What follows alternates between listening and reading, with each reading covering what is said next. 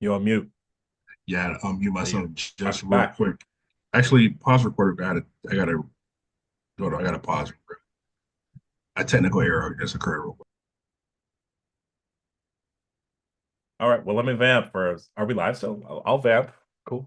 Yeah, we're definitely still live on YouTube. So I'm gonna pin you back, Mark. Thank Okay, you for so rocking with us with the technical difficulties too.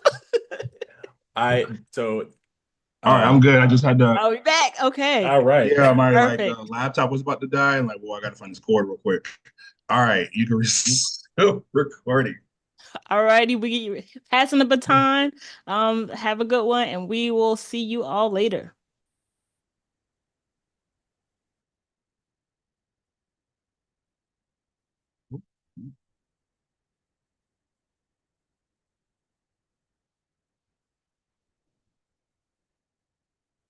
All right. Thanks so much to Mark for his great hour. That just came up just now. Like it was really amazing and insightful. Mark's been a great chairman for this board for quite some time and really great leadership there. And I hope everybody really got some insight from it. He's somebody that has navigated this space effectively for a number of years, and there's a lot you can learn from.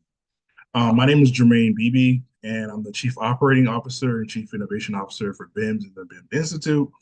And I'm going to begin this session. So I'm going to share my screen a little bit.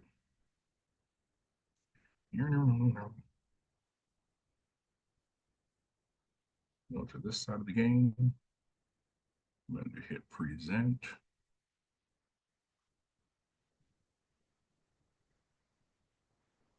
Yeah. All right.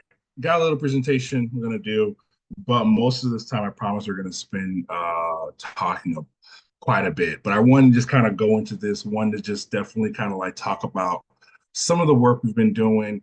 And then I really want to see about like really being those who are interested and want to know just some free games, some free information resources, and then really talk about some things. So this section really is called Current of Change, Build It, the impact of OSHA AI and the importance of building our own platforms. And so, just because you guys don't know, the BIMS Institute is the innovation and technology branch of BIMS. It really kind of focuses on empowering our coastal communities worldwide, uh, seeing how research in technology can help us transform and better communicate and better help people. And so this project came about, really from understanding environmental justice and what is injustice, right? And the way this sort of like kind of came to me was really sort of this aha moment during the bio blitz in Belize, and we were in Placencia, Belize, in a small community called St. Bites, and we were doing the eDNA extraction. And during that time, walking around with my brother his sister, I saw seeing a bunch of tires in the beach, and I was wondering, like, hey, what are these tires for? And they both proceeded to let me know that, hey, that was their way of trying to stop the erosion that was happening on the beach. And it really kind of like really put in perspective to me that here you were in this small, community, and they didn't know why this was happening to their beach, but they knew something was happening and they knew it was important. And this was sort of their way of trying to mitigate, a very serious climate issue. They didn't understand about, how the mangroves could be affecting it. They didn't understand that about the impact of the illegal marinas a couple miles up the road. And so really working with, Dr. T.R. Moore and, her idea in terms of really having a platform for not just environmental injustice, but ocean justice, is sort of how this started to come together. And so understanding the problems and the problems as we're starting to see more and more are really centered around really two key things. You got a lot of coastal communities that are disenfranchised. They basically they have struggled to obtain vital data and insights necessary for addressing environmental challenges, and then a lot of decentralization and fractionalization. And this is where our data systems, the way they are collected, the way they are handled and managed, and the way they are distributed really are not effective in terms of helping advocacy and helping people find resources. In many ways, how we've been sort of like, collecting data and putting data for availability really has sort of hindered it mainly through interpretability issues. So if you're not familiar with interpretability, it's basically in layman's terms how things sort of like speak to each other. And so you have people who are collecting data and storing data in a variety of different ways, but each different way doesn't actually work with each other. So it becomes very, very clunky. And one person's doing it this way, that way, the other person's doing something else. And so you just have all these kind of data, and you got these things that are not in a central location or don't work with each other at all. And so to really kind of do a platform where this is really sort of understanding, like if you're going to do any sort of like environmental justice platform, you really have to understand what justice is and what is it made of. And it's made of about three main components. And first, you got to have equity justice, and this is where you have the fair access to resources and opportunities, right? Then you have justice of truth, right? And justice of truth is acknowledging and addressing historic and systemic injustices. This is really important because many times we all know that things come back around, and you damn near guarantee that's going to come back around if you don't want to talk about what happened in the past. Like if you don't want to discuss and discover, right? And discovery is a huge part of it. Discover and discuss how we got to the issues in the first place. And then the last one is justice of system.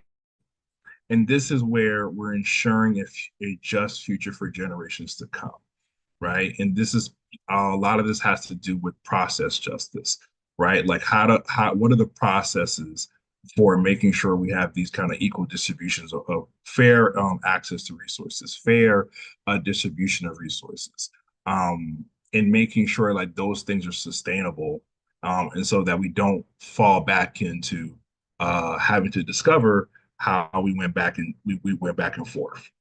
And so these are what you got to have make sure you have to really you're really creating sort of a justice kind of platform. Okay, so I guess so right now we'll talk about the role of ocean design and environmental advocacy and sort of where we kind of see it. And so the goal was really trying to see how, I can empower communities through data, right? Empowering them through like really having access to information that they actually want to know. And so the whole focus on Ocean Justice AI was sort of to enhance community engagement by providing accessible environmental data, enabling local stakeholders to advocate effectively for marine conservation and influence policy decisions that directly impact their environment.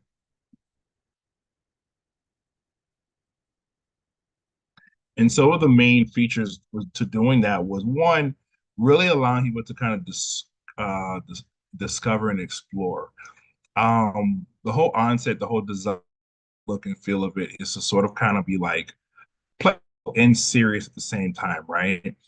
And nobody wants to go anything that's going to be really boring. And really was like, how do we like help people really go into a platform that makes it really easy for them to understand like complex issues and really kind of dive deep into it, right? And so a lot of things that we're looking to do inside of the platform was highly focused on visualization, right? How do people be able to like realize the trend? How do they really discover intersections? So the AI is very much focused on finding intersections. If you haven't been to the platform yet, you can log on for free to oceanjustice.ai, and you'll notice using the AI component, it takes a simple project such as like microplastics affecting the beaches of Miami, and then it goes deeper to say, well, how does that affect tourism in Miami? How does that affect communities? How does it affect Black communities and the brown communities in that area? What are some of the health effects? what this does is really sort of help you have a well-rounded understanding of the issue at hand. And coupling that with some dynamic maps we're looking to bring on to the geospatial part of it, right? In terms of working with partners to see, hey, what are the best sort of maps that we can bring to our communities that would be most impactful for them to better kind of understand the historic trends of their community and make better decisions. And it really was the concept of advocacy. You know, there's getting the information, there's the getting the knowledge, right? And starting to understand, but then there's also like, well, how do you utilize it? And so the movement section is sort of that social media impact network we all sort of desire, right? In which you're able to connect and collaborate with global network of activists through social impact platforms. And this is where you're kind of like pushed to create content and build movements for environmental justice, right? And this can be anywhere from whether you have something going on in your community, you know, like such a beach cleanup, there's a trash issue, there's a sewage issue, really being able to kind of highlight that or highlight your project or your research in the hopes of being able to like have people sort of follow that movement across all different sectors, right? Because sometimes we could be very siloed. You know, a researcher may have a difficulty trying to find a community leader or an advocate or vice versa. And so that part of the platform and in development, continued development, in order to kind of like break down those barriers that have been between us, in order to get everybody who's to be involved with the work. Right, or kind of a basic development roadmap. Right now we kind of skipped around a little bit in it, but we kind of did in January with our MVP and with some core functionality. This is what you kind of have right now. And then we started doing some data visualization work with some sample mappings. And then we are now kind of working on the next level of like advanced AI models into really set of data. We've been collecting a lot of data probably since like March of last year. Most of it is historic stuff to start really kind of plugging in there. This is really kind of important right now because in my, you know, it was a huge weak spot for in terms of what we're relying on suddenly becoming not reliable, right?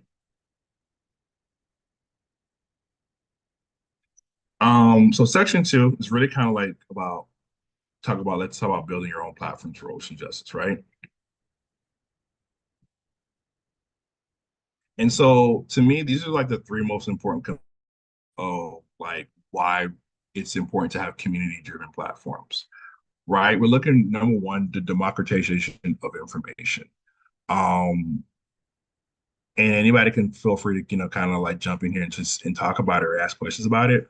But honestly, you have this issue right now in where we're starting to see, you know, government agencies losing data, pulling plugs on, you know, sometimes 50, 60 years of information, right?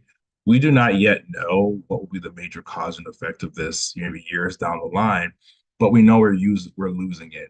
And we're losing it is because like we have relied on it. We have relied on these government-based platforms. We relied on these government-assisted programs to kind of just sort of taking it for granted that they just exist. And that has unfortunately become a weakness for us, right? In which we don't have a lot of community-driven platforms that really is one, you know, should help us simplify complex information and make it accessible for all. Because while we do, some of us are collecting data set, collecting information while they are on platforms, and many times it's very overly complex. And sometimes the complexity is great for someone who's really in that role in that field. The problem is that you have to really think about your end audience, right? Who's your end user? Who do you want to actually use the information that you out? And if those people fall in line in terms of like advocates or community leaders, you really have to sit back and say, you know, is what I'm putting out to the world, um, is it useful? Will anybody kind of like go in here, or will they kind of go in here and be like, you know what, this is so overwhelming. I don't understand what the point of this is, right? Because oftentimes, right, even me as somebody, I'm a non-scientist, I will watch someone really present something That seems to be important, but I really can't connect the dots, right? And so really just the number two, collaboration enhancement. Um, these platforms that we're looking to start creating in the importance of them is really need to be able to foster partnerships among advocates, researchers, and policymakers, and really need to help us amplify the voice, right? If not, it doesn't really do a lot to help us impact like the success of our initiatives. So the platforms that we need to make these this new era of like making platforms really needs to be focused on like how does this help us work together? Because this is another pain, right? Many times what we find is that what kind of unifies us also separates us, right? Like how does the platform you're looking to work, create or co-create, how does it help collaborate? How does it help like foster that, foster engagement, foster research with another person? And that's a huge part why we need some of these community platforms, and how they need to function. And then lastly, we need to talk about resilience building. And resilience building, there's a lot we could talk about there, right? But essentially, we want to equip it with analytical tools. Um, put tools in there that really kind of like allow people to like measure and challenge, and to swiftly respond. And this also has a lot to do with like our security, right?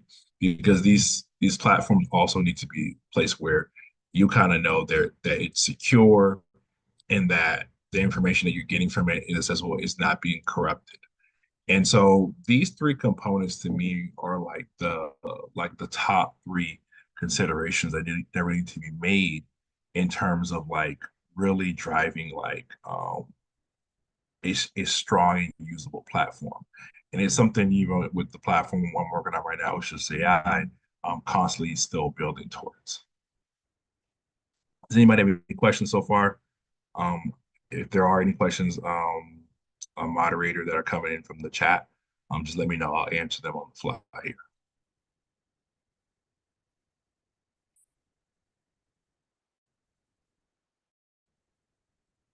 All right. So here we have what's things like in my face. How do we like overcome barrier access and participation? And there's a few ways, actually there's a lot of ways, right? But we'll cover a couple, right? One, you know, I think we really need to be going into this era of like technological equity initiatives. And this is where we're looking to implement programs that provide access to technology and internet services, so we can really enhance participation. This is sort of what BIMS has sort of done with the BIMS Institute, is sort of kind of like getting into this game of understanding SaaS, right? Software as a service, understanding like, what type of tools do we need out there to provide better access? Because what we find is that in the technology game, there's a lot of inequality, right?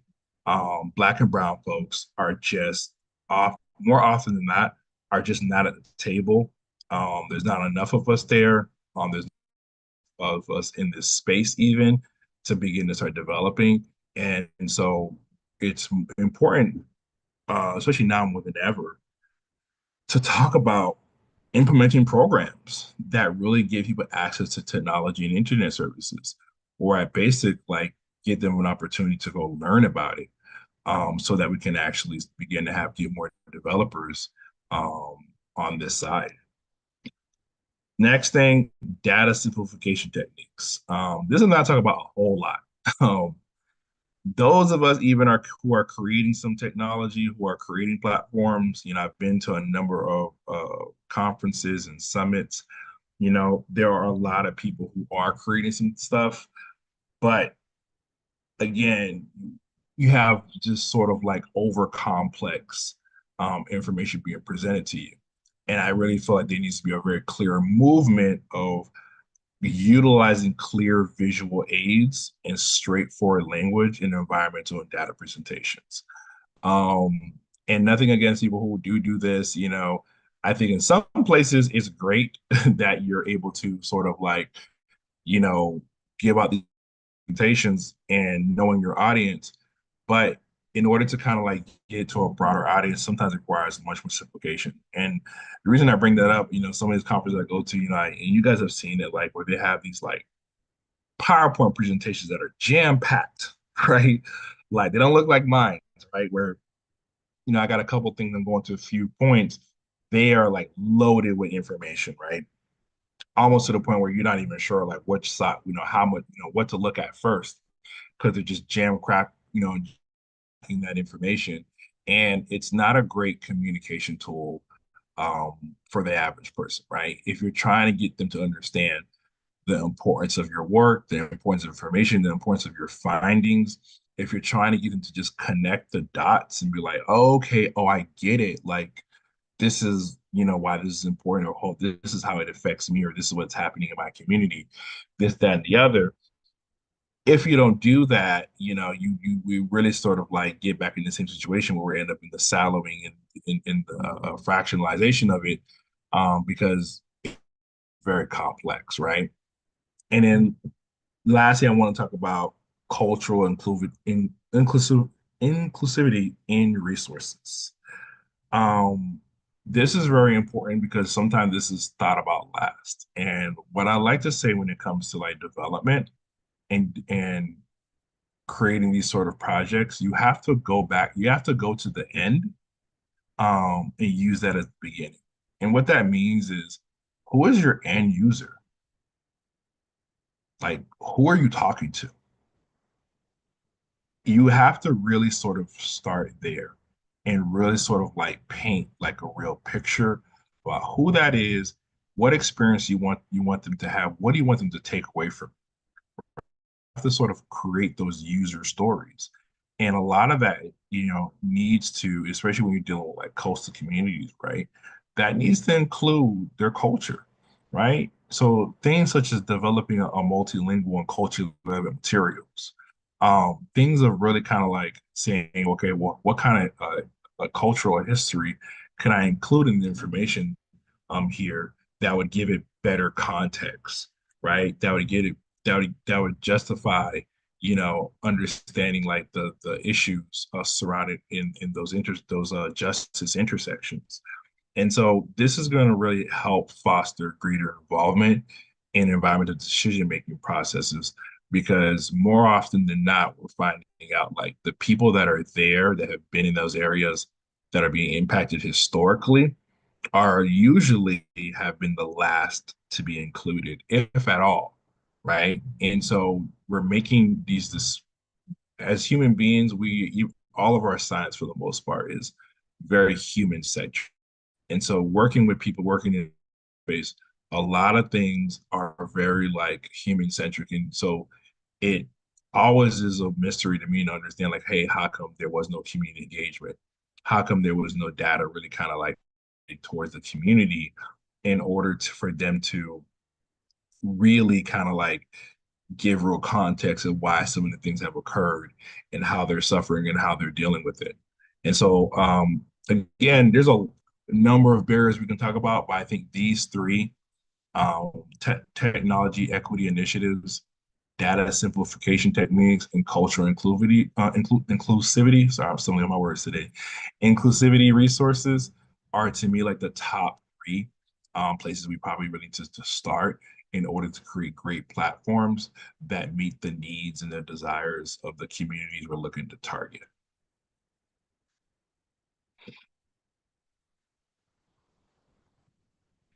Okay, so next I want to talk about some strategies for developing effective advocacy tools.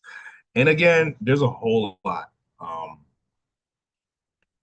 there's a whole lot of different stuff, right? But I kind of focus on like, to me, like what's most important. If anybody has any like comments on that or thoughts, you know, just let me know. But first, let's talk about data utilization for impact. Um, this is where we really want to like leverage data to identify critical environment issues and drive targeted advocacy efforts. To me, that's really important because again, it kind of goes back to what I said is really important, which is who's your end user. Understanding like, hey, who's my end user in my end reader really should help you identify, okay, well, what are the analytics that I want to produce? What's just going to be considered white noise to them, right? Like what will get people to say, this is interesting and would help them kind of drive advocacy efforts. So there's data and there's, and to quote, Dr. Tierra Moore, there's beta data, right? Beta data is data we can actually use, data we can actually put into somebody's face and say, hey, this is what's happening. And that's going to actually contribute to your effort, contribute to your mission, contribute into the vision that you're trying to put out there in order to affect some sort of change, right? If not, it's just data. It's just there. It's some information. It's like sort of what they say, there's news and there's news you can use, right? And so we want to really create platforms that have better data that you could use in order to affect the change. Then we want to talk about user-centric tool design. I hate to say I'm repeating myself, but it boils down to what I was talking about before. Your end user, like when you're making this thing, you're designing this thing, you're thinking about it, right? Who's using it and what do you want their experience to be? Right? You want to create advocacy tools that prioritize user experience. You want to make sure that it's ensuring accessibility to diverse community members. So you really need to understand those end users and say, right, are they primarily English speaking or not? Right? What do they like? What are the things that are going to make it, right down to your branding? Like what is going to make people want in that community that I'm positioning it to, that I'm targeting, like what is going to make them want to come onto this platform, use this tool for their betterment? Because we've seen things come and go. We've seen so many tools and platforms, right, that were just created, and honestly, nobody went to them, nobody touched them. There's probably great information on there, but because a user experience was not considered, the end user wasn't really considered. It was just sort of like, how do I get this information out there? What's the best thing? And just nobody really thought about that text that, this is how I want this to look or anything. It was just like it was put together.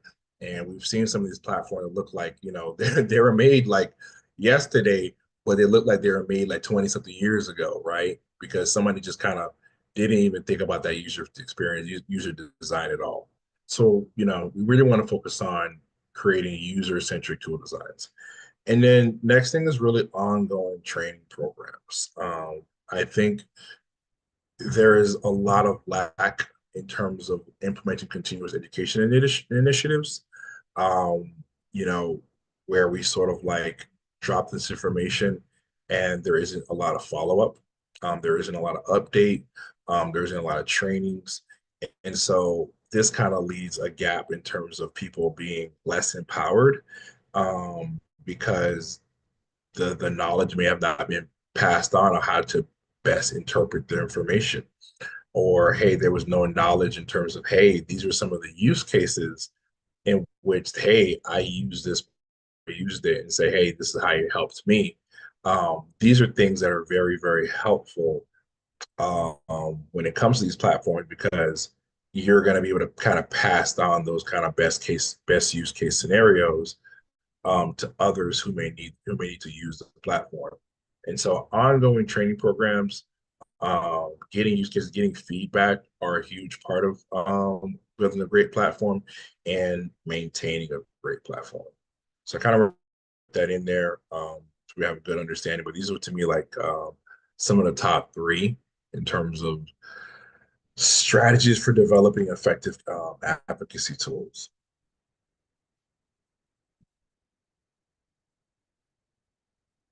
All right, next, I kind of want to talk about tech stack. And this is like, um, just some free games, some stuff I kind of learned.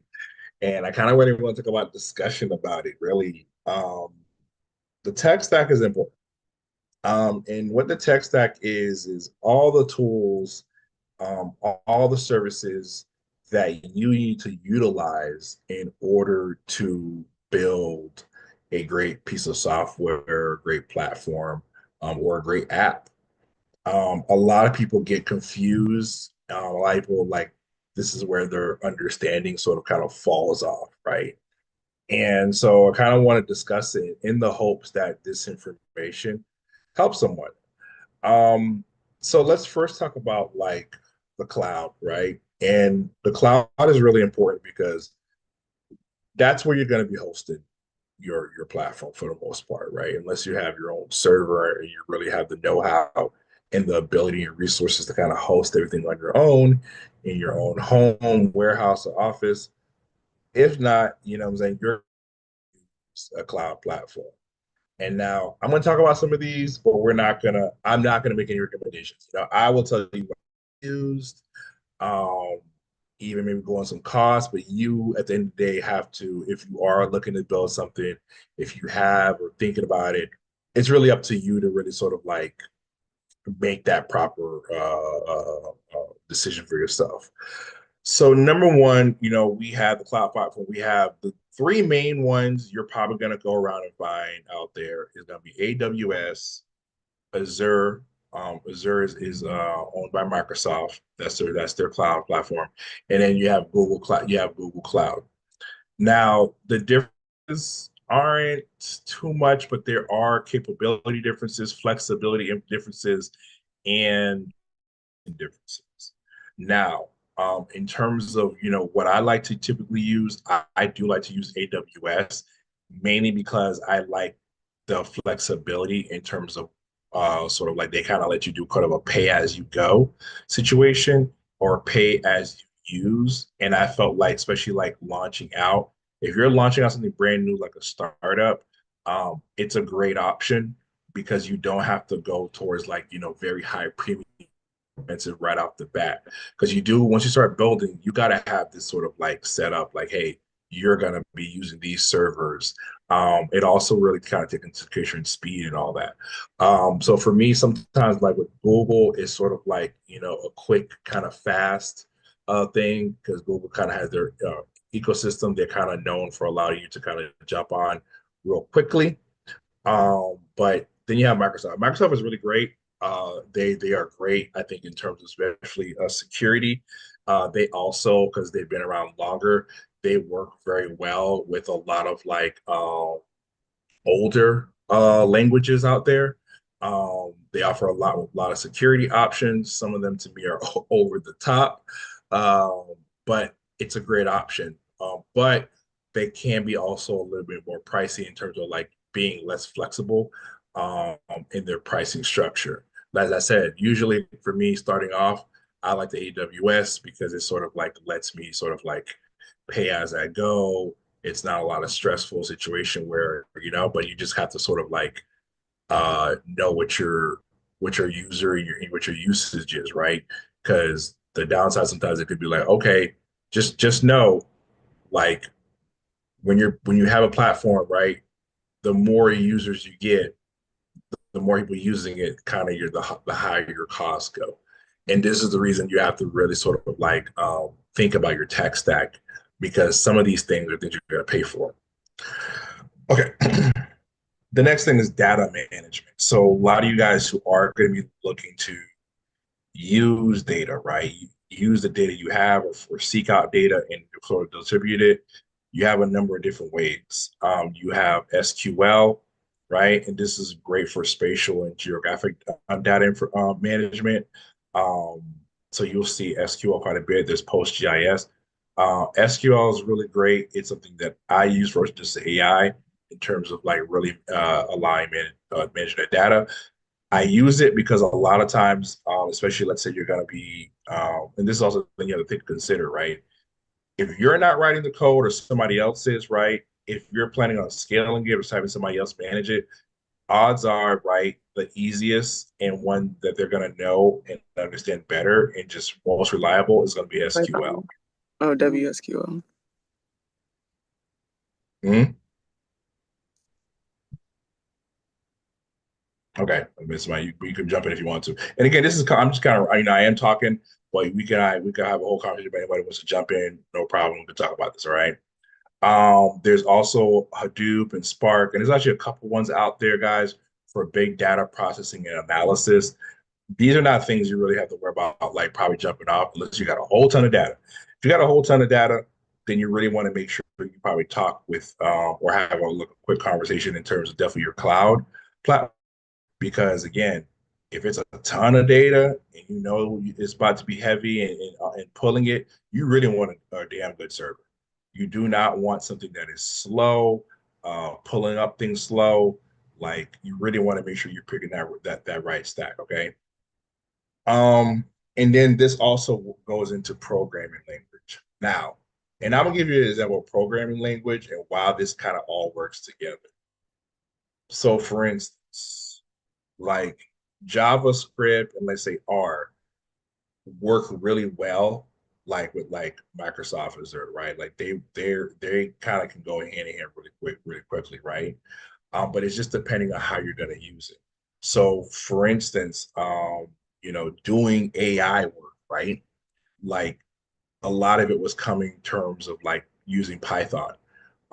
And so Python, where I'm looking for it to have like a lot of speed and things, and we'll go into the machine learning AI part, right? So like using like TensorFlow and Python, and then you running that through AWS, it can be a lot, but because AWS is pretty fast and it's very flexible, like it's a lot easier to work with. Whereas, some languages may work a lot better with like just running it through Azure is a little bit less work. But working with your developer, these are decisions that you want to make. So like if you're working with somebody who's developing for you, these are the things that you want to discuss before you go in. So you want to discuss your cloud platform, the data management. You want to decide on what program language we're gonna be doing, and then you want to go into web development. The web development is going to be your front face interface, right? That's your front. That's like the front of it. How do I best describe it? It's like the clothes you put on. So basically, like your front face, like it's like let's say your website. So that's like what everything's all pretty. Like so they design nice web page and all that. It has a nice bells and whistles, right? But then the back end is where all of this other stuff comes in, right? Like this is what all the stuff that powers that back end. So this is two separate types of work. And I'll tell you right now, this right here is far cheaper than everything else. But you kind of have to figure this out first. Because if you don't figure this out first, then you're gonna come run into some problems right here. Now, for me, especially in terms when I was doing Oceans AI, I chose to do React. The reason I chose to React is because React is where it can be sometimes a little bit complex. It allows a lot of flexibility. It allows so how you guys have seen the design for Oceans AI and all the graphics and all that stuff and making things really cool looking and move smoothly. React is great for that. So when you go on that website, you go on those things, like it is a great thing to really start building your back end with because it lets you do these dope buttons and really make things look really, really cool. Right. Now that front face also is if you're gonna have a website, you need to also know like, hey, who do you want to do that website with, right? Because you can do a website fully and do a full React based website, but these days you don't have to do that because honestly, this requires so much from scratch. You can use like WordPress, you can use like for instance, I love Wix Studio now. That's your front end website, but just understand like you got to make some of those things connect with your back end. React is great, like let's say you're built like a Facebook, that's an all original sort of platform. React is great because you're going to be able to kind of like be able to connect a lot of these things very easily to a lot of these things in the back end. Okay. And there's other options too that are cheaper, like Node is cheaper, right? It just ain't gonna be as cooler. Okay. Um, Everything has its give and take. So remember, when you're talking to your developer and work with somebody who's building for you, talk about these things. Have real good knowledge of what they call the tech stack. Like, what is all these things we're going to be building with? How do they work with each other? How much do they cost? And I would usually do like a test scenario and be like, okay, well, how much does it cost with 100 people using it? How much does it cost with 1,000 people, 5,000? Go that far so that you know that, hey, you know what, this thing is kind of blowing up. And so when I go from like 0 to 100, it might cost me like $150 a month to maintain this, right? Or yo, now I got like, if I go to thousands of people using this a day, yo, you got to know how much Microsoft, Azure, and AWS gonna charge you. You got to know like, hey, how much does these portals cost you? Because these things do go up as you go users. Because you may find yourself in a situation where it's like, oh, okay, like I got like 10,000 people using this thing all day, but yeah, but now it's costing like $8,000 a month, right? And you got to know that in terms of like how you got how they're gonna get covered, which really plays right into your business model. Because if it's just a free thing, it's a free thing. And if it's gonna be completely free, which means like, yo, I am just gonna be just paying for it every month and I'm just hosting it and people can jump on it and it's just completely free, then just know that, hey, don't go too complex. But if you know that, hey, you know what, there needs to be a business model behind this, which means, yo, someone needs to fund this, or we need to be selling some type of advertising or whatever, to keep this going. Um, this is where it starts, so you can kind of like project those costs and knowing that, hey, this is the business model I need to have in order to keep this going and to grow it. Okay. So now we get kind of more into specifics. For those of you who are doing like maps, of course, you guys know the GIS tools. GIS has a whole suite of them. I would always just make, if you don't have a connection, you can reach out to BIMS. One of our partners is North Star GRS. They're a nonprofit organization, and they're amazing to work with. You can connect, if you're a BIMS member, reach out to me or Camille, connect you with somebody over there that can really kind of get you all this figured out because they have a whole host of tools that you can use for your platform. And then now we want to talk about if you are looking to build an AI powered platform. And again, there's varieties, but I'm talking about the ones I know. You got TensorFlow, you got PyTorch. One's older, one's younger. I use TensorFlow. It's a little older. I also just like its flexibility and in developing AI models. And remember, AI modeling sometimes can take time. It can also cost a little money. So you got to sort of like when you're talking to your developer, understanding like which one is going to give you what you want, right? And so when you're using Ocean Just AI, I wanted a lot of flexibility, right? I wanted visualizations. I also wanted it to be able to pick up speed when I wanted to actually upgrade the system. And I felt like TensorFlow kind of like gave me that option, right? Sort of kind of like, similar to AWS, I can kind of mess with it as I go along, right? Um, so really kind of you go think of in terms of those languages. There's others out there. I would probably start with these two first. Um, and then go from there, basically because these are kind of the most well known. For everybody who's doing like sort of like machine learning application related to ocean data, you should probably look at Ski-Kit and Learn. I forgot their website. I got to find their website. I'll add it to here later. Great place for understanding like learning application related to ocean data. And then you also have, for those you guys who are doing remote sensing and IoT, there's Raspberry Pi, satellites and drones. I'm not going into all of that because it can get real complex very quickly.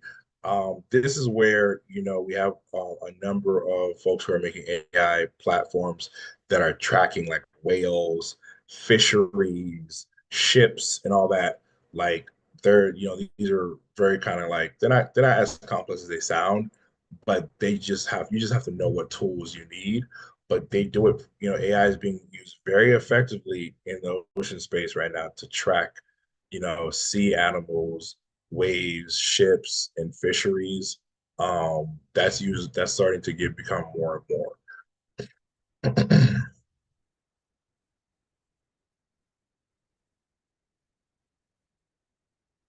All right. And here I want to talk about just some tools for that may help you along the way of creating environmental platforms. And again, there's a whole bunch of them out there. I just want to throw you guys some. Most of them are sort of free that can help you out. whether you're doing something that's energy related, ocean related, or all that. Just want to give you out there, like, don't like. I guess I want to just show that they exist. There's a lot of great stuff. People who are unsung heroes that are doing some great stuff. And don't be scared to like go out there and Google and go to page 30, 40 deep if you need to find it. So you got stuff like Energy Plus, which is an energy simulation program. You got IESVE, a suite of integrated analysis tools for sustainable design. You got, a number of these that really kind of help you understand like ocean energy systems. A lot of them are kind of focused on sustainability, so you'll find a lot in there. Sustainability platforms and tools that are free are there's quite a bit of them out there. I would definitely say if you're doing in terms of like sustainability and sort of platform focus on that, there's a lot you can go out there that'll help you kind of design something that's really cool without doing a whole bunch of work. Um, One of the things I really want to advocate for, and I didn't mention this before, but we need more APIs, right? And APIs are really kind of like the things that allow you to not have to create things from scratch. And, one of the disappointing things, I went through was like, thinking that, some of these that we also know and rely on had great data APIs, and it didn't. Like their APIs were clunky, junky, missing a ton of information, sometimes just outright didn't work. So just imagine you're trying to build this platform for people to pull great, useful data, and what some of the main well-known resources out there was telling you, yeah, I have API, really has a terrible API, and you can barely pull data from it, right? Which sort of forces you to go have to look for other resources or go have to go do it manually.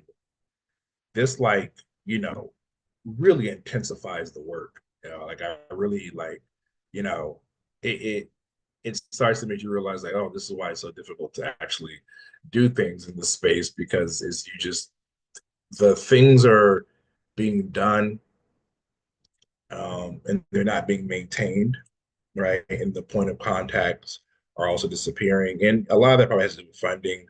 And unfortunately, we're facing even more funding issues now. So I hate, not to be a Debbie Downer here, don't don't expect it to get any better. Don't expect any better, and which again amplifies the need for us to really start working on and getting together and creating our own platforms and our own tools. Um, I guess best way to say it is that if we want it and we want something to rely on, we got to build it and we got to come together and support the work. Okay.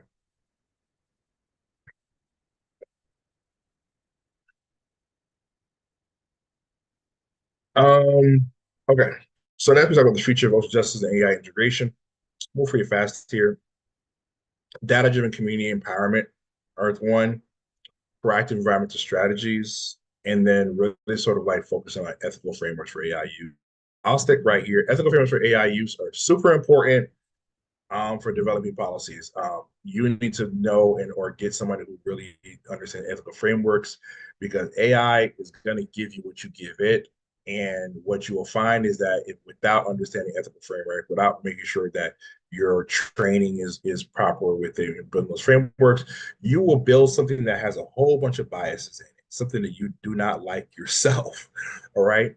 And so really understanding the ethical framework, understanding like what you're doing, what you're building is really what's going to help like, weed out a lot of this. Still going to have some biases, but it's going to help you weed out the biases. So you got to be very careful of how much information, what type of information you're just pumping in there.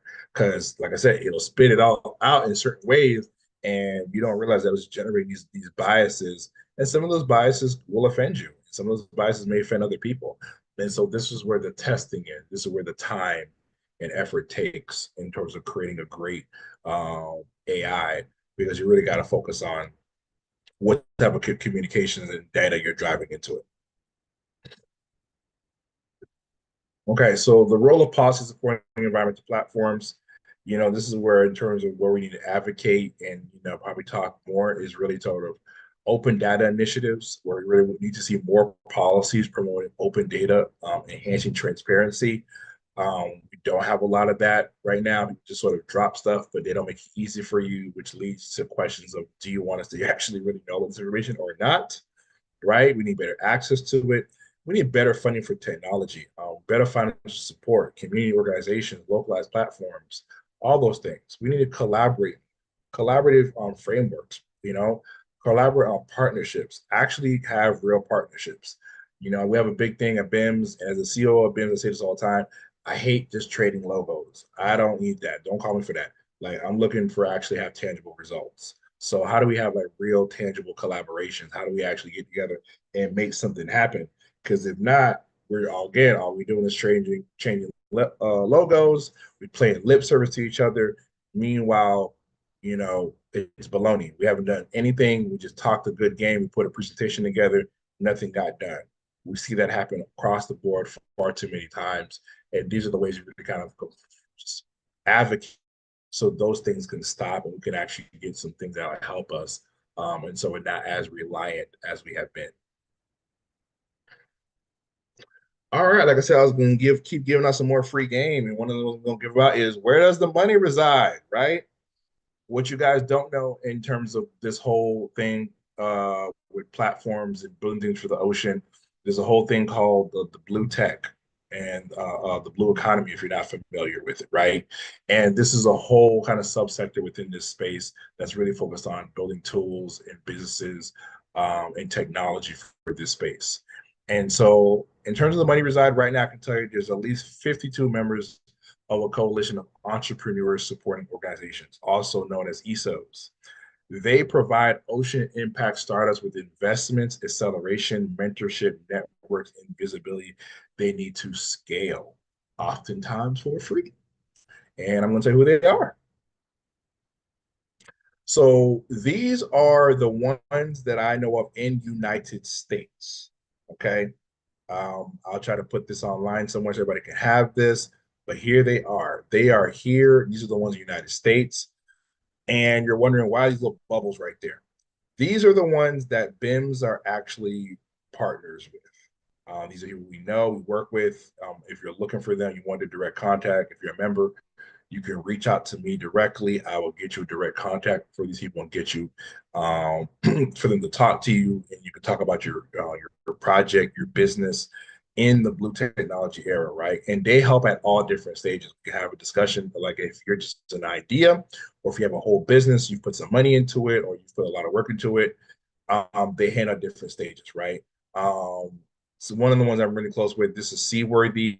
They're based out of Miami. And they were founded deliberately to help people of color enter into the blue tech space. So they're a great place to start, right? You have the Schmidt Marine Society, you have the Port of San Diego Ocean Exchange, you have Start Blue, a great place to start, to a great partner of us out there in San Diego. See Ahead is also like if you're in the middle stages going towards like you're trying to go to the next level.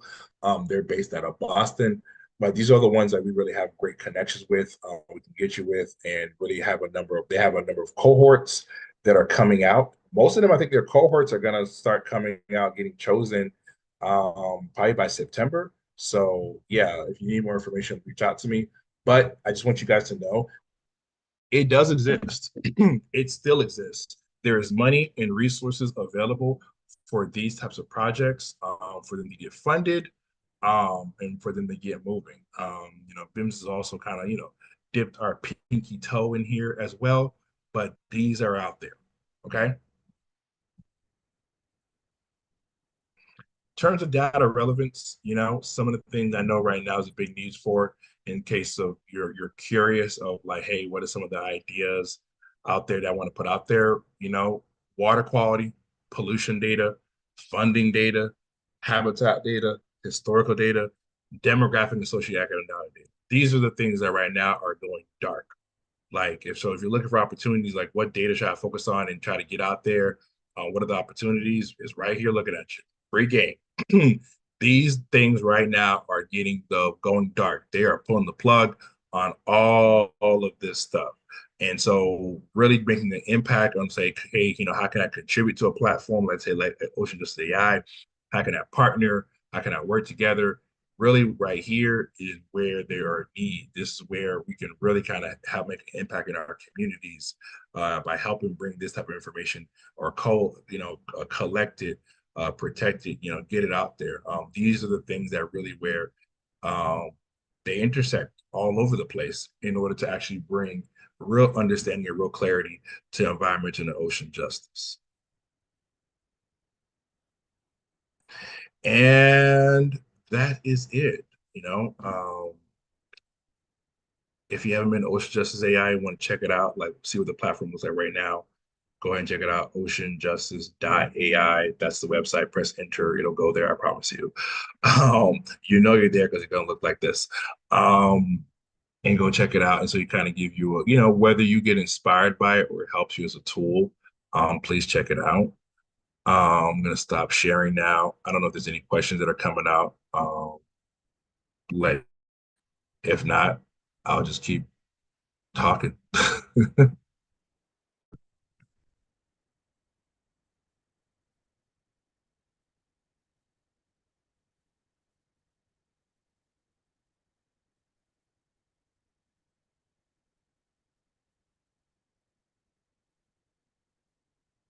Now, if you're there, if you're on the YouTube, if there's any questions that come up on there.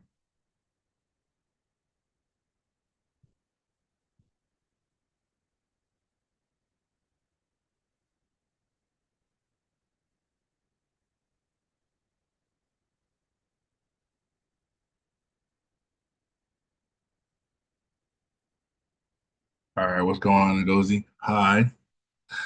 Um, yeah, so I guess I got a few more minutes talking.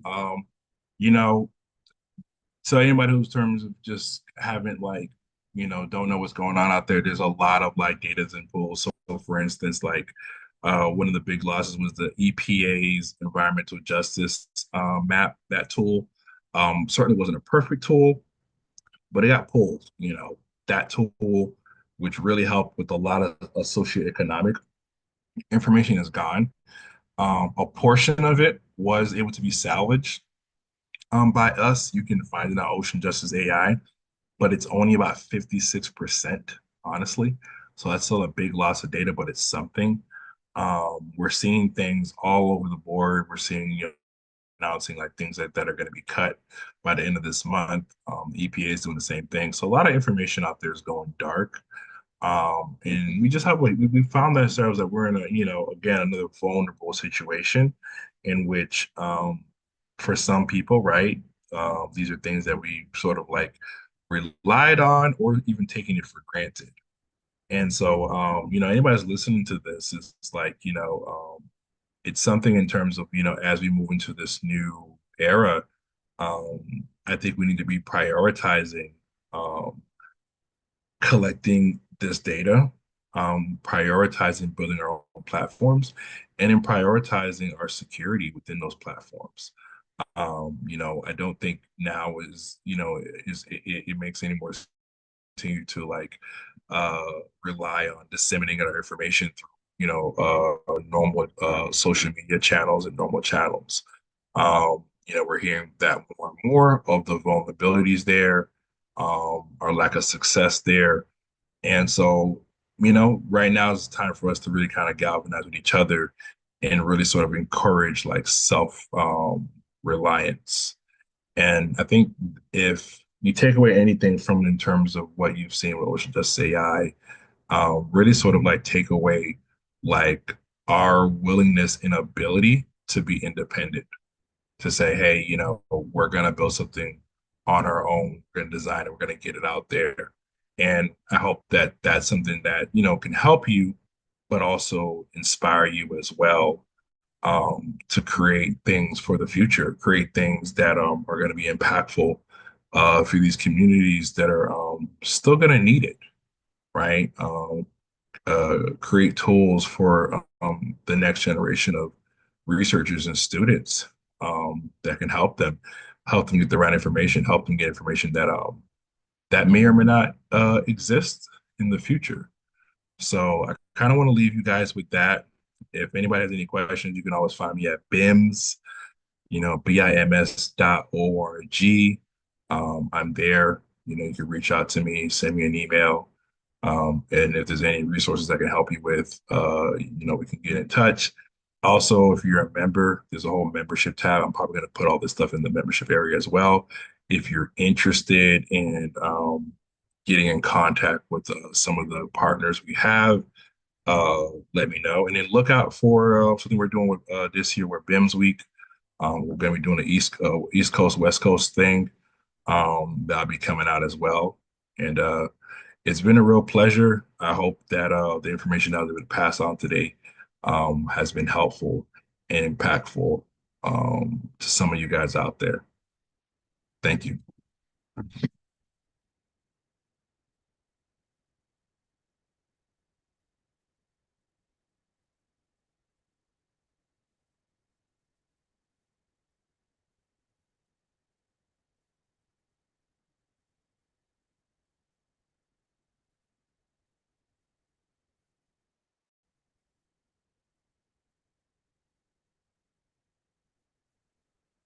All right. Well, quick mute here. It's 1 o'clock. I think we're like, what is this, hour number 13? Let me get my notes together. Show. So, the next person I'm about to introduce is Jasmine Graham. Jasmine, you there? You hear me? Yes, I can hear you. Hey, first of all, I just want to welcome you just right in advance. Thanks so much for coming on board, joining us, and thanks so much in advance for sharing your story. And so as we here, like you guys know, we are here, Black and Marine Science. Actually, if you guys could hit record the recording.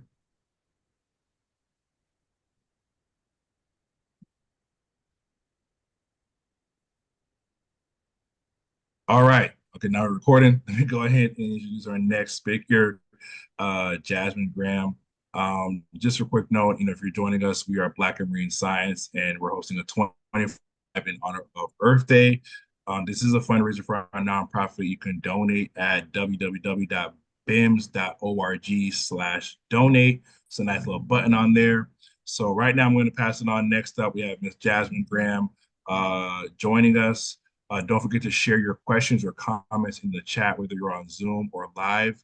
And so I want to just thank Jasmine right now in advance for joining us and sharing her story. And Jasmine, your go. All right, great. Thank you. All right, so my name is Jasmine Graham. I am the president and CEO of Minorities in Shark Sciences. And today I'm going to be talking about marine conservation, why, how, and for whom.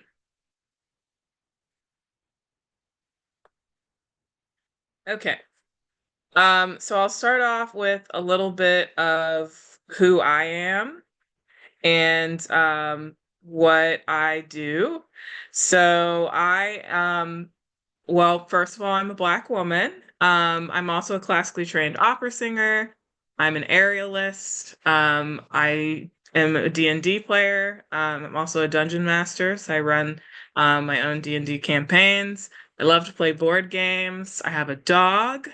I'm also an introvert, a daughter, a book lover, a musical theater geek, a wig fanatic, and I'm a self-proclaimed lady boss. In addition to all those things, I'm also a scientist, and I like to start out by talking about myself, my whole self, because I think it's really important that we bring our whole selves to science. And I think that bringing my whole self to science makes me a better scientist. And so that's just a little bit about me. So how did I get here? So I mentioned that I'm the president and CEO of MISS. When I started out my career journey in marine science, my dream was to be a marine biology professor at an HBCU. And I wanted to do that because I wanted to teach the next generation of scientists. I wanted to support and mentor students of color. I wanted to change academia and STEM from the inside. I wanted to be a principal investigator of a lab. And I wanted to conduct research in shark science. I also want to highlight that whenever I had this dream, I really didn't know how I was supposed to get there. So I got to college and said, okay, well, I guess I'm going to study marine biology because in high school, someone told me at a summer camp you could get paid to study fish. And I thought, that sounds awesome. I'll go do that.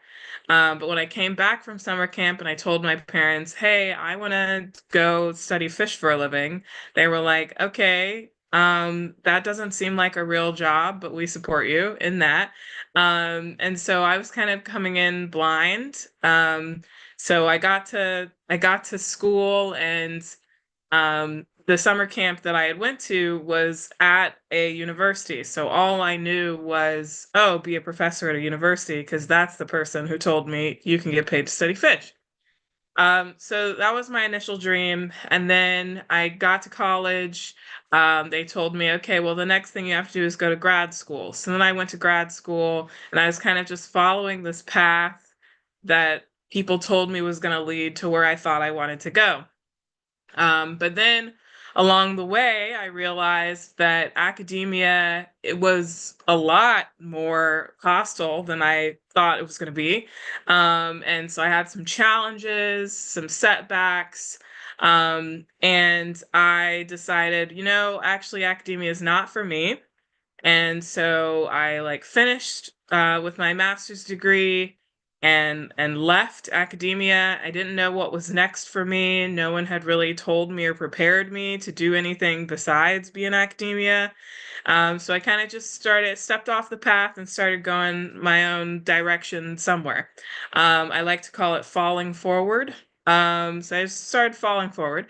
And then as I was falling forward, I ended up meeting some really cool people along the way. Three people who I worked to co-found Minorities in Shark Sciences, or MISS, with. And then I became the president CEO of MISS. And what was really cool about this is that everything that I had wanted to do as a professor, I was still able to do. So I still get to teach the next generation of scientists. And what's really cool is it's not just people at one school, it's people at different universities, it's people all around the world. I get to support and mentor students of color again around the whole world, which is pretty amazing. I still feel like our mission and what we do at MISS is working to change academia and STEM, even though it's sort of changing academia from the outside instead of the inside. I still am a principal investigator of a lab. I still am conducting research in shark science. But as I mentioned, it's more global now. And not only do I get to work with students at the university level, I also get to work with K through 12 students. I get to work with people all along their career journey, which is really awesome and fulfilling to me. And I also get to be my own boss. So there's not as much red tape. A lot of what I choose to study or what I choose to teach or how I choose to teach it is based on what I want to do. It's not like someone is telling me this is what you have to teach, this is what you have to say, this is what you have to study. And so I get to be this sort of amorphous thing that's like a scientist, but also an educator, but also an activist. And all of those things I really enjoy. And I love to be the bridge between different stakeholders and getting people to come all to the same table and talk about things in a deep, meaningful way. So I'm really glad that I ended up here where I did. So I like to say that I live at the intersection of this Venn diagram between science education, marine conservation, and social justice. Marine conservation is really important because most of our planet is ocean. And then science education is important because if you want to conserve something, people have to understand it to want to protect it. And so being able to share, helping people connect with the ocean in different ways is really important. But that social justice piece for me is essential because you want to make sure that everyone has access to the resources, the knowledge, everything about the marine ecosystem. They have a say in what we do, how we manage it. And so that's why the social justice piece is important, because it's not just important for people to know about the ocean. It's also really important for us to listen and hear what people have to say about how the ocean and ocean issues impact them and their work and their lives and their families and their cultures and their communities, etc. So when I talk about marine conservation, a lot of the work that I've done has been with endangered species of sharks and rays. So one species that I worked with is called the small-toothed sawfish. It's one of 5 sawfish species. It's listed as critically endangered on the IUCN Red List. For those of you that don't know, IUCN stands for the International Union for the Conservation of Nature. I serve in the Shark Specialist Group, which is basically the folks that assess the health of populations of sharks, skates, and rays. And so being listed as critically endangered is as bad off as you can be without being extinct. It's a step right before extinction. So there are very few of these animals left. In fact, they only are found regularly in Florida and the Bahamas. And they are locally extinct almost everywhere else in their range. So this is a really important animal that I work with, that I've gotten to be part of trying to bring it back from the brink of extinction. Some fun facts about them. So this is a newborn baby sawfish, and you'll see they have like a little gelatinous sheath, like a little jelly coating over their saw or their rostrum. And that's because they're born live, which I think sounds wild. That like female sawfish just like give live birth to things with a chainsaw on their face. But nature has a way of figuring things out. And so they've evolved to have this jelly coating so they don't hurt the mother on the way out. They're born at about 70 to 80 centimeters. They mature between 250 to 300 centimeters, with females maturing at a larger size than males. They get to be 5 meters long, which is pretty wild. So they're really cool animals. They were listed on the Endangered Species Act in the United States in 2003. And you might be asking, what is the Endangered Species Act? And I'm glad you asked. The Endangered Species Act is a really, really important policy that was enacted in 1973 in the US to protect species. So the ESA focuses on protecting species by also protecting their habitats. They designate what's called critical habitat. So this is the habitat that this particular animal that's under threat of extinction needs to survive. And it's really important because a lot of species that get listed on the ESA and have these protections put in place do have the opportunity to recover. And so there are things that eventually make it to being delisted. And so it's a really powerful tool in conservation and management that we use to try to bring things back from extinction. So part of what I was trying to do with the sawfish was trying to understand where is their critical habitat, which is this very legal definition that basically controls how people interact with the habitats, whether you can build there or not, or how you build there, or what you do there, the types of activities that you do there in terms of like habitat exploitation. But we didn't really know where the large juvenile and adult small-tooth sawfish were spending time, so there wasn't a critical habitat designation for them. So I started researching and trying to figure out where are they going. And so we outfitted them with these acoustic transmitters, which send little sounds that receivers that are sunk all along the coast of Florida would hear and be able to tell, okay, this sawfish is near this area. We also outfitted them with satellite tags, which are constantly tracking their position, estimating their position based on light and depth and temperature and all sorts of things. And we were able to see where they're moving, where they're spending time, and conduct this really large scale study to understand where are areas that we should be looking at when we start thinking about where to designate critical habitat. So if you're interested, this is a screenshot of the paper. It's in endangered species research. I also looked at one of their big major risks or threats, which is bycatch. And bycatch is when an animal that's not being targeted by that fishery is caught accidentally by the fishery. And so a lot of commercial fisheries do interact with small-toothed sawfish. They're not intending to catch sawfish, but when you have a giant saw on your face, it's very easy to get tangled up in nets, especially since they spend most of their time just laying on the bottom. So anything that's dragged along the bottom, really likely to get them entangled. And unfortunately, for a lot of the fisheries, particularly the gillnet and the shrimp trawl fishery, whenever a sawfish is accidentally caught, it's a really, really high probability that that sawfish is going to die. And so we're trying to figure out, okay, where is this risk of bycatch highest? Where are people fishing? Where are sawfish spending a lot of time?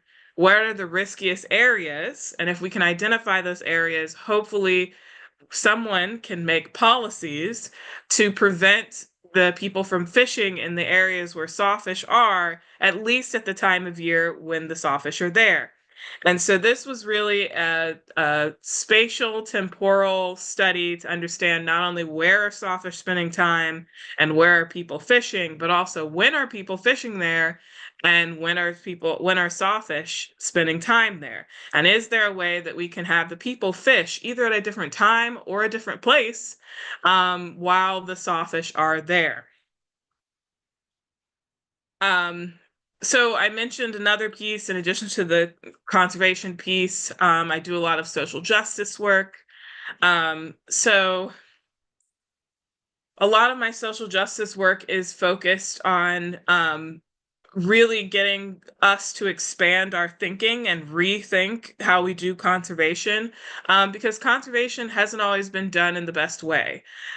So for example, most existing marine protected areas in the United States are located in remote offshore areas, but the coastal habitats and species that we are actually interacting with aren't actually being protected by those things. So, for example, the small-toothed sawfish that I just talked about, they live in coastal waters. They use mangrove habitats as their nurseries. Another thing that I study is I study small coastal sharks and rays and the impacts of harmful algal blooms. Harmful algal blooms also are things that occur coastal. Most of people's fishing, most subsistence fishing happens in the coastal areas. Most people are not going offshore to get, food for their dinner table. So when we start thinking about what are we protecting, we should perhaps start protecting things in places where we actually are, where we live, and where communities really need those resources to survive, especially when you have coastal communities that aren't as well off economically, don't have big fishing fleets, they don't have the ability to go somewhere else, they don't have the ability to move in response to extreme weather events like hurricanes. These are things that if we start thinking about, what if we protected the areas right here on our doorstep instead of, throwing lines on a map somewhere out there and saying we did our job? So ocean justice is really what I am trying to center in my work with conservation. So sort of shifting from that conserving for conservation's sake to what are we protecting? Why are we protecting it? And for whom? And that for whom should include everyone, not just the people who have the loudest voices at the table or who have the most power or the most money, etc. And so ocean justice means ensuring that the benefits and the burdens of ocean use and protection are shared equitably and inclusively among everyone. And I say benefits and burdens because a lot of times what happens is that when something goes wrong, the people who are asked to move or change what they're doing or not use that resource anymore are the people who don't have a voice. And so they are the ones that end up getting the short end of the stick. And they say, well, you just stop fishing, you just move, you just do this, and everything will be fine. At the same time, the benefits, so the ecosystem starts doing better, or we solve some sort of plastic pollution issue, and then instead of allowing people to come back who were already there, we move in other people who now get to enjoy the nice beach and build their hotels and their mega mansions and whatnot on the coast that other people had to protect by giving up a lot of things. So ocean justice is really about making sure that everyone benefits and everyone experiences the burdens equally, because there is some burden associated with trying to live sustainably with the ocean. Sometimes we have to say we can't take all that we want to take. We are just going to take enough. And so that is really what's important when we start thinking about ocean justice. So a lot of this work that I do is as the co-lead of the Ocean Work Group of the America the Beautiful for All Coalition.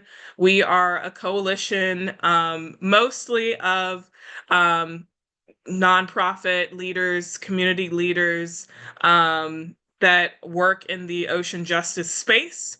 Many of us work with what's called frontline communities, which are the people who are experiencing firsthand the devastating effects of things like sea level rise, climate change, harmful algal blooms, extreme weather events, you name it.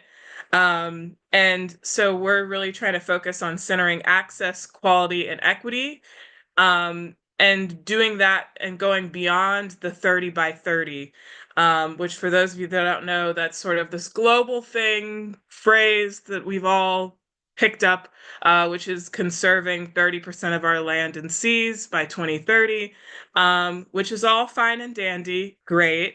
But if we just start throwing things down without strategy or reason and without thinking about what are we protecting, why are we protecting it, and for whom, then there is a very high possibility that it turns into like colonialism 2.0, where we just start grabbing land from communities and saying, oh, you can't live here anymore because this is now a protected area. You can't fish here anymore. This is now a protected area. And they are the ones that carry all of the burden. And nobody else does because they don't have a seat at the table. So if we're going to start taking land and water access from people, we may as well take it from the people who can't speak out, which is not a good way to do things. So really what this coalition is focused on is making that strategy, making sure that it is justice focused and not just about hitting the numbers, hitting the benchmarks of 30%. So when I talk about protecting nearshore ecosystems, here are some of the ecosystems that I think we really need to be thinking about.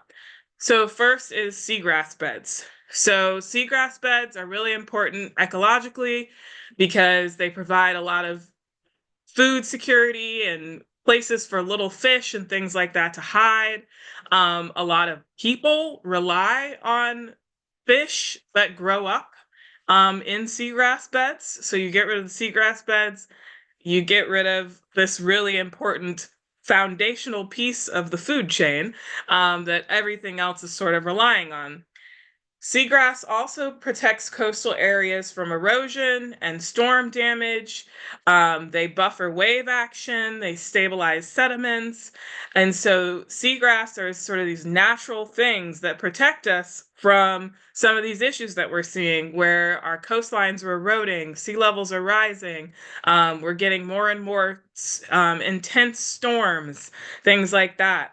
Seagrass also serves the ecosystem function of cleaning water. It absorbs a lot of the nutrients and pollution that can help with harmful algal blooms, which are becoming more and more common on our coasts. They also store carbon, so that also helps mitigate climate change and reduces greenhouse gases. So really, like, seagrass beds are really just out here like putting in work for the community. Like, they are doing everything to help support biodiversity and provide food and improve water quality, and like they just don't get enough love. The next thing is beaches and dunes. So again, beaches protect shorelines from erosion. They absorb impact from storm surges. Lots of things nest there. Dunes themselves are wildly important. So later I'm going to show a video of a project that I did with my father, interviewing folks in our fishing community where he grew up. And you'll hear them talk about how there used to be these massive dunes and now there's none. And at the same time, their piers are flooding that they used to fish on, the streets are flooding, and like the only thing that was stopping that flooding from happening was those dunes, and then they lost them. Kelp forests. Kelp forests were on the Pacific coast. You know, they're doing a lot of the things that seagrass and mangroves are doing on the East Coast. So they slow erosion.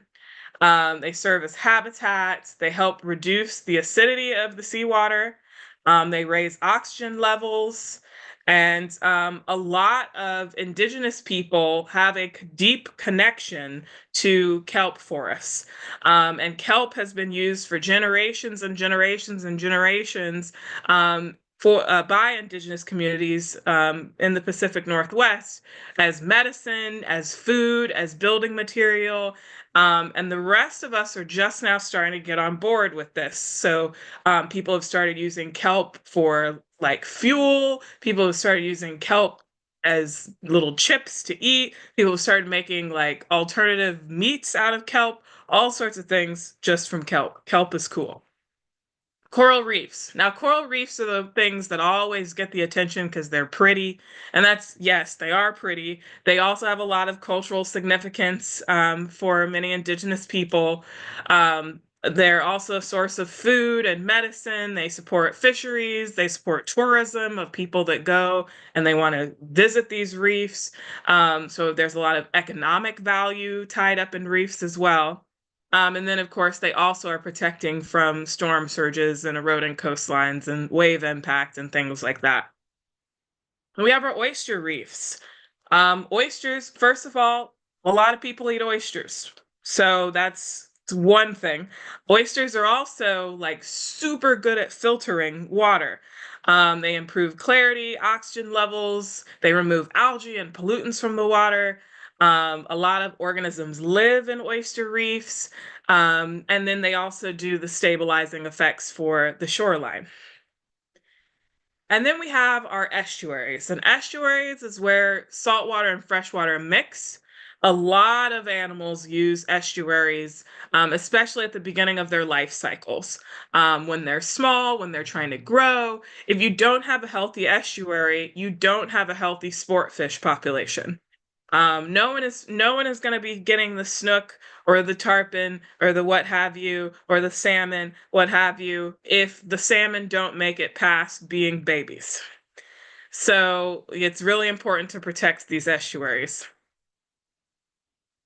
So those are what we're protecting. So what are we protecting? All of those things. Why are we protecting them? For all of the reasons I just said. For whom are we protecting them? So we should be protecting them for everyone. But we have a lot of injustice in the marine conservation movement. There's a lack of representation when policy decisions are made. This leads to the demonization of certain groups. So, like, for instance, when we talk about sharks, we get into like, oh, shark conservation. 9 times out of 10, people are like, you know what's the problem? Shark fin soup. Shark fin soup is the problem. And shark fin soup is a problem, not, I wouldn't say it's the problem. There are a lot of problems. But that's the issue that a lot of people gravitate towards, because there's a lot of otherism tied up in that, that we have to recognize that there's a bias there, that it's really easy to point the finger and say, well, the reason why there aren't sharks, it's not us here in the United States, it's those people over there who are eating shark fin soup, because that's something that I don't understand. Those are people that I don't see as being like me. And so that is where I'm going to put the blame.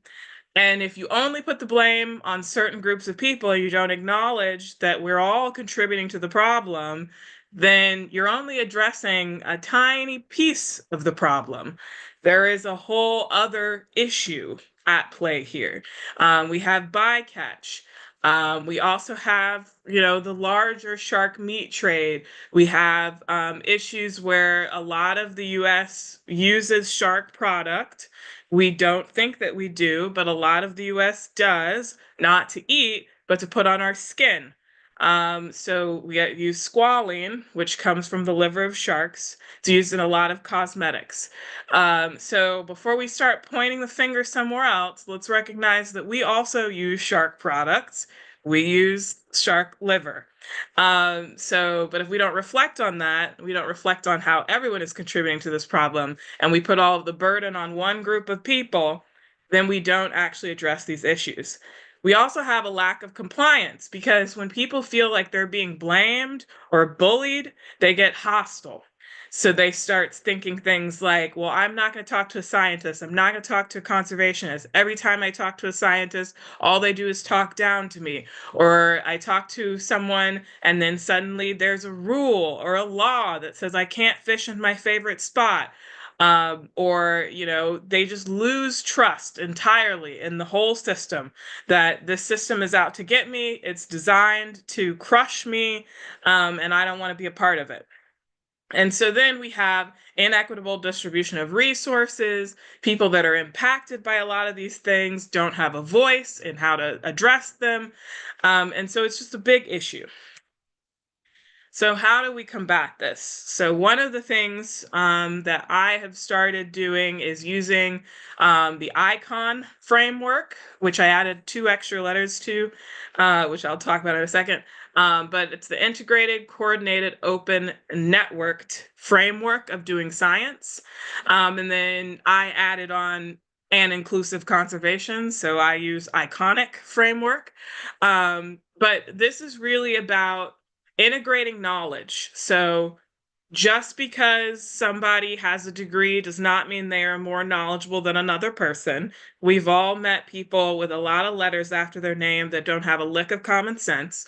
And there are a lot of communities that have a lot of knowledge and a lot to share. And how do we integrate that knowledge? How do we integrate indigenous knowledge and local ecological knowledge and fishermen's knowledge and all of this generational knowledge that exists?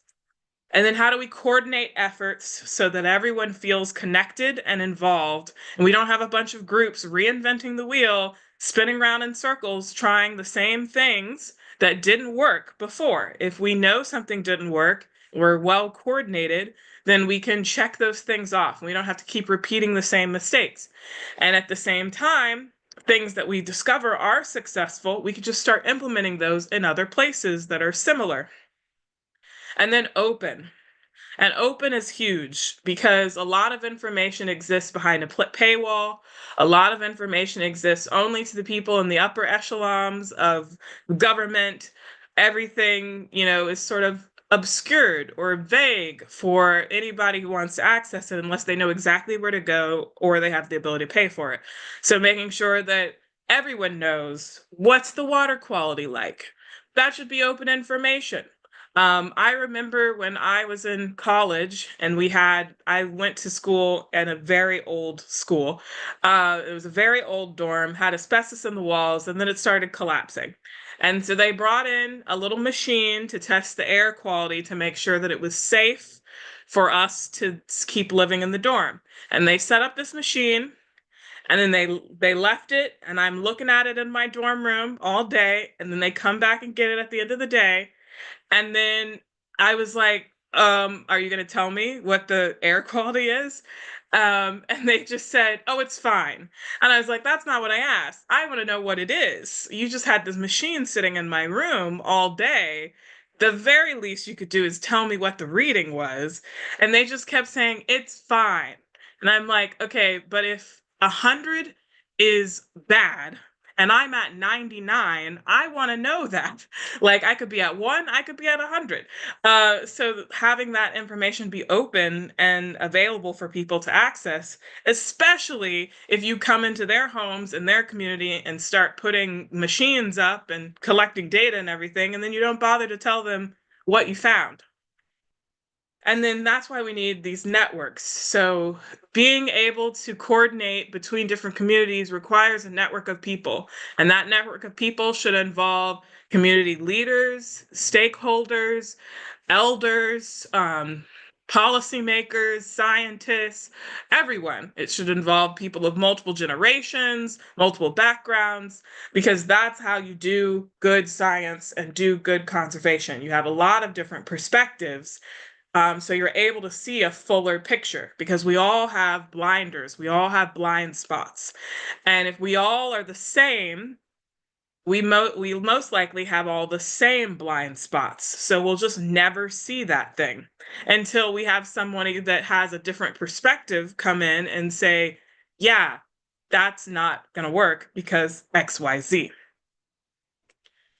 So why did I start getting into this icon framework and doing conservation and science from a justice lens? The main reason is my grandma Evelina, who's pictured here. So my family's from Myrtle Beach, South Carolina, and we're Gullah Geechee, and we're in a big fishing community. My grandmother fished almost every day of her life that she could, and my dad also is a big fisher. A lot of people in our community are fishers. And so that was my connection to fish, was a source of food, a community resource, a cultural resource. And then I went to college and I started, studying marine biology. And what I was hearing in the classroom tended to be very anti-fishermen, that fishermen are the problem, fishermen are bad. And so coming from a fishing community, that was very jarring to hear, especially when at the same time I have professors saying, well, did you know, blah, blah, blah. We just recently discovered this thing. And I'm like, what? We've been knew that. You're just figuring that out. Like our community knew that for like multiple generations. So this at the same time that fishermen were being demonized, I was figuring out that like our community knowledge about fish was greater than the community knowledge of the university in the same state on the same coast. So I started thinking about, why is that? Why is it that my grandma Evelina has all of this knowledge and all of that knowledge doesn't go anywhere? It doesn't connect with other people. Nobody reaches out to figure out, what do they know? What does she know? And the fact of the matter is, nobody asked my grandma Evelina because she was poor and a woman and Black and illiterate. And those things precluded them from thinking that she could even be capable of having something to contribute. And she had so much to contribute, and she's passed away, and I will never be able to get all of the knowledge from her brain. But I'm going to try to get as much knowledge from other elders in the fishing community as possible before we lose them. And so that set me on this path, on this project that I did with my dad, to integrate local ecological knowledge, scientific knowledge, and the knowledge of policymakers to make real change in how we manage fish on the East Coast of the United States. So I have a quick video to show that is the voices of some of the fishermen that I interviewed and sort of the story that we've gathered thus far.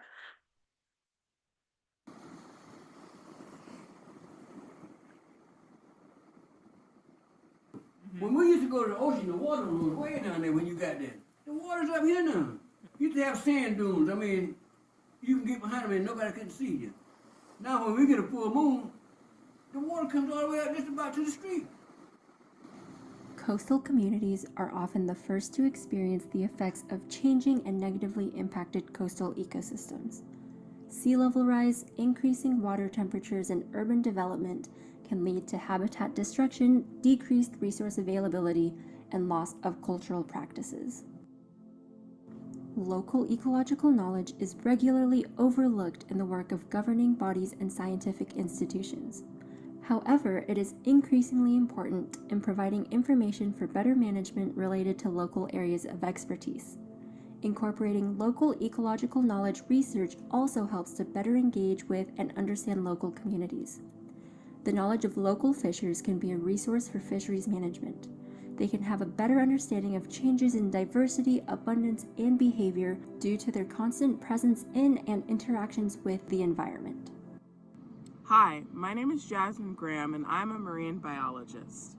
My family has been in Myrtle Beach, South Carolina for as long as we can remember. I come from a fishing family that relies heavily on the ocean. My dad raised me on the water fishing, and it's what started my passion for the ocean. As I started my marine science career, I realized that a lot of the conversations around ocean conservation not only didn't include fishermen, especially fishermen of color, but in fact blamed them for a lot of the issues. This was counter to the way that I was raised on the principles of sustainability, making sure that everyone in the community has enough and that future generations are able to access these resources. This is why I started this project, to reclaim the voices of Black fishermen in Myrtle Beach. My father and I went out into the fishing community in Myrtle Beach to talk to our family and friends about what ocean conservation means to them. We learned that the fishing community actually notices changes in fish stock years before the scientific community. All of the information that we can gather and learn from fishermen is valuable, and we should be including their voices in conservation conversations. Incorporating the experiences and expertise of locals in management, research, and conservation practices can better reframe projects and better inform researchers on how to achieve the best intended outcomes. Hearing from those immersed in the communities can help direct focus to the issues most important to them and offer novel information that may otherwise be overlooked. I want my children, and my grandchildren, and great-grandchildren to get fish and see what it's like. But the way it's going, I don't know if it's going to be that way.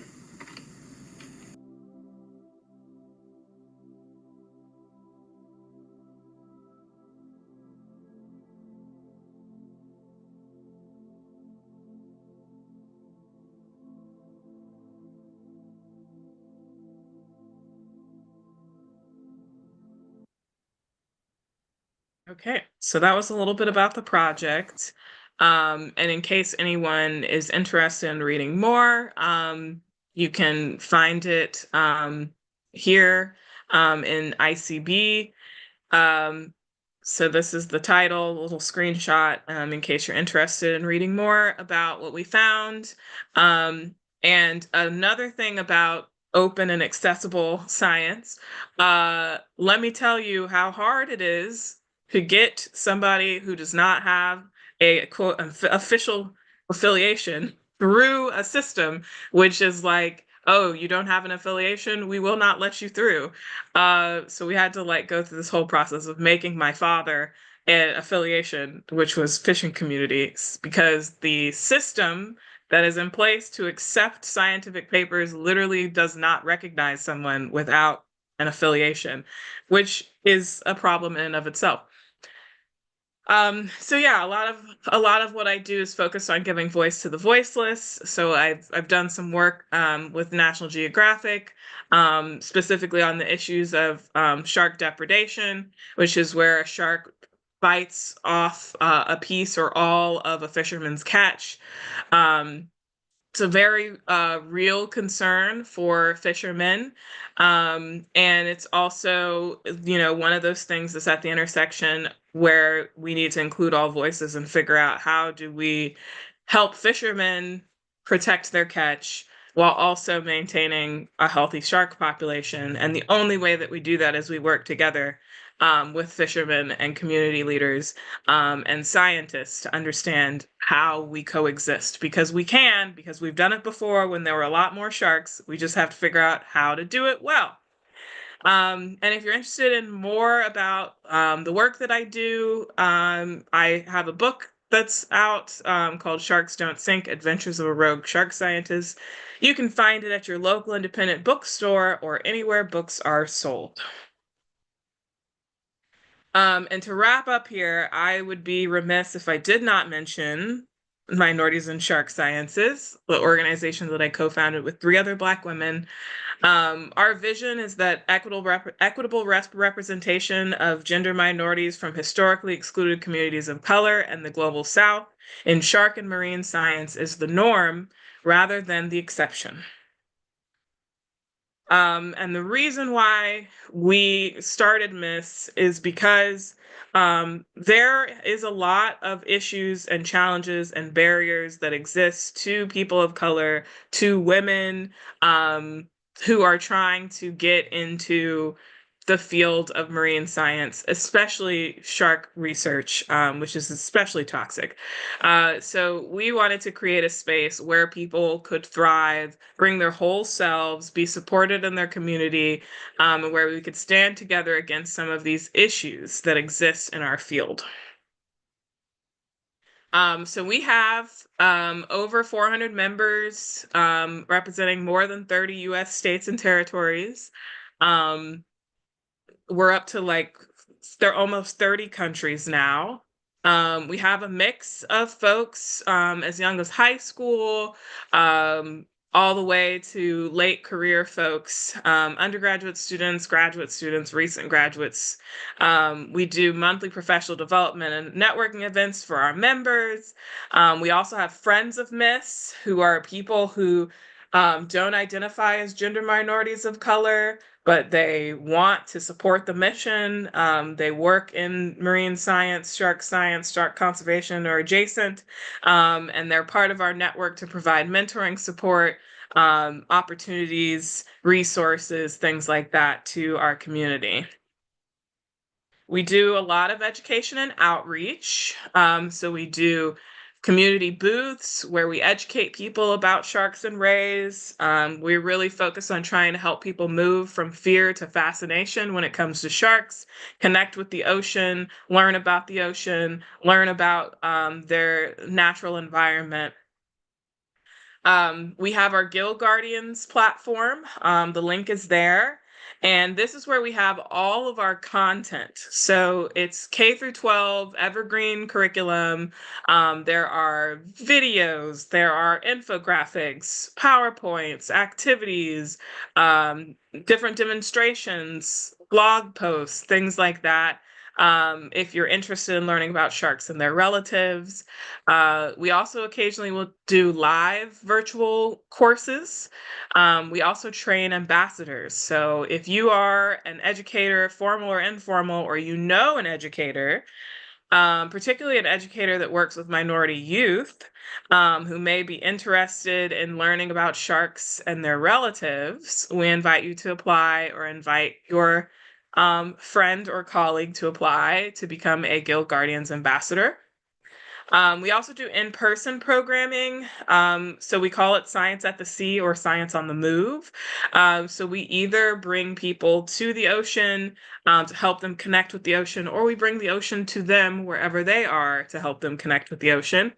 And we're currently working on a whole watershed curriculum that will be done by the end of the summer, that it can be used to help people, maybe if they don't live right next to the water, see their connection to the ocean.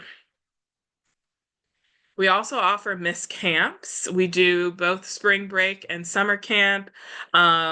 It's a really fun time. We go out on the boat, we go out on the water.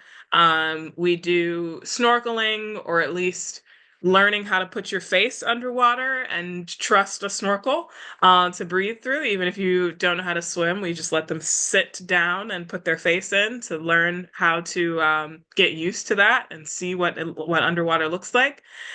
We also build remotely operated vehicles. You can see that happening in the middle picture. We do seine netting. We do water chemistry. We learn coding with drones, all sorts of really fun things where students get the chance to eat, sleep, breathe marine science for a week.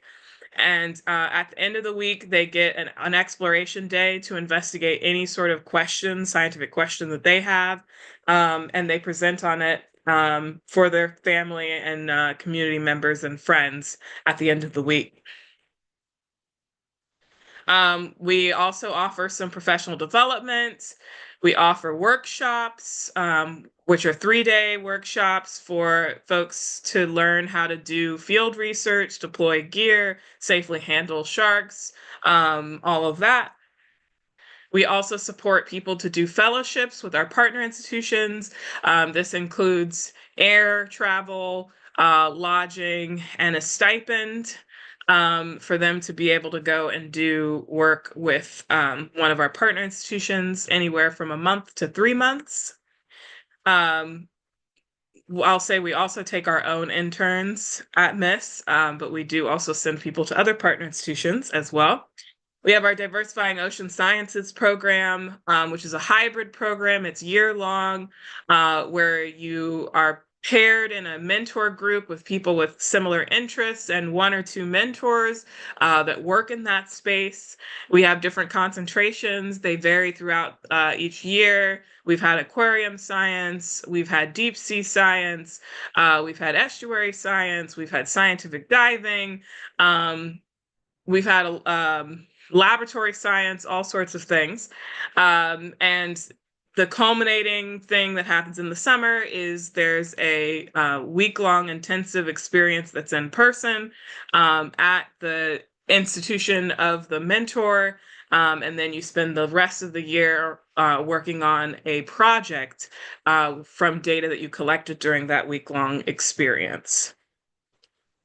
We also provide travel for our members to go attend conferences. Similar to BIMS waves or tidal wave, our wave is more like a little wave. We haven't reached tidal wave status, but we're getting there. And then we also support inclusive research. So we've published a book that features work by a lot of our members and friends of MISS. We hold an annual MISS Summit. And then I mentioned the iconic framework. We've started supporting iconic framework-based research through our Iconic Oceans program. With members and collaborators, where we support them with resources, connections, networks to be able to conduct research together on a large scale that's community driven. And then we also have a database that's in beta right now, so it's only accessible for members. But in August, our goal is to bring it out of beta so that other people can use it as well. For sharing data to make it open and free and available for everyone to see. And I'll close out by doing a little shameless plug. So our Missiversary is on Juneteenth, and that week we have a whole bunch of really fun stuff happening. We have some virtual events. We have a game night. We have like little Miss TED Talks, speed networking, arts and crafts, trivia, a shark science masterclass. And you can attend a single event, a single virtual event for $10 or unlimited events for $25. We also have some in-person events happening in Sarasota where we are headquartered. We will be premiering a documentary about Miss created by one of our members. We'll be doing a little excursion, and we'll also have a fashion show. And you can get access to the first two events and all the virtual events for that $25 ticket. And if you want to come to the fashion show, it's just an extra $25 to get access to every single event.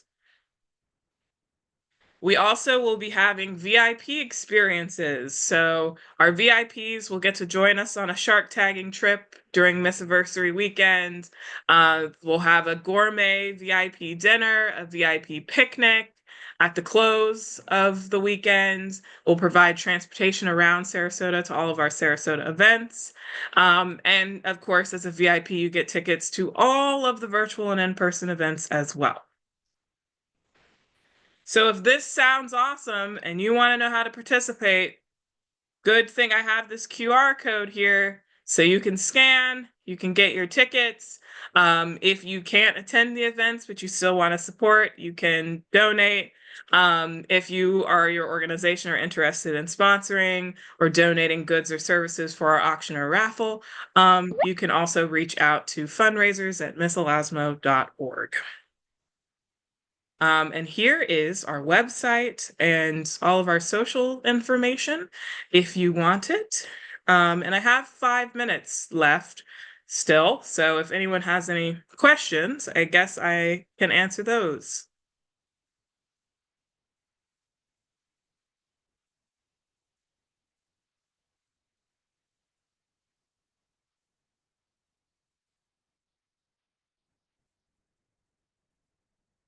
And if there are not any questions, I guess I'm gonna sing and dance for 5 minutes. As as somebody organization,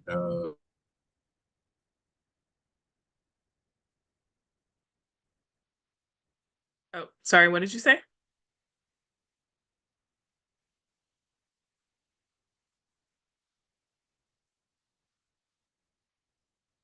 Oh, okay. I thought I heard someone. But yeah, if anyone has any questions, let me know. Yeah, and you can always go on our website and check out the things that we have to offer. We usually open our applications for our workshops in August. So that's the next thing coming up. And then we also will do our like fellowships in December. So be on the lookout for that. And yeah, and if you go on our website, if you're interested in becoming a member, you can fill out the form on our website to become a member. If you're interested in becoming a friend of Miss, you can also go on our website and fill out the form to become a friend of Miss. We have lots of crossover between Miss and BIMS. There are a lot of Miss members who are also members of BIMS.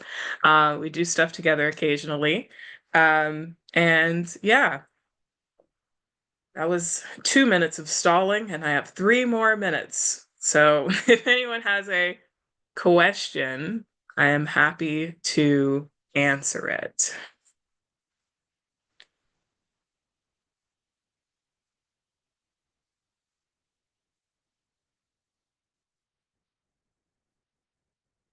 Okay, we do have a question. What has been the most challenging aspect of your journey?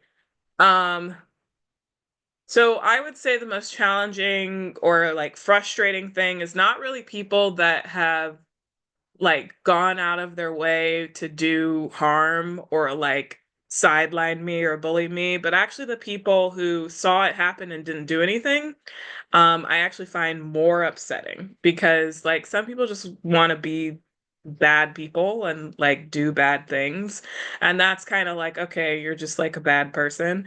But whenever somebody who you think is like a colleague or someone that should be supporting you doesn't support you, or defend you when those things happen, that's been like a real challenge for me, is finding people who are actually going to be in my corner like legitimately, not like, oh, we support you, but we also don't want to rock the boat or stick our necks out. So we're just going to leave you out to dry.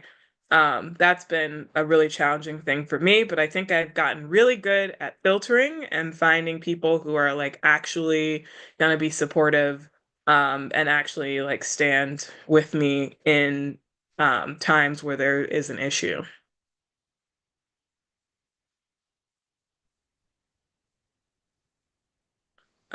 Oyster Ninja Podcast says, I would love to interview you and tell Mrs. Story on Oyster Ninja Podcast.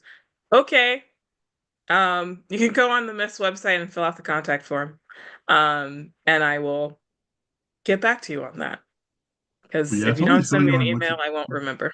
Go ahead, I Jermaine. totally Yes? feel you on what you just said there. I think a lot of us right now, I think that's a huge part of it. I think, a lot of us need support right now. And I think it's definitely important to get that. I could definitely feel like, hey, yeah, especially people you think should be supporting you, turning around and they don't have your back, especially during tough situations. That's a part of, that's one of the burdens of leadership, we have. Yeah, for sure. So, well, I really just want to like thank you so much for really sharing your story. I think a lot of the things you definitely touched upon, for me for sure, were definitely impactful. And we really thank you for like giving us this hour and definitely learned something here today. And I hope that everybody who's interested in Miss has questions with her, reach out to her. She has her contact information on there. Go to her website. It's definitely important that we're all supporting each other amidst, all this stuff. So thank you so much. And if there's any of these talks that come up that you find interesting, feel free to please stay on. And glad to have you as a partner of BIMS. Thank you. All right. Okay. So yeah, once again, thank you so guys so much. And if you are just joining us, we are Black in Marine Science, and today we're hosting a 24-hour live stream in honor of Earth Day. This is a fundraiser for our nonprofit, and if you're interested in donating to our program, we have a variety of programs helping our communities. We don't charge for our programs, but they do cost. If you want to give us some support, reach out to us at www.bims.org/donate, or if you're just on the bims.org, you'll see the next little donate button there on the top and the bottom. Hit those. And so next up, we are going to have Dr. Brandon Jones. And I think he's already here with us. All right, excellent. Hello. I'm going to give you a quick introduction now that we're recording. Next up, we have Dr. Brandon Jones. Thank you so much for joining us today at the BIMS Currents of Change. Wish you welcome, and you have the floor, sir. Okay, thank you so much. Hopefully everyone can hear me okay. And I'm just grateful to be invited with this esteemed list of speakers that was shared a few days ago, and just this continuance of novel activity that comes out of BIMS that, yes, promotes marine science, but promotes community in such a unique way. And so, just a huge shout out to the leadership, the advisory board, the staff, all the members of which I am proudly, and let people know that. And as a matter of fact, my credit card switched, so I need to update my payment for this year. But I will take care of that for my membership renewal. But again, I'm thankful for the invitation, and I have some slides here. I'm going to try to talk from. I will just give a background of, who I am, what are some of the elements that have been foundational in my life. And then I'll talk about some science, certainly my dissertation area of research. I need to get into that. And then I'll transition into more kind of where my career track has taken me and what that has afforded me to be able to do.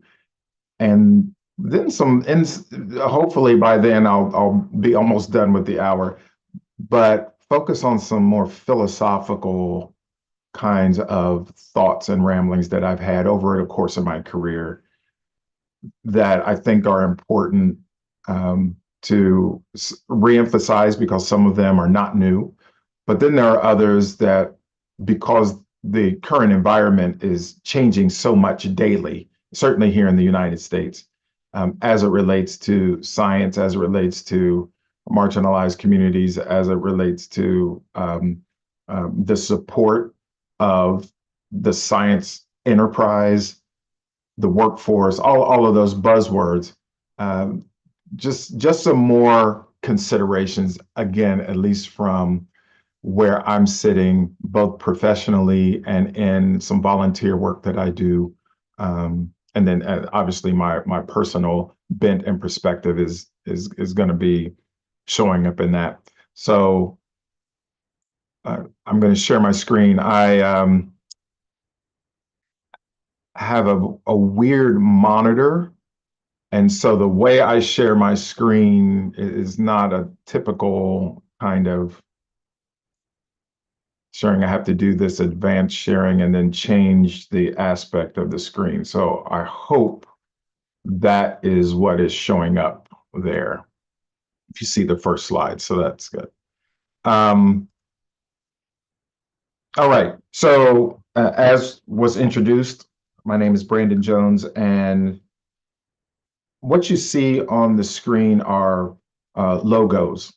Actually, there's a saying, one, but then there are logos of organizations that have been foundational and still are to who I am and what makes me and has made me and continues to pour into me as a whole person. And I want to emphasize whole, because I think what I've noticed over the years, certainly with scientists in the United States and other parts of the world that practice a Western version of science versus an indigenous version or a more ancient way of knowing about the earth, is that this Western version is reductionist. It's isolationist in its at its very core. It focuses on breaking apart the system to try to understand little bits and pieces of the system. And then if you continue in that career trajectory as a scientist, you might spend the rest of your professional career or your life trying to extrapolate that little tiny thing that you learned as a master's or a PhD student for your thesis or dissertation, and plugging it back into the full system. Whereas the indigenous ways of knowing, or the West African ways of understanding the environment, were always and still are holistic. They look at the earth as a system. They recognize that humans are part of that, as is all other living things. They recognize that humans not are just a part of it, but come from it and still are attached to it. And so when I say whole, and I'm looking and showing you these organizations that are a part of my life or have been a part of my life, they have helped me be better as a whole person and help me with the professional outcomes that I seek to generate to help others be whole, not help others be scientists.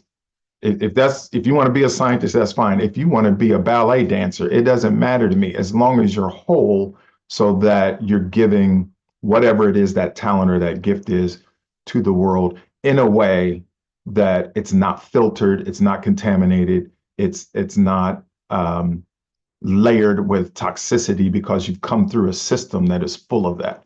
So I see that as has been a career arc of mine to help people be whole. So some of these logos or these images that you see, you're very familiar with. I'll start on the left and go clockwise. So science, obviously, because I've always had a love for science, always had a bent for science, and I'll talk more about that in the next slide when I get to kind of my origins. We move over to my first like full career federal job, not my first job, but my first like, okay, this is like a real thing, was with the United States Environmental Protection Agency in the Office of Research and Development. And that was in Washington, D.C. And I worked in the office or a center called the National Center for Environmental Research. And we managed basically the extramural grants, fellowships, that kind of support for the community. We managed all of that for the entire agency. And at its heyday, it was a $100 million program. And that's where I cut my teeth as a federal scientist on the program side of things and figuring out creative ways to support the community, to do research, but also to educate and build up the upcoming generations of scientists, no matter where they ended up in the research enterprise, whether it be ocean, whether it be land, polar, atmospheric, didn't matter. It was all focused on the environment. And obviously I'm going in clockwise, but these are not in order of my life experience. Lincoln University Lincoln University in Pennsylvania. And here comes the argument of what was the first HBCU. We have the rivalry. Those that are HBCU alums, I know some are on here, have gone to Hampton University, Savannah State, those that have marine programs, University of Maryland, Eastern Shore, and many others. Obviously, Lincoln did not have a marine program. It had a biology program. I was in pre-med as a biology major, but my undergrad advisor was a marine scientist. So that's where I got my introduction into research. But back to the rivalry about the first HBCU, the argument is always, and I have to throw this out there because I don't know who's going to ever watch this video. The argument is that Cheney University in Pennsylvania, which is now a university, but Cheney was the oldest. And my argument is that Cheney is the oldest institution for the education or the advanced education of Black people in this country. It was not founded as a college or university. So, and that's just the data, because we're scientists, we got to follow the data. So Cheney is the oldest for the advanced learning of Black people in this country, but Lincoln is the oldest university, degree granting university. So I just had to put that out there. But what's amazing to me is that the three oldest HBCUs, for the most part, Wilberforce University in Ohio, Cheney University, and Lincoln University, both in Pennsylvania, are all north of the Mason-Dixon line, right? So the oldest, that makes sense, right? The oldest institutions that would provide secondary education and college degrees to Black people are all above, we're not in the South. Because whenever we think about HBCUs, we automatically are at Jackson State or FAMU or Southern or A&T or, Alabama A&M. We're always in the South, but the oldest, and that is still an issue. That invisible Mason-Dixon line shows up in all of our lives and in all of the ways that we try to show up in our professional careers or academic careers or wherever. There's still this invisible Mason-Dixon line that seeks to show its head as a barrier. And we're certainly seeing that prevalently being displayed here in the United States today with all the policy stuff that's going on. University of Delaware, if we're going to this other image, is where I got my master's and PhD. The National Science Foundation is where I currently work. I've been there 9 years as a program director and the director for geosciences. I also volunteer, and I have volunteered for quite a while with the American Geophysical Union. You see that there. We just go by the acronym AGU. because it is a global organization and we want to de-emphasize the American piece, although it's over 105 years old. And so that's um, so so the notion or the decision to be international and global has always been there, but to intentionally elevate the global aspect came about 10, 15 years ago. And so instead of saying American Geophysical Union, we just say AGU. I will note that I am the first Black president of AGU, actually the first president of color for that over 105-year-old organization. And for those who don't know, AGU is the largest professional society for Earth and space scientists in the world. We have over almost 46,000 members around the world, 100 and I don't know, 30, 40 countries represented. And so we are a large institution. My church, I had to put it at the bottom as the full foundation, Faith, Hope, and Charity Ministries, but this is just my latest church. I've been a part of the Black church culture throughout my life, my whole life.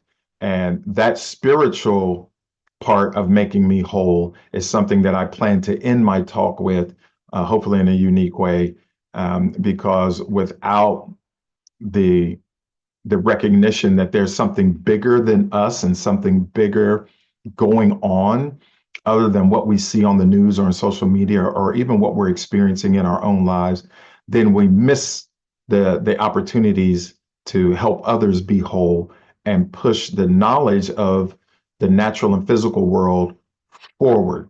And certainly when we think about the ocean and all that it has to offer and all that it does offer as far as services and wonder to humans, that spiritual aspect, it can't be understated. And then that the last icon over there, anybody part of the D9, I don't have to say anything about that. You already know, and we'll leave it at that because I can spend 45 minutes having fun talking about my fraternity, Alpha Phi Alpha Fraternity Incorporated.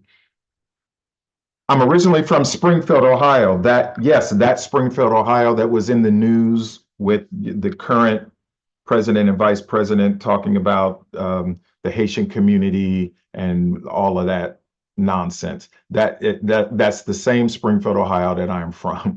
My parents still live there. I still have lots of friends who are there. I know about the Haitian community and all the lies that were spread about the city. It was just demoralizing to finally get a little bit of shine on my hometown, and that was the kind of mess that showed up in the limelight. But I'm here to say there's a whole lot of wonderfulness that has come out of that part of Ohio, certainly in that area around Dayton and Columbus and Springfield, southwestern Ohio. And I would like to think that I'm a tiny bit are a part of that wonderfulness that has come out. But the question that should be on your mind is, how did you end up becoming a marine biologist, Brandon? How did you end up becoming interested in the ocean? And you're in a landlocked state like Ohio. And my short answer is my family, in particular my grandparents, would take me fishing all around Ohio, obviously freshwater, right? So it's lakes, ponds, streams, rivers, and those types of things, including Lake Erie up there at the top of the state. And I always wondered from the time I started fishing, which was around, I was always on the water, even when my mom was carrying me. But by the time I started fishing around 3 years old, I used to always wonder, what is in the ocean? If I'm catching these kind of animals, or I see this kind of wildlife in the water, in these smaller bodies, and then I would go home and watch National Geographic or Nova or the Discovery Channel, or it was called Discover. There wasn't a channel back then. Or I would watch Jacques Cousteau, those shows that came on, decades ago. And I would think, wow, look at this. This is the ocean. Those are coral reefs. That's the Great Barrier Reef. That's the bottom of the ocean. Look at all the different types of animals. The speaker just before me was talking about the sharks. I used to love to watch the sharks. And then obviously as things progress, we now have Shark Week that comes on the Discovery Channel, et cetera. So still love to watch those shows. That was the connection between my activity and my experience in nature that my family helped build in me to what I saw and wondered about and had a dream about as far as the ocean. So my link to the water was established early, and that dream and that vision never left. So I had a windy path that took me from Springfield through undergrad, through graduate school, into the federal space, but it led me to this degree in the marine sciences. And my path was, we could say, planktonic, because I knew where I wanted to go. I didn't always know what that was going to mean. And so just like plankton, where the currents took me, I went ahead and let the currents take me.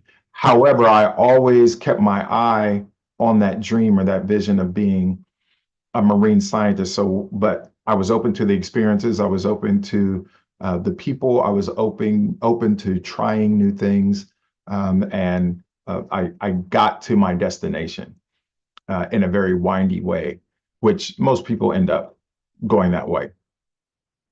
So the quick science part of my talk, and I'm going to speed through this because I want to get to some other things that I think are a little bit more interesting, is that I looked at, for my dissertation work, the formation and characterization of crab larval swarms in the Delaware Bay.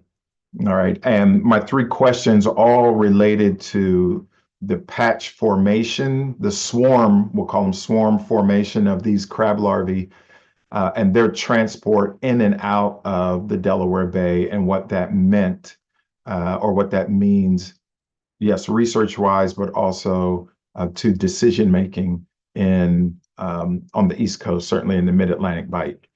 So the Delaware Bay is here, and this schematic is of the life cycle of the blue crab, which is one of the main crab larval species that I studied. And it shows where in the upper parts or the fresher parts of the estuary, the crabs mate. The female crabs, once they've mated and they have their eggs, they migrate down to the mouth of the bay, saltier water, and they release their eggs at high slack tide, so that as the tide starts to ebb and goes back out into the ocean, the larvae are carried out into the ocean away from predators, basically, and away from the estuary. So they stay in the ocean, and for about 4 or 5 weeks, where they molt, they develop, they grow into late stage crabs, which you see are circled here, these two on the right, which are called megalopi, which look like little crabs, except they have tails. And it's at this stage that they start to use wind currents and tidal currents to find their way back into the bay, into the nursery ground, so that they can continue to develop, molt into juvenile crabs, and then grow up into adult blue crabs, which here in the Mid-Atlantic area, certainly in the DC and Maryland, Virginia area where I'm from, is a mainstay for the fishery, right? So I looked at these physical processes that transported the swarms. I realized that there were lots of theories about how the swarms were formed and how they were transported, but many of those theories didn't take into account the dispersive nature of physical oceanography. And so it wasn't just the tides that maybe collected the larvae, or just the winds that collected the larvae in certain patches, because once the tide would go back out or the wind would stop blowing, you would think that then the patch would dissipate, but that wasn't the case, right? So the winds and tides may have helped bring the patches or the swarms together, but that wasn't enough. Those forces weren't enough to keep the swarms intact. So there would be millions of these crab larvae that, regardless of the tides, regardless of the winds that brought them together, they would stay together when the tides went out and the wind stopped blowing. So there had to be some kind of behavioral elements to how the patches were maintained over time. Okay. Apologies for this. Let me move this around a little bit.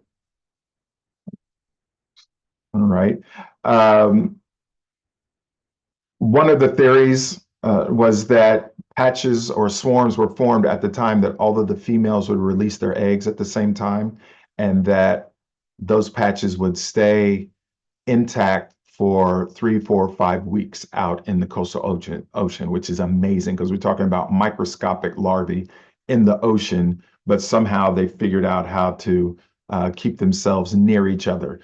Crab larvae, as far as the invertebrates, have pretty good vision. So if they could get close enough, if they stay close enough to each other, maybe they could see each other. That was one idea. The other that was actually substantiated through research by Dr. Letice Hauser, who was a former Biden advisor at NOAA, a policy advisor. She found out that they could pick up signals, scent signals in the water. They could actually taste and smell each other in the water, and that would keep them near each other so that these swarms would stay intact. All right. I spent a lot of time on small boats, about 26, 27-foot work boats, did a lot of plankton tows. That's how we collected our data. And, these are just standard kind of graphs that show the abundance of the different, and this is blue crab larvae, the different zoea, and these are the tiny first stage larvae, and the abundance of them, but also over a distance. Okay, so not only were there peaks in abundance, but there were peaks over a large space. All right, so these were pretty good sized swarms. The research that I did as far as biological formation, we found out that in a pretty tight regression model kind of a way, and using the Ecom 3D Princeton Oceanographic model, that we're pretty sure that the female crabs that have all the eggs, and they would come down at the same time of the season at the mouth of the bay and release their larvae. We found these stage 1 larvae in big patches just off the coast, just after slack high tide, around full moons. And we would go out and sample during the season at that time, and we always found them there. So that was kind of the substantiation that, okay, this is where the swarms are being formed from all the mothers releasing their crabs at the same time. And not only did we found the swarms just outside of the mouth in these 3 different situations, but just depending on where the swarms were near the coast, they either were transported all the way down the coast, like towards Ocean City, or if they were just released a little bit outside of the coast, they would get entrained. They wouldn't get entrained in the coastal current. They would be just outside the coastal current, where the winds would keep them near the mouth of the bay. And most of the swarms we found were just outside the coastal current, so they didn't get transported away from the coast. They were kept near the mouth of the bay, so that as they developed and grew into those larger stages, they could find their way back into the bay. It's amazing that over millions of years that these crabs have evolved to know when to release their eggs and where to release them, so that they increase the chances of the babies being able to find their way back into the nursery areas to grow up to be adults. And I just basically kind of summarized that slide right here. So we looked at the late stage larvae that I was just describing, and when and how they came in, and did they come in patches, or did they come in little streams? And what we found is that they also came in in patches. So it's very similar to what you saw with the baby crabs. You also, as far as abundance in these peaks, you see the same with the late stage crabs. So here's an example of the babies and the zoea. Here's an example of the late stage. Very similar as far as these peaks, not in full abundance because there's predation and more mortality, et cetera, but they still are in a patch or a swarm. So somehow they stay together, as I mentioned before. So I'll skip to, we'll speed up a little bit. Skipping to some of the sampling that I had to do during my time in grad school. I think it was in 1999 and in 2000, certainly in 99, there were a couple of hurricanes that came up the East Coast and were just off the Mid-Atlantic Bight. And these were excellent events. And they came in the fall, about the time that these crabs try to find their way back into the estuary. And this was a phenomenal event because it set up the same type of wind events that naturally occur in the fall in that area, but it was just with more forcing. So we went out and sampled, not in the hurricane, but we sampled off a dock in a secondary estuary to see what kind of abundance would we get with the crab larvae if there were swarms out there at the time of the hurricane.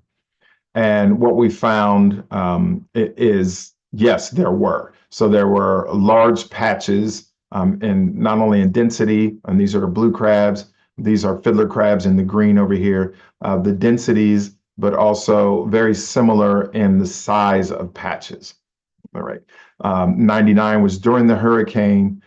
2000 was the same period of time, but there was no hurricane. It was kind of the same kind of winds. And we see that there were no blue crabs when there were no winds, but there were still fiddler crabs over here. So the take-home message is that blue crabs use winds to find their way back into the bay when they're small. And these winds are very important to allow the transport of the crabs back into the nursery area so that they can grow up and be a part of the fishery, the blue crab fishery on the East Coast. And so my research at an early time in my professional career, I realized how important it was for scientific research to be a part of decision-making. In this case, for fisheries, which would have job benefit as well as economic benefit through tourism, through consumption, through the market, et cetera. And that's something that's always kind of stuck with me.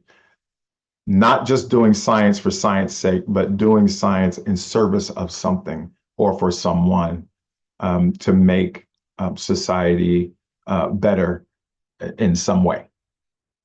So I skipped over a lot of stuff. I want to move out of all the technical talk and get into some more of the just kind of philosophical or bantering.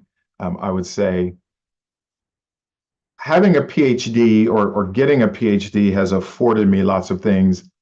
And there are lots of lessons that I learned during my graduate career. And something that I didn't mention, when I left Lincoln, I got my bachelor's degree, graduated undergrad, and I went to University of Delaware for about 2.5 years. I got my master's there.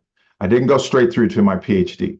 I got my master's, and then I taught high school for 5 years here in the state of Maryland. And you're talking about the need for science communication, and the need for translation, the need for code switching. Try teaching high schoolers science, not as an education major, and shout out to all the education majors, but someone who was not an education major, didn't have all the pedagogical theory, but was a scientist, and now I'm in the classroom.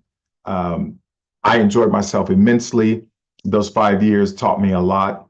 And then I went back to grad school for my PhD. So when I went back to grad school, I was a little bit older. So I was looking at kind of this whole science career thing a bit differently, which is why I just said, that's when I learned, hey, I want to do science to help people, not just for discovery or not just because it's fun. And the things that I learned in grad school that that I've kept. And some of the things that grad school has afforded me and the lessons learned is that, yeah, you have to work. And obviously, these are very young pictures of me because I don't have any of that stuff on the top of my head anymore. And the beard and the mustache is not that color anymore. So there's lots of work, but there's lots of cool things to do. So this is a picture of myself and another scientist in front of the deep sea submersible Alvin. And I know Deep Sea Dawn right was on here, and there's some others who have dove in Alvin, and I got to dive in Alvin twice at the East Pacific Rise, about 1,200 miles off the coast of Costa Rica in the Pacific Ocean. Where the plates are splitting and there are lots of hydrothermal vents. It was an amazing experience, like life-changing, to be in that sub. And yeah, I know you heard all of this already, or you will, from others, including Dawn.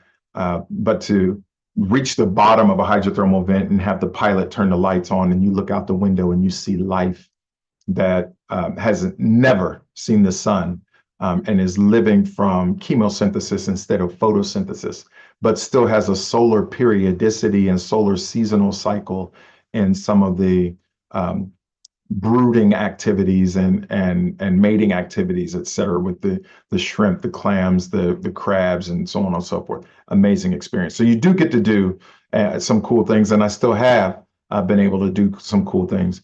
You also obviously get to succeed. This is my mentor, my advisor, Chuck Epifanio, who took a chance on me coming out of undergrad as a master's student, and then kept in contact with me while I taught high school, and invited me to come back over in the summer and be a lab tech and drive the boat and all of that. And he was planting seeds the whole time, because I think my 4th year teaching, he started, he would call me and say, hey, if you can come back for a PhD if you don't want to continue teaching. And after the 5th year, I said, hey, I'll go back and work with him. And it was one of the best decisions I've ever made. He was an interdisciplinary scientist before it was cool. He was focused on DEI and broadening participation in the sciences before it was like really a thing. And he was also a proponent, probably one of a handful in that whole college that didn't push people to academia. There's so many of us that have come out of his lab. There are a couple that went to academia, but some are at Sea Grants, some are in the federal government, some are in nonprofit organizations, because he knew we need scientists everywhere. So I really appreciate his vision and how to manage folks. You also get to do something that you like. In my case with the Environmental Protection Agency, that was protect the environment in the ways that I was able to do that, to support the community to do it. But then I could also, where I am now, come to the National Science Foundation and support the community to not just protect the environment, but advance knowledge in science and apply that knowledge for societal benefit. So I've been at NSF 9 years and have enjoyed it. You also get to meet cool people depending on where you are, what you do. So you always be open. And this was at the AGU annual meeting in 2018 when it was here in DC for the first time.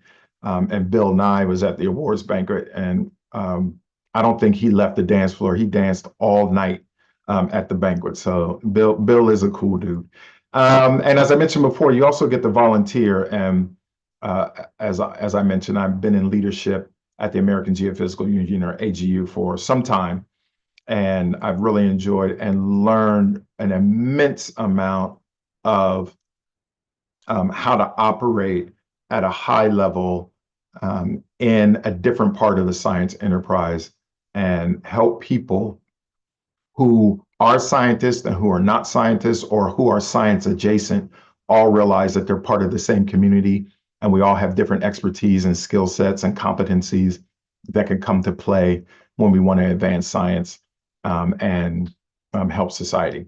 So all of those things, all of that background, all of that science, all of the experiences, my career trajectory as a federal scientist can be boiled down in these 3 kind of high-level take-home messages that I keep in the back of my mind at all times.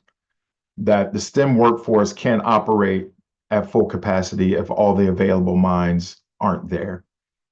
And even the individuals that are in the workforce can't operate at full capacity if they're stressed out. And our planet is facing all hands on deck issues, no matter what they are, but all hands aren't on deck.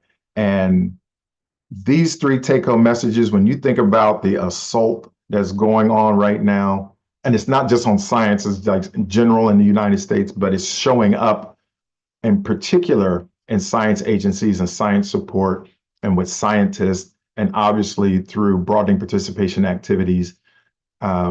This is paramount. If I'm not sure what the plan is or what the end game is, but if it's continuing this way, excuse the Queen's English, but it ain't gonna be good. And it could be so much better, way more better, if those invisible Mason-Dixon lines didn't show up in all of these places that, even though they're invisible, we see the repercussions of them because people are throwing their policy rocks and hiding their hands. And we're not, and it's not just communities who have been marginalized or disenfranchised over time that are being impacted, because we know how to deal with it. But it's now showing up on the doorsteps and the backyards of people who didn't think it was going to show up. And now you got Ivy Leagues having to sue the government when they didn't have to do that before. So it's you know, wake up is here.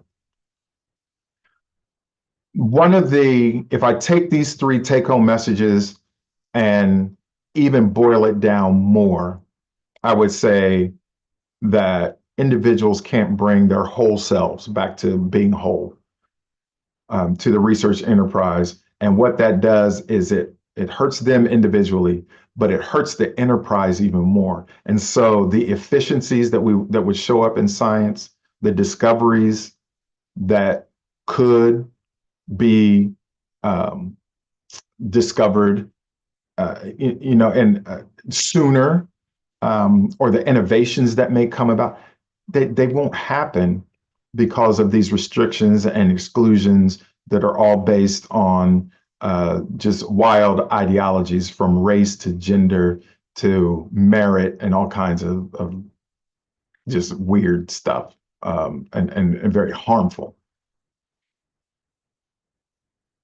Those notions, for me, sit in this space of perspective.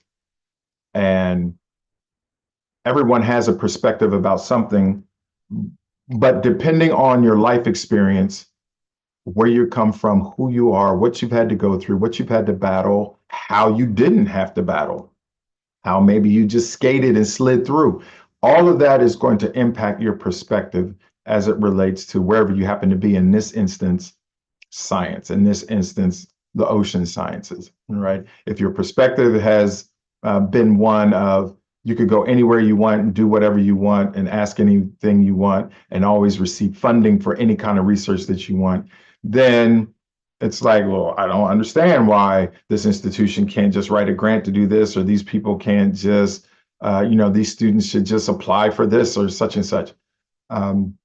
But if you've come from an institution or a community or an area, or even personally, where you've had to go through a little something, then your perspective obviously is going to be different.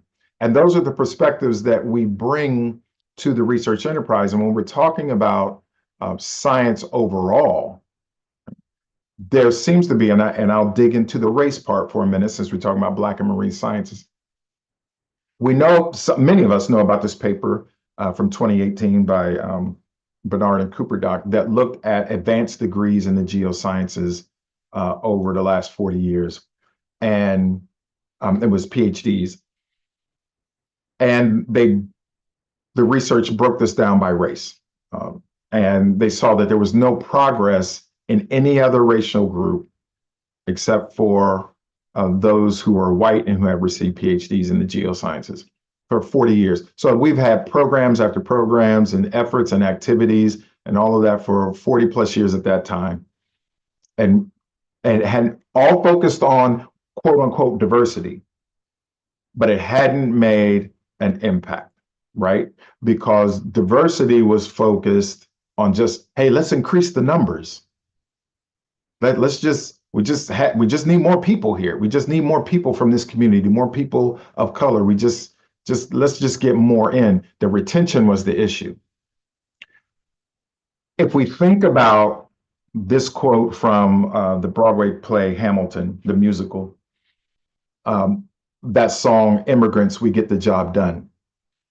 If your perspective is that, hey, just come in and work hard and obey the rules and do what you're supposed to do, and you'll be good, you might have an immigrant perspective, because immigrants came over under their own volition, and they did follow the rules for the most part, because there was a willingness to receive them as they came over. But it just so happens that the communities that were struggling with those invisible Mason-Dixon lines in all sectors of society, certainly still in science, which is why DEI is being attacked. Those communities, none of them were immigrants. Okay, indigenous people were already here. A lot of what is referred to, a lot of the races within the Hispanic ethnicity, we're talking mainly Mexican Americans or Mexicans, or we're talking about Puerto Ricans or so, they were already here as well. And then, of course, the stolen property from the continent of Africa, they were forced to come here. So none of those three groups immigrated here. So when we talk about, oh, immigrants just get the job, you can get the job done if you just do what you're supposed to do. Well, these three groups weren't immigrants, and they weren't supposed to have proliferated the way they had, because their land was stolen and their bodies were forced to do the work. And so we're still having struggles with these three particular groups, as well as some others. Not trying to exclude anyone, but it's noticeable that these groups were involuntarily incorporated. And I'm quoting Ruth Zambrana, a professor at the University of Maryland, out of her book, Toxic Ivory Towers. These groups were involuntarily incorporated into the United States, and we're still struggling with them today. All right. So perspectives are a huge deal, because perspectives can lead you to assume certain things about certain people. And even if you are trying to do something good, if you have a false assumption because you have a certain perspective and you haven't had that perspective checked, or you don't want to be objective about it and maybe put it to the test through peer review, you have a perspective that leads to assumptions that are bad, but you have something good or an idea that you want to try, and then you create a program or something like that based on bad assumptions from your limited perspective, then you're going to have a mess. And so on the left-hand side, there have been many programs, many of us who are watching have gone through or applied to, doesn't matter if it was a lab or an RU experience or a summer internship or something, where the advertisement was, oh, just come, you're going to have a great time. We do this, we go out, you just go out on the field, we snorkel with scuba, we'll be in the boat, and you get the lab, and the location is wonderful and such. And that's what was sold. But the experience of the individual or individuals is more on the right-hand side. And it was mainly because what was advertised was just about the science, but it didn't offer or wasn't true to what the environment would be where the individual would show up. Okay, so a lot of the problems that we're facing in science, as far as participation, are sociological. They're not science. It's not research. It's not natural and physical research. It is social science research, behavioral science research. Those are the experts that we need to tap into. Why? Because anytime you put an individual in a toxic environment, you're going to have issues as far as the individual's performance. So if I walked by a pond and I saw one dead fish floating, I would say, you know what? That fish got sick. Maybe it was attacked. Maybe it was old. Whatever it was, it couldn't hack what was going on in the environment. But if I walk past a pond and I see hundreds of fish dead, like a fish kill from harmful algal blooms, I know Dr. T knows about those, then I'm not going to say, oh, those fish, they can't hack it. That's why we don't need those fish in these programs. Those fish aren't ready for these programs. Though those fish from those communities, they just don't have what it takes. Those fish from those communities aren't a good fit. Y'all know all the phrases and words. But when we're going to look at the water, y'all, the water's been toxic for a long time. And that's revealed, which is why we see the response from the system that's anti everything, because what's revealed now is the water's toxic and we have gatekeepers who keep it toxic. And people ain't staying in no toxic water anymore. And they're speaking out about the toxic water. And no one wants to be responsible for detoxifying the water. So what we're going to do is put band-aids on it and label the fish bad. And, we're not going to talk about whether the water is dirtier anymore. We're just going to say everybody gets to play in the dirty water now. The water's still dirty. Y'all know what I'm saying. And so as I mentioned, there needs to be, and there is an ongoing culture change push in the sciences so that we can have as many minds as possible from as many different perspectives and many different communities bearing the gifts and the mental acuity onto these societal problems that we have today. But we also see the pushback for just crazy reasons, right? And the culture change has to be led, in my opinion, by our social science colleagues, because it's about people and behavior and community, and it's sociological. It's not just natural and physical sciences. And so the natural and physical scientists need to step aside and let the social scientists, or they could collaborate with them to really push forward. And we've done that in many of the agencies and through many programs, again. And now we see the attack on a lot of those efforts being shut down because too much truth was being revealed, but it's out there now. I mean, you can't, once you rip open the pillowcase and let all the feathers out, you ain't getting them back in. It's out no matter what you do. And so and I have about 9 minutes left before I switch over to that full philosophical piece that I wanted to bring to you all. I wanted to end like the formal part of the discussion here with this quote from an environmental lawyer, Gus Speth. He's also an environmental activist. And I'll read it for those who are maybe just be listening. But he said, I used to think the top environmental problems were biodiversity loss, ecosystem collapse, and climate change. I thought that 30 years of good science could address those problems. He said, I was wrong. The top environmental problems are selfishness, greed, and apathy. And to deal with these, we need a cultural and spiritual transformation. And we scientists don't know how to do that.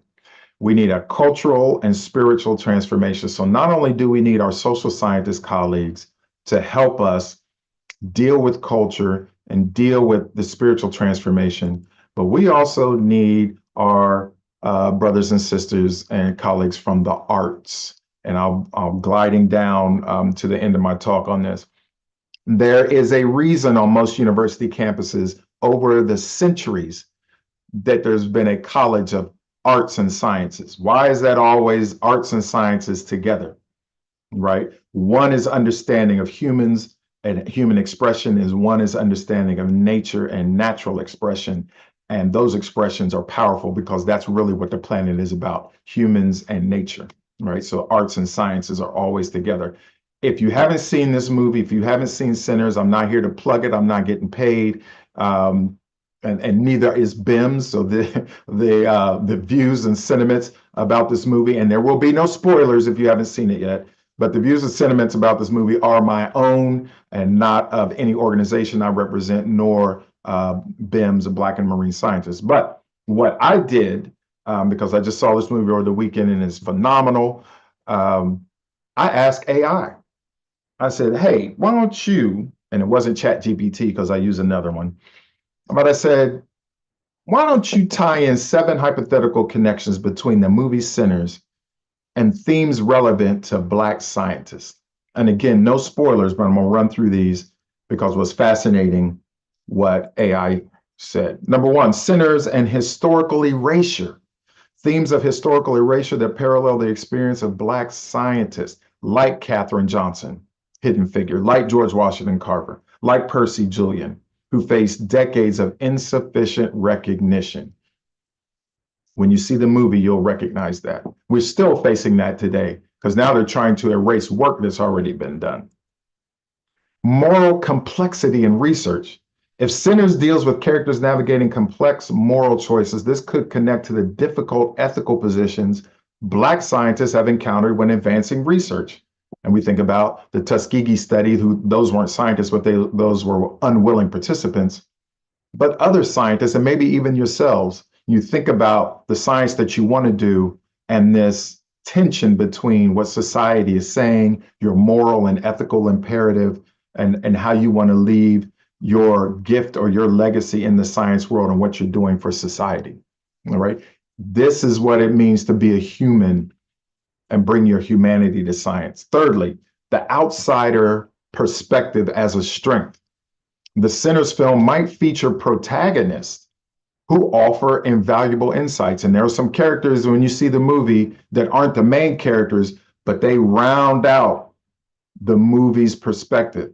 And so when we think about Black scientists like Dr. Mae Jemison, the astronaut, have noted that their outsider perspectives, because they were from a marginalized community and they entered this white space, they were able to see things completely differently and offer innovations that others couldn't see.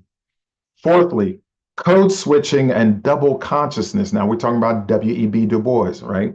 This dual nature of the Black experience. Characters and Sinners who have to navigate different worlds could reflect the code switching that Black scientists have to do all the time, not just Black scientists, but scientists of color or from other marginalized communities. And it's embodying this double consciousness that, again, we have to navigate all the time, but then it allows us to have a different perspective and where we can see these two areas or multiple areas and fuse them into one naturally. We don't have to compartmentalize. We just see the system as the system versus the reductionist way that Western science tries to train us. Fifthly, community responsibility. The film Sinners might explore tension between individuals and community, what individuals want to do versus their community obligation. Black scientists as well. Some of you may know of some who are all about, it's just going to be me and it's all about me versus, wait a minute, I have a responsibility and an obligation to the community that helped me get here. All of those icons that I had on that front page, I have a responsibility to my frat, to my church, to my family, to AGU, NSF, EPA, doesn't matter. I'm carrying all of that and I have a responsibility. Sixthly, systemic barriers and persistence. The movie Sinners depicts characters overcoming institutional obstacles. It's a period piece based in the 30s, so you know what was going on, Jim Crow, etc. And the same went for Black scientists all around the world, certainly in parts of the US, and still today. But yet, in spite of, we march on until victory is won, as the Lift Every Voice and Sing says, right? We developed alternative pathways to contribute to the scientific enterprise. And lastly, redefining success and recognition. The movie could challenge conventional narratives of achievement. What is success? It's based on some meritocratic system that somebody said we must jump through these certain merit hoops in order to be successful versus, no, I'm a success anyway, and I'm just here to offer my gift to you and make it better. But we still face that kind of those kind of systemic structures, again, that invisible Mason-Dixon line that we run into and still figure out a way to overcome. So I see I'm at 2 minutes. I'm going to stop here. And hopefully, my ramblings, my philosophical throwings around resonated with someone. And if there are time for one question or follow up, I'm happy to take that now.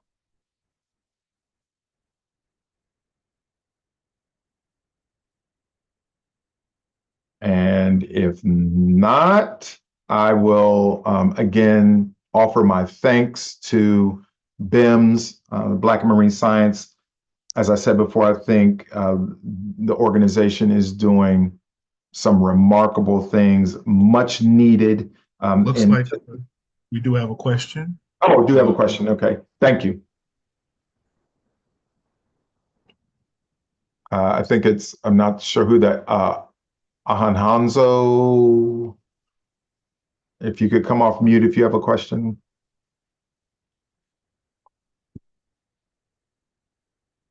Okay.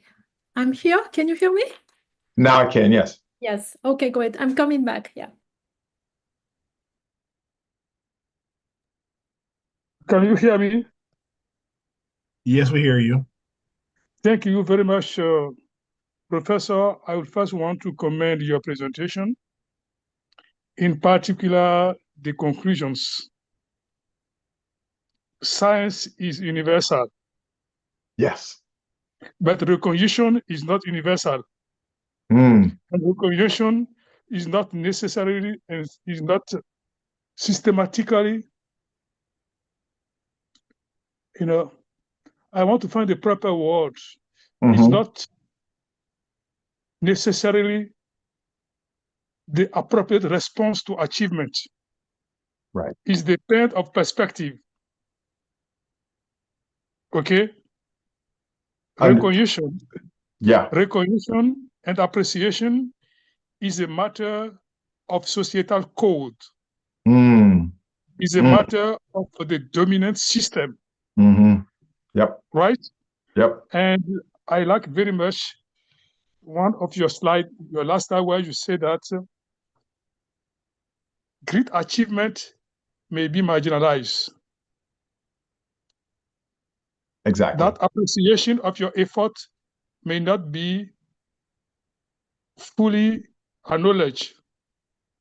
Exactly.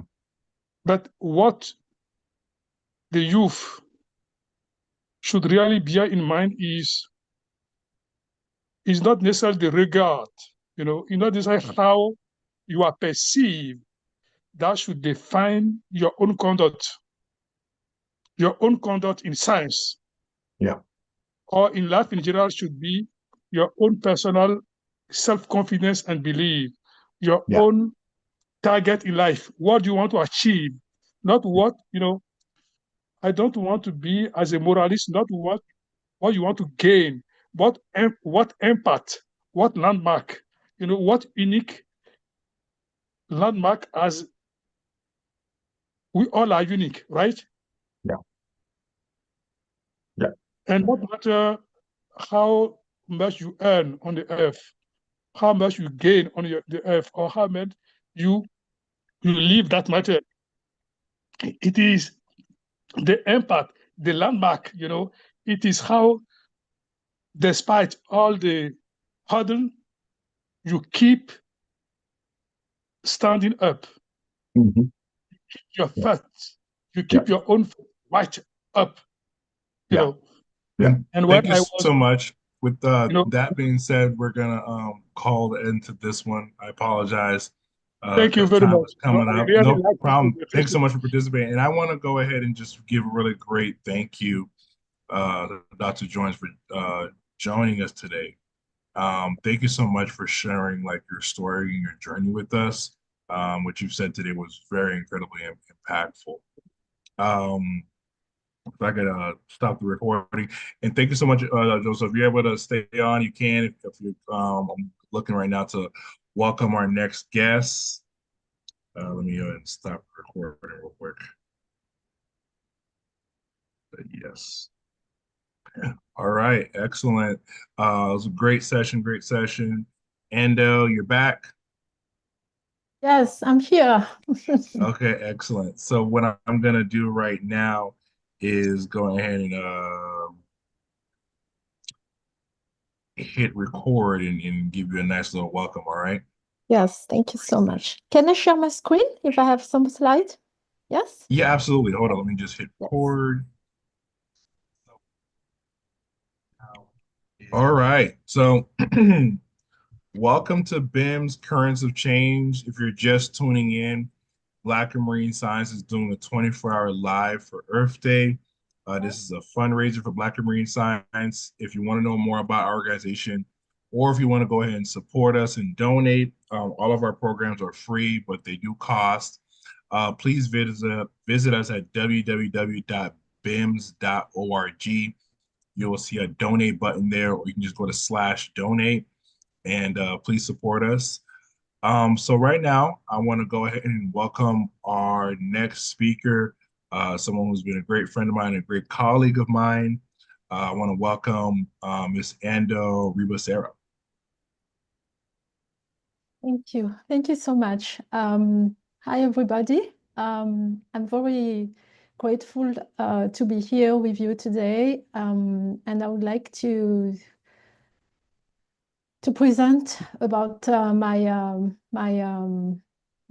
life, my journey. Can you confirm to me that you can see the slide, right?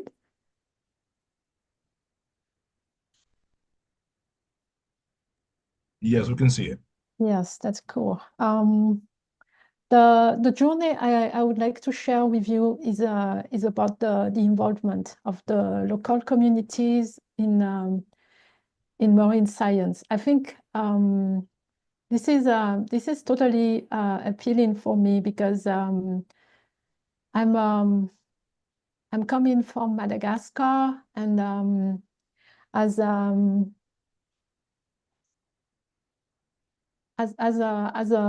woman working in science, it was really a challenge for me because I'm coming from a developing country. As you know, Madagascar is in Africa, and we are working on how to involve local communities. My journey was really uncommon for a woman in Madagascar. I started to study ecology when I was at high school. But when I started my graduate school, I decided to go in economics. So I studied economics when I was in the grad school, and I was really interested. I've always been interested in ecology, and I discovered ecological economics when I was in grad school, and I said this is what I want to do because for me, economics without human, it doesn't mean anything for sure. And also ecology, it should consider the human well-being. And it's very important, I think, to have that in mind. So when I started my journey as a scientist, I was always thinking of that. How can I make the world better? How can I improve our life, and how we can contribute better for the conservation of the biodiversity all around the world. So my journey was really on this amazing project that I've already done on my journey. It's always about human well-being. How can I improve human well-being? That's my purpose in life.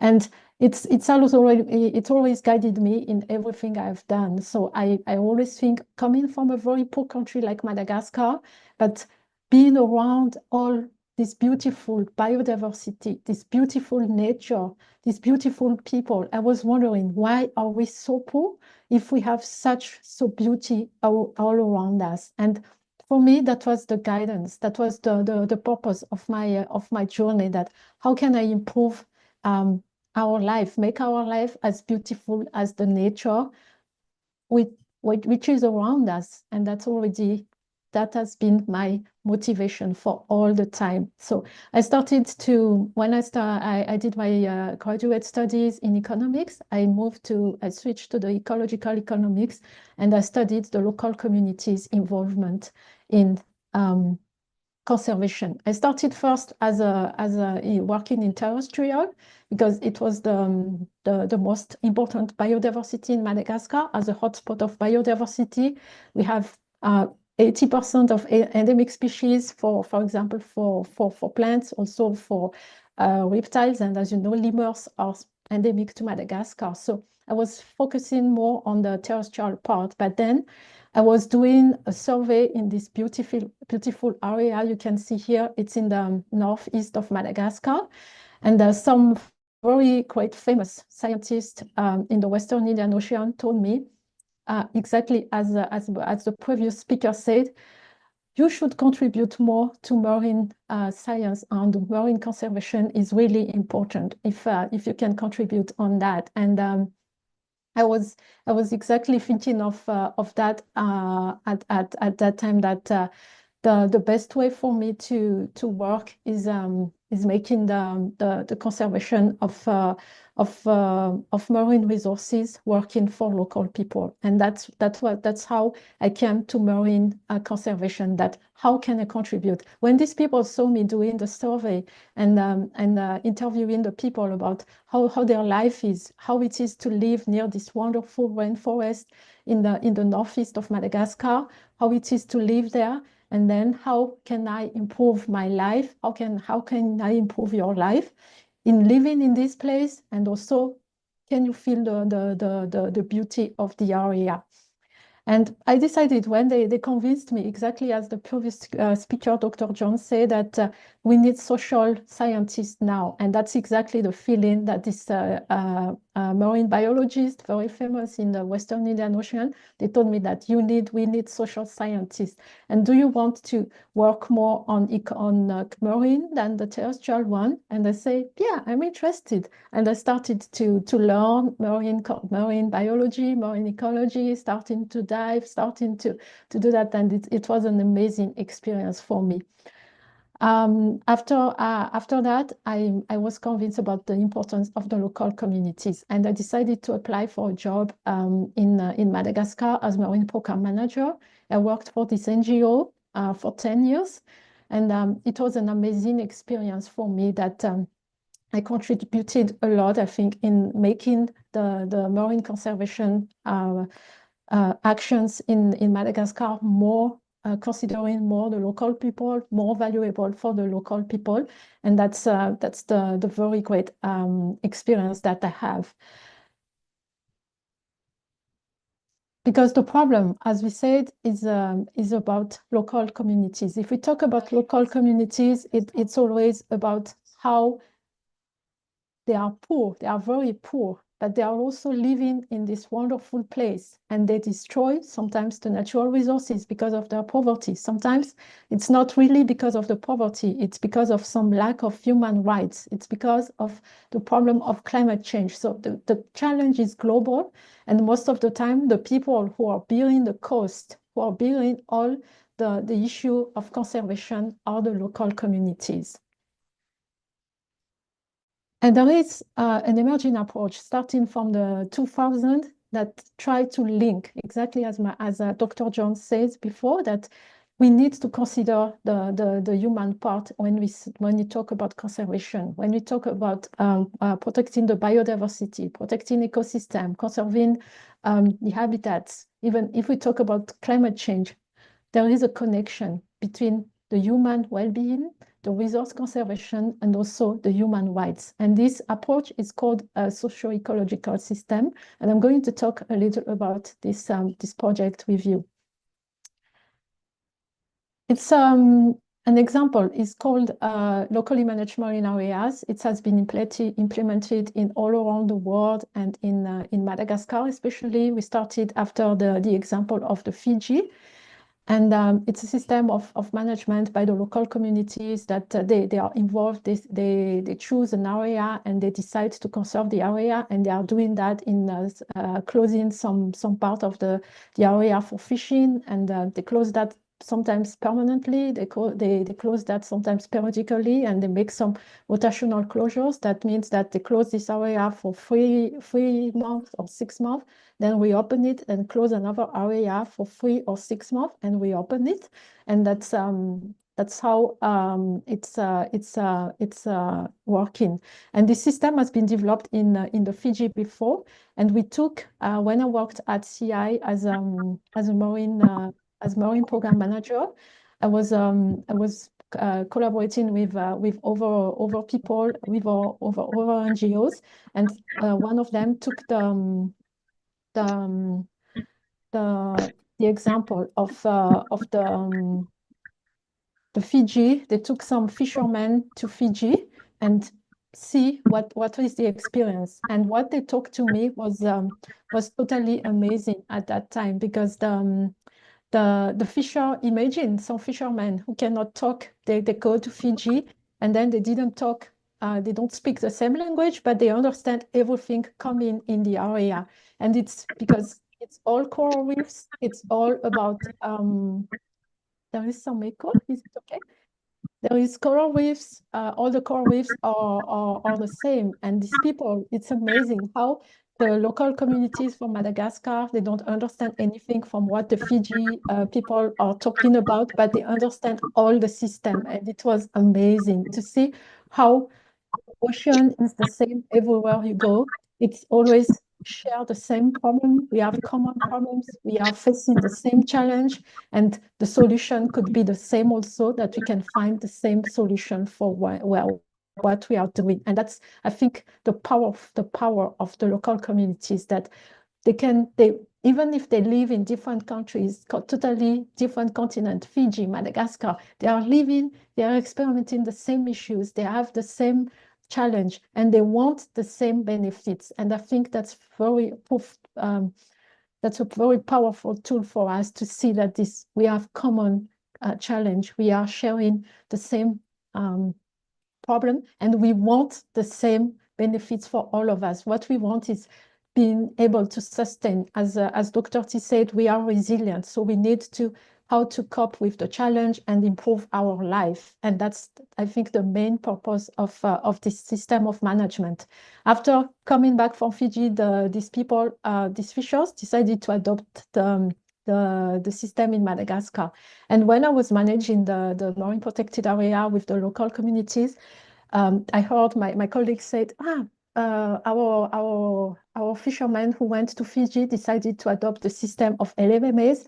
Are you interested to see and take your communities to our community and see how it works? And they say, let's do that. So we took the fishermen after they get back to Fiji and implemented the system.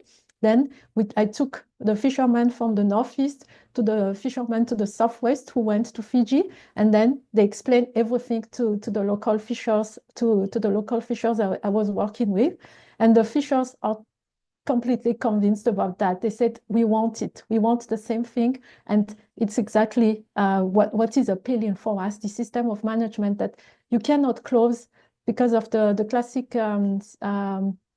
classic view of marine protected area is just, okay, we close this area, no take zone. It doesn't work.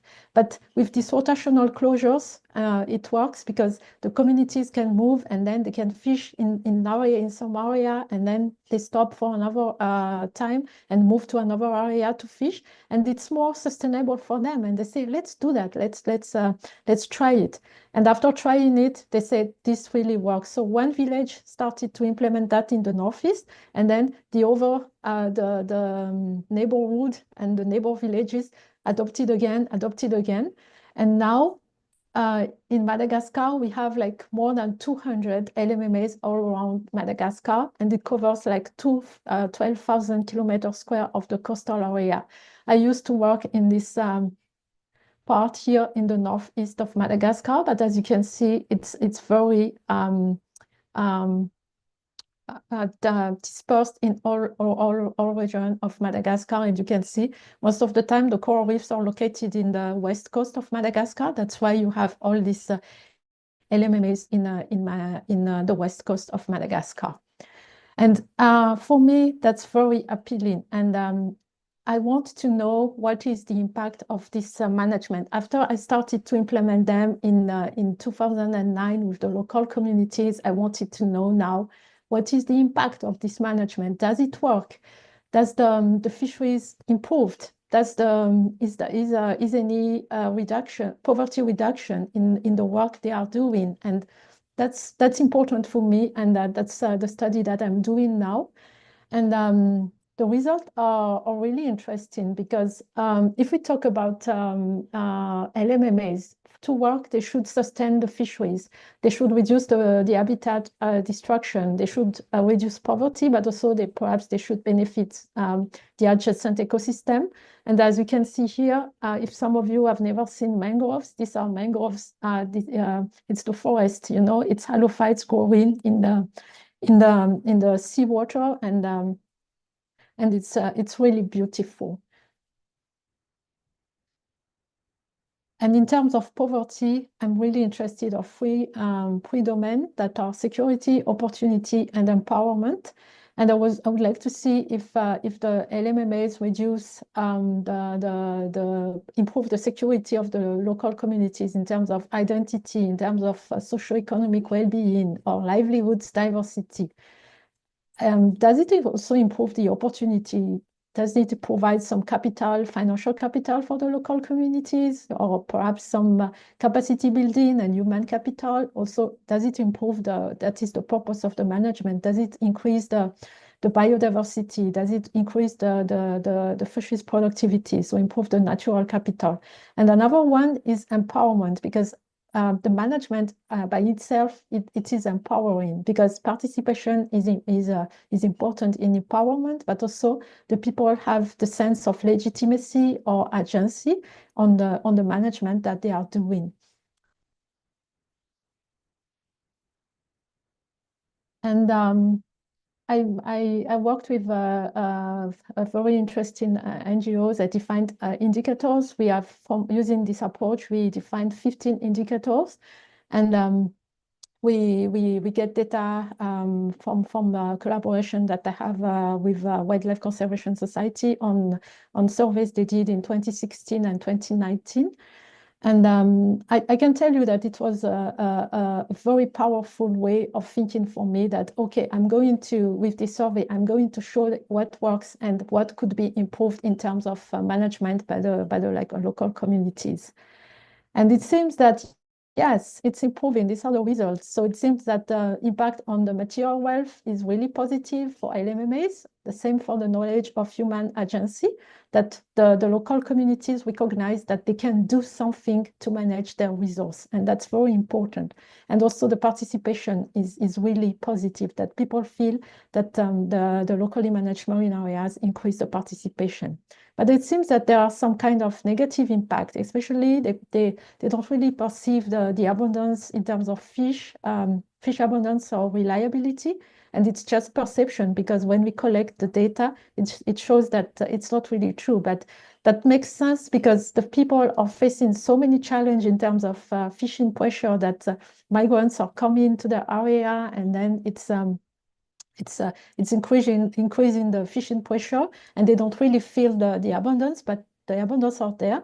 And that's why this kind of qualitative assessment are important, because it catch the feeling of the local communities, how they feel, and how it is how we can improve the management, because it seems that the feeling of less fish abundance is not really true, because we have the quantitative data, but it's coming from some lack of enforcement in terms of enforcing the laws, enforcing the rules in the management, and sometimes it comes from some conflict between industrial fisheries and small-scale fisheries, and they have this feeling of less fish, but it's not, the quantitative data shows that it's not true.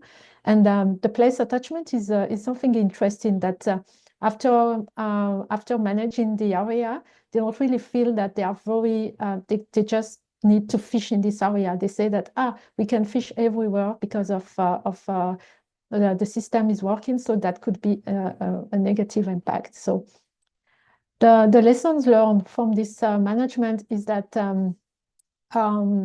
it's very important for marine conservation. When we talk about marine conservation, it's important that you collaborate with the local communities. And then the LMMAs reduce poverty in the place that, in the sense that it increased the material wealth, but also participation, human knowledge agency, that the people knows that they can do something to manage their resource, but also there is some kind of negative impact that are related sometimes to the perception of the local communities, of the management, that there is something that doesn't really work. And it's really important to consider the local context, because each LMMAs has their own specificity, and sometimes the interpretation of the impact is different from one community to another one, and that we really need to consider and study what the local context are. And coming from that, I really want to improve, and it's going on now. There are several workshops going on in Western Indian Ocean now about LMMAs.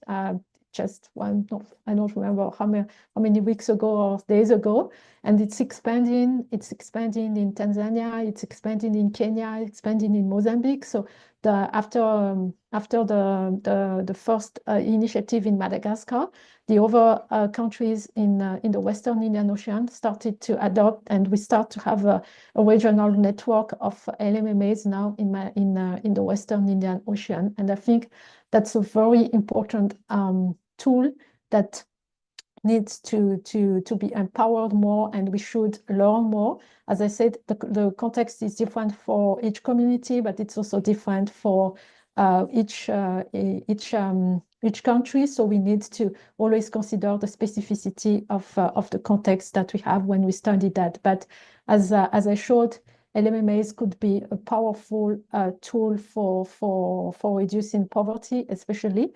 But the perception, it's also the assessment shows that we need to do more in terms of enforcing the rules and managing perhaps some kind of conflict between industrial fisheries and small-scale fisheries. And that's about LMMAs, and I'm really happy to discuss more about my experience and the being a woman in marine conservation. It's something that was really interesting for me, because I started to work as a marine program coordinator for Conservation International when I was 25.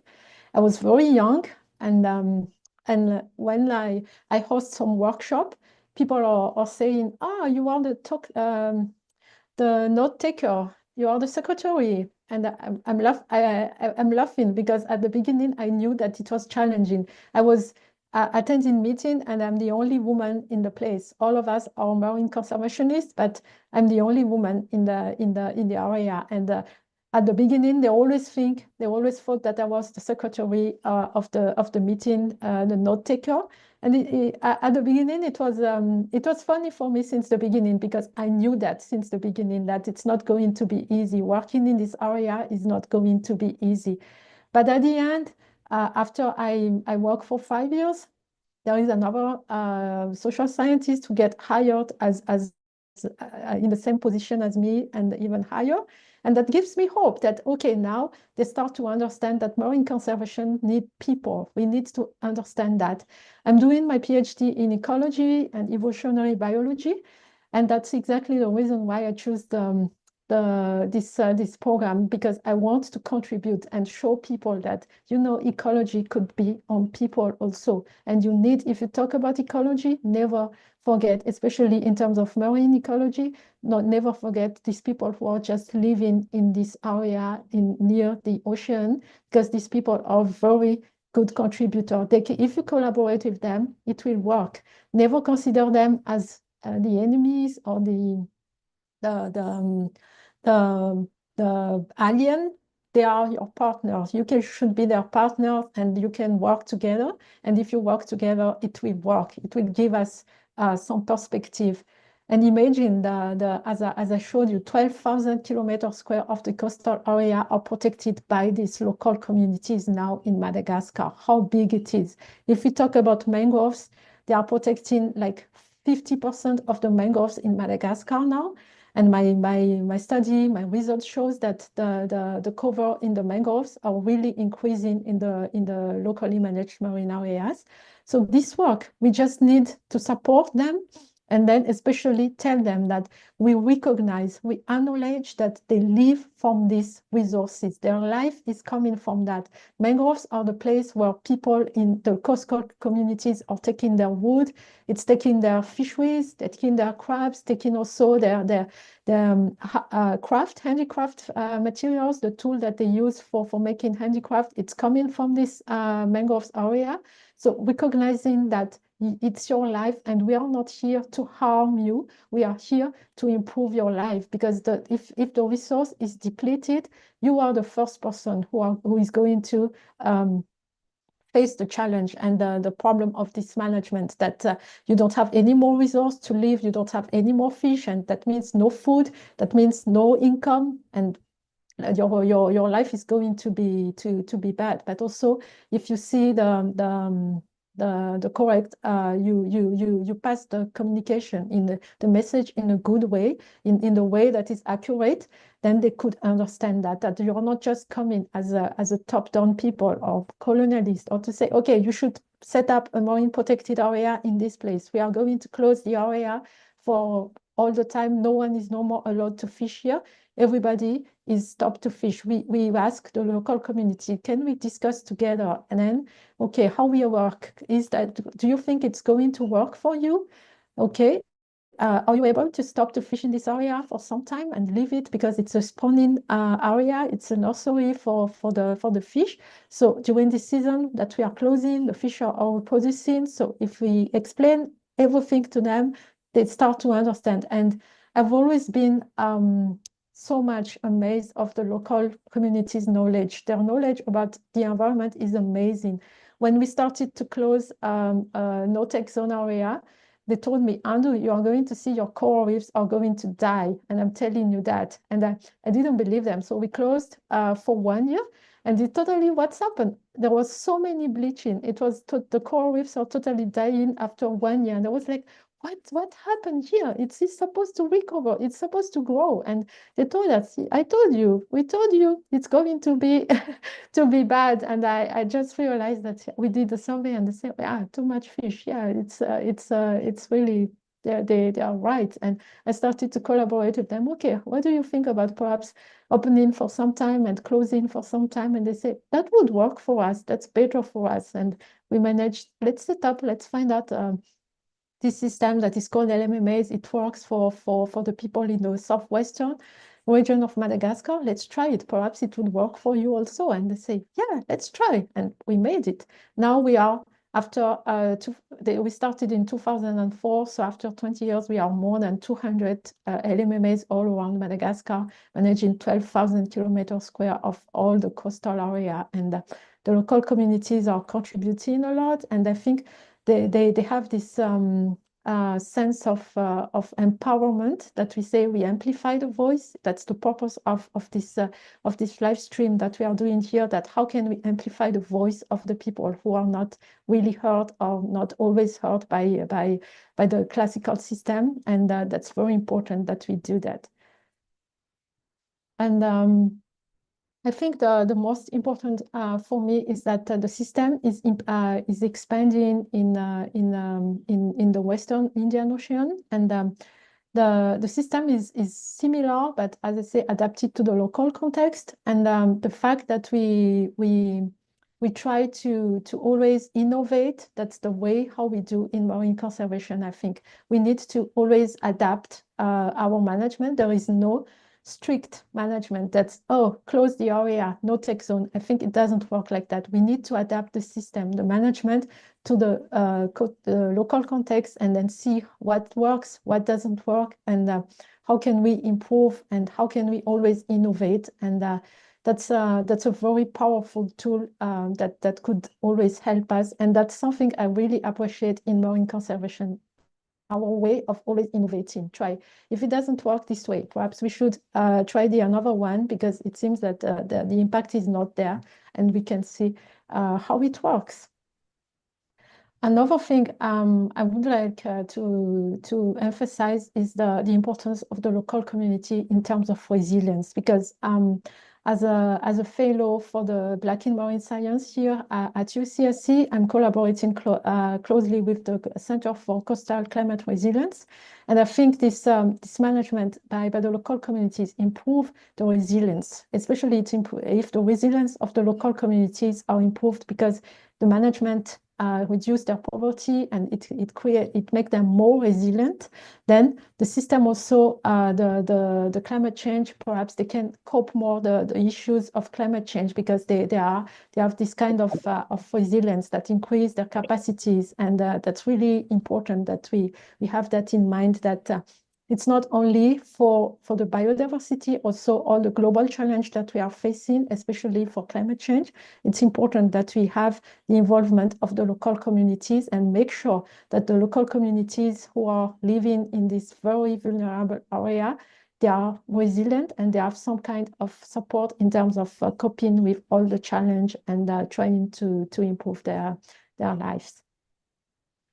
And as a student here, as an international student in the US, I think this last 2 years was really amazing for me, since I started to be engaged with BIMS, and being a BIMS fellow, I really feel the sense of community, because as I said before, it's really important to expand our voice, because not if we are in a system that is not really diverse, we don't the problem is not the same everywhere, so we always have the need to, how can we adapt, how can you make it more significant, how can we make the conservation, the marine science more meaningful for all of us who are working on it, because we are not alone, as Dr. T said, we are not alone, we are here together.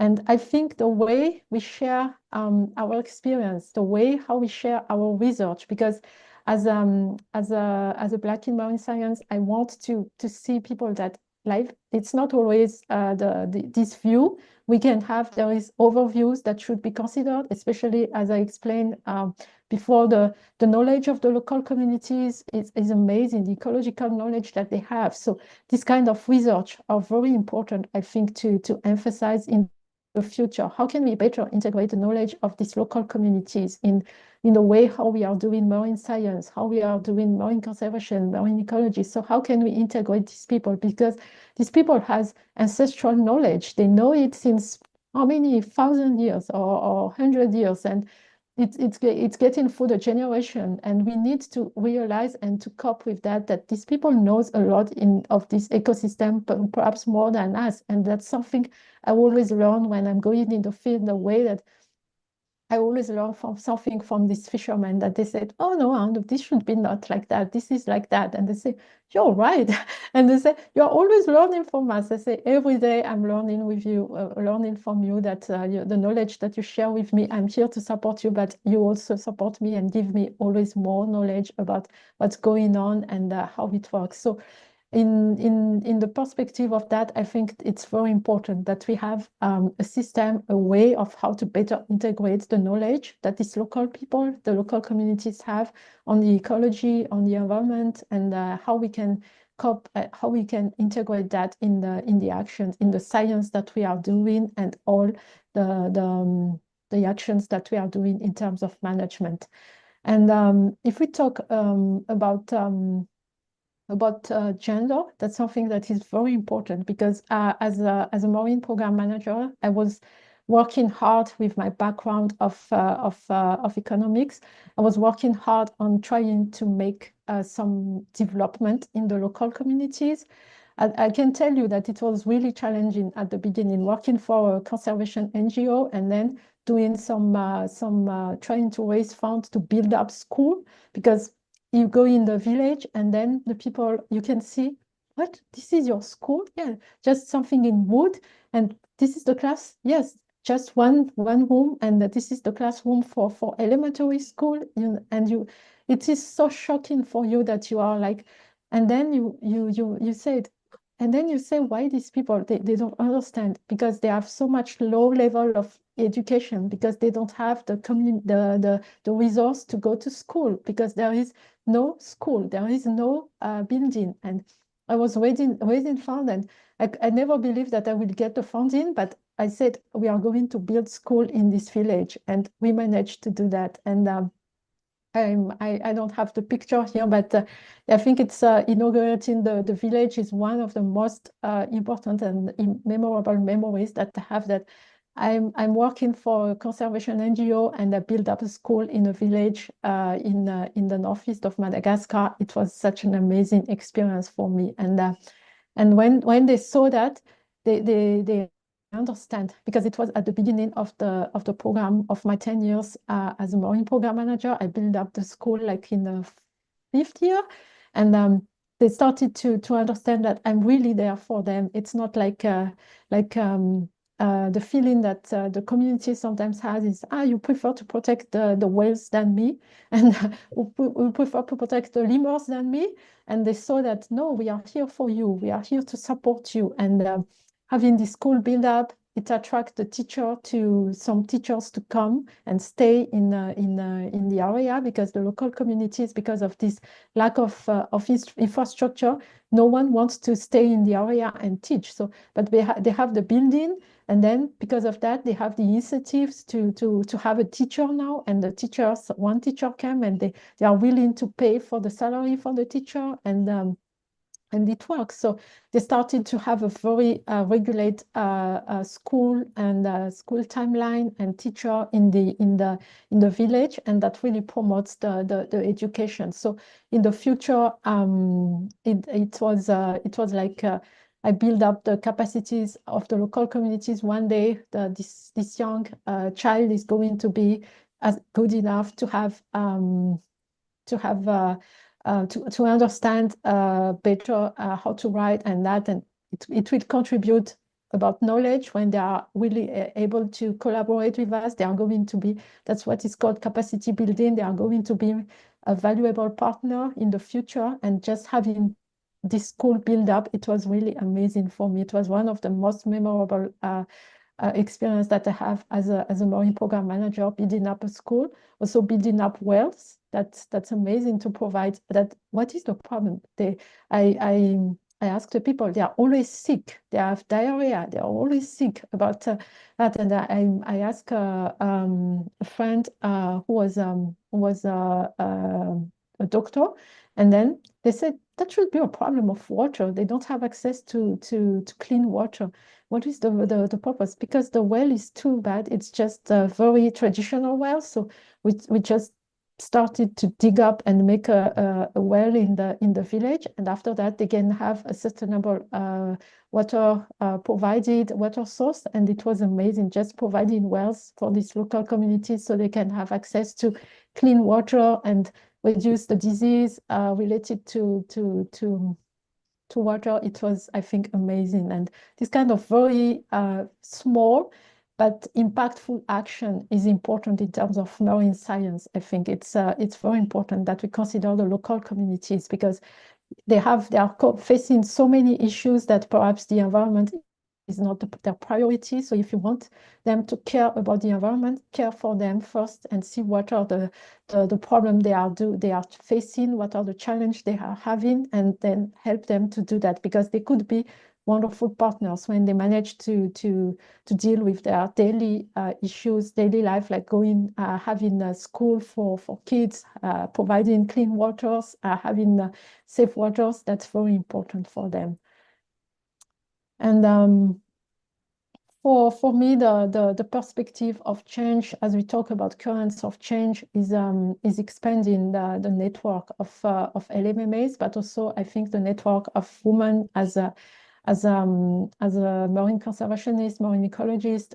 We need to be more active, and I hope that in the future that everything is going to be moving around, and all the diversity that we have in our science as a marine scientist, it's going to improve the science also, because we are more open. There's some views that are not considered before, because of our voice, it's going to be amplified, and it will be more considered in the future that, okay, we need to work more with the local communities.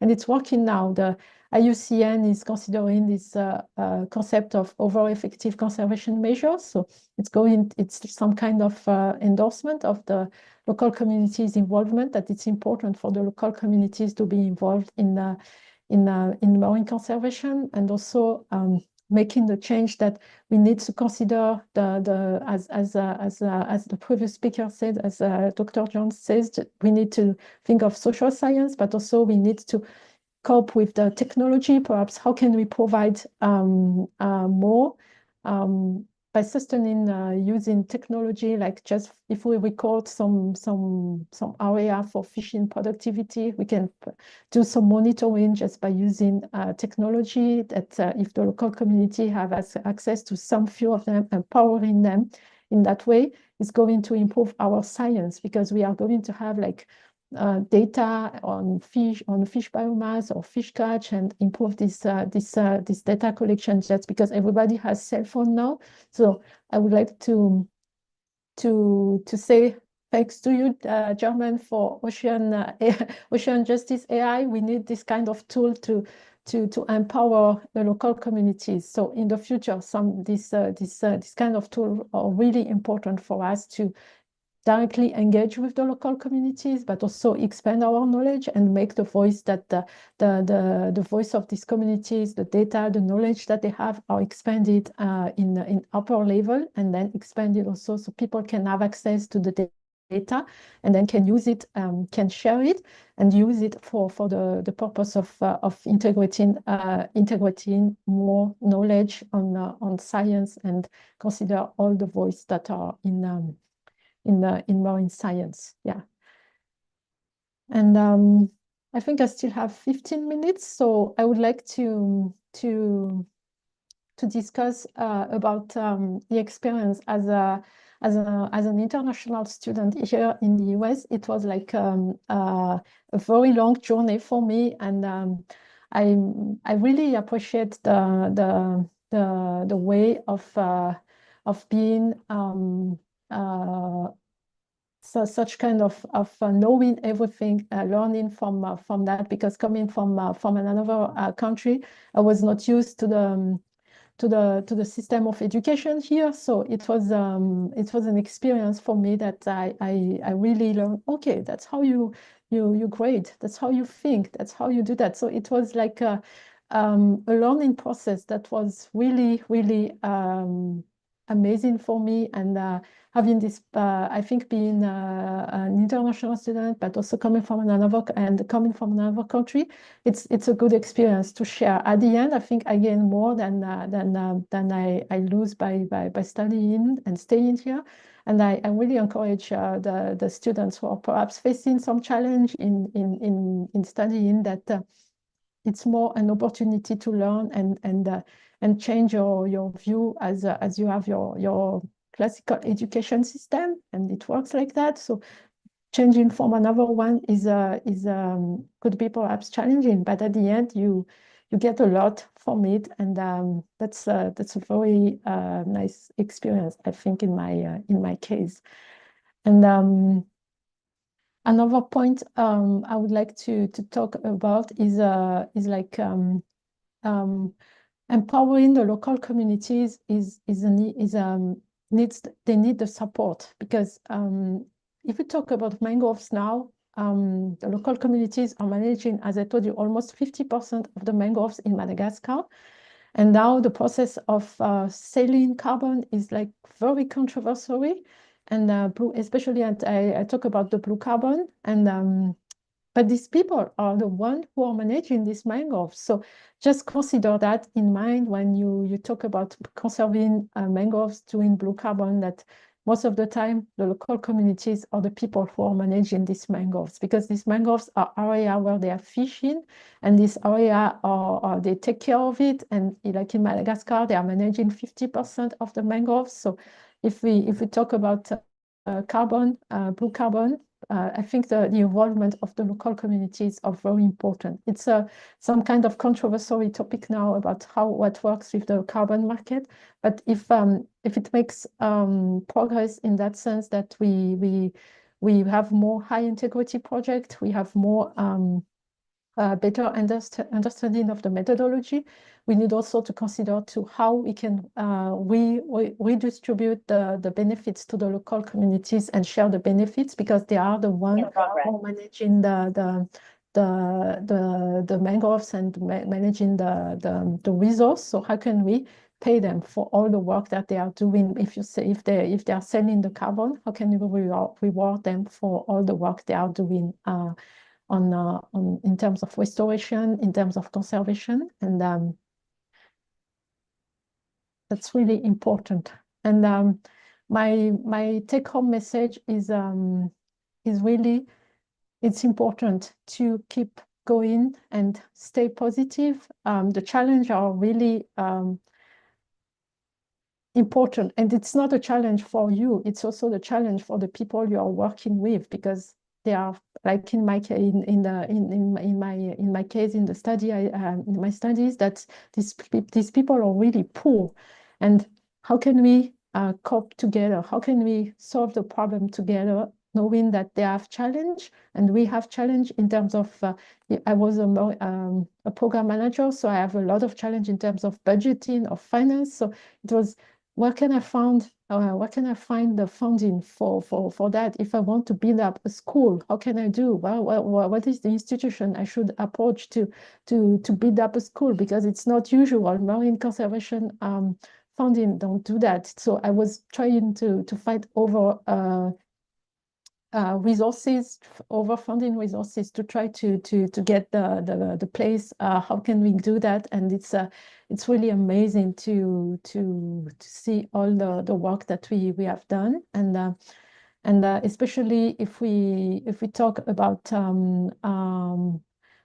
showing the benefits, how can we do that in a sustainable way? Because these people are doing a lot of work, so how can we share the benefits of the work they are doing? Because all of us, it's a global benefit. If we reduce the carbon emission, all of us, it's reduced climate change. So how are we going to work on that and give it back to the local communities who are conserving these mangroves, who are conserving the forest, give it back to them, the reduction, because they reduce the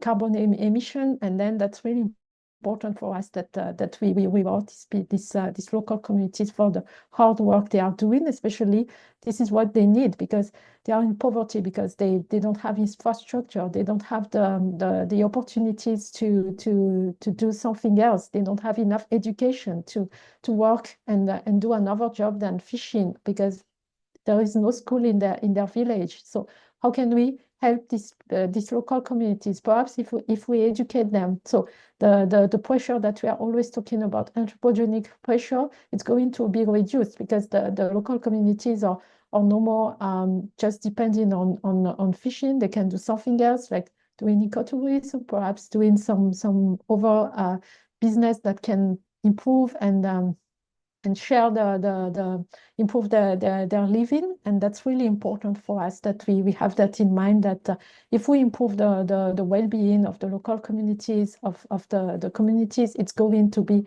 in our benefits also. But we need to make sure that the benefits that we have because of the conservation they are doing, the restoration they are doing, it's also equitably shared in the way that they get all the most of the benefits, so they can improve and do more in terms of funding the conservation. Because working every day for this conserving, doing the patrol, doing the surveys, it needs money, and then the money needs to be there. So how can we have a sustainable funding for conservation? That's the big question that we have. And I think this kind of tool like selling carbon could be one solution for that. So this will sustain the funding for these initiatives that are there, because the local communities, they need help in terms of doing the patrol, doing the work, all the conservation work, and we need to make sure that we have sustainable funding for that. And some kind of work like selling carbon or over sustainable funding are important, because the problem we have in terms of conservation is always the funding, that at some time it stopped, and when it stopped, we need to renew again. But at the end, it's not really sustainable to just think of a short-term funding application that is just for 5 years, and that find another one for the next 5 years. If we have some sustainable funding like selling carbon, and that it could sustain all the conservation that we are doing, and it's making more sustainable, and make sure that we continue and have the same benefits in the future for both of us, all of us. Yeah, so I think I'm okay. I'm done, German. If anybody has a question, I'm here.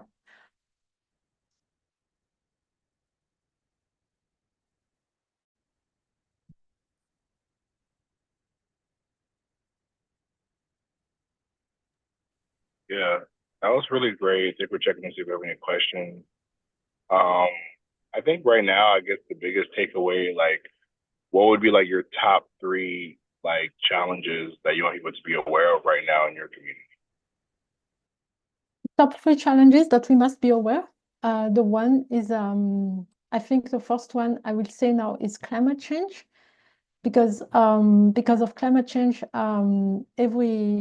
the environment, the habitat is totally changing, and they are always saying that if we talk about like a place that there used to be some species, there is no more there, and it's just because the seawater, the sea surface temperature is increasing, and then it just disappears. So it's not a problem of habitat or a problem of ecosystem health. It's really the global change that is happening. That's the first, I think, challenge, and they cannot do nothing. We try to, of course, we work on making reducing the impact of climate change, but that's really a problem.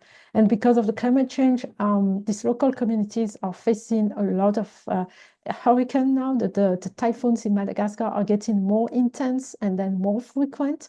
And this is always because of climate change, and that makes them more vulnerable because of that. Because it's like every year now, it's like, okay, the season is coming, the tropical cyclone season is coming, and everything is going to be destroyed. We are going to lose our housing again. We are going to lose everything. So it's totally intense now, and very it's totally crazy. And the second one is I think the globalization is also another problem, that with the access to market by all the local people from other countries can come and then do business. It's getting like endangered species are really targeted now everywhere in the world, and it's really, I think, a big challenge for in terms of conservation. And the last one, I think it's really the problem of education, that because of the poverty, the local communities don't have enough level of education, and that's really a challenge. So if we work in terms of challenge of the local communities impact, I think it's important to have this education problem solved and make them have access to education. It's really good to know. I wonder if there's any like efforts by the government over there in terms of education helping streamline that, you know? Yes, we have a program, but as I told you, the problem is that we have some program for paying the teachers and trying to make the school more sustainable. But the problem is always like the people are growing, the growth rate is important. So a small village we used to have perhaps like 5 students, or I don't know how many students, it's totally doubling now. And we need to have this capacity of coping the population growth in terms of education, because the infrastructure are not growing as quickly as the population is growing. So we have more students now, and it's always increasing, but the infrastructure are here for like 10 years, and it was half student, and now the number doubles. So it's really a challenge because of that the population is growing quickly, and the infrastructure are not enough for that in terms of education. Okay, excellent. So yeah, definitely learned a lot. This has really been great. Well, you got about 2 minutes left. I guess if you have one more thing you want to kind of leave us with, you can.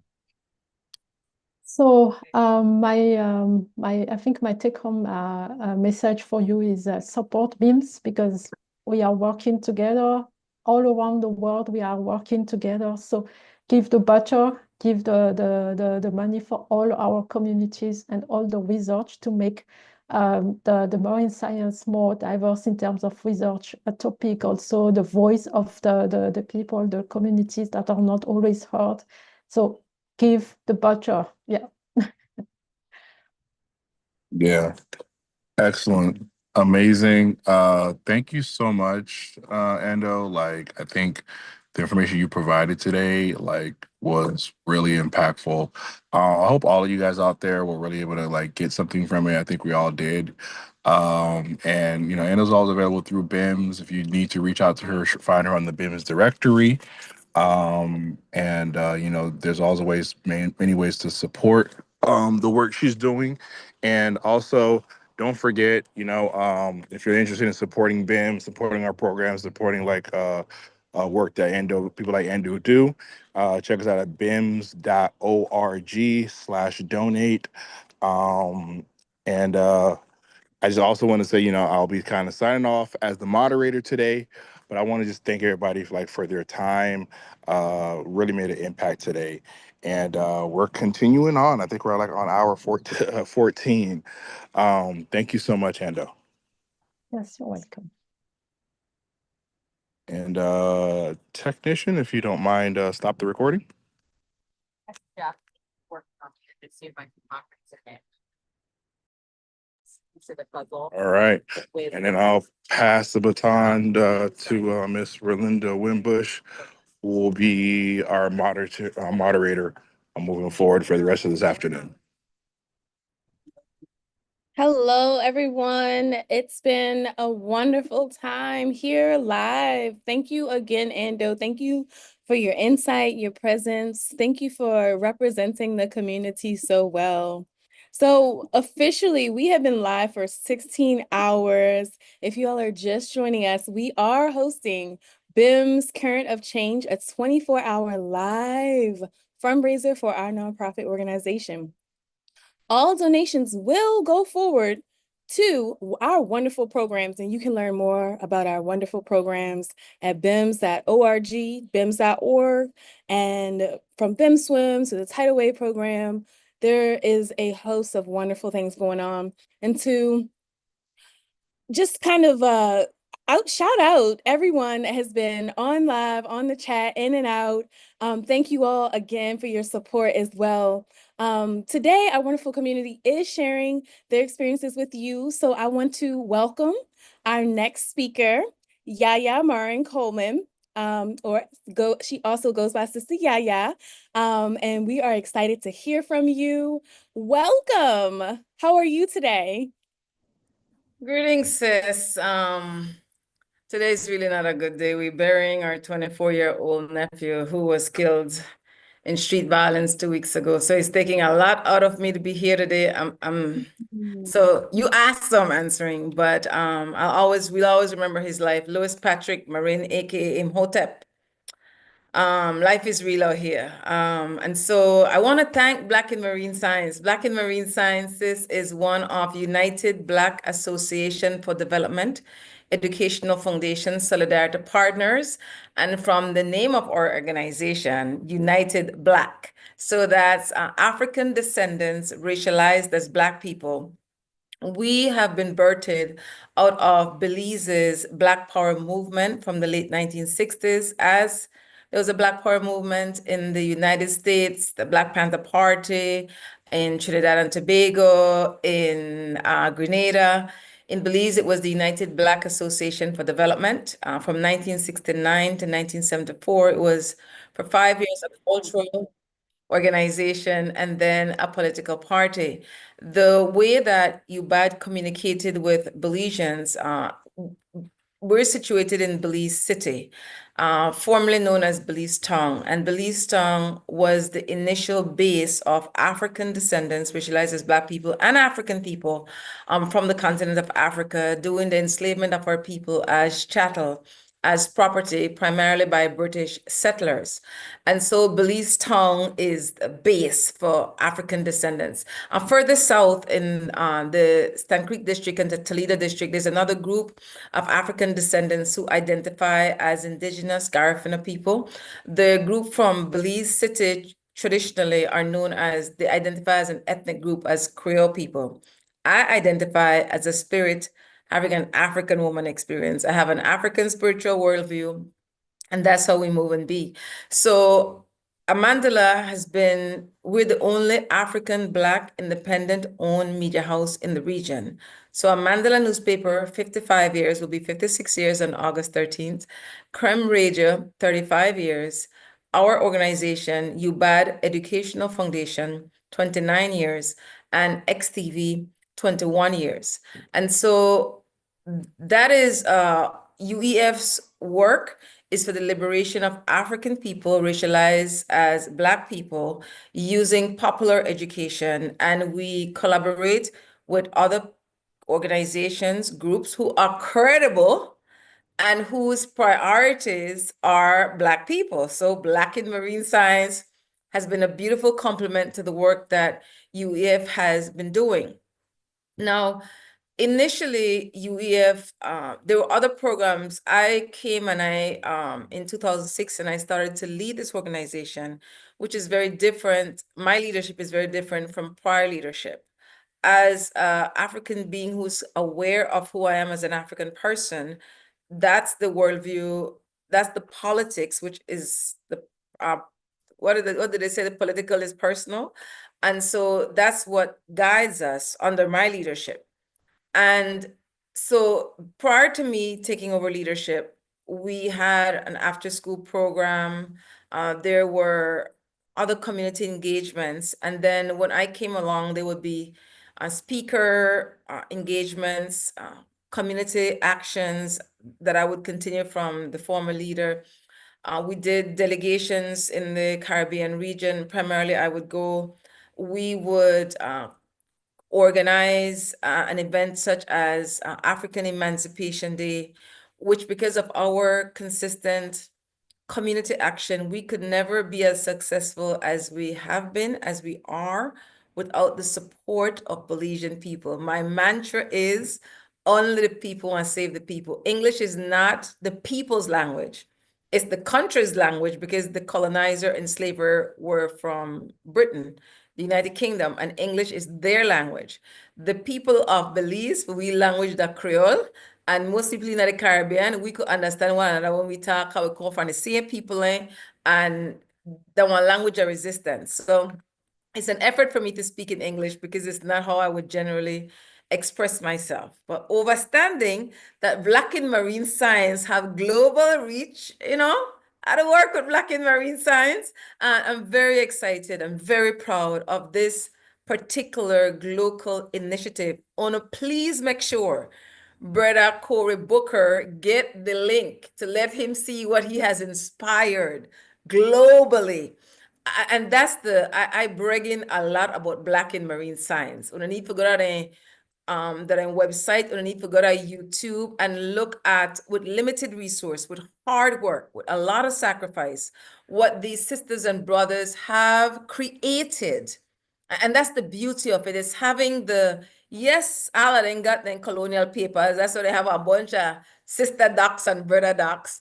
And they're very comfortable in identifying, in presenting, in being African people racialized as Black people, in taking up space, in looking people in the eye, in being very confident and fearless of the knowledge that they bring as it relates to the marine sciences and ocean awareness. So I really, and we're not even want to talk about their merch.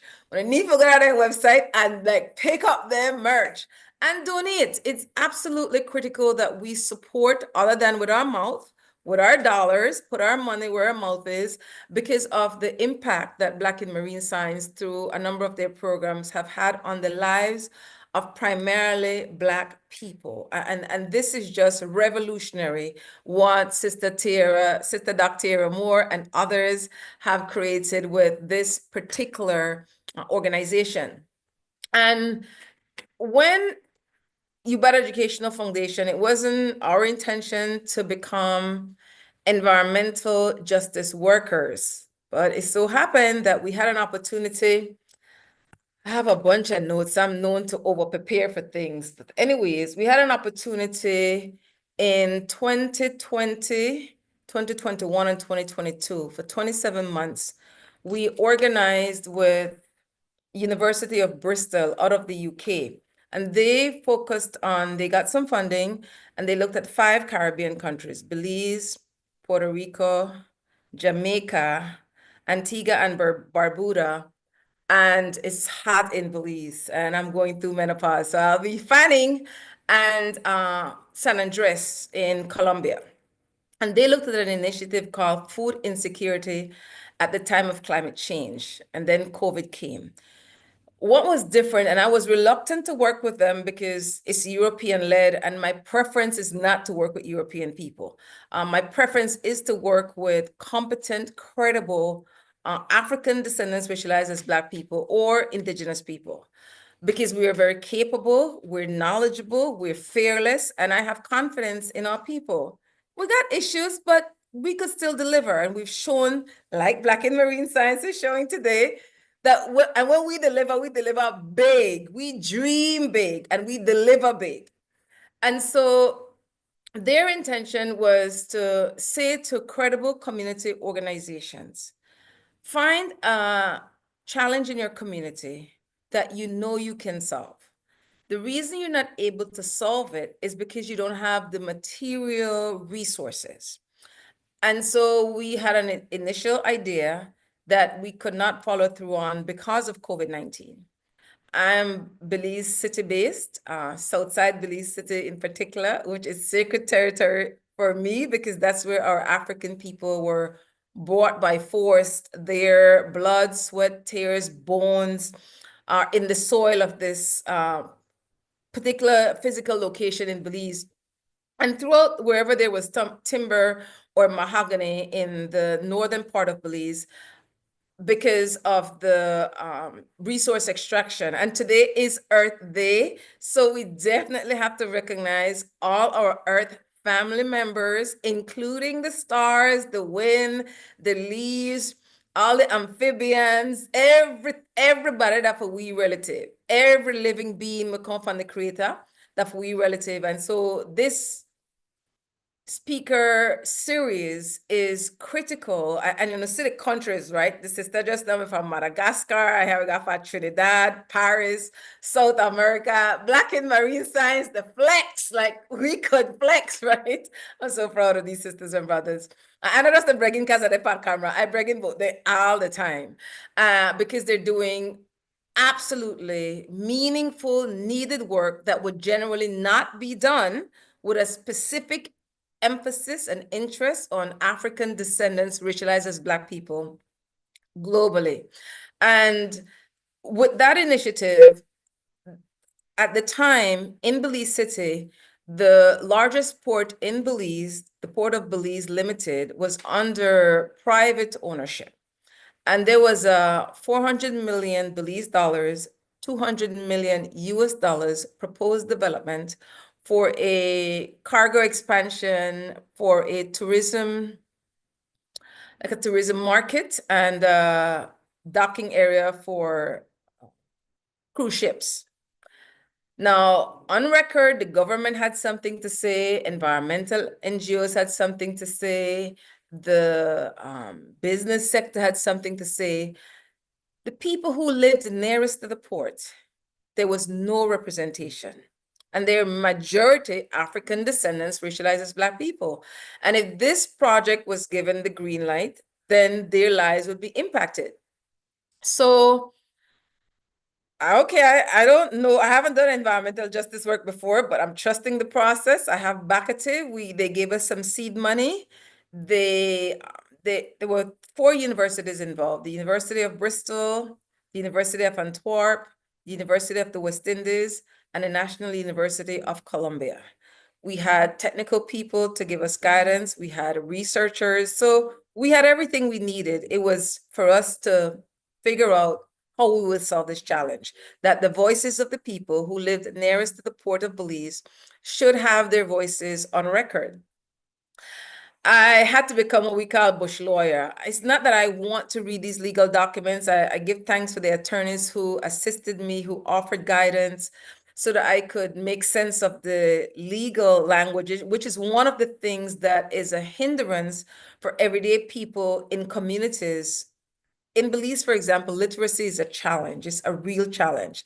And even for people who are literate, it's not a language where we could relate to. It's a lot of technical jargon. Anyways, we use our media house. Our media house is a major pillar in UBAD Educational Foundation in Sweet Southside, Belize City, in our organizing efforts. And we say to our solidarity partners, it's the least we can do.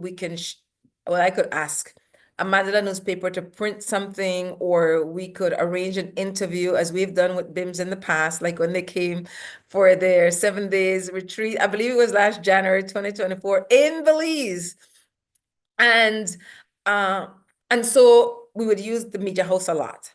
So at that time, we went into the community. At the time, I used to do a segment called 2 Cents Scam, where Monday through Friday on the morning talk show called Wake Up Belize Morning Vibes. And you could go to XTV Belize on Facebook or XTV Belize on YouTube to see our programming. And I would hit the streets and ask Belizeans questions that we felt were relevant to them, that they were oftentimes not aware of, asked in a serious way to participate, to comment, to give their 2 cents. So it's called 2 Cents Camp. So following that format, I went into the wider community where the Port of Belize was, asking people, what do you know about this development? Sure enough, most of the people said they didn't know about it, or what they knew about it is just what they picked up off the news or whatever was rumored in the community. Now, at the time, there was an obligation for there's something called the environmental impact. No, it's the National NEAC, Environmental Assessment. I forgot the name of it. The acronym is NEAC, National Environmental Appraisal Committee. Yes. And it's primarily people from government ministries or departments who would review what's called an environmental impact assessment review. Any developer who wants to develop needs environmental clearance to do a development. Without the environmental clearance, you cannot have a development. So you would, whatever is required by NEAC or by the law, and you would send it to NEAC. NEAC either say yes to the environmental clearance or no to the environmental clearance, or they may have some other stipulation. So I went and I found out who all the members are. A number of them got upset because I would call their names. I use the media host a lot. And a part of the process is that they would have a community meeting to get feedback from the community. It was a lot of work. Again, I couldn't do it without our people's assistance. Anyways, had the community meeting. Bottom line, the environmental clearance was denied. I believe it was December 2021. In that denial letter, 6 reasons were given why the environmental clearance was not given. And one of them had to do with that there was not adequate consultation within the community. I contacted the Ministry of Sustainable Development to ask specifically if that particular reason of the 6 reasons had anything to do with UES work. And they said yes, because we want to see the impact. So that was a win. Now, according to the law, when an EIA is denied, it should then go to a tribunal, which has never been activated. And whatever the tribunal decides is final. But instead of doing that, the state says to the developer, resubmit your EIA package again, and then we will find out, or we'll go through the process again. And they submitted the package again in 2022. UEF had to go back into the community again, hired 3 community workers to go door to door and ask people. And again, we had evidence to show that there was not adequate consultation in the community. And the EIA was denied again. When the EIA was denied again, then the tribunal could be activated. So UEF, we had another partner, Global Legal Action Network, primarily European attorneys out of Europe, who gave us small funding, but it was useful. We got in contact with a number of attorneys from Jamaica, from England, from the United States, from Belize to say, okay, this is where we are in the process. What do you suggest that we do? It was suggested, because remember, that's the first time the tribunal has been is going to be implemented. Now, the law does not allow interested parties in a case like this, but our attorney still sent an email, I think, to the chief or the magistrate or the judge for that tribunal to say, whatever decision that is made at this tribunal will impact 2 specific groups of people: fishers and the people in the community nearest to the port. So we really should, we have an interest. The next day, the attorney for the developer said, now you know that the law does not give you that right, which is true. The law doesn't give you a right, but sometimes a legal action could be something as simple yet as serious as that, to say the law should have been written to give the people who are most likely to be impacted by a tribunal decision the opportunity to be a part of the process. It was a learning experience. Long story short, the government of Belize ended up purchasing the Port of Belize from the private developer, and so all legal matters were squashed. But that was a big learning curve for UEF.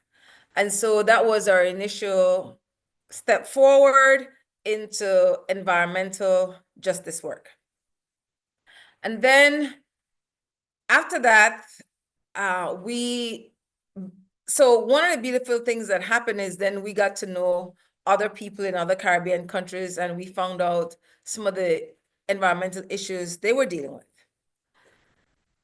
I was doing research on African reparations, and we have solidarity partners in the UK, like PARCO, I think it's the Pan-African Coalition for African Reparations in Europe. And in one of their letters, I saw that they had made a reference to an agreement that is referred to as the Escazú Agreement. It's been a while since I have looked at this agreement. Where are my glasses? I don't know where my glasses are. Anyways, oh, here they are. I need them to see. The agreement is the regional agreement on access to information, public participation, and justice in environmental matters in Latin America and the Caribbean. I try to deal with organizations like the UN, CARICOM, African Union. Those institutions were never designed for the liberation of African people racialized as Black people, and I am not a diplomat, so I stay on the ground, learn from our people, organize in our best interest. But this particular document seemed like it could give us some teeth to look after our own interests environmentally as working people. And so from the reparation document, it was making the point that here's an example of a good practice where people are involved in the creation of a document where the most marginalized and impacted people who are oftentimes not seen, not heard, not respected, erased, that they're deciding what's best for them in this document. It's the agreement, the oversight committee is called ECLA, the Economic Commission for Latin America and the Caribbean. The Spanish acronym is CEPAL, C-E-P-E-L, P-A-L. And so I went to look up, well, where is Belize on this agreement? Because this agreement sounds like this agreement that fire. Only to find out that, let me see what year it was. It was in, okay, where the thing there when you want it, I tell you, here we go. So that's when I found out that in July 2021, ECLA, who has the oversight for the Escazú Agreement, had a seminar on the Escazú Agreement for government officials and relevant stakeholders in Belize. That was the only thing I found online as it relates to Belize and Escazú Agreement, and it was posted by ECLA. So based on the agenda for that meeting, I contacted the relevant authority in Belize and said, listen, we're new to environmental justice work. We're an interested stakeholder. We want to know more. And so Belize had already signed, and during this time frame, we had a change of government, which carries a lot of weight when you're doing work like this. So Belize signed the Escazú Agreement September 24th, 2020, but they had not ratified it. So I learned more about the agreement, made connections with people in the Caribbean, had community meetings online, brought in guests online, went into an African heritage community in the Toledo district called Monkey River Village that was having serious issues with erosions. They're burying ground.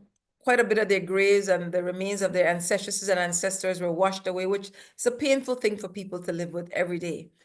And so it was to bring awareness to Belizean that this agreement exists and we need the government to ratify it so that we could then use it moving forward when it comes to environmental justice work. Now, again, because we have our own media house, we maximize the opportunity. I produce and host the only news review talk show in the country. I contacted people who are credible, who knew differently than I did, who knew more than I did as it relates to the Escazú Agreement. So there's no doubt that Belize's name start to ring up about the Escazú Agreement. Now, remember, ECLA did not send anybody to Belize, as they've done in other countries, to advocate for a country to either sign or ratify it. Here comes this grassroots organization, primarily on our community strength, and is making ourselves known that this is something that we're doing in our interest. And anybody who know me know I could get well quarrelsome when it comes to Black people business at home and abroad. And a back down most of the time. And so this was a process. Eventually, and in that process, I got in contact with, when you're the work, you just meet people. And so I came across, or I was put in contact with an organization called Parliamentarians for Global Action. I'll read for no way sick, because I don't remember it. Parliamentarians for Global Action is a nonprofit, nonpartisan, international network of committed legislators that informs and mobilizes parliamentarians in all regions of the world to advocate for human rights and the rule of law, democracy, human security, non-discrimination, gender equality, and climate justice. So we started to nurture a relationship with them. Eventually, the state did ratify it, but it took some back and forth for it to happen. But as soon as the state decided that they said they were going to ratify it, then they changed their minds. Here comes a prominent NGO, all of a sudden then they take up space now. You had never heard them said anything about the environment, about the Escazú Agreement. You've never seen them, never. When it comes to the Escazú Agreement, UEF front and center. But now that the government was making a verbal commitment to ratifying the agreement, here comes the environmental NGO. And then the media houses would give the environmental NGO more airtime than they would give UEF, and I've held them accountable on it. If you go to Parliamentarian for Global Action, you will see UEF contribution, you'll see the environmental organization contribution, you'll see the parliamentarian from Belize who's there. So what I'm sharing with you is paper trail of the work that Bad Educational Foundation has done when it comes to environmental justice in Belize as a community-based organization. Now, I leery of NGOs, non-governmental organization. Aaron Doty Roy has said that real political resistance offers no shortcuts. The NGOization of politics threatens to turn resistance into a well-mannered, reasonable, salaried 9-to-5 job with a few perks thrown in. Real resistance has real consequences and no salaries. So what we're seeing happen, what we've experienced happening, and it's not just in environmental justice work, because you also does African descendants reparation work as well, is that there's what we call movement capturing. Working class people who are in the communities who have to figure out what to do when your communities flood, when you have soil erosion, when you are not able to afford the cost of fish because it has gone up, or you don't have as many seafood as you used to have in the past, or you are in inadequate housing and it's extremely hot, or it's raining outside of the rainy season in Belize. You don't have a choice, just a matter of survival. Everyday people would have to figure out solutions. Environmental NGOs are not in those households, are not in those communities, are not in those families, even though some of them come from those families, but it seems like they knock their head and they forget who that the families were nurtured and care for them.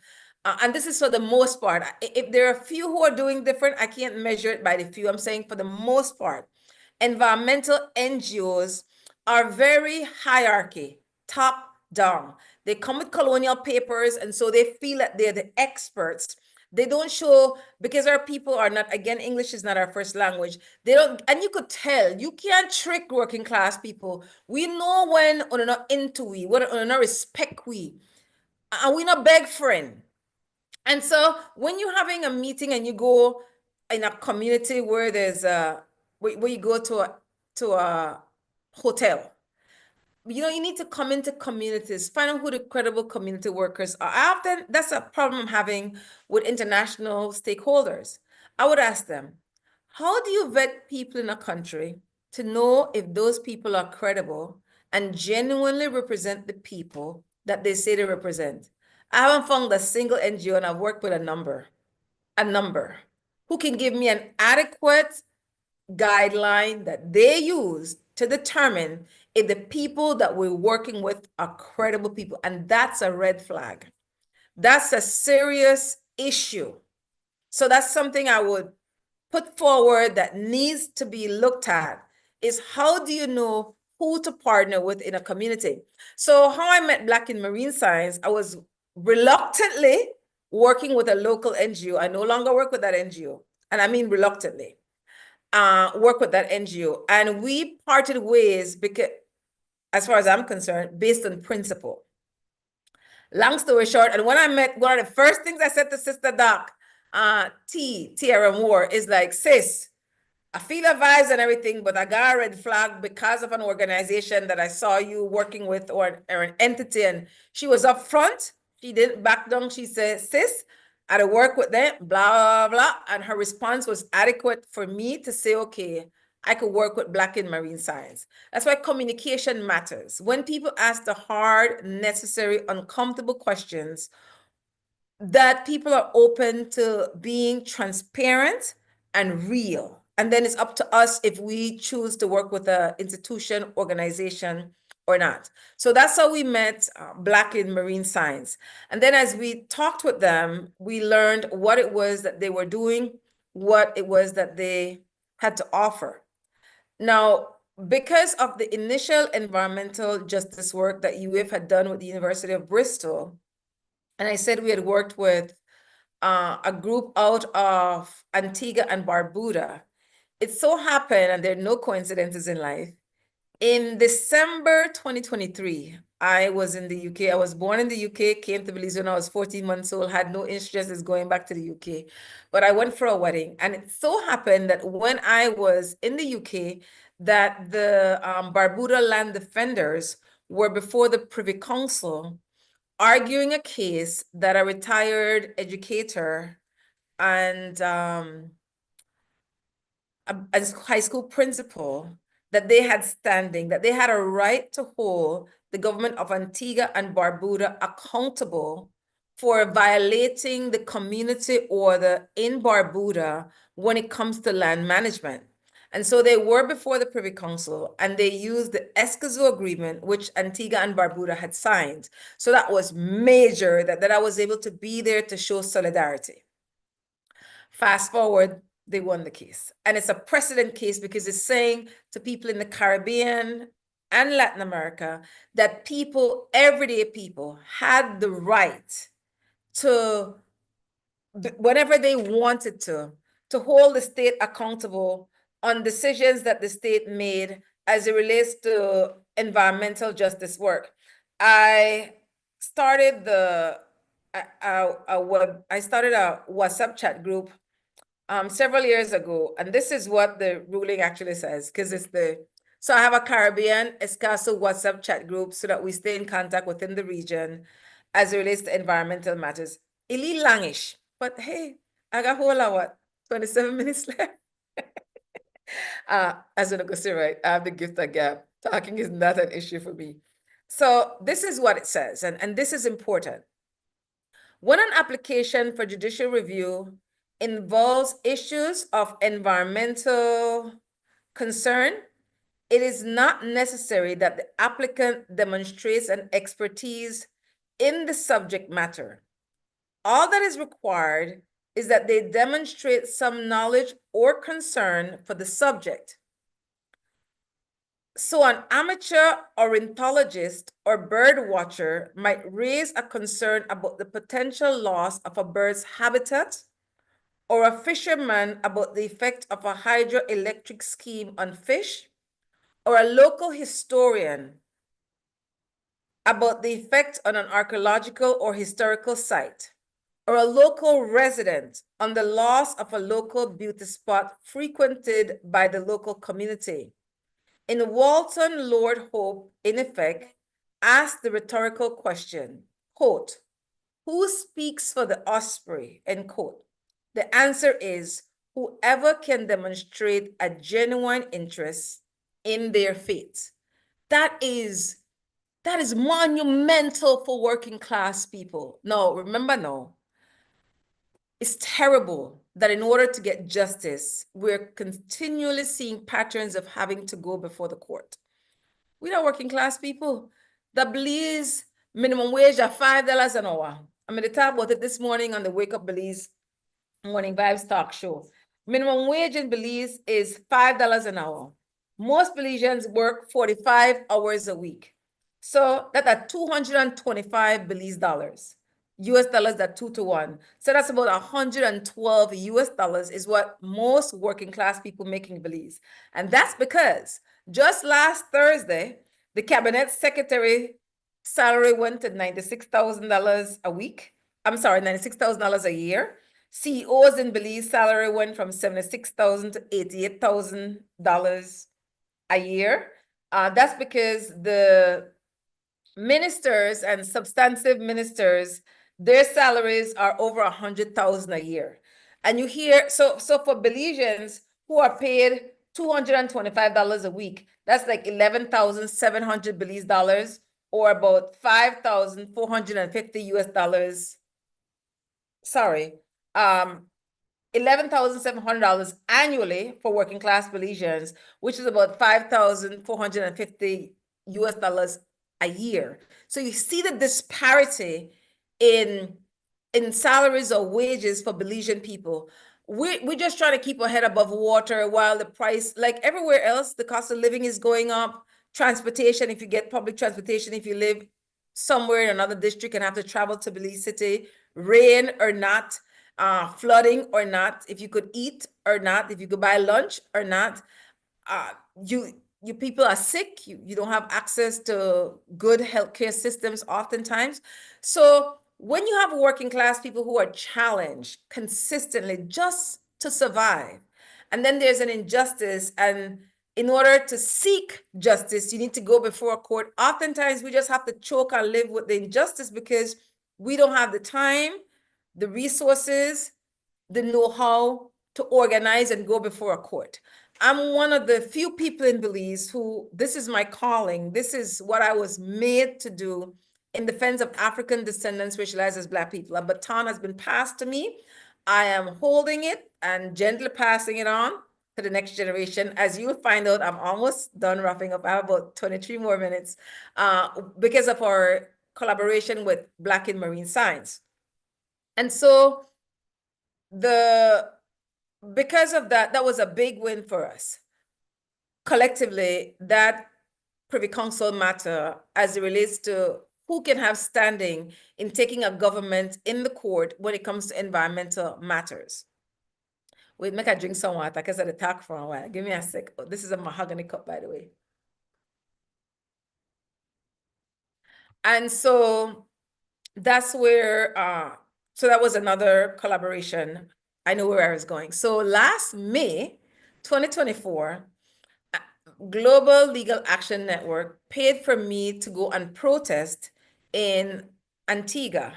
Now, I am known to protest, and I protest for long. Like, there's an ongoing protest right now with the government of Belize. Today is the 231 day, April 22nd.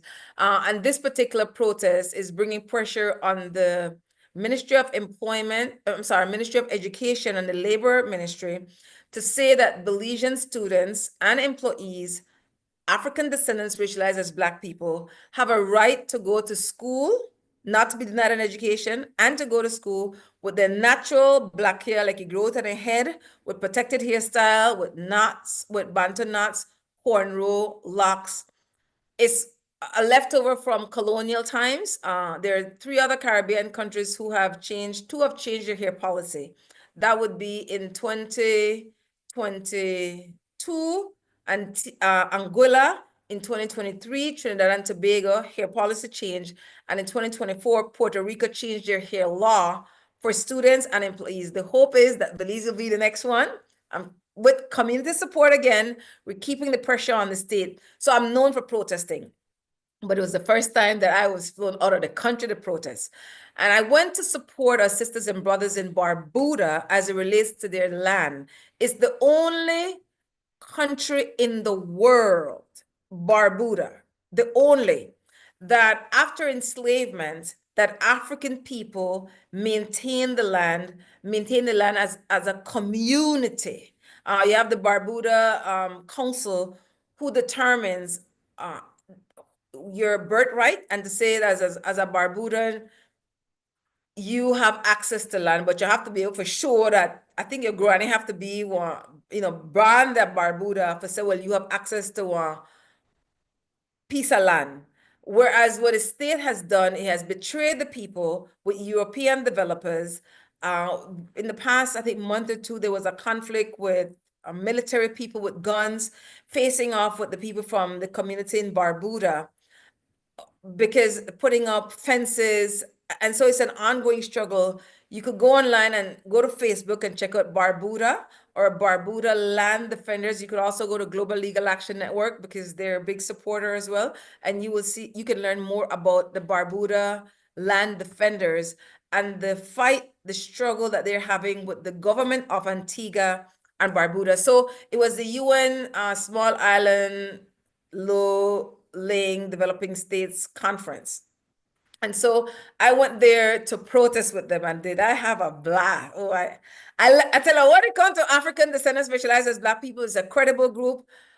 If I don't got no money, you have not got no money. So if you don't want pay me transportation, feed me, house me, I am willing to work in the defense of our people. I cannot go on U.S. territories. I was deported in 2009. I lived in the United States for 18 years. I broke the law. Yes, I did.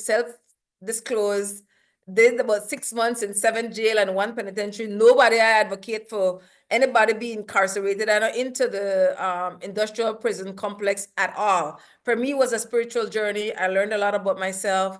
I'm just saying the reason why the level of awareness that I have as an African person, and because I have a set of colonial papers too, that I organize different, I advocate different, I present different. And anytime I sit down at any table, I am an equal. I don't care who you think you may be based on your last name or colonial papers, your bag of money. When I show up, I come with our African ancestresses and ancestors.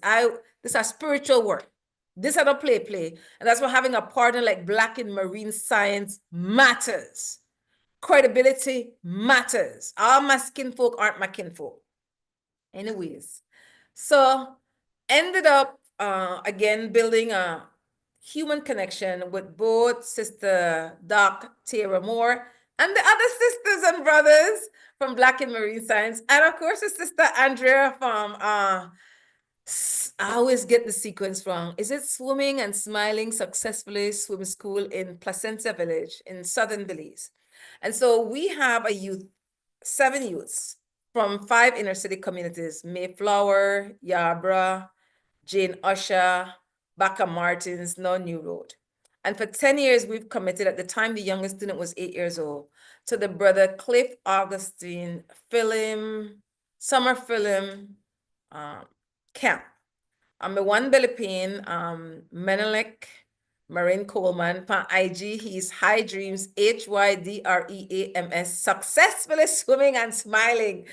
Forgive me, Andrea. Successfully swimming and smiling. You hear the name of the swim school? Successfully swimming and smiling in Belize.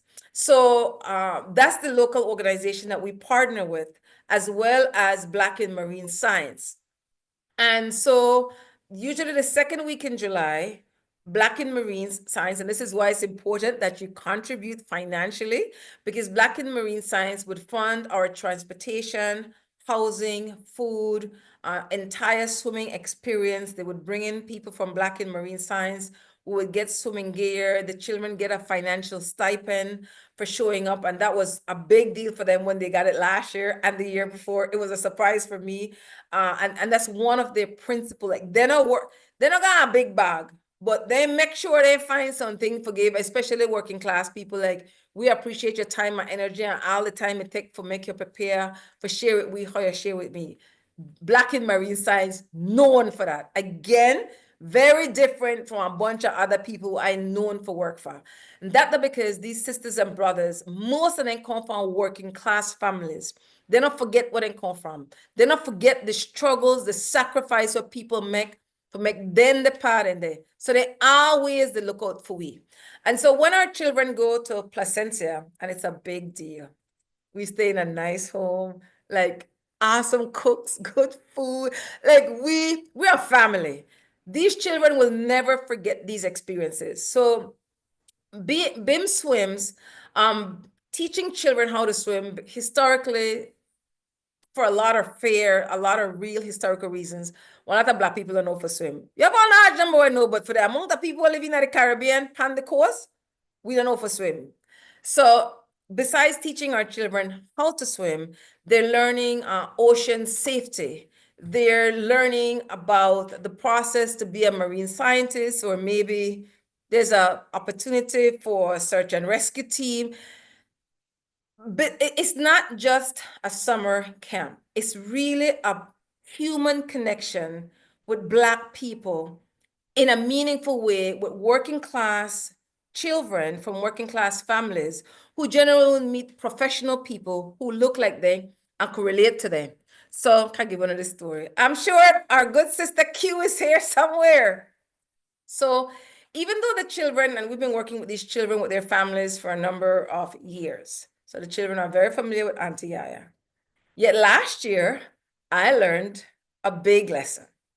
As close as I am to these students, I don't come from, I've had hardships, but nothing compared to what most of these children and their families have experienced.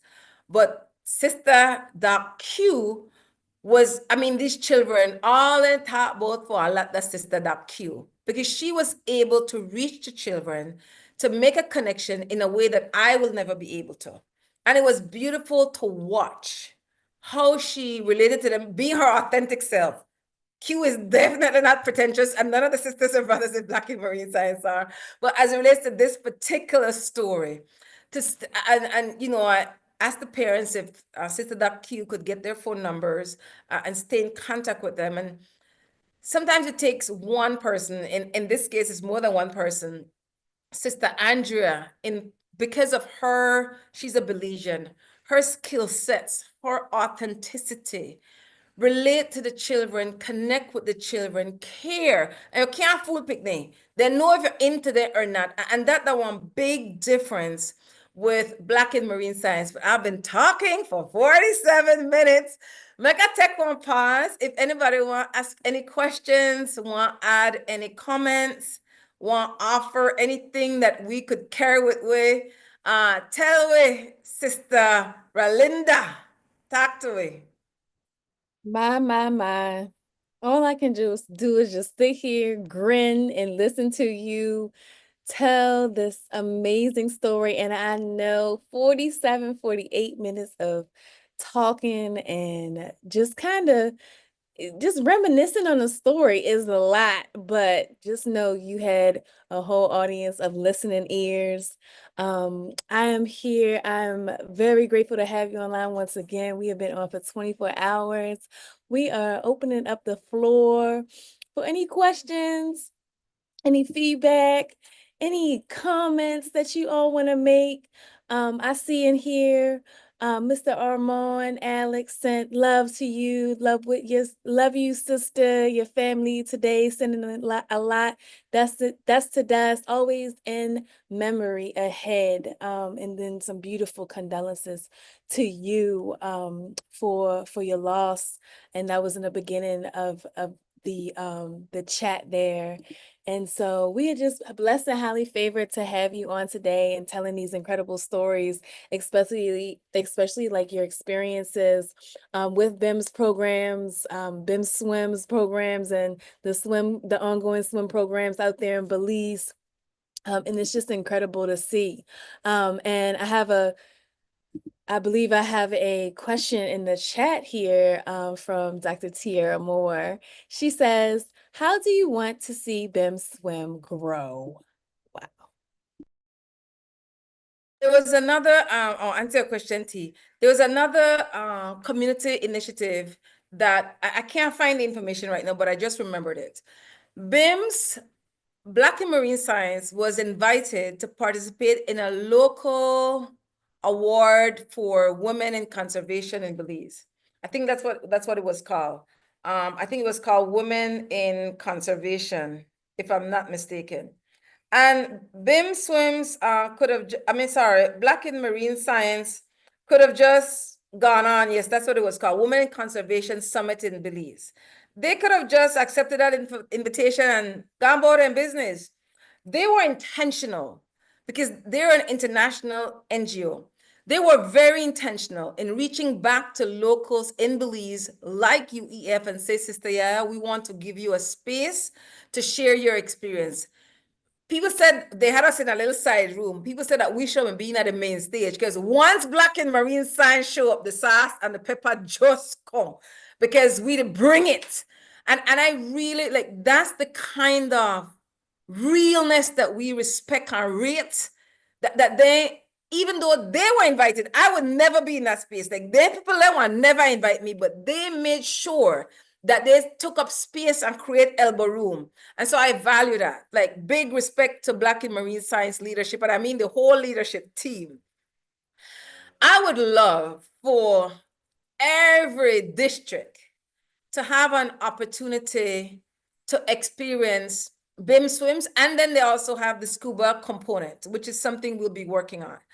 It's so important. Like, swimming is like, it's a lifetime skill, and it's not just for good exercise or for fun. It's a life skill. And so as many Belizeans, Black Belizeans, with the Black in Marine Science people who would get an opportunity to engage BIMS swims would be my hope and desire. Of course, we don't want Black in Marine Science to have an annual gathering that believes, I mean, we're from the Caribbean coast, we got enough Black people. Like I said, I'm always wowed when I learn about BIMS community action, the creativity, the grandness. I know that a lot of work, but they make it look so effortless. I'm their ingenuity with limited funds, oftentimes limited funds, but they could make $10 look like $100 are rich. They could stretch 1 cent. And it shouldn't be that way. That's why we're encouraging people to make financial donations today. And we have many more hours to go. We've done most of the 24 hours. So big respect for the organizing of this event. But that is how UBAT Educational Foundation would like to see Black in Marine Science grow. And for them to, for the content, like the YouTube content, to have more airplay in local media. The Caribbean is an awesome location, and the continent of Africa when it comes to Black in Marine Science. And so that's why I really rate that they were able to get speakers from around the world for this, what do you think, Carl? Change in current? What's the name of it? I had it written down just now. Forget the name of the thing already. Currents of change. We're amplifying voices in ocean, something conservation and advocacy, ocean science. Yes. So somebody just put a question up. What do you think is most important to instill? Wait, make us do this. What the question there? What do I think is most important to instill? I don't see the question. Yeah. Okay, I Yes. see it now. I see it. You see it? Okay. What message can I bring to the African children in this area? Reparations, the heart of reparations is not financial compensation, because this is a capitalist system. We not own the bank there. That just madness. Government, political leaders can never offer a solution to African descendants racialized as Black people. I gather the state that believes regularly. The enslavement of African people was done by the state. So the state cannot be the solution for our enslavement, because we're still mentally enslaved. It comes from the people who have been harmed and are living with the harm. So I'm a big advocate for knowledge sharing, for different ways for people to learn. So one of the ways, like as I said to this person, go to YouTube and utilize Black in Marine Science products, because they're very creative and they think at different ways, because children learn in different ways. Some are auditory, some are visual, some are kinetic. There are different ways for people to learn. So they need to see more positive examples. They need for the less screen time and monitored screen time and more presence. The biggest influence that out of the homes we come from, they're not where said our children see a practice daily. So seeing people who look like we, who come from we experiences, like most of the people in Black in Marine Science, and it's a real talk. We could contact Black in Marine Science and ask them. You don't have to be no Earth Day or no special occasion. Like they're available year round via Zoom. For ask them for reach out to, you have a science program or whatever it is you to teach. You to teach literacy. Black in Marine Science will come up with one way for complement the lessons in your classroom as a way of life. It's not just when you're coming to school. Like this is who we are. We show up as our authentic selves to change the singular narrative that is often negative about us. It's up. We cannot give what we have not lived. We have to be okay with what when we looking at a mirror, we'll look back at us. And it'll take some time because we know we have colorism within our own families. And so I really rate that number of we people melanated in a Black in Marine Science. Can't miss them. Just beautiful Black skin. Give thanks to the Black people. And so it's, I would say to the educators, you have to genuinely accept and love yourself as a Black educator before you think about any scholarly work. The children, they want to tell based on how you carry yourself, then they listen to conversations when you know them to listen, how you treat children. Like Sister Andrea, I mean, I don't to say kind of yeah. Anybody will know Andrew and tell you real. It take time with children consistently. Whether I know that or not. Oh, another thing, because I know I got another 4 minutes. Rate Black in marine science again. Right next to Placencia, which was traditionally a Black African Creole community, fishing community, let's say in the 40s, is a Garifuna community called St. Bite. Extremely impoverished, marginalized, underprivileged. I mean, you know the usual adjectives. Black in marine science have been intentional in working with children from St. Bite. I rate that. You know, you study here, people come in your community and then they work with, but you know money to come in, you see make the news that bag of money to come in. Use certain NGOs just then the flex. Certain people got nice, right? For them bread butter on two sides. But you don't see that being trickled down in the communities in a meaningful way. That is not the case with Black in marine science in Belize. That is important at a time like this and a day like today to be very clear that Black in marine science know their worth and then live up to the values we are on a pretty website, cutting off pretty website.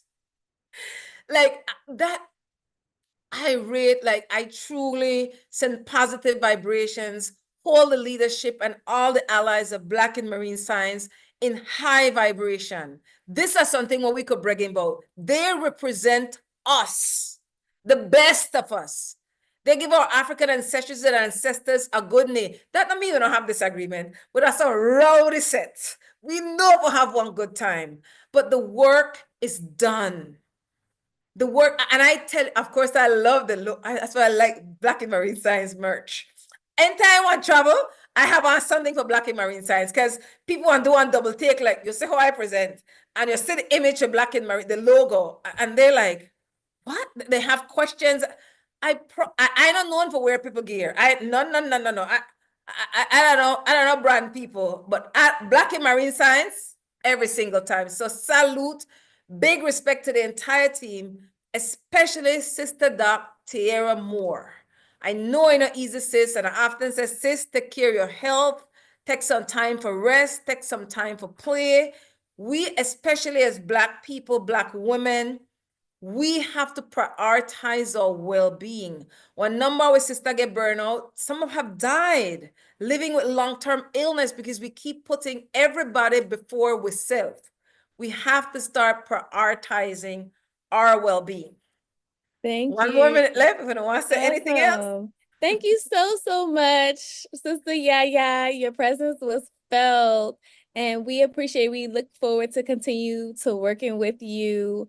And we have had so many great speakers today. If you have any questions for any of our speakers, please reach out to them. Their contacts will definitely be shown, and you can reach out to Sister Yaya. Can you tell us how they can get in contact with you? Yes, I don't really like social media, but anyway, I rep on IG as YAYA underscore Sister Yaya Marin Coleman on IG. And again, big thanks to Black in Marine Science for offering UBAD Educational Foundation this opportunity. I will be sharing the link around the world, and I wish only the best as we continue to move upward and forward. Only the people want to save the people. Yes. Awesome. Thank you so much. We look forward to seeing you next time. Take care. Great. As we move our program right along, I just want everybody to just take a second and check in with themselves. How you feeling? How you doing? I am going to introduce our next speaker, Armin Alex. Welcome. Welcome to the space. How are you doing? And please give us an introduction for yourself, and the floor is yours. Howdy. For everyone tuning in, welcome, friends and family, and all folks tuning in from across the world, because yes, BIMS is international. Happy Earth Day. I've got my Earth pal with me today. It was a gift from my sister at one of her very first jobs. Shout out to my sister Samantha Tanksley. She's 17 going on 70. Got a really amazing old soul.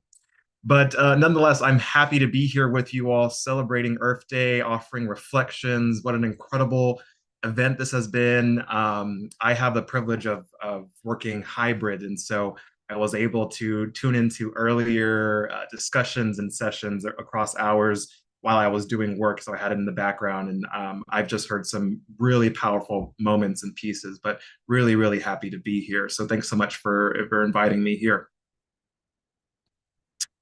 And it looks like I've got the green light to go ahead. And so I definitely will make sure to take up the hour that I've been allotted. So much on my mind, but also I want to make sure that I remain focused with the message. And so when I had the opportunity to think of, what can I share within my hour?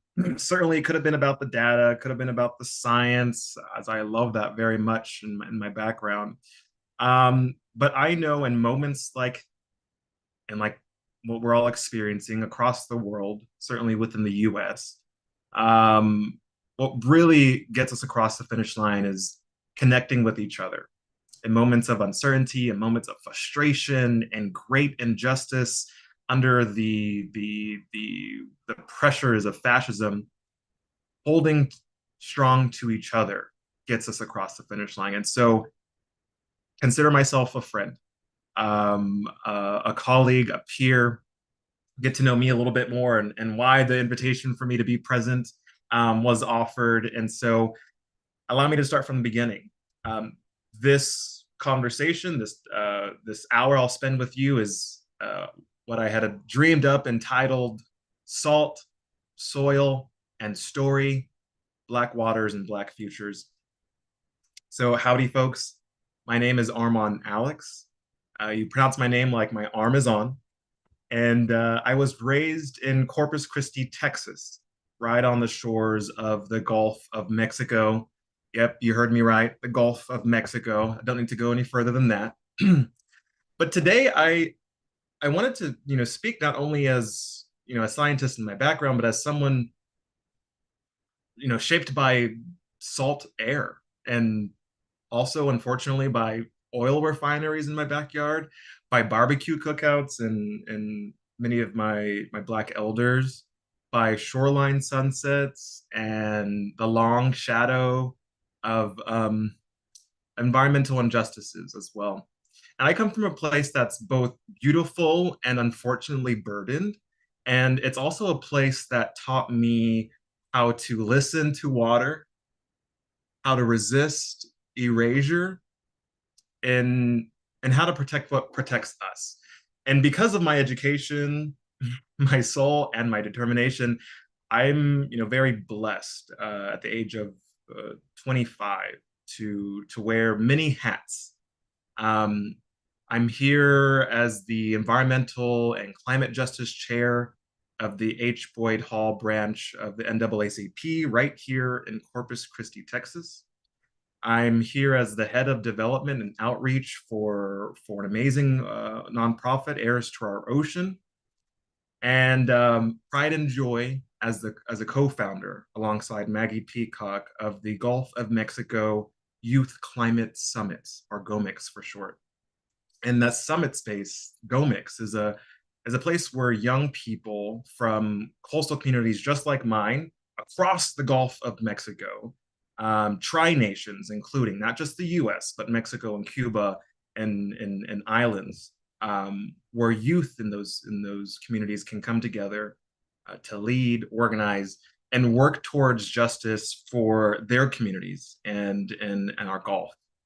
But honestly, before all of that, before the titles, before the research, before the organizing, I was just a kid standing knee deep in the surf, staring out at the horizon, curious, wondering what lived beneath the waves, and also in moments why some people had power to pollute it or to poison it. I saw that firsthand as a kid. So this hour is for that kid. It's for the people of the Gulf fighting for breath. It's for the youth building power in sometimes often forgotten zip codes, and hopefully for you, for anyone who believes that protecting our families, protecting our communities, and our ocean must start with connecting with each other. So before we dive in, I wanted to ground us with the words of a poet who deeply understood what it means to survive, to create, and to carry forward what others tried to erase. Anybody know Lucille Clifton? An amazing Black American poet. She was an educator. She was a former poet laureate of Maryland, whose work centered on, oh my gosh, so much Black identity, womanhood, family, resilience. And she wrote sharp simplicity, but also that had such profound strength, often using very few words, excuse me, to tell very enormous truths. And oftentimes when I read her work or her poetry, it reminds me that even when the world, and especially very relevant to these days, tries to silence us, we are still here. I'm speaking today, you're listening now. And when we've been given no blueprint for justice, it seems like sometimes, we still find ways to build it. And even when the ocean feels too wide to cross, we still wade in it together. So I wanted to open with her words, not just as inspiration, because let's be real, Miss Clifton was definitely inspiring folks, but also as an invitation to this moment, this hour that we will spend together. And it's from a piece of her work called Roots. She said something along the lines, call it our craziness even, call it anything. It is the life thing in us that will not let us die. Whoa! I mean, I thought that piece spoke and speaks to intergenerational resistance. You know, we've got some stuff in there around maybe serving as a rally cry, maybe as a bridge into stories about Hillcrest, a community here in my hometown, a historically Black community that I'll share some stories and a piece about, some more information about frontline communities, or even just youth leadership. And this hour is for those who have been made to feel as if their voices didn't belong in science, for those who, protect others even when others may not protect them back, and for those who are eager to turn the tide. So this section I call The Gulf is a Frontline. For those of you who don't know, the Gulf of Mexico is more than a coastline and more than just shrimp boats out of Louisiana. It's home. Oh my goodness, is it home? And it's full of culture, but also it's under a lot of pressure right now. It is a massive place where salt air meets the scent of mesquite and also refineries, where families gather for Sunday cookouts just downwind from those smokestacks. It's where generations have fished, where we've worshiped, where we've danced, and lived with a love for the water that goes deeper than the maps could even possibly measure. Unfortunately, folks, the Gulf is under siege. Not just from, of course, the impacts of the climate crisis, hurricanes and sea level rise, because yes, those are all very real, but from human-made decisions that treat our communities like afterthoughts. Industrial encroachment, pollution, lots and lots of environmental racism that have made this coast a sacrifice zone. And the fight for the Gulf isn't just ecological, it's also cultural, it's historical, and for many of us that call this place home, it is deeply personal. So, all right, let's zoom in. Corpus Christi, for example, here, my hometown, population somewhere 300, 400 odd thousand people. And we're seeing the next chapter of the results of environmental racism unfold in real time. So here at home in Corpus Christi, there's a desalination plant. For folks that aren't familiar with what desalination plants are, taking in ocean water, taking in salt water, turning it into fresh water. So the city of Corpus Christi and the port of Corpus Christi say, hey, we need water. We're in the middle of a drought. And you would think, oh, this is sound idea, right? It brings water into communities. And so, yeah, that's your first impression. But when you dig deeper, come to find out that that water is not just for the people of Corpus Christi. Unfortunately, those same industries in the port of Corpus Christi who claim to be benefiting our communities through their pollution, unfortunately, that water's for them. When you dig a little deeper, you'll soon find out that 80% of that water to be built from a desalination plant is slated for them, not the people of Corpus Christi. There is an injustice. So not only do you have to deal with the byproduct, which is a hypersaline brine, and you can either burn it, which creates toxic air, or you can release it back into the waters, which is, if you can imagine, not so great for our marine ecosystems when you have such highly concentrated, and we're talking about millions of gallons a day into a nearly closed bay system. Not so great. But what is the true cherry on top of that all? They want to build that desalination plant in the historic Hillcrest neighborhood, a Black community that is already burdened by decades, as we've seen through across the Gulf of Mexico, but we're really focusing here on Corpus, by decades of environmental injustice. That site was originally designated where they want to build this desalination plant as a buffer zone. As a buffer zone, and that's where they want to build the plant, in a buffer zone to protect Hillcrest residents from pollution. And now it's being retargeted, specifically in the space of that pollution place. Imagine we're diving, going lower in the water column in the bay. We reach the benthic zone, the sea floor, and it is suddenly flooded with hypersaline brine, highly concentrated salt. All of those organisms that once lived here, settled here, marine worms, what else, folks? Crustaceans, mollusks, just to name a few, all pushed out. And that particular zone becomes dead, unlivable. It's the same with people. Environmental racism operates like brine. It makes places toxic and then calls them disposable. I can recall a day when I was maybe about, 8, maybe 7, and my father and I, amazing man, we were out near Corpus Christi Bay. We were fishing along the seawall. My father was this tall, towering presence, well over 6 feet. He also had the gentlest soul you could imagine.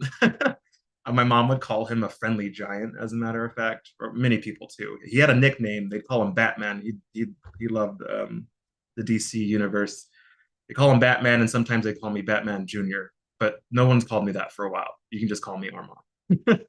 Anyway, so he had a way of being fully present without ever saying too much.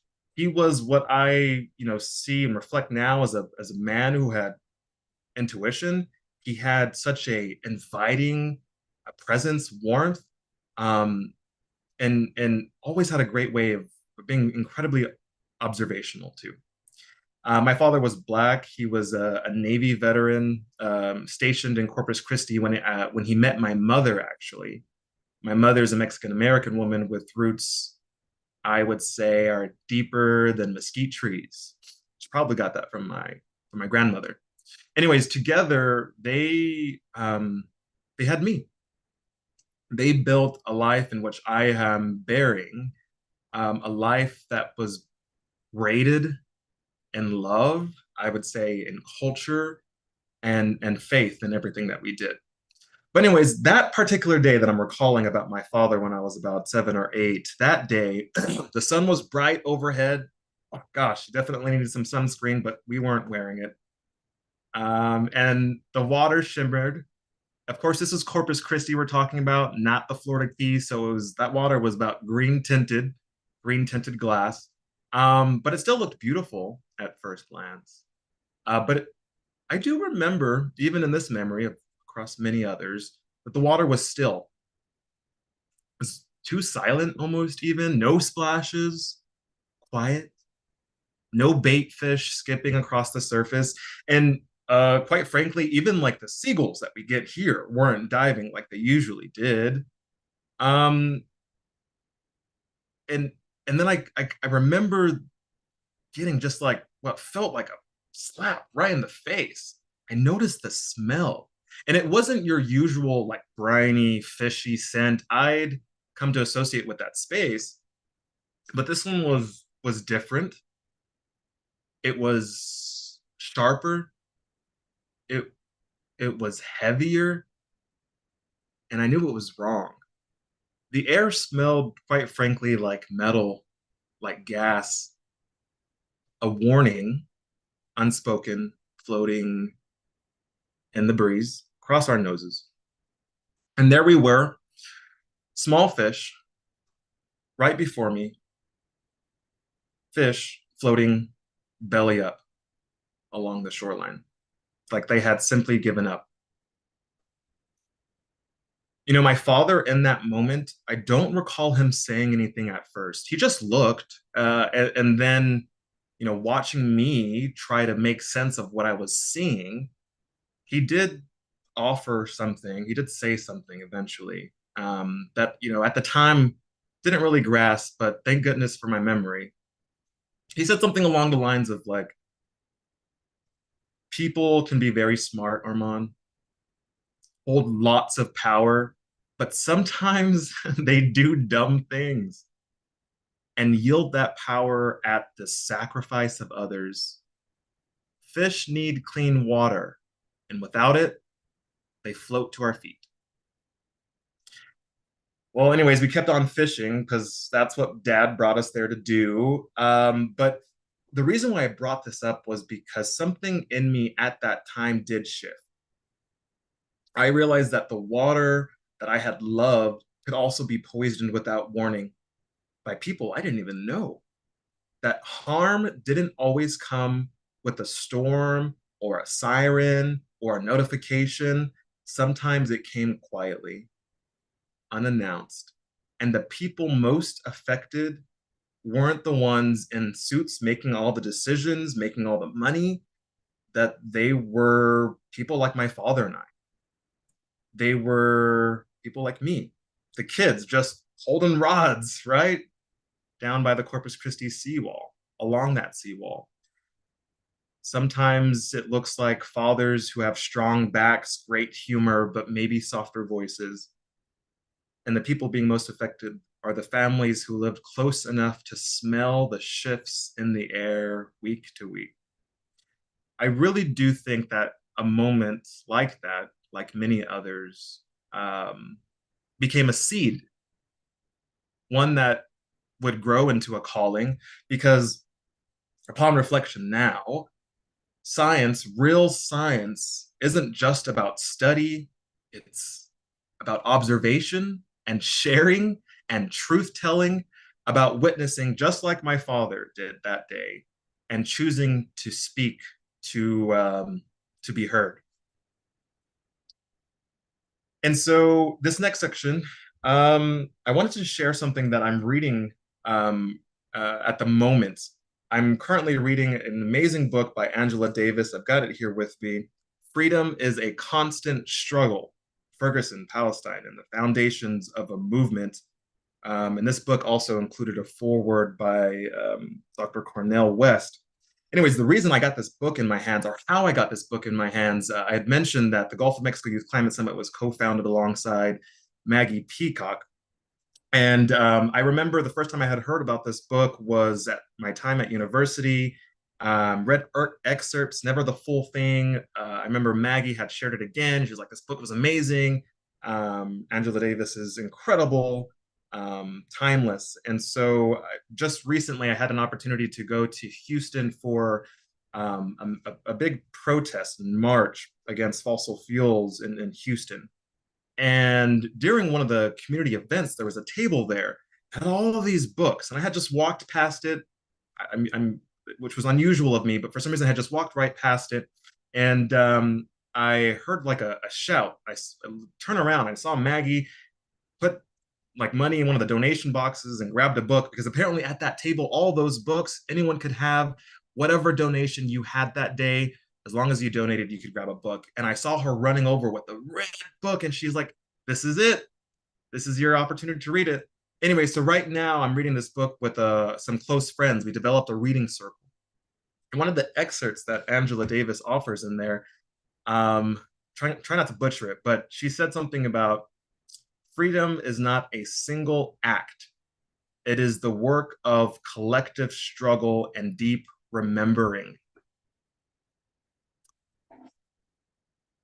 And remembering sometimes is radical, and it's necessary, because when we forget, when we erase the stories of frontline communities like here in Corpus Christi in the Hillcrest neighborhood, we don't just erase that past, but we erase the evidence of harm and how it got there.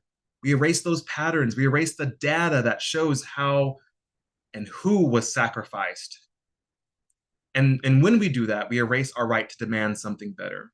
But when we speak those stories, when we remember those memories, like we've seen folks do today, we reclaim something that I find really powerful. We reclaim our right to be heard, and to also grieve, and to organize. And honestly, we reclaim our ability to act. And, you know, when I read pieces from Angela, especially in this book, I see that storytelling is one of the oldest tools, whether from Black history or my Indigenous roots, is one of the oldest tools of survival that we have for many Black and Brown communities. Especially, memory, isn't just nostalgic, it's strategic. It helps us draw the vast map of injustice. It helps us trace the pipelines from pollution to policy. And it helps us ask the hard questions like, who was left behind? Who profits? And how do we rewrite the ending of our stories? And when I think about the day on the pier with my father in Corpus Christi, smelling the fuel in that air, watching the fish float lifeless, I realize now that memory is kind of data. That silence was a form of violence, but speaking about it now, that's resistance in moments like these. And we turn our pain into data, we turn our memory into policy, and we turn silence into resistance. This is why I do the hard work.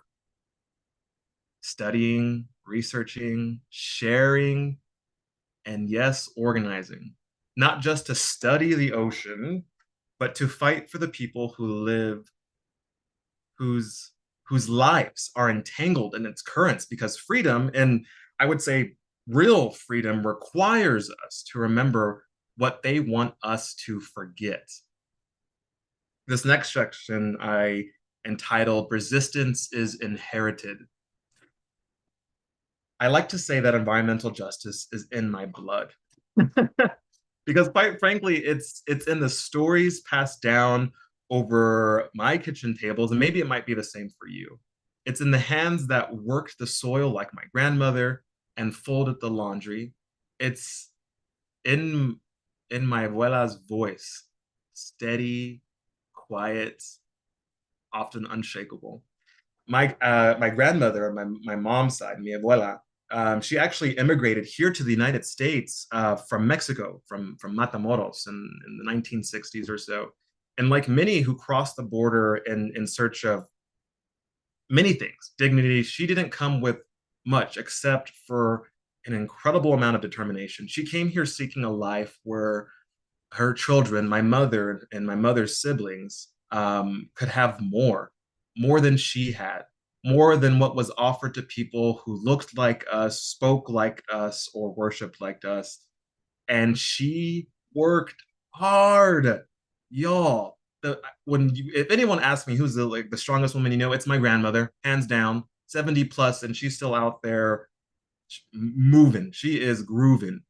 And she often worked long hours, often in jobs that left her body, quite frankly, aching and her spirit exhausted, but she still showed up. She showed up for her family. She showed up for her community. She showed up for her future, which included myself and my cousins and my nephew. She never called herself an activist, but she taught me about resistance in the way she made do, the way that she sometimes rationed water, and the way that she and the way that she reused plastic containers before zero waste was a trend, and the way that she prayed over her mills or her garden or her house and reminded us that the land also remembers. I remember once, maybe I was 8 or so, definitely younger than 10. We were outside pulling some weeds from her yard in the middle of this Texas summer heat, y'all. I don't know why she had us out there. But anyways, I complained like any kid would, quite frankly. Told her that the sun was just too hot. Well, too hot. And she looked upon me, not unkindly though. And she said something along the lines like, Mijo, the sun is not your enemy, but it does not care if you are unprepared. And I didn't understand it then, but I do now. I do now know that what she was teaching me was a piece of survival, working with the land and not against it, how to respect the many powers and immense power of nature, and also how to prepare for the systems, whether that's political, environmental, or economic, that don't care whether we survive at all. She may not have had the words for environmental justice, but I saw her live it. And I'm speaking about her like in past tense. She's still here today, as a matter of fact. Love my grandmother. And one thing that I know for certain is that she did not need the data sets to know that our neighborhoods were getting hotter. She felt it, and she would talk about it, and she still does. That our streets were getting less greener, and that our water felt less safe. She knew because she felt it in her bones, because her children coughed through it. I coughed through it because she had to choose between, sometimes paying a light bill or, replacing some filter for the AC. And that kind of wisdom that lived generationally is too often left out of environmental conversations. Too often we see science, trying to reinvent what abuelas, grandmothers, nanas already knew, grannies already knew, that land also is memory, that pollution can be written into policy, and that justice does not trickle down. It's something that we have to fight for together. For folks that know him, Dr. Robert Bullard, amazing guy. We both wear vests. I'm not wearing one today, but if you usually see me out there in the field, or if you see me in presentation, I'm usually given a vest. But I'm wearing my jellyfish, my shirt today. It's my favorite. Jellyfish are one of my favorite things. But Dr. Robert Bullard, the father of environmental justice, he says that environmental justice is a civil rights issue of the 21st century. And I know it is because we're experiencing it here in the Gulf. And I believe that. And I believe it with everything in me. And I also believe this, that our science must meet this moment.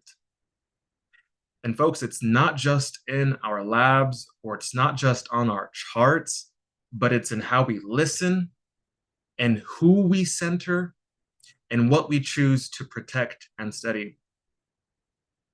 Because resistance is inherited. And if we are lucky, it is also shared. Abuela, my grandmother, planted seeds in me that I'm still learning how to water. But I am privileged enough now to be able to pass those on as well.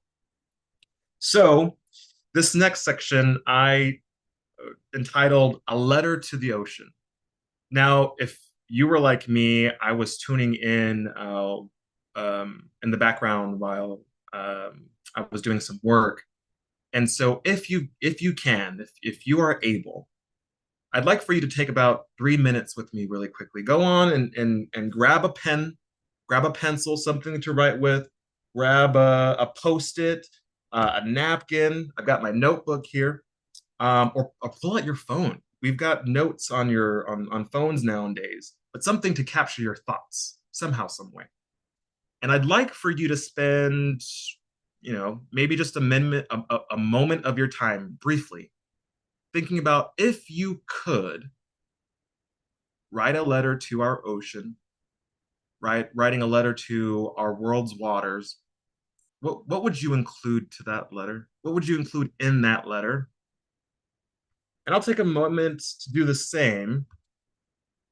Although, full transparency, I was able to get a head start on this assignment because I'm the one that created it. But if you could write a letter to the ocean, go ahead and start writing that down. What are you thinking about? What are you feeling? What are your thoughts, your grievances, but maybe your celebrations, the joy? Take just a quick moment, jot some ideas down. What would a letter to our ocean-based planet, to our watersheds look like? And if you're watching this in the future and you have the ability to pause, go ahead and hit pause and take some time to write. I was able to put something together. For my letter to our ocean, it was 2 parts. Let me see if I can grab that real quick. I wrote 2 parts. Because if you're like me, sometimes I go above and beyond. So I'm going to share with you the 2 that I wrote. The first one, I said, "Dear Gulf, you've held the bones of my ancestors and the toxins of my enemies. You are both wound and healer. I write not to fix you, but to witness you. I speak your name so others won't forget what lies beneath the surface. You fed my people and carried our pain. Today, I promise to carry you back." I love poetry. I absolutely love poetry. And I love poetry from voices often that are often undergoing systems of oppression. Whether it's on my father's side, on my mother's side, my ancestors speak loud through me. The other letter to our ocean I had put together read, "Gulf of Mexico, you are a contradiction of abundance and abandonment. They extract from you and ignore your cries, but we haven't forgotten you. We dive into you with our stories, with our science, with our songs, and we're coming, not just to save you, but to stand beside you as kin." I also really love that. I'm probably going to print that out and put it on the wall somewhere. But thanks for taking some time to join me in writing a letter to the ocean. Those were just 2 of the ones that I wanted to share with you all that I took some time for. But if you can today on this Earth Day, write what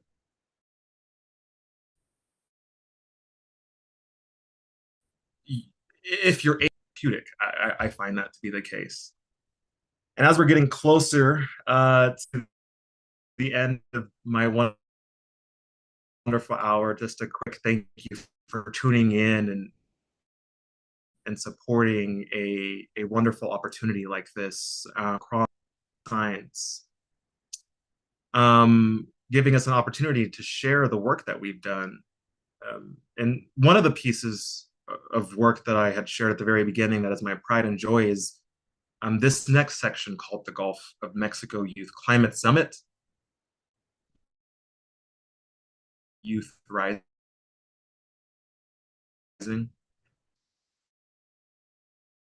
And Maggie Peacock, during COVID, but sometime in one evening while I was at university, we were both ranting about how inaccessible, how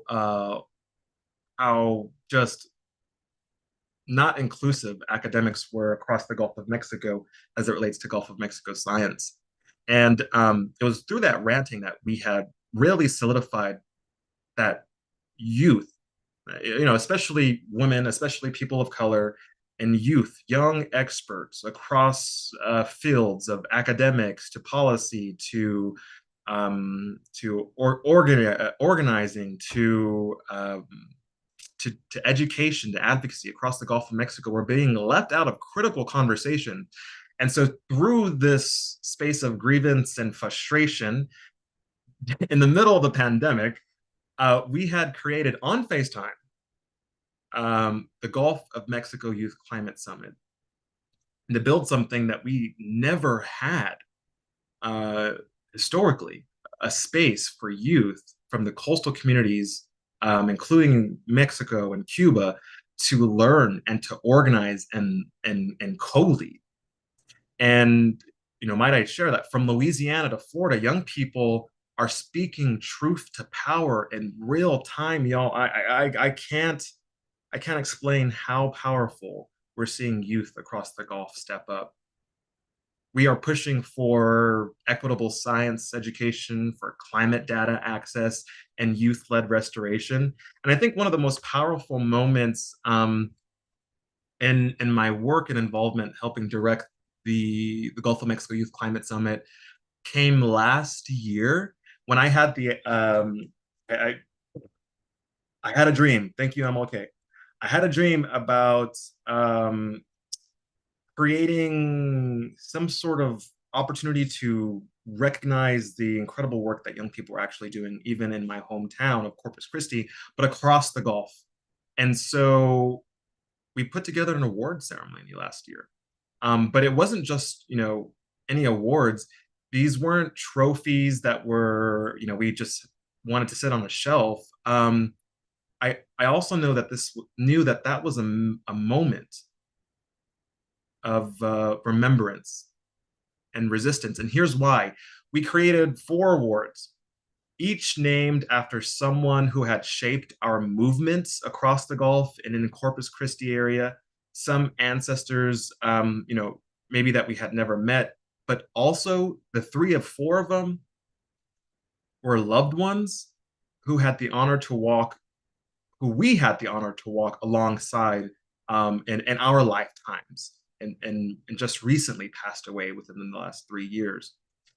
So I'd mentioned there's 4 awards. There was the Reverend Adam Carrington Award for Environmental Justice, an incredible man from Hillcrest here in Corpus Christi fighting against pollution in our community and his neighborhood, and stood firm against the encroachment of fossil fuel pollution. The other award was the Jennifer Hilliard Award for Community Action. That was deeply personal. I knew Jennifer as a force and a fierce environmental advocate from Ingleside on the Bay, just across the Corpus Christi Bay from Corpus Christi. And she always showed up for her people, for her community. She was joyful, she was grounded, she was organized, and she organized coastal communities across the Gulf. And she too did suddenly pass away, definitely too soon. And giving that award wasn't just about honoring someone's memory. It was about passing the baton. And so those were just 2 of the 4. There was another one, John Weber Award for Sustainable Future. John is still living. John Weber is an incredible individual from Corpus Christi that is just a nut about sustainability rooted in indigenous practices. And then that last one, the award that we gave out last year, was an award around indigenous sovereignty. That one was especially important because what we've seen so often is that indigenous youth are fighting for land, they're fighting for language and life in ways that aren't always visible to mainstream climate spaces. Anyways, nonetheless, this was a very powerful moment in which I had a real opportunity to continue sharing the stories of folks and their legacies. That moment, honestly, the night of the ceremony, the day right before the actual summit last year,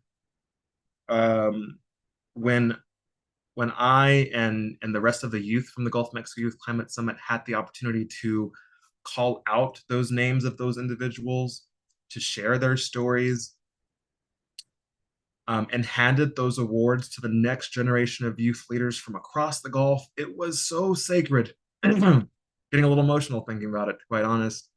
We weren't just passing on a plaque.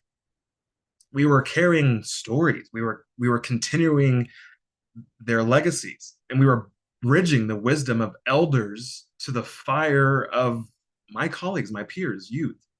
And for me, it was a reminder that movements aren't built on single moments. They're built on memory, on the courage to remember not just where we're going, but also who and what got us here.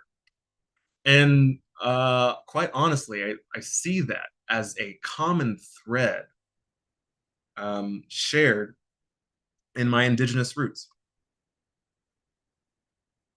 There's another book that I'm reading, and I would totally encourage you all to take some time to read excerpts from, or if you've got the opportunity to read the full book, Braiding Sweetgrass. Maybe you can't see that all the way. This is what this art looks like. Braiding Sweetgrass, Indigenous Wisdom, Scientific Knowledge, and the Teaching of Plants from Robin Wall Kimmerer. And Robin, there's a portion in this book that she writes, and she says, in some native languages, the term for plants translates to those who take care of us. Think about that for a second. In some native languages, the term for plants translates to those who take care of us. And I remember when the first time reading that, it does stop me upon reflection each time. She doesn't say, or she doesn't mention that native language, the term for plants translate to resources. It doesn't translate to resources. It doesn't translate to natural capital, or it doesn't translate to commodities, but caretakers, kin. And it makes me think about the way that we talk about the ocean too, because yeah, words do matter. It makes me think about the way we talk about the Gulf of Mexico, or the Gulf, or your watersheds. So often in policy spaces, economic spaces, or scientific spaces, we describe bodies of water in terms of extraction, fishing, drilling, shipping.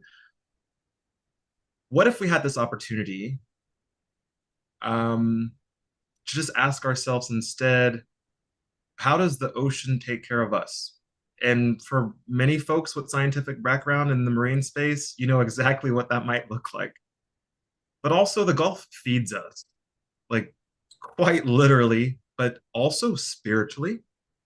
It holds the bones of our ancestors, the songs of our childhoods, the silence we return to when the world is just too loud. And if it takes care of us, what does it mean for us to return that favor? And in braiding sweetgrass, Robin calls this the honorable harvest.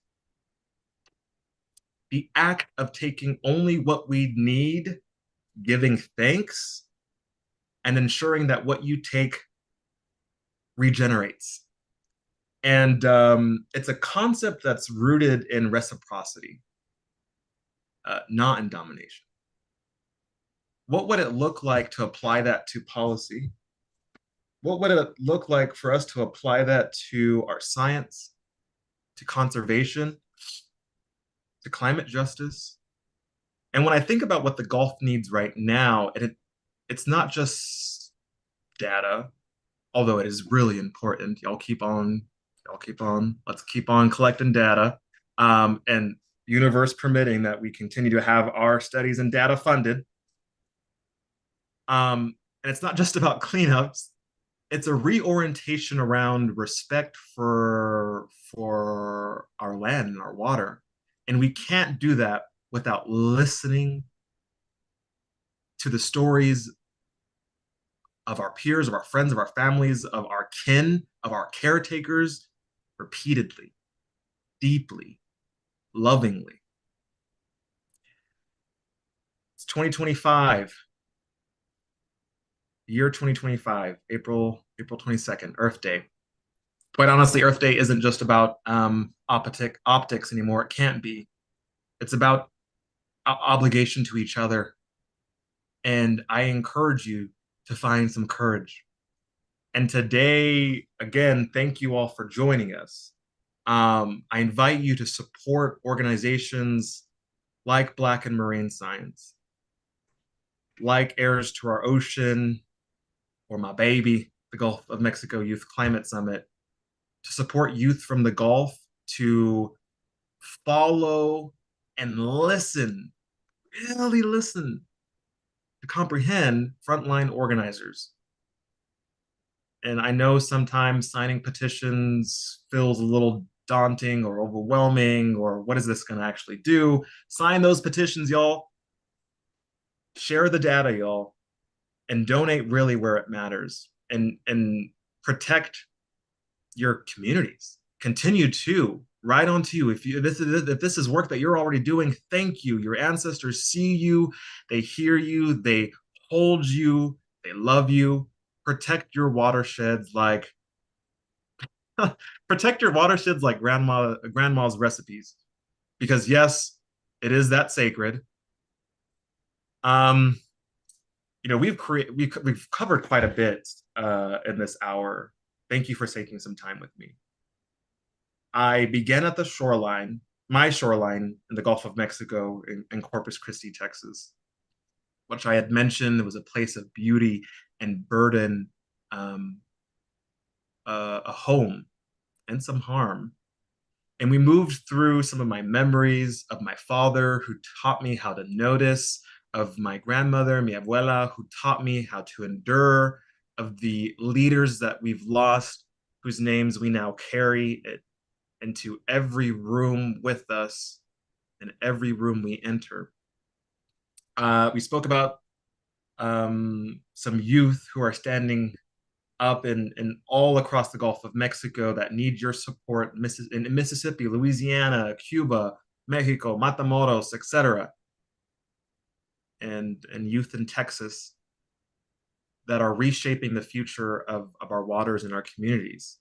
I was also able to reflect on some damage, also the poetry of healing, the power of asking, what does it mean to take care of what takes care of us?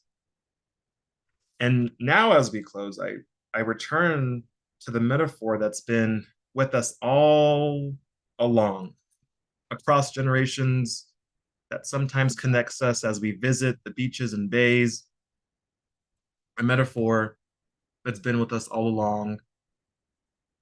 And it goes like this: salt preserves, salt stings, it stings. Salt floats us when we're too tired to swim. Salt is in our stories, it's in our sweat, it's in our survival. I don't speak to you today because I have all the answers. Certainly no one has all the answers. I speak because, well, darn, I know I carry the questions of a generation that refuses to sink. I speak because I believe our communities and our coastlines deserve to be seen, deserve to be heard and protected. I speak because the ocean is listening as it always has. And in the spirit of Mama Maya Angelou, let's rise. Let's rise in memory. Let's rise in action. Let's rise together. Thank you to Black and Marine Science for the space, for believing that our voices matter, that we can hold each other up. Thank you for everyone tuning in now or later on, for holding this hour with care and intention with me and the other hours and the hours to come.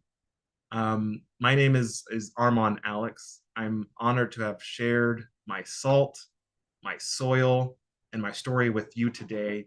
And I'll toss it back over to Rolinda. I'm happy to open the space for any questions if we've got time for it. Awesome. I give a big BIMS round of applause. Thank you so much for just filling in the space at this hour. The story has been absolutely magnificent. It's incredible. The work that you're doing, the love that you have for the people, the ocean, and the land. I encourage you to just continue to keep sowing these seeds of beauty and resilience and hope for your community and beyond. Your share was deeply felt by myself, and I'm sure that you've reached so many within our audience. And as Aman has opened the floor, if anyone has any questions, any comments, anything to share, we would love to hear from you all. I see here in the YouTube chat that someone mentioned that poem was absolutely great. And they're sending their gratitude for your poetry. Thank you. Why do you believe it would make a difference? Someone says, Carlene says, thank you. Thanks for helping to preserve the knowledge of all people. Yes, absolutely. Indeed. It's a rest of those there. But I think someone mentioned the book Black Nature, 4 Centuries of African American Nature Poetry. Ooh, all right. Let me go ahead and write that down. You said Black Nature. Yep, Black Nature. And I'll I add was it to... assuming that was by the same author as Sowing Sweetgrass. Oh yeah, Robin Kimmerer. All right. Black Nature. Yes, awesome. Any other questions? We are down to our last 5 minutes of the session. We greatly appreciate everyone who's been connecting, who's been really seeing the vision, who's been able to take the time to donate to our programs and our efforts, and the collective nature of what BIMS is doing to not just reach few, but many at a time. Thank you all so much. It's deeply needed, especially, I will just vibrate this message back, especially during a time. Okay, baby, in a few, especially during a time when it's prominent. It's like we're reliving past events where, we all we really truly have is to rely on one another. And so this is key, because we can't forget that at the end of the day. I remember Sister Yaya came on here and she said it the best. The resiliency and the reliance is within the people, not truly the government entities, or the bondage that already was created from the state and put onto us. But the answer is going to lie within each other, within the economical cooperation between one another. So we thank you again. Thank you. Thank you for clicking that donate button today. Thank you for being here. Thank you for being in attendance. And I'm just going to ask Armand, just as we kind of wrap up the last 4 minutes, is there any reflections that you would like to share? Anything that you would like to just, leave with the people? One last beautiful seed. Oh gosh. Yeah, I mean, let's just be real. There's just so much going on right now. And whether it's through our ability to be able to connect so flawlessly on online or through work or through our communities, yes, there's a lot going on, but I encourage you to also observe the joys, the celebrations, the happy parts, the pieces that remind us of why it matters to wake up every day, why he gives us an opportunity to breathe and to open our eyes and to love, to feel grieved, to hold hands, to hug. Because especially in moments like this, you had mentioned, we have to hold on to each other, and not just hold on to each other, but we have to share our stories. Our ability to be able to open our mouths or to write, such a blessing.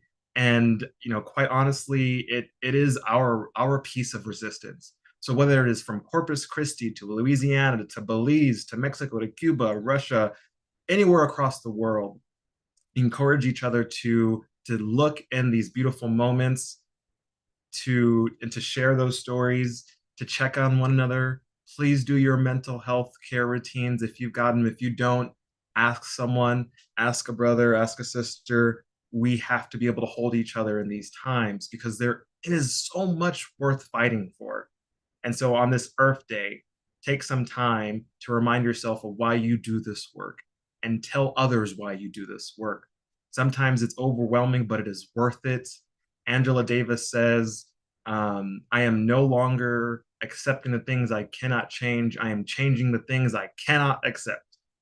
We cannot accept pollution. We cannot accept injustice. We change those. And the only way we do that is to share each other's stories, amplify, support, organize as best as we can, and hold each other tight. Thank you so much for having me. Thank you again.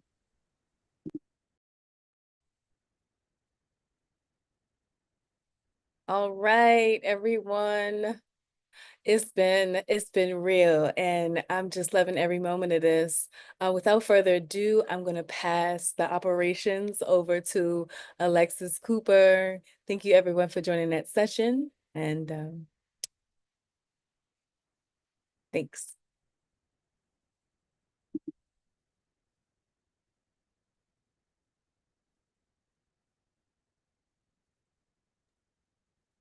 Thank you so much, Rolinda. And thank you, Armand, for talking to us today. Your message was amazing, and I'd love to hear it. To all our viewers who are just tuning in, thank you for joining. We are Black and Marine Science, and this is the BIMS Currents of Change, a 24-hour live. All donations received today will go towards our programming. So if you have the means to give, we thank you. We are greatly appreciative of it. To find out more about our organizations and our programs, please visit our website at www.bims.org. And today, we're going to be moving on to our next speaker, Dr. Dawn Wright. You guys are really in for a treat today. So please make sure to drop your comments and questions in the chat. Dr. Dawn? Thank you. Thank you, Alexis. I am so proud and happy to be here for BIMS, as is my dog in the background there. That's Riley in the background.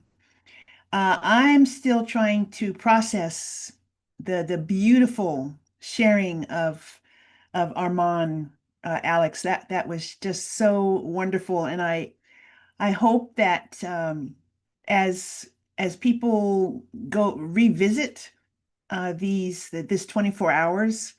I hope that you, in addition to Dr. Tiara Moore's opening comments, which really helped me to put together what I would like to share, Armand's the beauty that radiated from what he shared. I would like to continue that thread if I could. I have some sweetgrass that was given to me by a dear friend, Alicia Yellow Thunder of the Lakota tribe up in South Dakota. And also, I wanted to, since he was talking about Robin Kimmerer and others who were in the discussion, we're talking about Robin Kimmerer. Here's another book that may be helpful to us.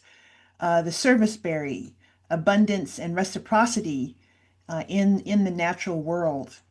And that's really the story of BIMS for me. That's what I see in BIMS, which is one of the service and reciprocity. And this is one of the reasons why we have to donate today. We have to keep this dream. Really, it's been a wonderful dream.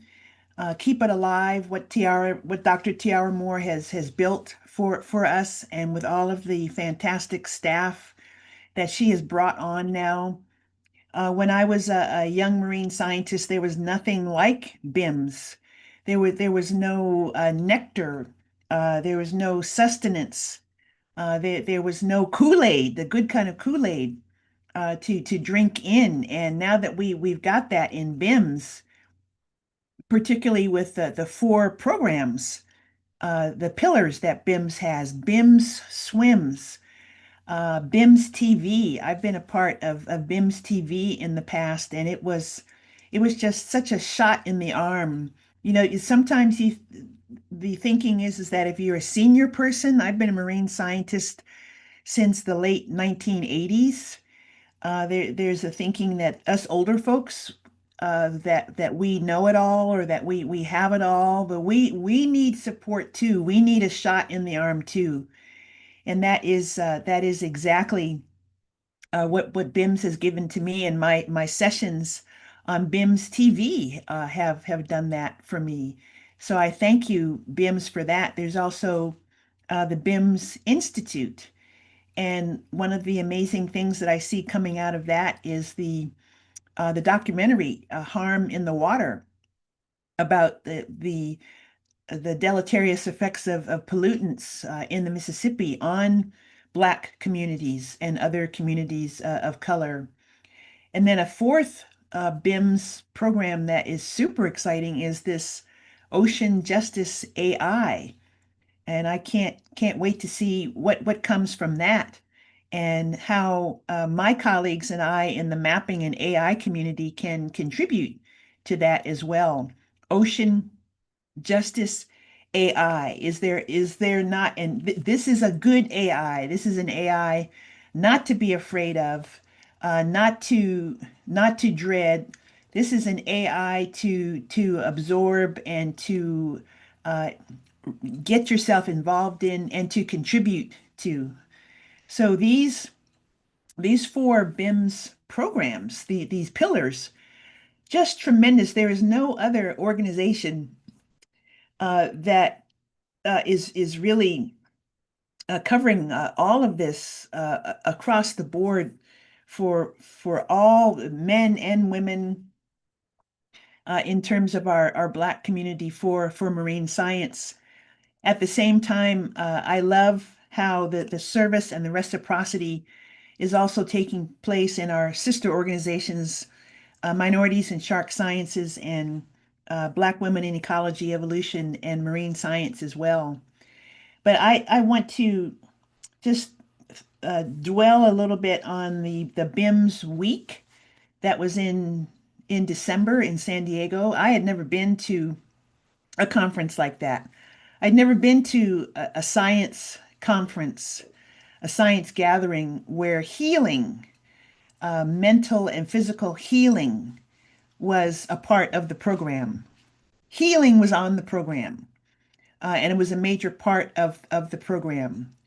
You don't get that at the American Geophysical Union meeting. Well, a little bit. They're trying, but that was really a beautiful experience with BIMS Week, as well as the workforce development, as well as the shot in the arm that we were going to need for what we are facing now, for the dystopian nightmare that we currently find ourselves in, for the criminality that is upon us.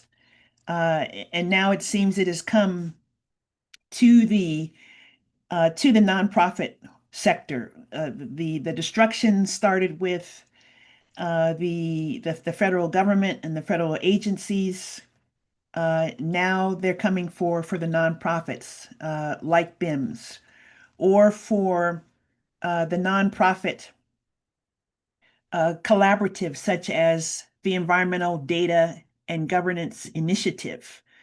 I work for ESRI, the Environmental Systems Research Institute, which is a data company, a mapping company. We are privately owned, but we are involved with EDGI, the Environmental Data and Governance Initiative, in the cause of data rescue. All of these NOAA and NASA sites that are disappearing, the data are disappearing. We've been trying to do our best to rescue data. And just today, the EDGI site is unreachable. I could not get to envirodata.gov.org. So here we go, folks. They're coming for us. They've come for BIMS, and we have got to fight back. I have quite a few quotes in what I would like to say in my little hour as well. And one of them is, what you ignore becomes more. What you tolerate will soon take over.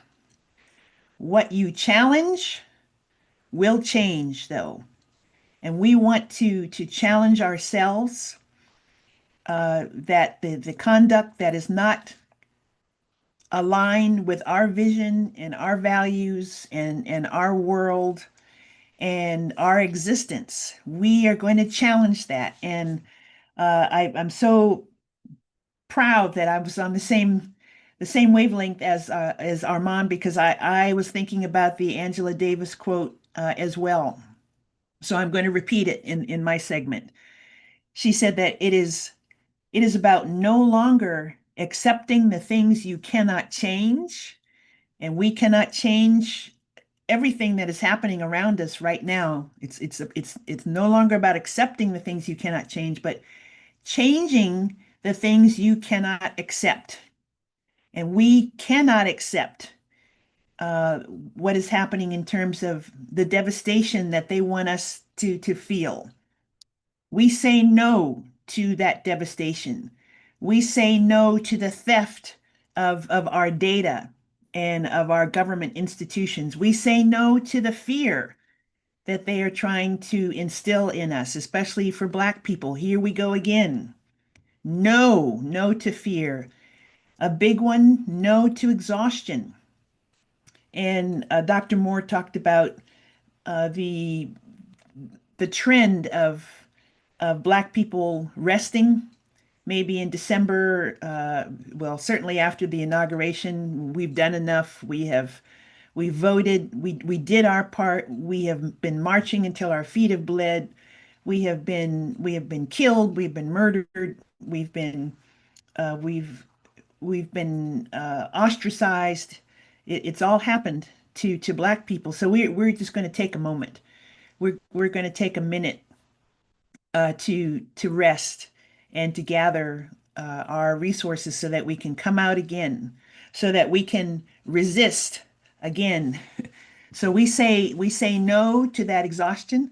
We certainly say no to giving up. And I love how BIMS, again, in the spirit of service to us, service to Black people, service to marine science and Black people in marine science, how it shows the way to kick the doors down, kick the doors open. Dr. Moore's own personal story is a testament to that. My story is a testament to that, having entered marine science again as the only one in the room back in 1986. And here it is in 2025, and still going, still smiling, stronger than ever. The idea of if there's no table for you, you build your own table. And as Shirley Chisholm said, if there's no seat for you at that table, you bring a folding chair. You just step right up. And as you step right up, BIMS has the resources to help you step up. And this today is a day of reflection, but it's also a day of giving. and I hope that you will find a way to give whatever you can to help this amazing organization keep going, especially as the powers that be have found a way to rob this organization of its financial resources. I think upwards of $2 million is what we're trying to recover. So let us keep that fight going. As we keep the fight going, we think back, and I loved Dr. Moore's recap of how BIMS came to be back in 2020 during the pandemic, and the story of Christian Cooper and how he was uh, basically verbally attacked by this woman in Central Park while he was birding, doing the thing that he loved. And this spawned the Black and Birders, the Black in Nature movements, so to speak, that took place back in the days of Twitter. And next thing you know, and I saw this tweet. I saw this tweet from Dr. Moore. Who all out there is Black in marine science? Where y'all? Where are the Black and marine science people? And I said, I'm here. And next thing you know, there are hundreds and thousands of us, and there's this beautiful, wonderful, amazing organization that says boldly, you cannot erase us. You can't erase us any more than you can erase the ocean on this ocean planet. This is an ocean planet, and the ocean, especially for us Black people, which our Black community needs to realize and needs to embrace even more. And this is another reason why Black in marine science is so important, because it's helping Black people to claim or reclaim our legacy as ocean people. The ocean is our history, especially in terms of slavery being brought over the waters of the Atlantic. It is our present, it is our future, it's our story. And as we know, the ocean is too big to fail. There's so many solutions to the climate crisis that are in the ocean. Basic things on this Earth Day, and happy Earth Day, by the way, basic things such as absorbing most of the heat that is generated on land because of our greenhouse gas emissions. 25% of the greenhouse gas emissions, over half of the oxygen that we breathe over geologic timescales, and over all of the beautiful photosynthesis that is happening in the surface waters of the ocean. That is giving us every other breath that we take. Let me also hearken back to Armand again, because I noticed that he said movements are not built on a single moment. They are built on memory, maybe several memories.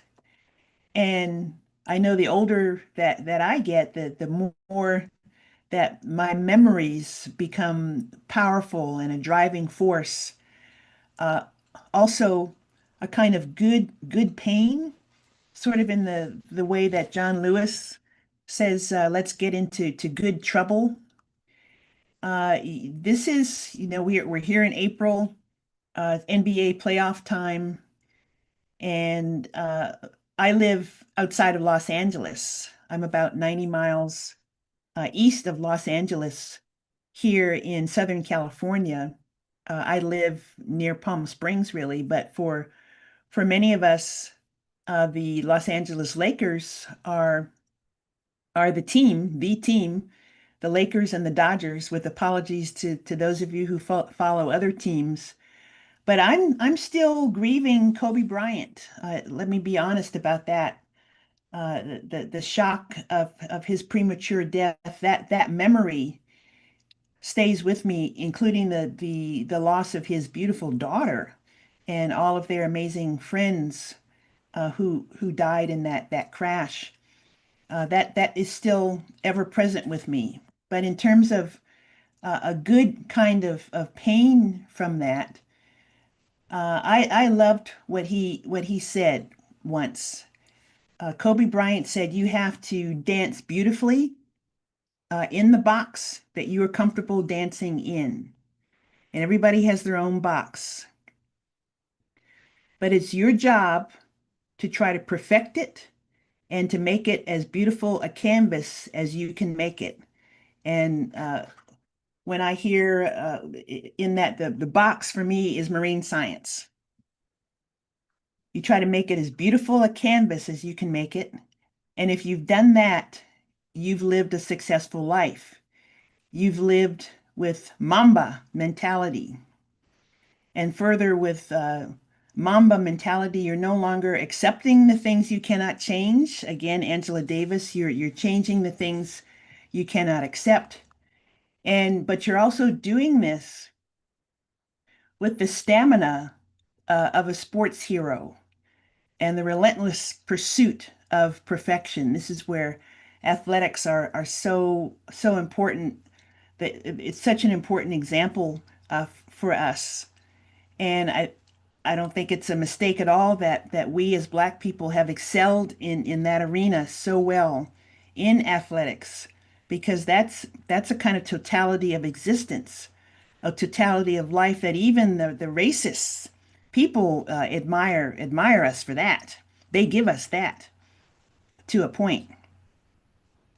At any rate, that I wanted to share that quote and that memory that is still with me, and how it still makes me think about the ocean and about marine science.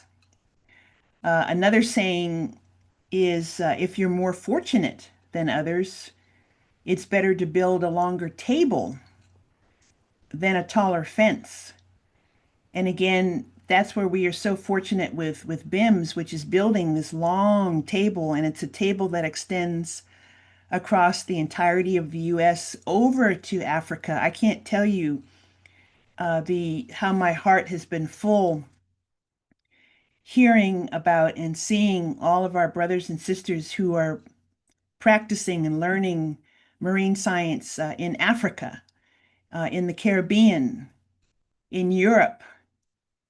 Many of our brothers and sisters, they're not as visible, but they're out in the Western Pacific and in Asia. So we now have this banquet to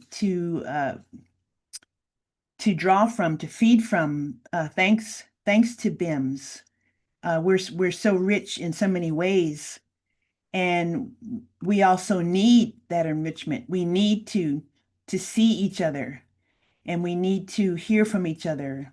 And again, with these BIMS programs, that is now possible, and we cannot let that be defeated, or let that go away. So I want to thank and congratulate all of you who are watching, all of you in the BIMS community, or even if you're not in the BIMS community, just wherever you are, and the work that you're doing in marine science. You are helping to build such a long table, and a table that is more inclusive and more intersectional. And this is intersectional across in so many ways, in terms of our gender, our sexual identity, our whether we come from the South, whether we come. I grew up in the Hawaiian Islands, whether we're from the Gulf Coast, whether we're from South Africa. My sister Kalisa, I think, spoke earlier. It's all a beautiful thing, and how our country, how this current government, I might get political in my remarks here, is trying to destroy this whole diversity, equity, inclusion, beautiful castle that we have built. It's just unconscionable, and it's wrong. DEI means definitely earned it. And so don't be coming in here trying to take this away from us and erase us. That is not going to be the reality. We're not going to let that happen. Similarly, I really like what Bernice King said about her father, Martin Luther King. And this also applies to us. Now, like Dr. King, the collective we in our BIMS community here, we cannot be a savior, but we can find solutions. And that's what all of you are doing with the research and the resource management, the education, the community that you're building. And certainly one solution is financial. If you're able to give $1 or $3, that's a solution. That's part of the solution that we need on this Earth Day. We're not the light, but we can be a single light driven by love and acceptance. We're not the truth, but we can help reveal truth and speak that truth to power. So that's also something that Earth Day is a day to speak truth about how we need to care for the earth to power. Every day is Earth Day, as many of us say. Every day is BIMS Day. So we are people with integrity and courage. We are armed with the Mamba mentality, and also kindness. I want to talk a little bit about kindness as well, and what we're producing through BIMS Swims and BIMS TV and BIMS Institute and Ocean Justice AI is what is going to make a more equitable present and future. And this is something again that Dr. Moore, she said early to start off this 24 hours. You cannot protect the ocean while erasing the people who live in and care for it. You can't protect the ocean while you're erasing us. You cannot fight climate change by defunding the voices that are leading the way. So I listened to those words that she spoke earlier in the day, and I want to reiterate them again. Now, my story, I'm about halfway through here in my time, so I don't think I have time to tell my entire story because I'm old. So I have a bit more history to relay than those of you, for instance, who are still in school. But in 2022, it was a huge opportunity and honor to be the first person of African descent to dive to the world's deepest place, which is the Challenger Deep in the Western Pacific Ocean. And as I was preparing to go to Challenger Deep, I was also closely following a Supreme Court judge. Well, she wasn't there yet. Judge Ketanji Brown Jackson. She was going through a very, very tough U.S. Senate nomination process, which she went through beautifully and showed her strength and her integrity and her courage, her knowledge, her refusal to give in to the race baiting, all that she went through. That did eventually lead to her becoming the first woman of African descent to be appointed to the Supreme Court.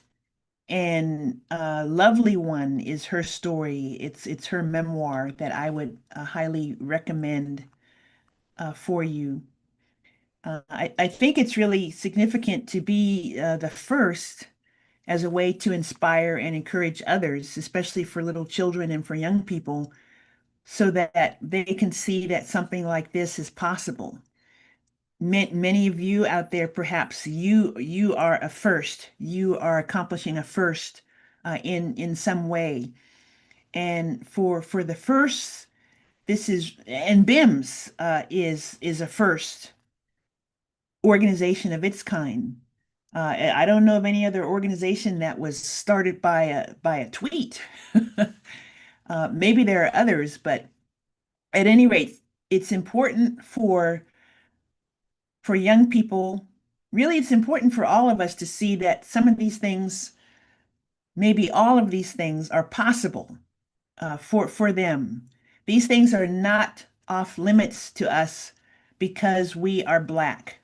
We cannot, should not, will not be erased from marine science just because there are no Black people who were in the annals of the Challenger expedition from 1872 to 1876, which was really the beginning of marine science, the beginning of oceanography. There's not one Black person that I know of who appears in those annals. But that does not mean that it's off limits for us. There's so many of us now with PhDs in marine science. PhD from UCLA for Dr. Moore, PhD from University of California at Santa Barbara for me. There's so many of us among our speakers. You know, all of us have achieved. So this is something that the young people, the current generation, the future generation, you can aspire to that one day if you so desire. And from that standpoint, I'm very mindful of that while also very thankful to my mother. I'm always going to bring my mother into it. To my graduate school advisors, none of whom were Black. None of my graduate school advisors were Black, but they made a huge contribution to the people who made it possible for me to get this far in my career and to be in a position to make that historic dive nearly 7 miles deep to the bottom of the ocean. I'm thinking still about Vice President Kamala Harris and how historic her candidacy was as the first Black woman and the first South Asian woman to lead a major party's presidential ticket. Uh, yes, that was amazing. She talked quite a bit about her family and her upbringing, but she didn't base her candidacy just on that identity. In fact, I don't recall her mentioning her race or her gender in her stump speeches. She was there. We could see that. What she said, what is relevant is how you do the work and how you perform for the people that you represent.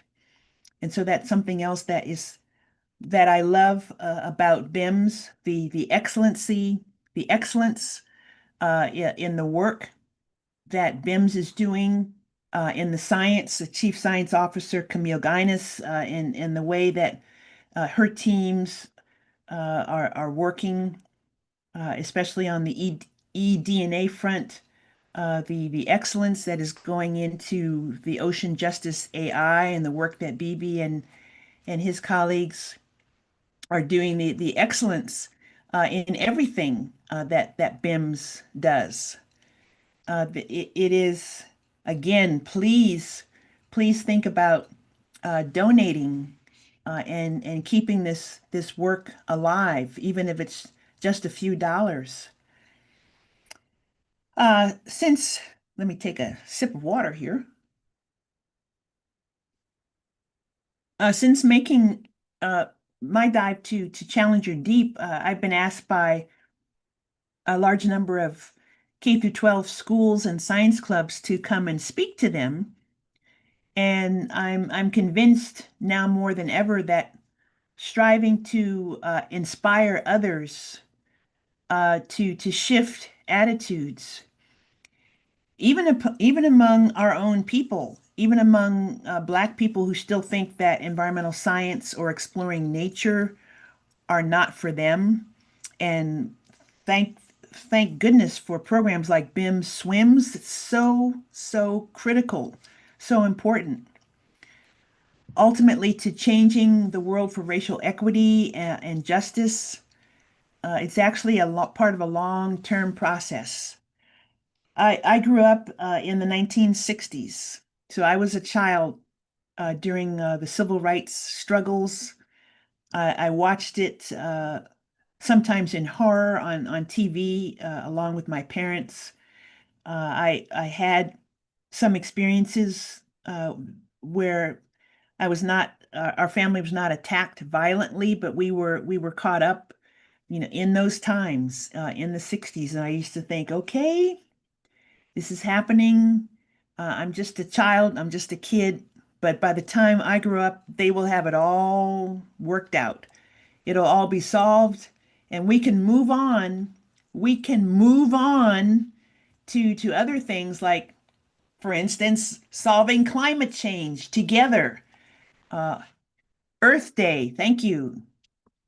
But here we are in our present state of regression in terms of how our people of color, LGBTQ people are being attacked, are being made to feel that we don't belong in our own country.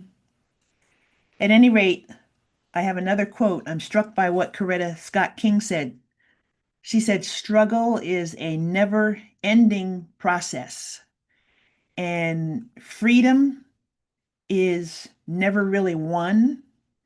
You earn it and you win it in every generation, every generation.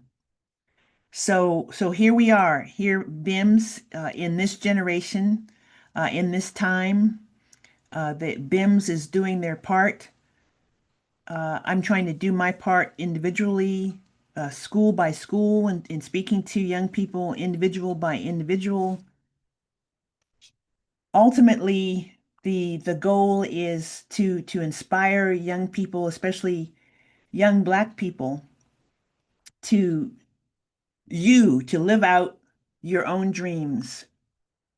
As I've said many times, science, the ocean, and the earth will be better for it. I think many of us have said variations on that. We cannot have excellent science. We cannot save the ocean. We cannot even enjoy or understand the totality of the ocean or the earth without us, without our perspective, without the Black perspective, without African and African American and Afro-Caribbean and indigenous, all of us, we can't do it.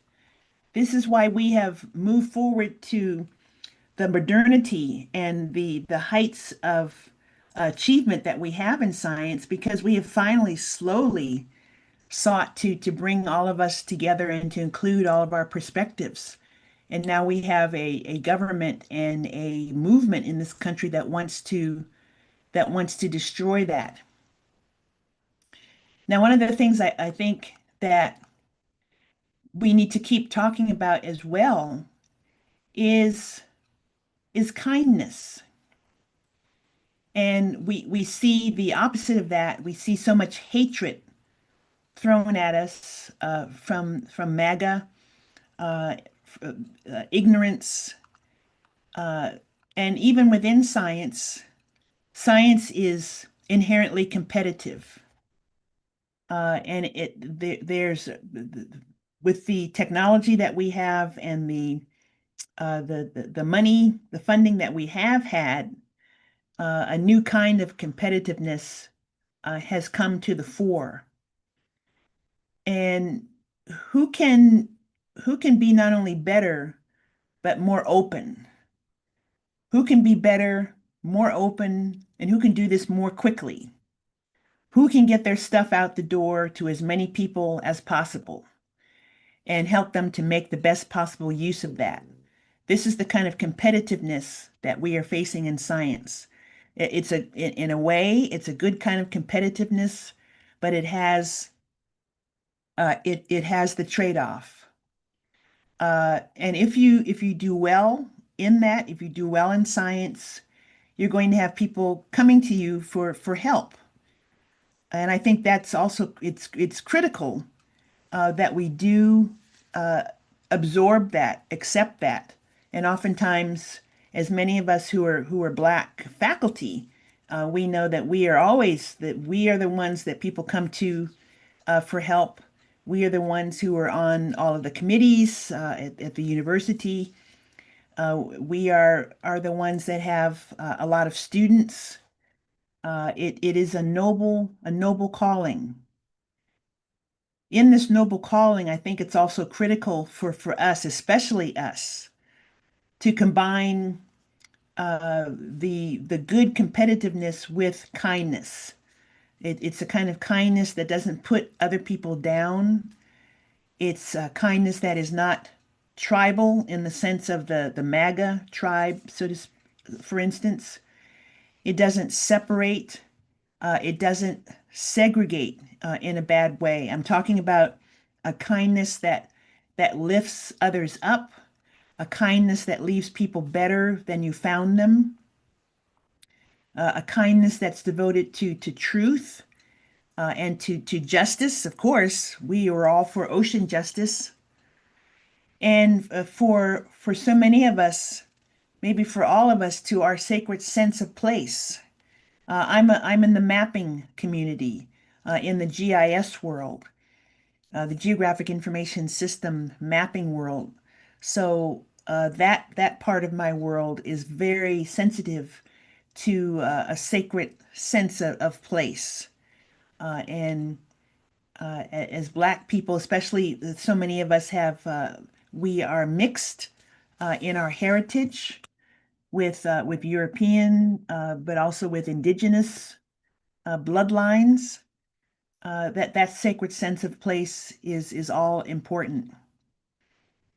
There's also the idea of use-inspired science, science that is fundamental, cutting edge, but science that is responsive to the needs of society.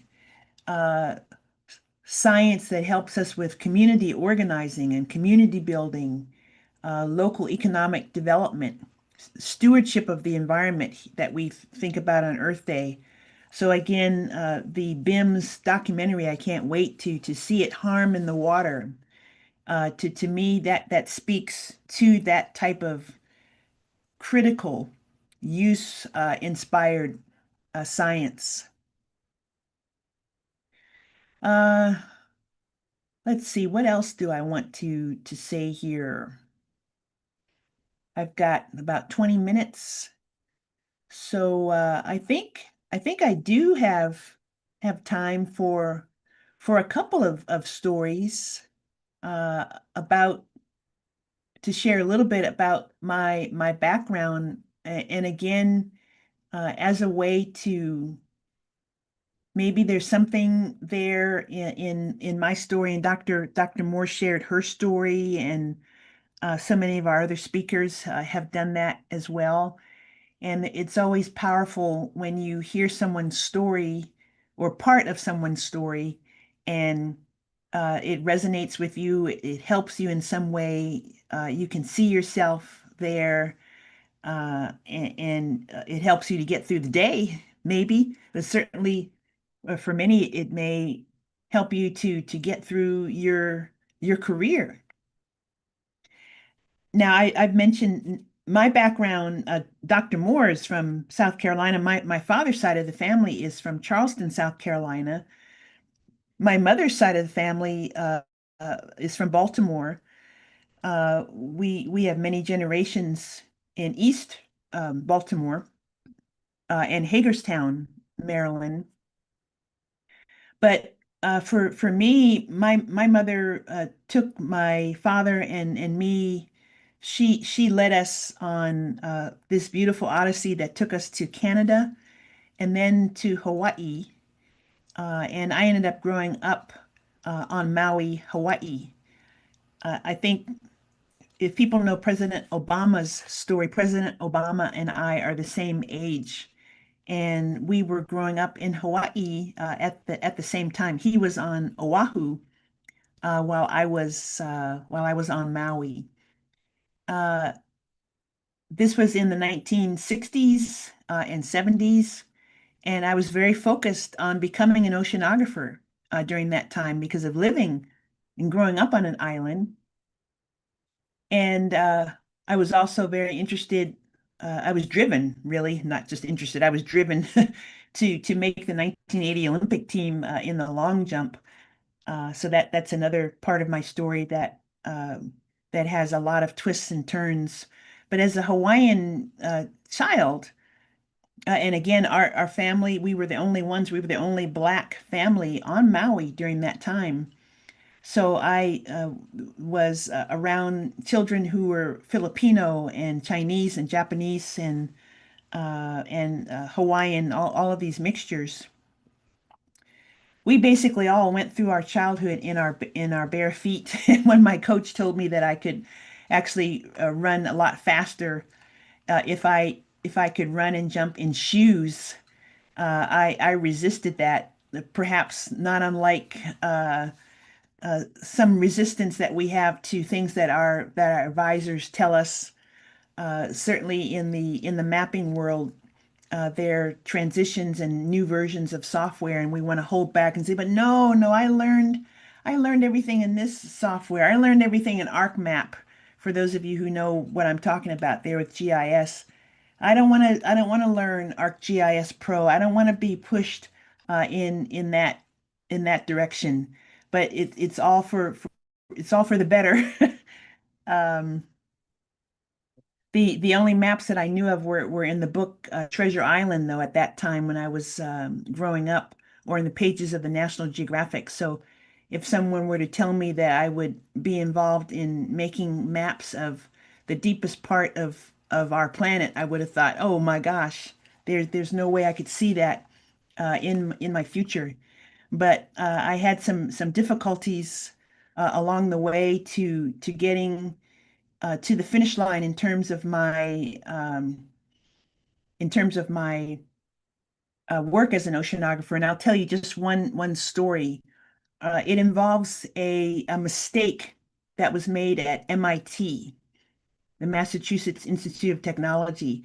By this time, I had moved to my PhD program at UC Santa Barbara, and I was doing pretty well there. And I was actually invited by a legendary geochemist to give a seminar at MIT while I was still a graduate student at UCSB, and it was terrifying. It was frightening. I had been at sea with this chemist on an Alvin submersible expedition to the East Pacific Rise that my co-advisor was the chief scientist for. Now, this scientist mistakenly thought that I had turned the world of marine navigation on its head because he was so impressed with the GIS maps that I was making for all of the Alvin divers to take into the submersible with them. And that work was part of my dissertation. He was a very famous and very distinguished scientist, but he was a chemist. So as a marine chemist, he was confined mainly to that lab on the ship while we were at sea. And he left that lab only to get into the sub, to do his dive, or to go to the galley to eat. So he didn't know what else was going on. As distinguished as he was, he didn't know what else was going on the ship, and he completely misunderstood the standard practice at sea for navigating and tracking submersibles like Alvin.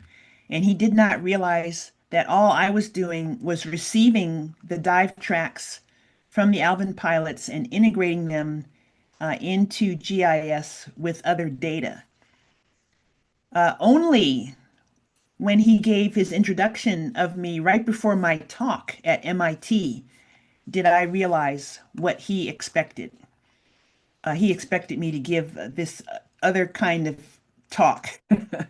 And this had also explained why I had been given this exhausting visitation schedule while I was at MIT, being interviewed for a faculty position. They were interviewing me, and I had no intention of being interviewed. I just wanted to come and give my little seminar and go back and finish my dissertation. I wasn't even all but dissertation yet. He had even told the department chair that I was akin to a MacArthur genius, which was completely untrue. I had good material for my talk. It drew from my dissertation that I was still trying to write, but I certainly had nothing in my talk that was going to turn the entire scientific world on its head, as he had apparently advertised to others.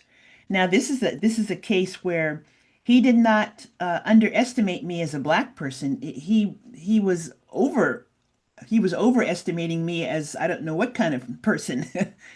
But the way that he treated me afterwards, after my talk was okay, but his disappointed silence after the talk, as well as the dismissive attitude of the audience there at MIT, all white audience, it was pretty devastating to me as a graduate student. And I was giving a graduate student giving one of her first departmental seminars to an audience far beyond her home campus, and at MIT no less. So I want to tell you that story just with the moral that failure, to me that felt like a complete failure. But these failures do not have to be final. They are absolutely not fatal. And hearkening back to what Dr. Moore said at the beginning of this important day, in marine science, no one should be made to feel like that, to be given the silent, dismissive treatment because you did not understand, you didn't understand, and you were not receiving what was given to you. No one should be stopped from asking questions.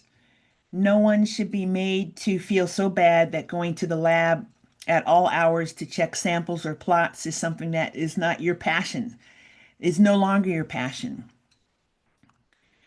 We are not asking for permission to exist. We are not going anywhere, neither is the ocean. We refuse to sit back and watch the world burn and drown at the same time. Thank you again, Dr. Moore. How do we stay strong? How do we keep going? What do we do? How do we find triumph in trauma? And with my little story, I did find a way to find triumph despite that trauma at MIT.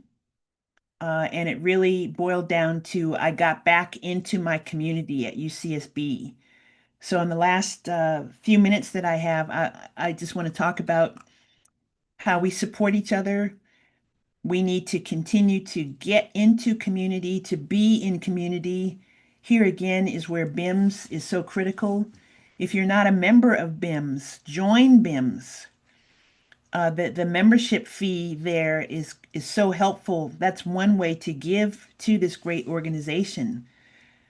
Share from BIMS, like their videos, like their posts on Instagram. Please donate if you can, even if you're already a BIMS member. That is one of the best, BIMS is one of the best communities to get into. And there are other communities. While every action by every individual matters, especially as we think about Earth Day and as we think about how we need to heal the ocean, heal our country, keep marine science going. I know so many wise leaders have said that change begins with individuals but thrives in communities. And it's so important for us to find our people, and BIMS is a broad global organization now. Find your people in BIMS, find your people locally, interlock with one another. Get rooted as a tree or a coral reef would. We have to, and so many people have said this, we have to help each other not only to survive, but also to thrive. And I don't know if y'all follow Karen Ataya on social media. If you don't, I would. She's the Nigerian, Ghanaian American journalist who used to write for the Washington Post. I think maybe she still does write for the Washington Post.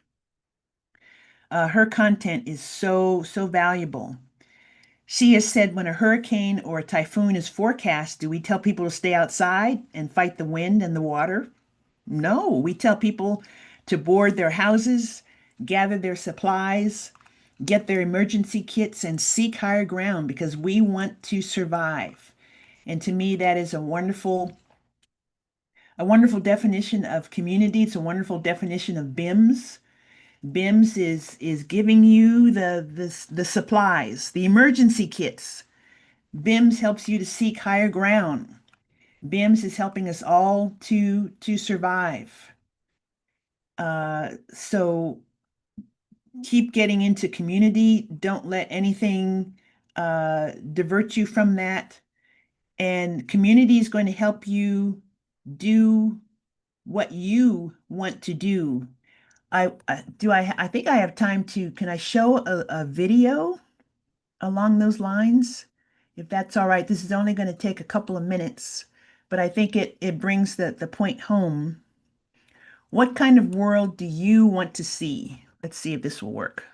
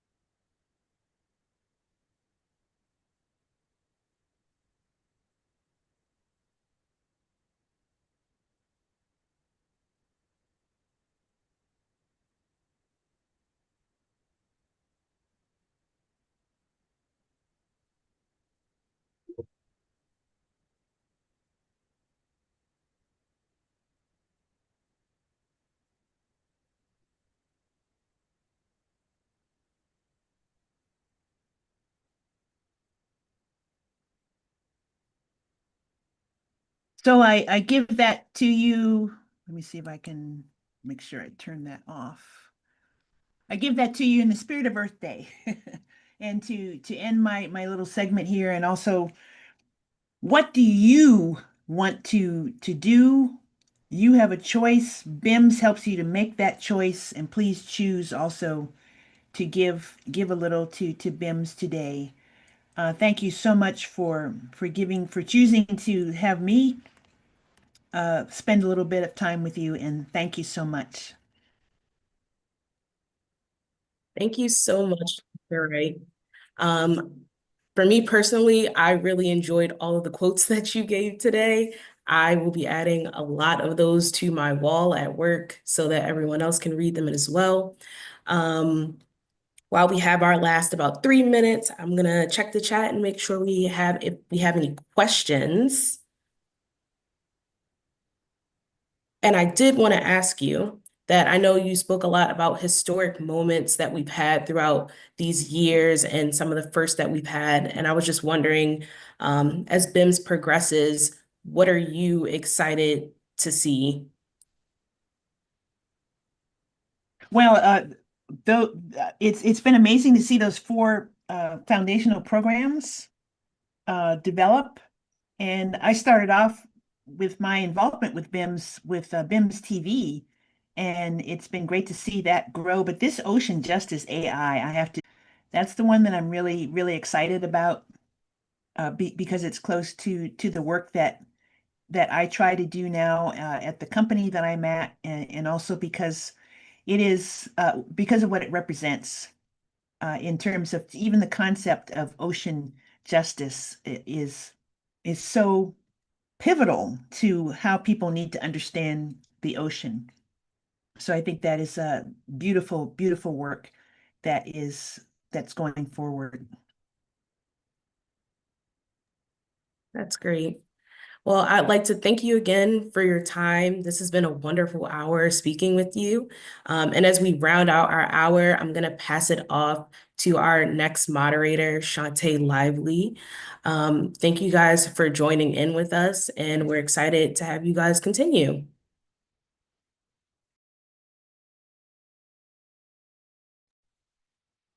Hello, everyone. Happy Earth Day. Thank you, Alexis and Dr. Wright, for such an amazing hour. I hope you all have been enjoying this past couple hours of our currents of change. If you're just joining us right now, remember to look up some more things about BIMS and our organization and donate. So please visit www.bims.org. So our next speaker, who's going to be coming on to talk for this next hour, is Ebony Twiling. So I'm going to allow her the space to speak for this next hour. Thank you, Shantae. Hello, everyone. I'm really excited to be with you all on this wonderful Earth Day to be in community. I am going to see if I can share my screen.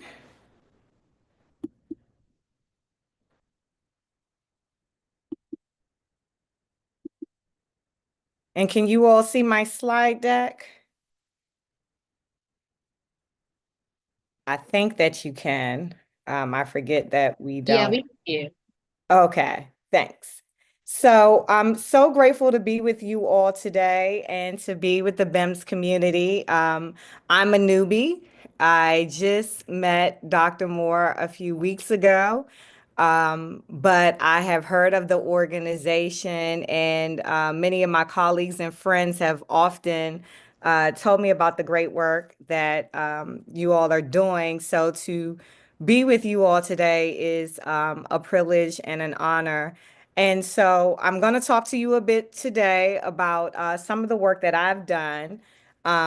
Full disclosure, I am not a scientist. I am not a researcher. I'm not a organizer, but I'm going to talk a bit about how I found my way into the environmental justice movement, and specifically work with the oceans and ocean conservation. and kind of take you through my journey and a few of the campaigns that I have helped to support throughout my career. And I hope that you get something out of it. Like I said, I'm not sure that I'll be a full hour, but hopefully we'll have some space and time at the end of the presentation to kind of engage in conversation and dig a bit deeper. And so with that, I'll just go ahead and get started. And a lot of what I'm going to share with you all are things that you already know, but because I don't have the science background, it's always important to me to kind of frame things and to speak in ways to different audiences so that they are able to kind of see themselves in the work and see themselves in the movement. So just bear with me a bit.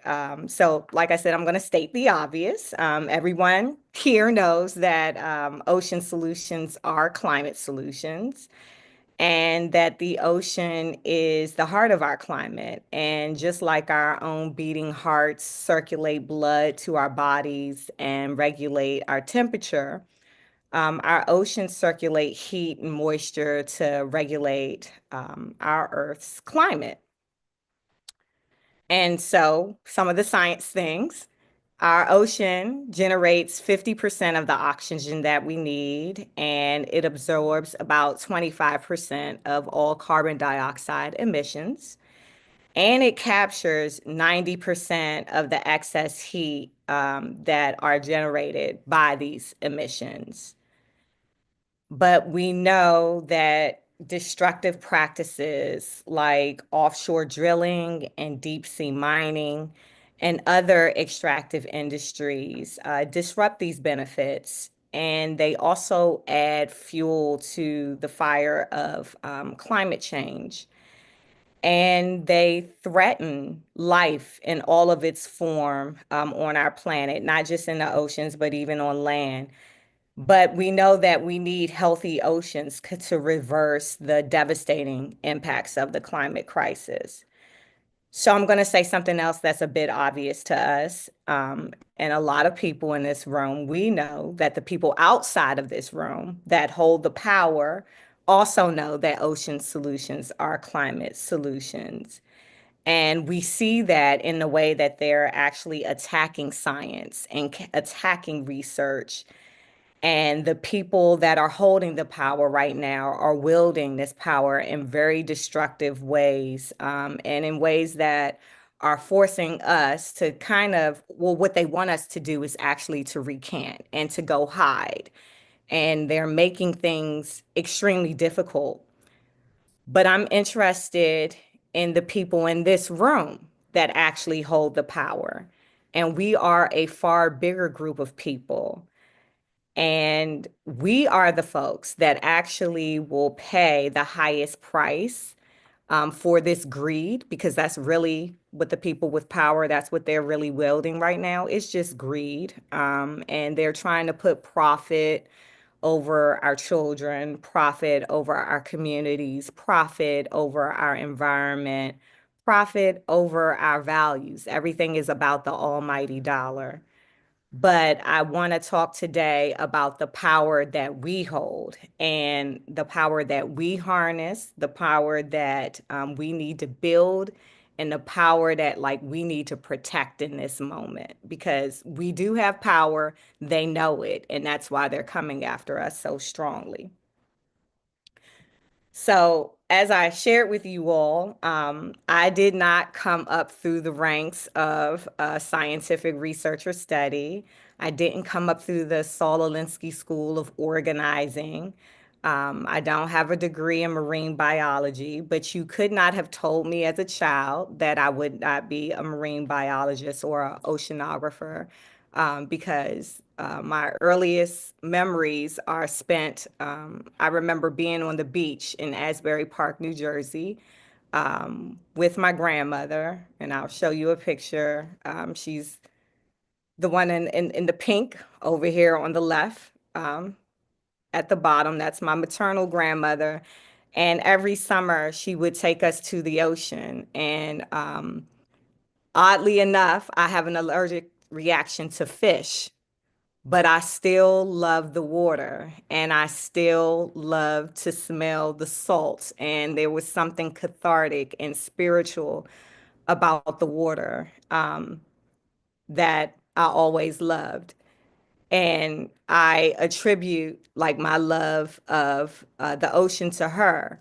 I don't like, you can miss me with forests. I don't like anything green and covered in pollen, but anything blue and flowing, show me to it, and that's where I am. My organizing and my fight for justice kind of come from my paternal grandmother, and that's her over here in the white hat. She was inspiration to me in so many ways. She's from the Jim Crow South in Georgia. And back in the day when she was coming up, she was told that she could only be one of two things, a seamstress or a maid. And she didn't accept either one of those boxes that folks put her in. And she decided to be a nurse. And so she moved up north to come to a school that took Black nurse students because that wasn't prevalent during that time either. But she found a school in the DC region and became a nurse and also was one of the first homeowners, Black homeowners in Glenarden Woods, Maryland, which is an affluent county for Black folks in the DMV region. And so she was one of the ones that started that. And so she also helped me on this journey. And then at the top, you'll see the pictures of my sons. Those are my two boys, and everything that I do is for them. And actually, my journey into the climate movement and the environmental justice movement began as a mother when my oldest son was diagnosed with asthma. And I expected the doctor to ask me about my family medical history or to kind of delve into his symptoms. And instead, she asked me where he lived and whether I was near grass or trees. And I always thought that asthma was hereditary, but my son's doctor pointed to pollution in our neighborhood as the probable cause.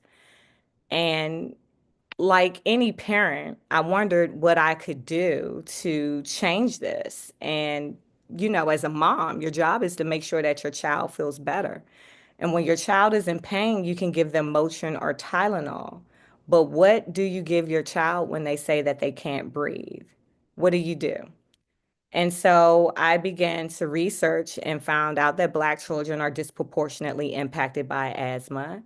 And Black people in general suffer from higher rates of respiratory and heart disease and premature births and all types of illnesses. And the evidence is really clear, as you all know. The exposure to environmental pollution, is very closely linked to race. And the policies that regulate Black and Brown communities to neighborhoods with fewer trees, higher rates of pollution, and in closer proximity to really bad industrial toxic facilities, they run the course on our health and have really devastating impacts. And yet, it is these communities that often have the least power to fight back, often because of the restriction in voting rights, which we're seeing right now, and suppression of our votes. But we are the folks that vote for green policies. We are the folks that vote to ensure that these corporations are held accountable and that they're not doing damage to our communities. And so the very people that will stand the most to lose, they're the ones that are being silenced. And so that to me says that in order for us to win the fight to save our planet, to save our oceans, the climate movement, it has to be powered by racial justice. And something that folks often ask me is what it would look like if we achieved equity and justice within our organizations and within our movement at large. What would it look like for this movement to be more diverse and inclusive? So, in addition to being a justice strategist, I'm also a classically trained vocalist. I actually sing. I'm also a praise and worship leader at my church, and that's something that roots me. What I think about, sometimes we say, what does it look like? But I also often think about what it would actually sound like if we were a more just movement. And Martin Luther King quotes the prophet Amos, and it's one of my favorite quotes, let justice roll down as waters and righteousness as a mighty stream. And I think about that framing in the context of our work, because water has a sound when it's moving. Water is all encompassing, and if you allow it to move freely, water spills out and it rolls over. So visibly, I'm looking to see if justice rolling and running saturates everything around it. And I'm also listening for the sound of justice. And what that sounds like to me is like, can I hear our voices in our work? Can I hear our voices in our strategy? Can I hear our voices in external storytelling, in our communications, and in how we are engaging our community? To me, there's a tangible sound of justice when it's present. And so, in essence, a lot of my work and my efforts have been predicated upon hearing and kind of seeing and watching the flow of justice in our work. And it's easy. Someone said to me one time, or someone sent me a quote, and it said, you know, it's one thing to say, let justice roll down like waters. And it's quite another thing, though, to work out that irrigation system. What is the irrigation system that will allow justice to flow like water? So, to tackle that irrigation system, the first thing I think you need to do is kind of look at leadership. And what does leadership in an environmental justice space look like? What does it feel like? How can we find ways to have more effective leadership in this space? And in a space that, quite frankly, doesn't often look like us or the communities that we come from, how do we build relationships? How do we build those bridges? How do we advocate for communities and also still hold the powerful accountable, these corporations accountable? We can do that, but there's a way in which we do it. How do we build partnerships? How do we nurture communities? How can we find new approaches to leadership, even in this moment of crisis? And the first thing I think that we need to do, and which we are doing very resolutely, is standing firm and rooted in this moment. And we're standing firm and rooted in what we know. We know that DEI is not what they're making it about. We know that DEI is really about ensuring everyone's voice is at the table and that everyone is heard and that no one is excluded. And so, what it takes for us right now in this moment is to stand strong in our commitment to racial and environmental justice in a moment where they want us to kind of wash all of that stuff away. We're not washing it away. And that starts with our organizations and with us individually in our culture and our policies and how we create them to be more inclusive and more kind and more impactful. And to do this work, you have to kind of be willing to go through iterations and evolutions and to understand and know that the work, as it evolves, there are different pathways. And those pathways take on different shapes based on the need of the organization or the community, just like water. And it's complex, it's nuanced, it's full of tensions, peaks, valleys, lows, missteps, mistakes, triumphs. It's all connected, but it all gets us towards an expected outcome or a goal. And I often have to remind myself that when I'm doing this work, because it can be very difficult and sometimes painstaking. We all know that. But what I do is continue to listen for the sound of justice. And that is complaints many times. It can be a complaint, but if I'm not hearing the same complaint, I know that I'm making progress. And if I'm hearing complaints, I know that I'm having, I need to take that information in because that's helping to inform my strategy to get to the next step. So I'm constantly listening to hear and to know what approach or changes do we need to make so that we can make progress. What's the frequency? And we know that we have to take holistic and comprehensive approaches and changes. So there are a few lessons that I've learned along the way. And I want to say a disclaimer, these lessons that I've learned, I am not saying that they're broad sweeping and universal and they're things that you definitely need to apply to your situation or your organization or whatever you are trying to build. But they are this lessons that like have come up for me and I want to share them with you. And of course, like I said, there is no one cookie cutter approach. So we have to be adaptable and nuanced even in how we share our lessons with each other. So one of the huge lessons that I learned is that you cannot achieve equity in any community or organization just by kind of tasking it to one person. So I know in a lot of organizations will hire a chief diversity officer or create a diversity DEI council or something of that nature. And in many ways, this can make sense in certain spaces. But what I found that these positions or teams sometimes created hurdles and stifled progress. And that's because the person may not have been in a position to enact, or they maybe weren't empowered to make certain changes that they needed to make. For instance, they may have said, okay, well, this needs to change in HR, but they might not be the HR director, so they weren't able to change it. It also kind of created an assumption among the community that the work of DEI or advancing justice was just one person or one group's job. And instead, what we needed everybody to understand was that individually, it is everybody's role and responsibility to advance justice.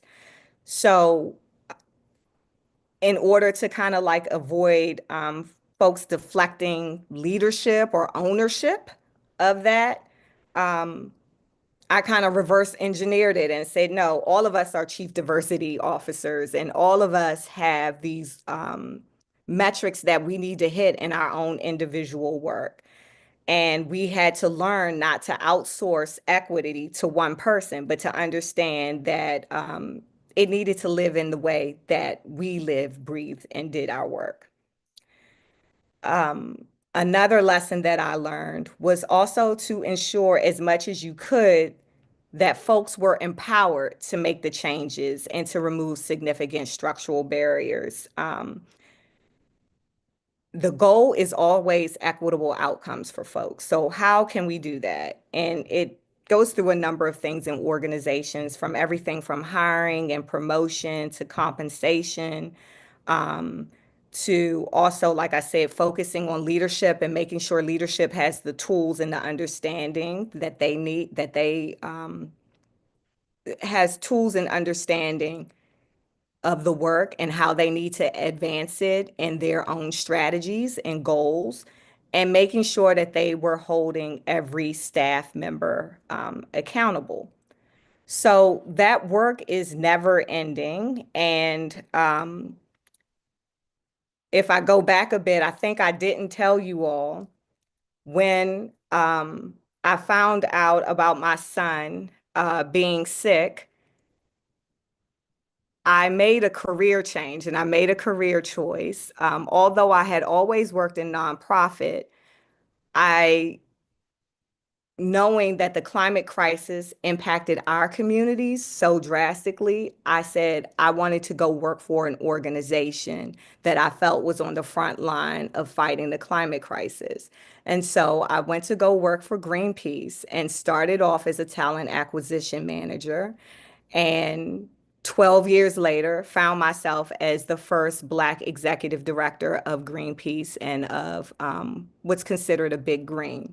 This wasn't in the cards for me. This wasn't planned, but through passion, hard work, and commitment, I kind of worked my way up the ranks and found myself in this role.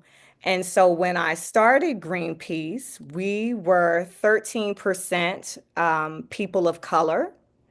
And through many of the efforts and uh, programs, initiatives, and like I said, embedding justice in everything that we did, by the time I left the organization last summer, we were 57% people of color. And so that's something that I'm very proud of. And like I said, the effort is never ending. Um, I had to work very hard with the team to kind of track progress. And although we know metrics are important, critical indicators for success, it's not the only thing that we can use to measure our success. So the goal at the end of the day, and this is what I used to share with staff, the goal wasn't just to bring in diverse people into the organization and to kind of force them to assimilate to the culture. The goal was to bring in diverse voices and perspectives and to amplify the voices so that we could hear the sound of justice, both internally and externally in our work. And that would actually be the true reflection of the world that we wanted to see.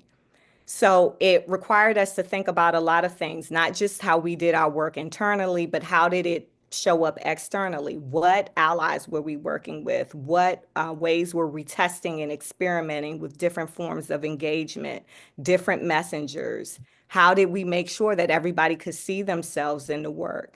And how could we go beyond advancing equity and justice to actually dismantling systems and narratives of injustice? And so people often ask me about my journey at Greenpeace as the first Black executive director.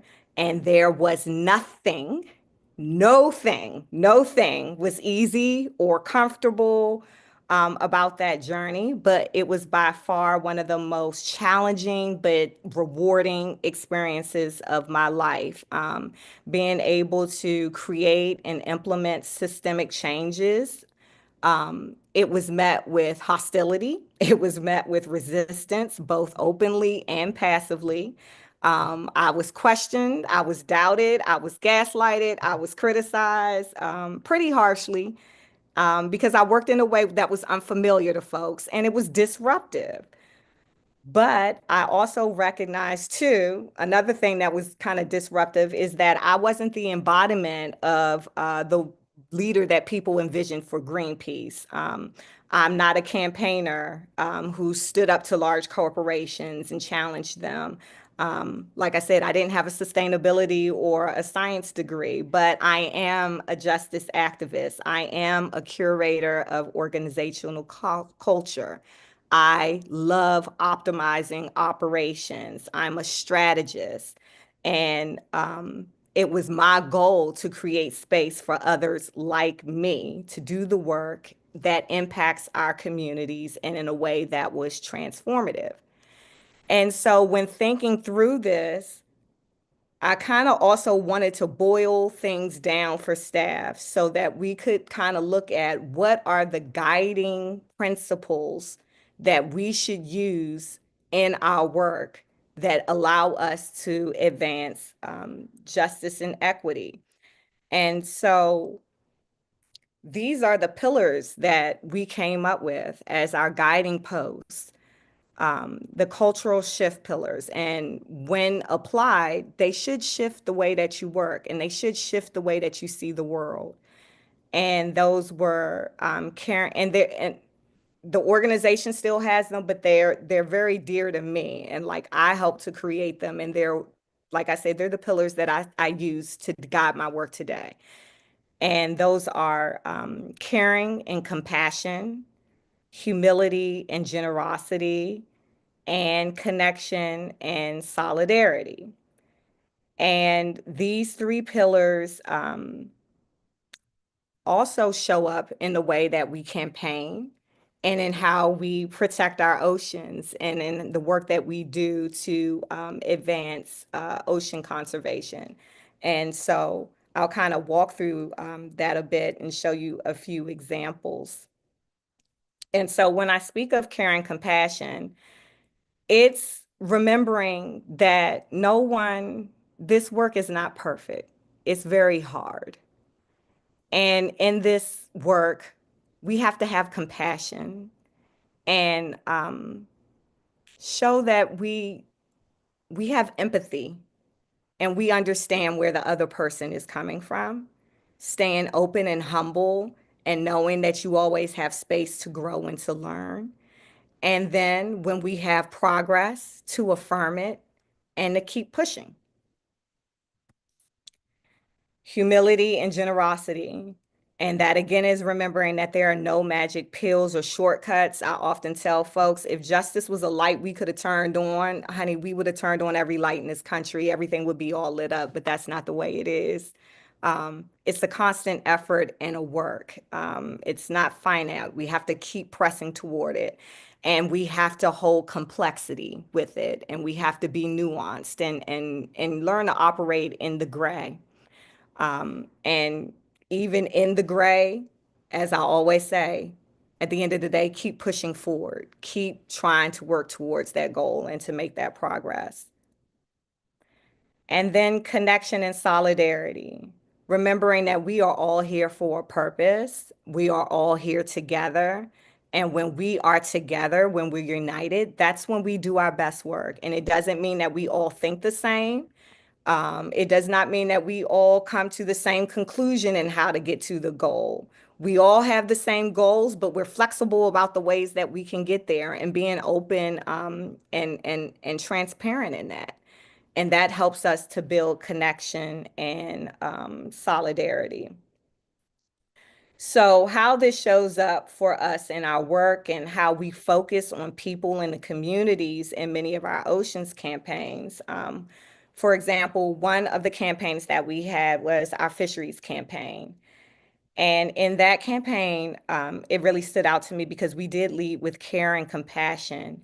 And it means that we recognize the problems of environmental harm are tied to worker abuse and modern day slavery. And recognizing that environmental harm goes hand in hand with treating people as expendable.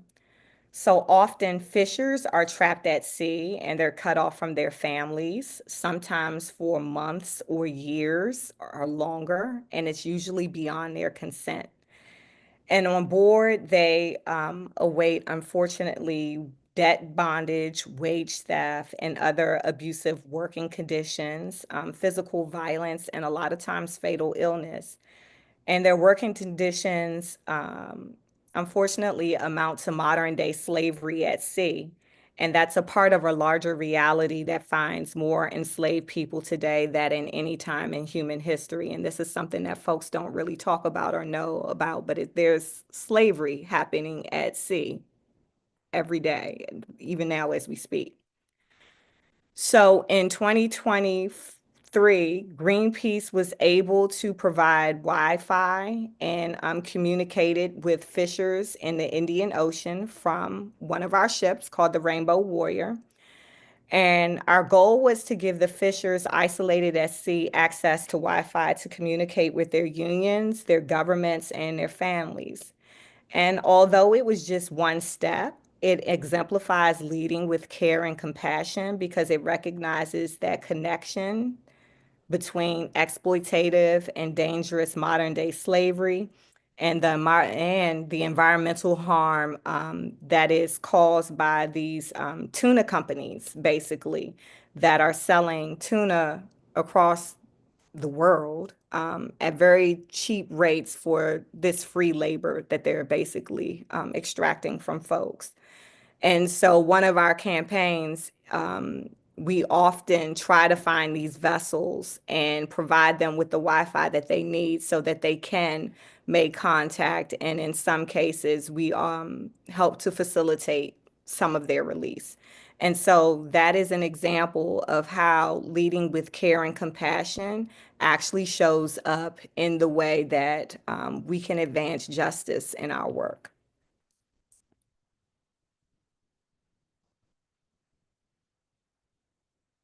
With humility and generosity, I want to talk about our friend Uncle Saul. So, something that I said earlier about leadership in this space, we have to know and recognize that the experts aren't always the people who claim to have all the answers.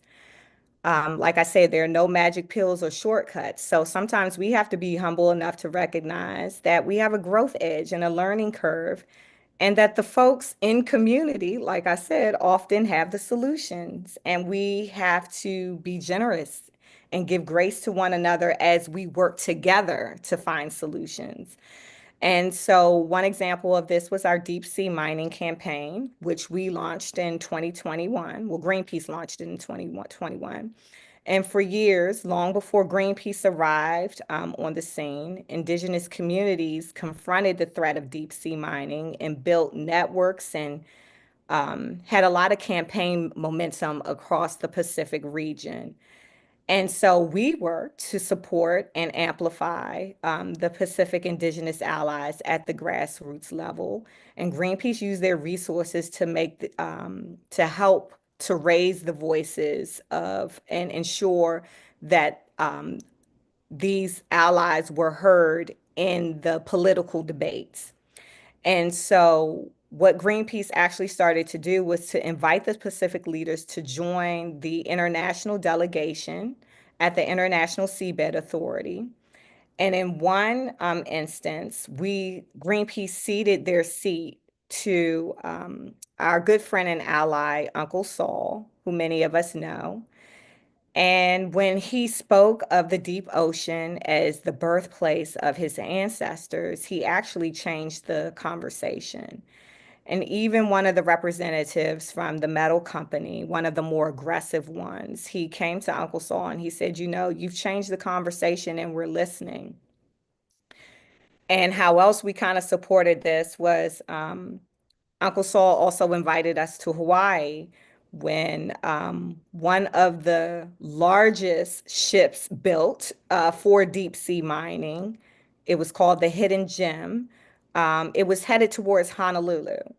And Greenpeace had been tracking the ship for some time and alerted Uncle Saul and our other Hawaiian allies that the ship was scheduled to come to Honolulu and didn't want to didn't want to leave their ocean alone. We'll just say that.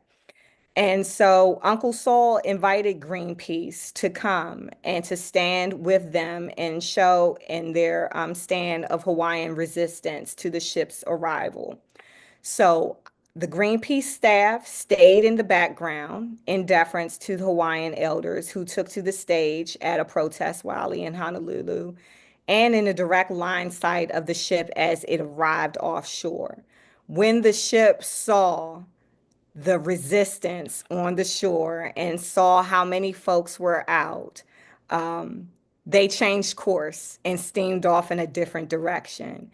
And it sparked an on-air exchange between the local Hawaiians and the metal company, and actually helped to reinvigorate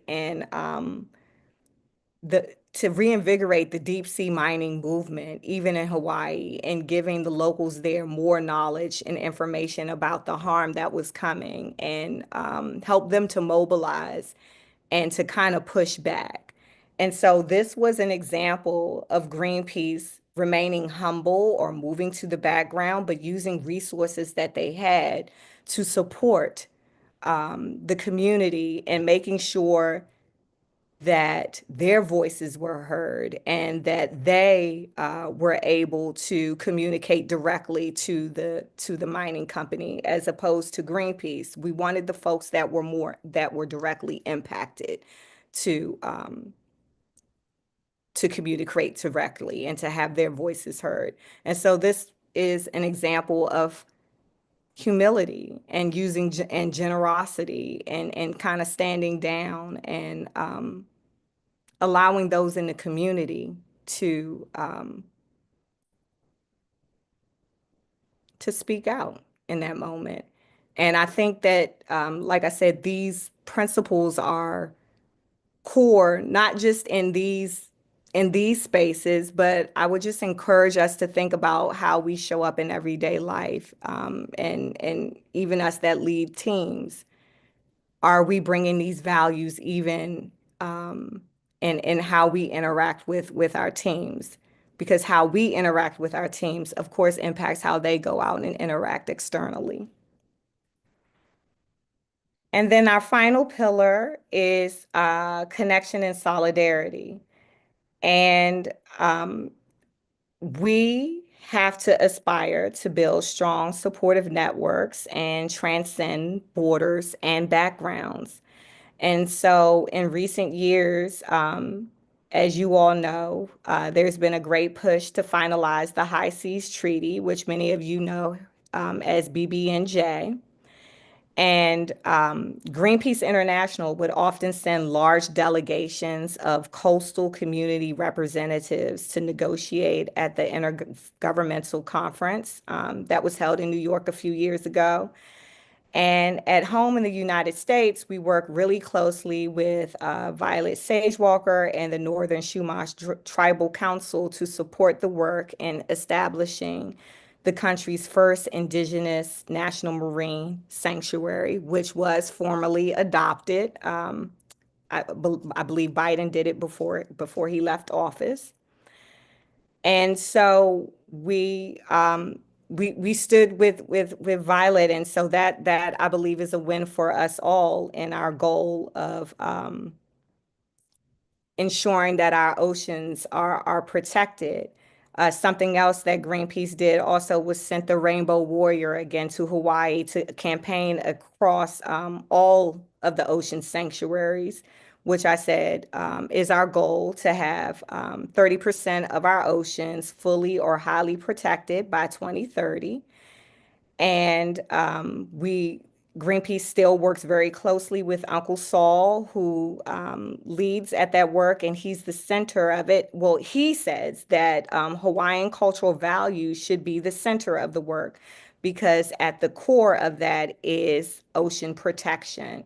And as Uncle Saul frames it, once you center Native Hawaiian cultural values, the rest falls into place. Protecting the ocean, stopping deep sea mining, ending unfair and unsustainable fishery practices, and of course, the flow of plastics into our ocean. So change, of course, is never easy in achieving their triumphs, but they have been years in the making. And I'll be the first to admit that change is not easy and progress is never a straight line, but we all know that it's possible. And we all know that we have to do it in this moment. As I said, our enemies are really powerful and they're fighting tooth and nail to kind of keep the status quo. And they want to disorient us. They want to wear us down. But again, it takes humility to kind of hold the nuance and the tension and to know that we can still work through it. It takes care and compassion to be gentle with yourself and to give yourself grace, even as you're learning to climb a steeper mountain, and to be kind to one another. And it takes solidarity to understand that we're all accountable to this work together, and how we support one another in this work will be the real litmus test of our achievement. Because if we are to avoid the worst case climate scenarios, we know that we need to build the strongest, most diverse, and broadest coalition.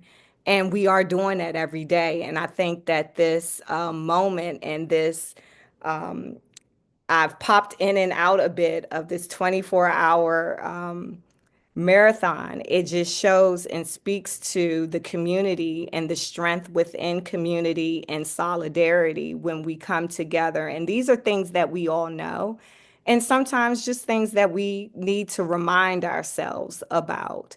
But they're there for us, and we are together in this moment to kind of remind ourselves that we do have the strength, we do have the power, we do have the resilience, we can overcome, we will overcome. And this is the work that strengthens and supports us. And this is the work that uplifts the movement. And so I hope that I have said something that encourages you or helps us to think about the work differently. I know, as I said, this has been a very trying moment for many of us, but it just causes us to be more creative, and it causes the gifts that we have already within us to kind of flourish and to grow in this moment. When we step into moments of hardship, that's really where the growth edge is. And that's where we really see our resilience and our strength. And so all of this at the end of the day is about protecting our community. I have moved on from Greenpeace, and I am currently consulting and still focused in the DEI fight and ensuring that these things are on the forefront of our mind and that we're not washing them away, and understanding that DEI, this work is core to the work that we're doing, and it's needed and it's necessary.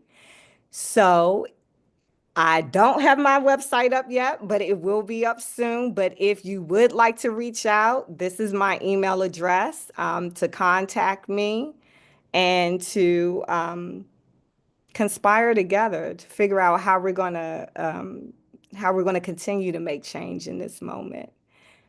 And so, as I said, I know I didn't hit quite an hour, but I'm not sure if there are any questions in the chat.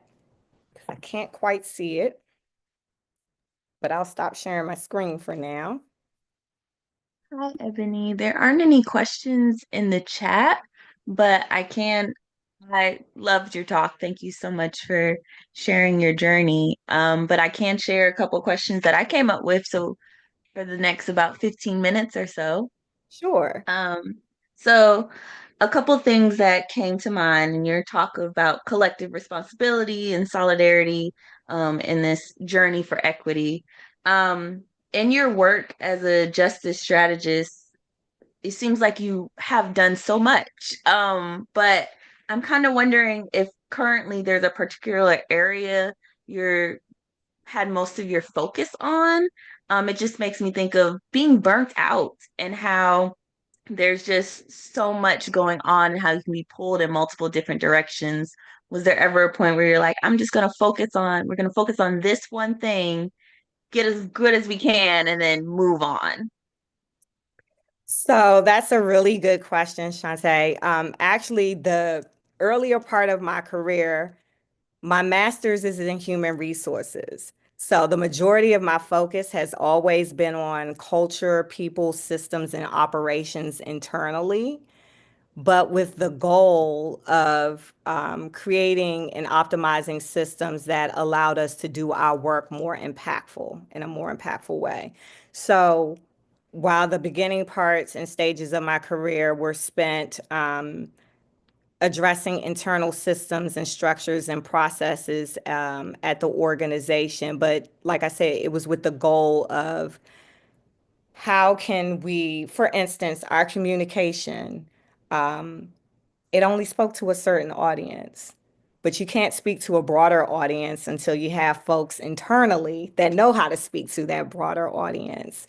So what was the processes that we needed to do to make sure that our comm staff really reflected the diversity of the folks that we were trying to reach. And not just the comm staff, but actually the folks that were creating that strategy, the folks that were working across the aisle with the development, the folks that were working across the aisle with the supporter mobilization and engagement team. How were we creating pathways and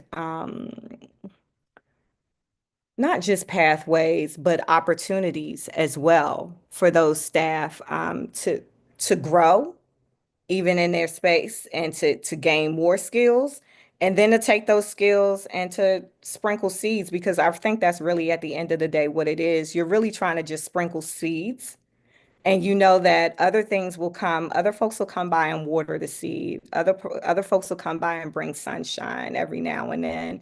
And then sooner or later you start to see your little seeds pop up. And before you know, you look up and you're like, oh my goodness, I see a whole new community that we've actually reached and we've made connections and partnerships with, and they trust us now. And that was 5 years in the making, but it started with the internal systems and processes. So my journey kind of it migrated, but it really started at the operational level. Okay. And that actually kind of maybe answers the next kind of questions that came pop to mind. So I was thinking of with your pivot from pivot into green space and this environmental kind of work, were there some skills that you had in your previous experience that helped to kind of make this an easier role? And then now that you've left green space and are going on Greenpeace and are going on to some different avenues for yourself, what skills are you taking from being with Greenpeace and those executive director roles and other things into your future? I think I really think the fact that I did not come from the environmental space was a plus or a bonus because I was able to see things to me outside of the box that I think that I think folks are used to operating a certain way and it's the way that it's always been and this is the way that this is how we operate. This is how things are done. And I think me not being in that space, coming in with a fresh perspective, well, why do you, for instance, fossil fuels was a huge word. And I'm like, y'all, don't nobody understand fossil fuels. Say oil and gas. Well, no, we gotta say no. I think if you just said oil and gas, if you just said gas, really oil, like because gas, the gas that you put in your car, and just little changes like that I would get folks to make, like if they wanted to put out a statement that I made, I'm like, okay, no, let's take this word out, take this word out, take this word out. How do we speak to people and meet people where they are? And so I think the fact that I did not have that background allowed me to come in at a space that connected with people, I think, in a more authentic and real way that like met people where they were, because that's where I was. I was learning about it too. It didn't make sense to me either. So I began to explain the climate crisis in the way that like I knew how to explain it and not the scientific way. And so it resonated with folks. And so I that was a long-winded way of saying I think that me not coming from the space was actually beneficial. And then lessons that I'm taking, honey, I take lessons every day. I'm still learning. I'm not an ED anymore, but I still reflect back on things that I did or lessons that help me to inform my thinking now and how I think about the work and what we need to do in this moment to push things forward. Awesome. So we actually have a question from the chat now. So we have a question from Jamon, and he's saying, what was your biggest challenge working with Greenpeace? You might have had many, so one of your biggest challenges. Advancing justice. Advancing justice because everybody wants it, but when it's time to make the changes and the shifts and to do things differently, everybody is not as open. You want the change, but you really, one of the things, people don't like to change, and especially in ways that work for them in the past. So, for instance, getting people to think about hiring differently. I use myself as an example. I don't believe somebody has to have a climate background to work in environmental work. I think you just need to have, if you're an organizer, you don't have to come from the climate background to organize folks. You just need to understand, know our values at the end of the day, and understand like everything that we're fighting for is interconnected. It's all interconnected at the end. We're all fighting for the same thing. We're all fighting for liberation. We're all fighting for liberation. And so getting people to relinquish their comfort zones and the way that they were used to doing things was probably the hardest. But after a while, if you get a little victory and people start to see, one thing I did do was like focus on certain departments one at a time. And I'm like, okay, this department, see, this department did this and see the changes that they bought. And so it gave a bit of proof of concept. And so then people weren't as suspicious. They still didn't want to change, but I think that was the hardest thing that I've ever done. But as I said too, it was the most rewarding, and it lets me know that change actually is possible in the hardest of conditions and circumstances.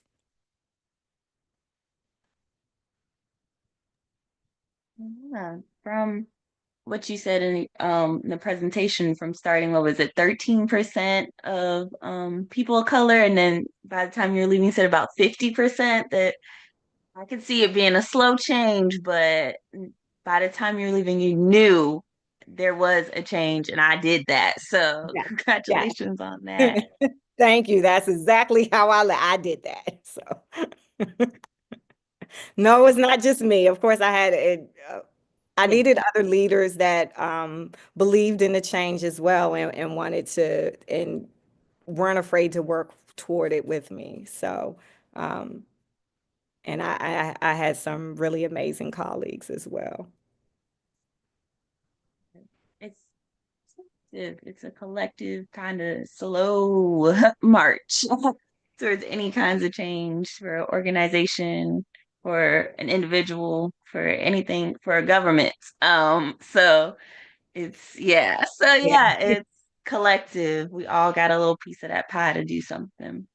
Yeah. So we have a couple minutes left. I think I can do maybe one last question about your cultural shift pillars. They're amazing is the first thing. But how did you choose these pillars themselves? There's so many other words you could have chosen, or some things you could have pinpointed on, but caring, compassion, humility, generosity, connection, and solidarity, what did you gravitate to them for? I think because I kind of looked at the movement at large and what I felt was missing. And we do the work because we love the work. We love our communities. We love people. We the love is always there, but it's underlying. And it doesn't always come out because we are so focused on the goal of advancing and making progress. And I think oftentimes we forget just to show a bit of compassion, to show a bit of kindness, while we're moving forward and I'm trying to get my point across to you and I really want you to understand where I'm coming from, give that person grace. Make sure that you're explaining things in a way that's compassionate. Recognize that you don't always have the answer, so you might need to be humble. Be generous with your grace. And what I just felt was missing, or what I still feel is missing in the movement, is kindness. And so the words that I picked, of course, staff had input into the pillars that we chose, but at the end of the day, it was trying to advance kindness, kindness, kindness. We're not kind. And I think when we slow down and reflect, sometimes in moments where something may not have gone the way that we wanted it to go, just a bit more grace, a bit more humility, and a bit more kindness could have turned the whole situation around. And so my thing was always to help folks to remember in every interaction, make sure these are the values that you're leading with. And even if you don't get to the goal, you can have peace within yourself because of the way that you interacted and the way that you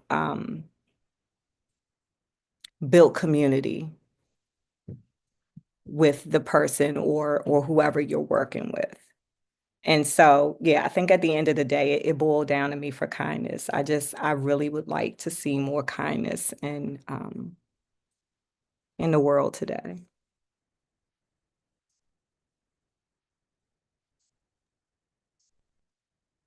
Thank you so much. I also think we just need a more kinder world.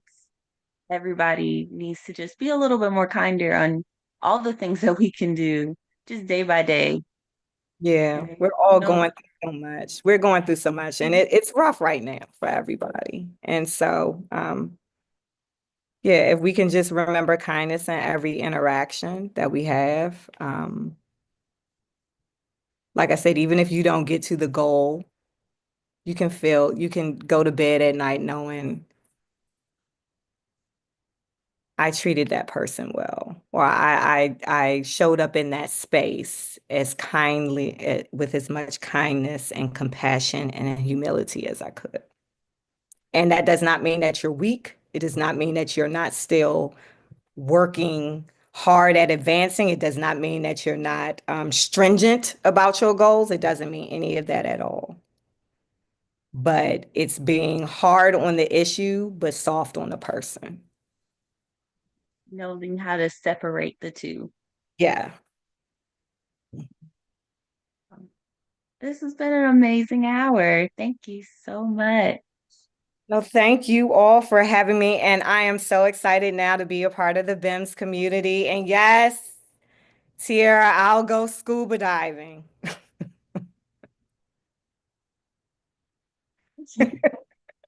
She has the perfect location, so I you know gotta. she does. She told me I have to come. Well, now it's time for me to jump in. You know, that's what I was waiting to hear, because now that you're in these ocean streets, it's time for you to start scuba diving. So that's what it is. I know. I will get there. Thank you for having me. This was wonderful. Of course. No, thank you so much for coming, for sharing your truth, sharing your message. Like, that was the goal today, just to tell the truth. There's so much foolishness going on and so much disinformation. So what if we spent Earth Day just telling our truth that nobody can take away? So thanks so much for joining in. You. See you. All righty, y'all. Woo! We have been live. We are in the last 4 hours of this live. Y'all know I've been having outfit changes because you know how social media works. We're gonna clip this up and we're gonna be posting this out for years to come. So I gotta have different outfits so I can get caught doing different things.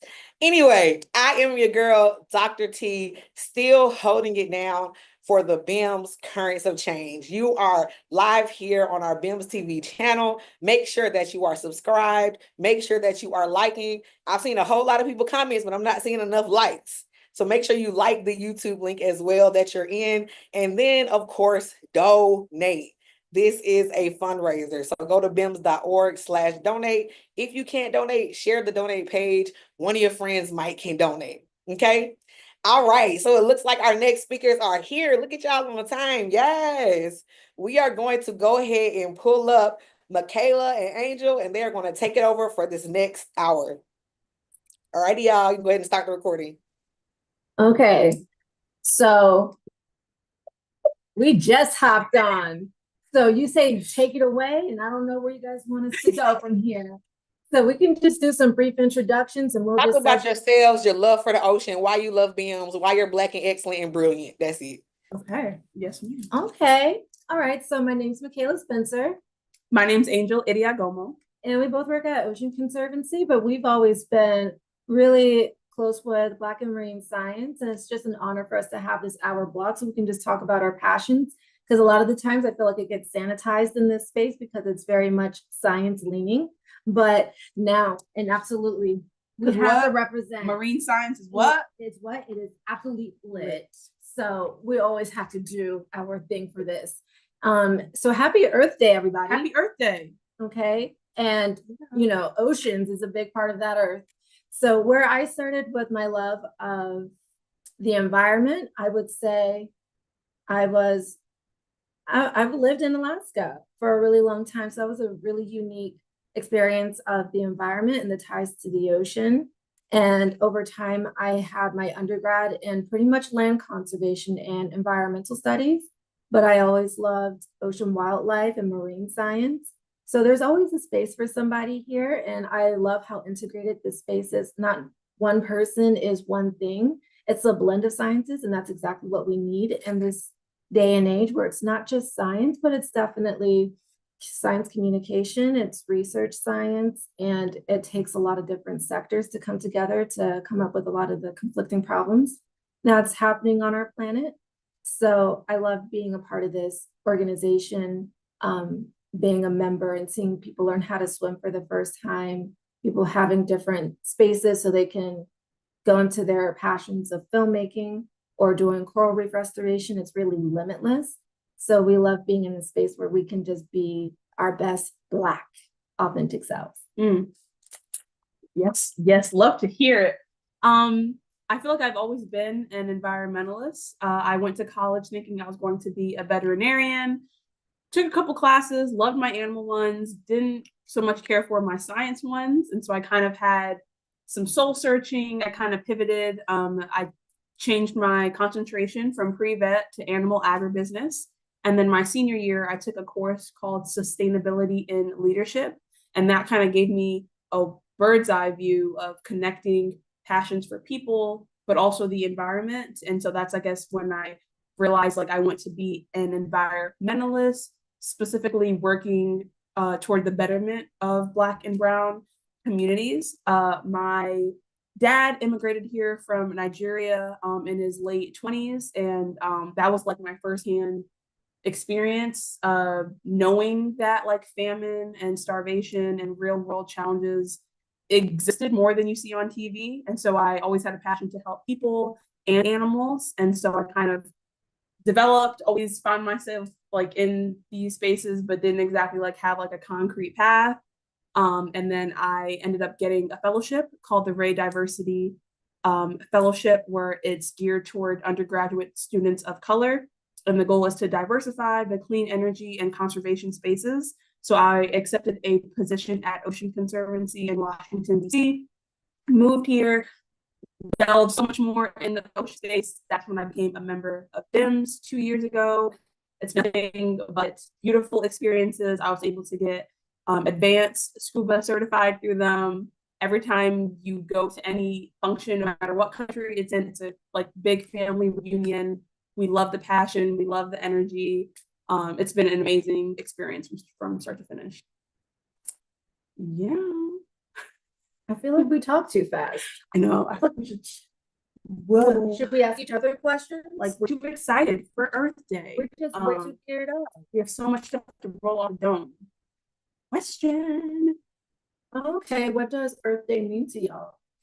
Okay, so I want to say the beginning of Earth Day came about in 1970, and it was a call for action and the need to recognize how important it is for us to be stewards of the earth.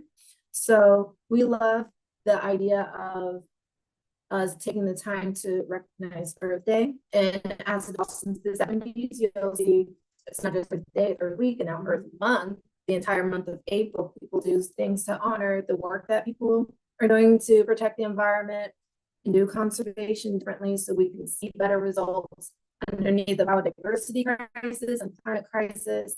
So Earth Day means to me is like a celebration of sorts. And same thing with Oceans Month in June. It's meeting a lot of the professionals who've been doing the behind the scenes work, people who always have touch points to the environment and to the earth. So we love that we can, be here and rejoice in Earth Day fun. And what I appreciate about the peak in the climate movement and the attraction towards sustainability as it seems to have progressed over the years is it gets a lot of people involved. It has spanned from like a day to a month to a season. Everyone is constantly thinking about the climate and what volunteer activities can they get involved in. So I just love how it brings people together. Outside is not necessarily something that is stressful. It's pretty accessible. It's free. You can just go outside and just sunbathe and you feel so many different emotions. It's a free form of stress relief. And so I just love that it, in a way, in a year that has been very tumultuous and volatile, I feel like we can pick one thing to seek and get joy from. Like a lot of people tend to have positive experiences outdoors, no matter what that looks like. If it's as simple as just kind of taking a walk around your neighborhood or diving or hiking, there's some joy to be found somewhere. And it's just bringing back that appreciation. And the more you appreciate something, the stronger the likelihood you have to care for it. And it's just really beautiful to see everyone's different ties to the earth. Yeah. And then I guess we touched on it a little bit in the beginning with introductions, but how do we get into the field? So I'll go back to my bachelor's. I have it in environmental analysis and planning, which is very technical and more engineering leaning. And then for my master's, I got it in environmental management. And it wasn't until my fellowships where I could really marry both of my passions of community engagement and working at the local level with the environmental science side. And that was with the Wilderness Society when I was an intern there.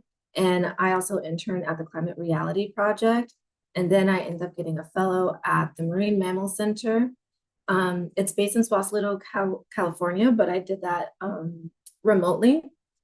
Then working within the Marine Mammal Center kind of space as a climate literacy fellow, that's when I segued more into ocean spaces, and that's how I got into ocean conservancy. But that's pretty much my trajectory educationally. But really, it was around 2020, a little bit before then, where I was not satisfied with my job, just working in one dimension of the environmental field. So it wasn't until those internships and fellowships came together that I felt like I belonged in this space.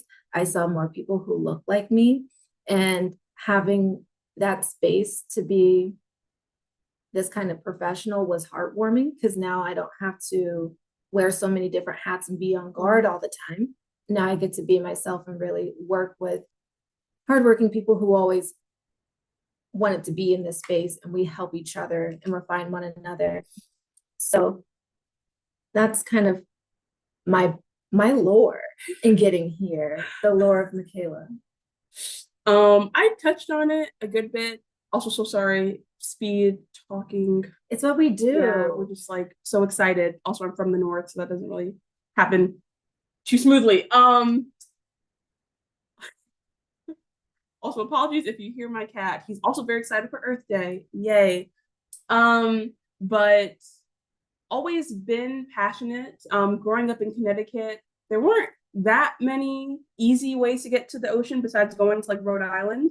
But I knew it was a beautiful beast that I always had so much respect for. But it wasn't until the past couple years that it was kind of like full circle. Like I want to be able to better all assets of kind of like that one life notion where it's like people caring for the animals, caring for the planet. And Ocean Conservancy really like was a huge step for me, and talking about climate change and sustainability and the plastic pollution problem. And I always knew I was going to work in the environment space. It all just kind of played out very uniquely as life tends to do. And since then, being involved in so many places that have Black people specifically was very comforting. And it was like, okay, like I feel safe here. I'm loving seeing representation and work that I care about. So I'm happy that like I'm able to pay it forward and be like an inspiration to like my niece and my nephews and other younger generation that is kind of wanting to work in this field. And why it's important for us to have Black voices in this ocean justice movement is because we can't do the research in silos. We can't break barriers in silos. And like I said earlier, an integrated approach is the best way to go about answering a lot of the interconnected problems that challenge our oceans, our ocean communities, and just our environment at large. And the people who are most impacted by a lot of the degradation of the earth happen to be Black and Brown communities. And who knows their community better than the ones who live there? So instead of doing parachute science, it's important that we take the people who live there as experts, listen to their expertise, and that can inform us how we can make local to state to federal action when we're trying to figure out what are the best solutions, and then the policy to back it up, to have teeth on it, to ensure that we protect those communities. And it's important that we are also in the space for innovation's sake, for the sake of the fact that, you know, throughout history, we've been ignored as a community. It's been known that there's a lot of contributions that were made, but not really given the proper credit. And now it's time for us to take up that space. It's time for us to shed light on the important work that's being done. And it's okay that it happens to be Black people. It's okay if it happens to be people of color who are the experts in that. So that's, and it's to inspire the ripple effect of people coming after us. So when people see more and more Black marine scientists, they don't think it's just an impossible thing where it just dies when they're in elementary school where they always wanted to be a diver. Well, no, now you get to see us a lot more. And that's why I say it's important for us to not just be researchers and be really great at communications and social media so we can spread that message of the work that we're doing. And on that same notion, it is crucial to have spaces like BIMS where you can be unapologetically yourself, but also unapologetically Black.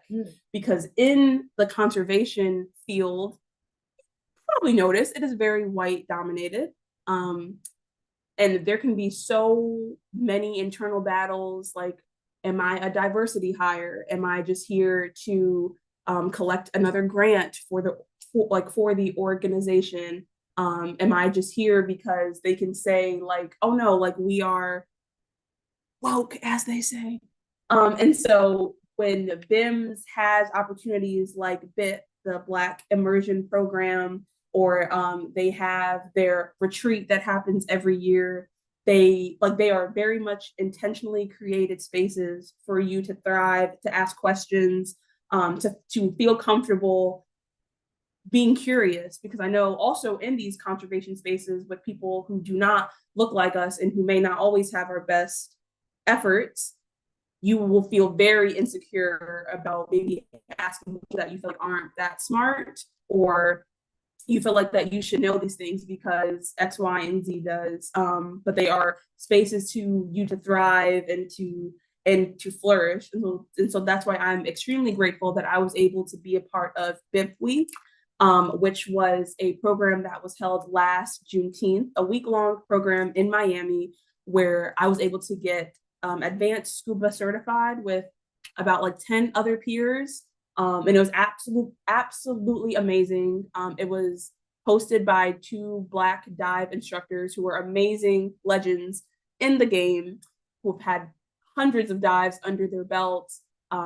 Scuba diving, as beautiful as it sounds, it's also very scary. And I definitely am not the most skilled at it. And so to be able to be comfortable expressing my concerns, because it is a life-threatening activity, very beautiful, but also has its risks. So to be able to be very comfortable with the group that you're in and feel like a family and like everyone's comforting each other is extremely, extremely one of a kind. And I cannot be more grateful for my instructors, for BIMS, to host such an intentional program like Fifth Week.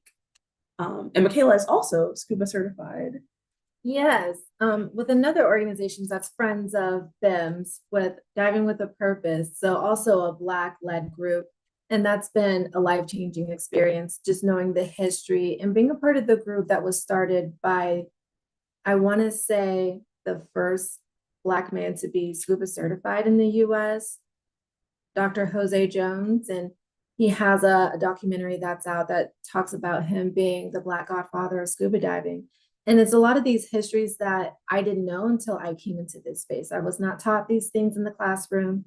So it feels like I'm paying homage, doing things that scare me and terrify me, like being a diver. But the more you do it, the more comfortable you get and the more you fall in love with it. So it's that learning curve of getting used to being underwater and learning how to relax. Because once I was told I may have a control problem. So I have a problem with letting go and relaxing. But when I figured that out, now I love diving. And now I'm always trying to figure out when's the next time there's going to be a dive trip, because this is the group that I trust to do that with.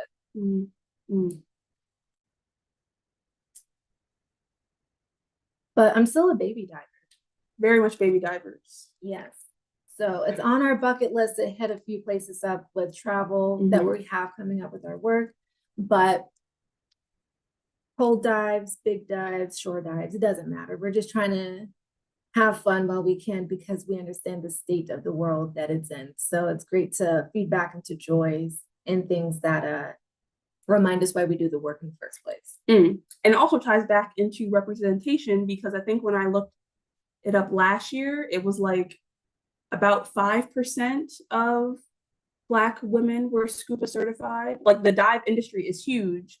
Not a lot of people who look like us. So BIMS is extremely helpful in that role, to encourage the continuement of like breaking barriers and providing opportunities, because it's not cheap.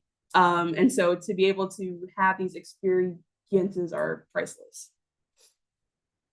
And another prompt that we have is, if resources were unlimited, what type of research project would we be working on? So I'm going to kick it to you, Angel.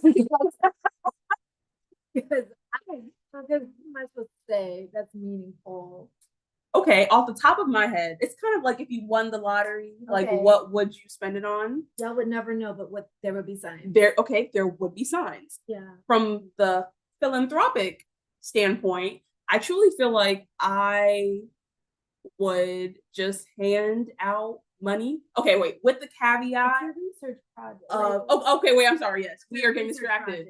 So I've always had a passion for food justice. So essentially, I would be going to communities and asking, what do they need? But also doing the research of, is it like the type of soil that is hindering the growth of these, like of certain nutrients that you're lacking? Is it a miscommunication between different areas that maybe you have what they need and vice versa? Basically, just like, how can we continue this like each one teach one cycle, but also implement sustainable practices? So if the money was to run out, you'll be able to sustain and I don't leave you high and dry. So it's kind of more of like a research teaching project camp, but implementing food growth, sustainability, self-sufficiency, and just kind of seeing where that thrives. That's a good one. That's a good one. And even after that time, I would, okay, off of my head, You I got would it. go with like a oyster restoration project. We're based here in DC, and we have a lot of great ties with organizations who are based here as well. And oysters and blue crabs are really important to the ecosystem here in the Chesapeake Bay. And I've seen this kind of oyster restoration work like in Louisiana. Okay. At Ray at the Restoring America's Estuaries. Yeah, so it's also kind of like it goes hand in hand with food justice, because Okay. the reason why they had those walls made out of oysters was because it was help clearing out that water when it came in and filtering Louisiana. Yeah, so I can see a lot of these things being scaled up. I have other passions, like, and it's funny too, because Angel's actually on our plastics team at Ocean Conservancy, and we kind of overlap because I lead a group called People, Places, and Not Plastics, where we come together as community partners in Ocean Conservancy, and we talk about how plastic impacts our communities differently. So we have people in the Arctic, we have folks in Hawaii, and you can just see the life cycle of plastics and how it impacts people's lives. And there's just amazing results that you see in other countries. I think it's the Philippines or maybe Indonesia. They had a problem with waste, they had a problem with plastic. So they advocated to have Coke be put back in the classic glass bottles instead of it being in plastic. So it's these kind of notions of if we all advocate together, we can see bigger changes. So that kind of research I would do, but really from like a locally led perspective. And I'm sure there's like y'all are probably expecting us to talk about something crazy like about the moon or something, but it's very like people are doing this work already, but it's still a dream of mine. I still want to do more work with projects. As a grant manager, I'm like always 1 degree kind of removed, but whenever I'm invited to be in community so I can help support some of this research project or help support whatever that they're trying to do, I'm there. Do you have a favorite grantee project you want to highlight? Any work being done? I don't pick favorites, like a parent. Excellent answer. Exactly. So if someone were to strap me down and try to get an answer out of me, you would not, because I love them all dearly. And it always looks different too, because there's groups that focus on education and awareness more than people who do research projects. There's folks who do bird migration, seabird migration, folks who clean up ghost gear, which is derelict gear, and also just the fishing gear that washes up on people's shores. And they're all so different, you can't compare. It's apples to oranges. So instead of saying which one, how about and. Yes, and all of them. Because why not? We need to have an integrated approach anyway. So with our organization, as you see on the news, if you've been keeping up with the National Park Service or people at NOAA, those are our friends too. So this is not the best time to be in the environmental sector. And despite that, the work persists.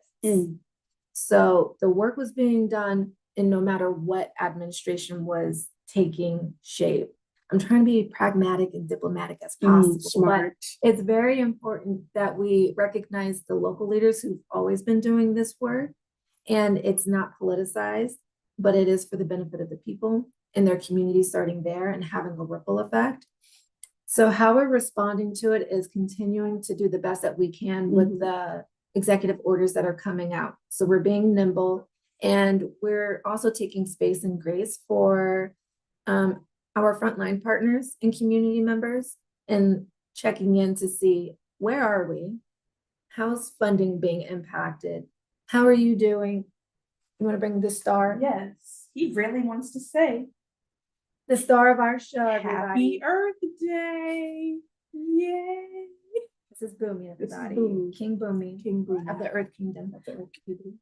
So I would say it's important for us to check in as people, because as much as this is a job for a lot of us, this is truly where our passions are.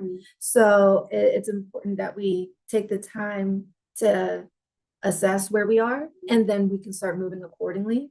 But it's definitely been high pressure and high anxiety since January. And here we are knocking on the door of May. Yep. So we've been enduring that time and will continue to endure, because the work will always get done. And luckily, because plastics pollution prevention is such a it's like the forefront of what we do, it seems to also be a bipartisan issue. No one wants a trashy beach. No one likes trash laying where you're trying to enjoy the sun. So our work will continue. We may just customize it a little bit for the audience that is taking it in, but it will go on because it is important. And luckily, the majority does recognize it. We just have to stay nimble and stay quick. Do you have a favorite project from Ocean Conservancy that you want to highlight? I think it's really cool with the work that Blacks at the Chesapeake is doing with you guys, BIMS with eDNA work. That's something I don't have a lot of background in. That's not what I studied. So I think it's like really amazing to see like we get to look at the different profiles that eDNA can do and connect it to a larger story of the history of the Chesapeake Bay. And there's another one. I think it's the Gullah Geechee who did some work. I'm not sure if we necessarily funded it, but you asked me what my favorite project is. And they made art out of like a cleanup that they did. They did a cleanup somewhere in their beaches from St. Helena Island, I think in South Carolina. And they made the marine debris that they picked up into art. I think they call it like Create Day. And I think I love seeing like repurposed art. Is there a location that you like the most that you travel to in International Coastal Cleanup? Good idea. What is that? What is that? Thanks for asking. So at Ocean Conservancy, the International Coastal Cleanup, or the ICC, as you may hear it be referenced, is probably our most public-facing program, but it is the world's largest volunteer cleanup effort. And actually, in 2025, we celebrate the 40th anniversary. Woo! So over the past 40 years, we've been able to mobilize over 18 million volunteers across the globe, and we have collected over 500 million pounds of trash. So that's amazing. Also kind of sad to say that that's a number that we can even reach. But with efforts like the ICC, we are able to track that data collection. It all gets pulled into a worldwide database called TIDES, which is the world's largest database based on marine debris. And in that database, politicians have been able to use it to pass new laws like the intentional plastic balloon release ban that happened last year in Florida, SB 54, which is California's plastic bag ban. So very important stuff. And so if you're ever interested in hosting your own cleanup or seeing how you can get involved in the ICC, please feel free to go to Ocean Conservancy's website. We have an app also called Clean Swell that anyone can use completely free on Android and iOS. But my favorite aspect of the job is just seeing how people are so happy to pick up trash and they truly are just like so involved. And it sounds really just like cliche, but like it truly makes my job worth it. I get to interact with people I would not have had the opportunity to otherwise, see beautiful places, but also like kind of restores my faith in humanity that there are people getting out there doing this work regardless to make places of the world that they will never see more beautiful for generations to come. And you really just like because we're out there, sweating in like some really rugged places, but it's really beautiful to see the human connection back to the earth that they feel tied to. Yeah, and that's a really good dovetail how is important to the work that we're doing, because a lot of the cleanups that we can do leads to policy, like the balloon ban in Florida, like Angel just mentioned. A lot of policy engagement looks like adding teeth and backbone to protect those places. That way we don't have to continue to go back and do things manually. And to add laws means to add more protections on those ecosystems, on those resources, and it leads to better results over time, because without policy, we're just continuing to either just clean up the same beaches without having any kind of enforcement of people not bringing trash or single-use plastic to those beaches. And that goes for a lot of different things, where you can go into a space, cleaning up as best as you can, but that doesn't stop other folks from coming in and doing what they want, extracting the environment or polluting it. So having those spaces taken care of and carefully having like smart language around it, like this is going to be a nature preserve, or this is going to be a place where you can still enjoy. We're not just gonna cut it off and let's just be pristine and no one can enjoy these places, but also let's be more mindful of where we step, because these plants are native here and that helps pollinators, or this is very important. And if you put this trash here, eventually it's going to end up in the ocean. Yeah. So it's all these preventions that policy can help, and they go hand in hand with action on the ground. 1,000%. And I know people get really bogged down with all the red tape and policy, and like it takes so long, but you need policy to make change. And you can like clean up all you want, but like until you have those statistics and those data and the numbers, and you have like a long collected history, that's like the only way that policy will get enforced. So it's absolutely amazing that we have efforts like BIMS and all the restoration and like the ED&A work that they do, along with things like Clean Swell and the ICC, because we're out there doing the work, the data is getting tracked, and then we have amazing people who know how to talk the talk and get stuff done. So it's really crucial, especially in the ocean conservation world. Yeah. And that kind of goes hand in hand in like, what can everyday people do? What can individuals do in communities? People who are not lawmakers, like what daily actions can we take to spread ocean awareness? Listen, your dollar is important and where you spend it. Vote with your dollar. So as we saw news coming in, there's certain places that turned their backs on certain initiatives that started in 2020. And now to boycott, we don't put our money in those institutions. So that's one way you can divest from other places and put your money towards local businesses or folks who are doing the work.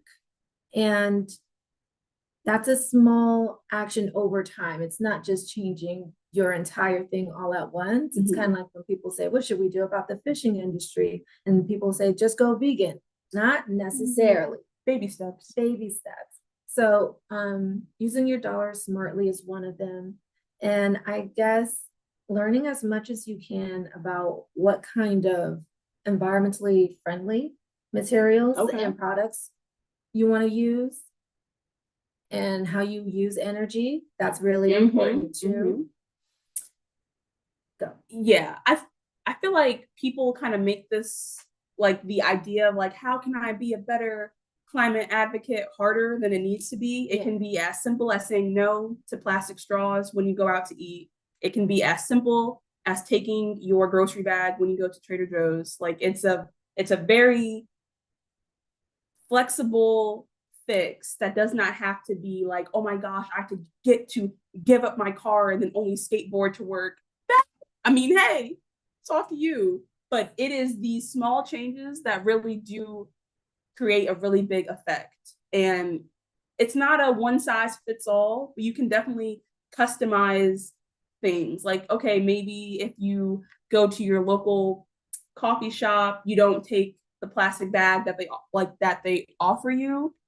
It takes a little more brain power to like be intentional, but it's small things that fit your lifestyle that you're already doing. Yeah. And also, even for folks who are landlocked, have no connection to the ocean, just understand all waterways are connected to the ocean. So, you know, that stream is going to lead to a bigger river, to the bay, to the ocean. So even if you can't see it or you're hours from the closest coastline, it's just important to manage waste from like a local level and just spreading ocean awareness. I feel like there's just so many people doing great work. There's a lot of different resources from different grade levels too, different mediums to share that information to, where, you know, we're in the age of podcasts and there's folks who've done extensive research on it. There's beautiful documentaries done. Check out BIMS documentary. And there's just a lot of ways to get kind of education and informing yourself. So it makes the world a lot smaller to see like how things are connected. And then it makes things a little bit more practical when you're holding back, you know, flexing at the dinner table saying no thank you to that straw, because it does make a difference. It does make a difference. And then what is that saying? I guess it kind of ties into each one, teach one, but you setting that example will create that domino effect. And then it's like, oh, well, if they do it, I can do it too. It matters. Yes, you matter. And I think Angel did talk about the best moment of careers. The travel aspect is fun because it's been something where most of the time when you get education, you're not always boots on the ground. You're probably at a desk. So I'm like a indoor conservationist. I try to protect the outdoors from the indoors.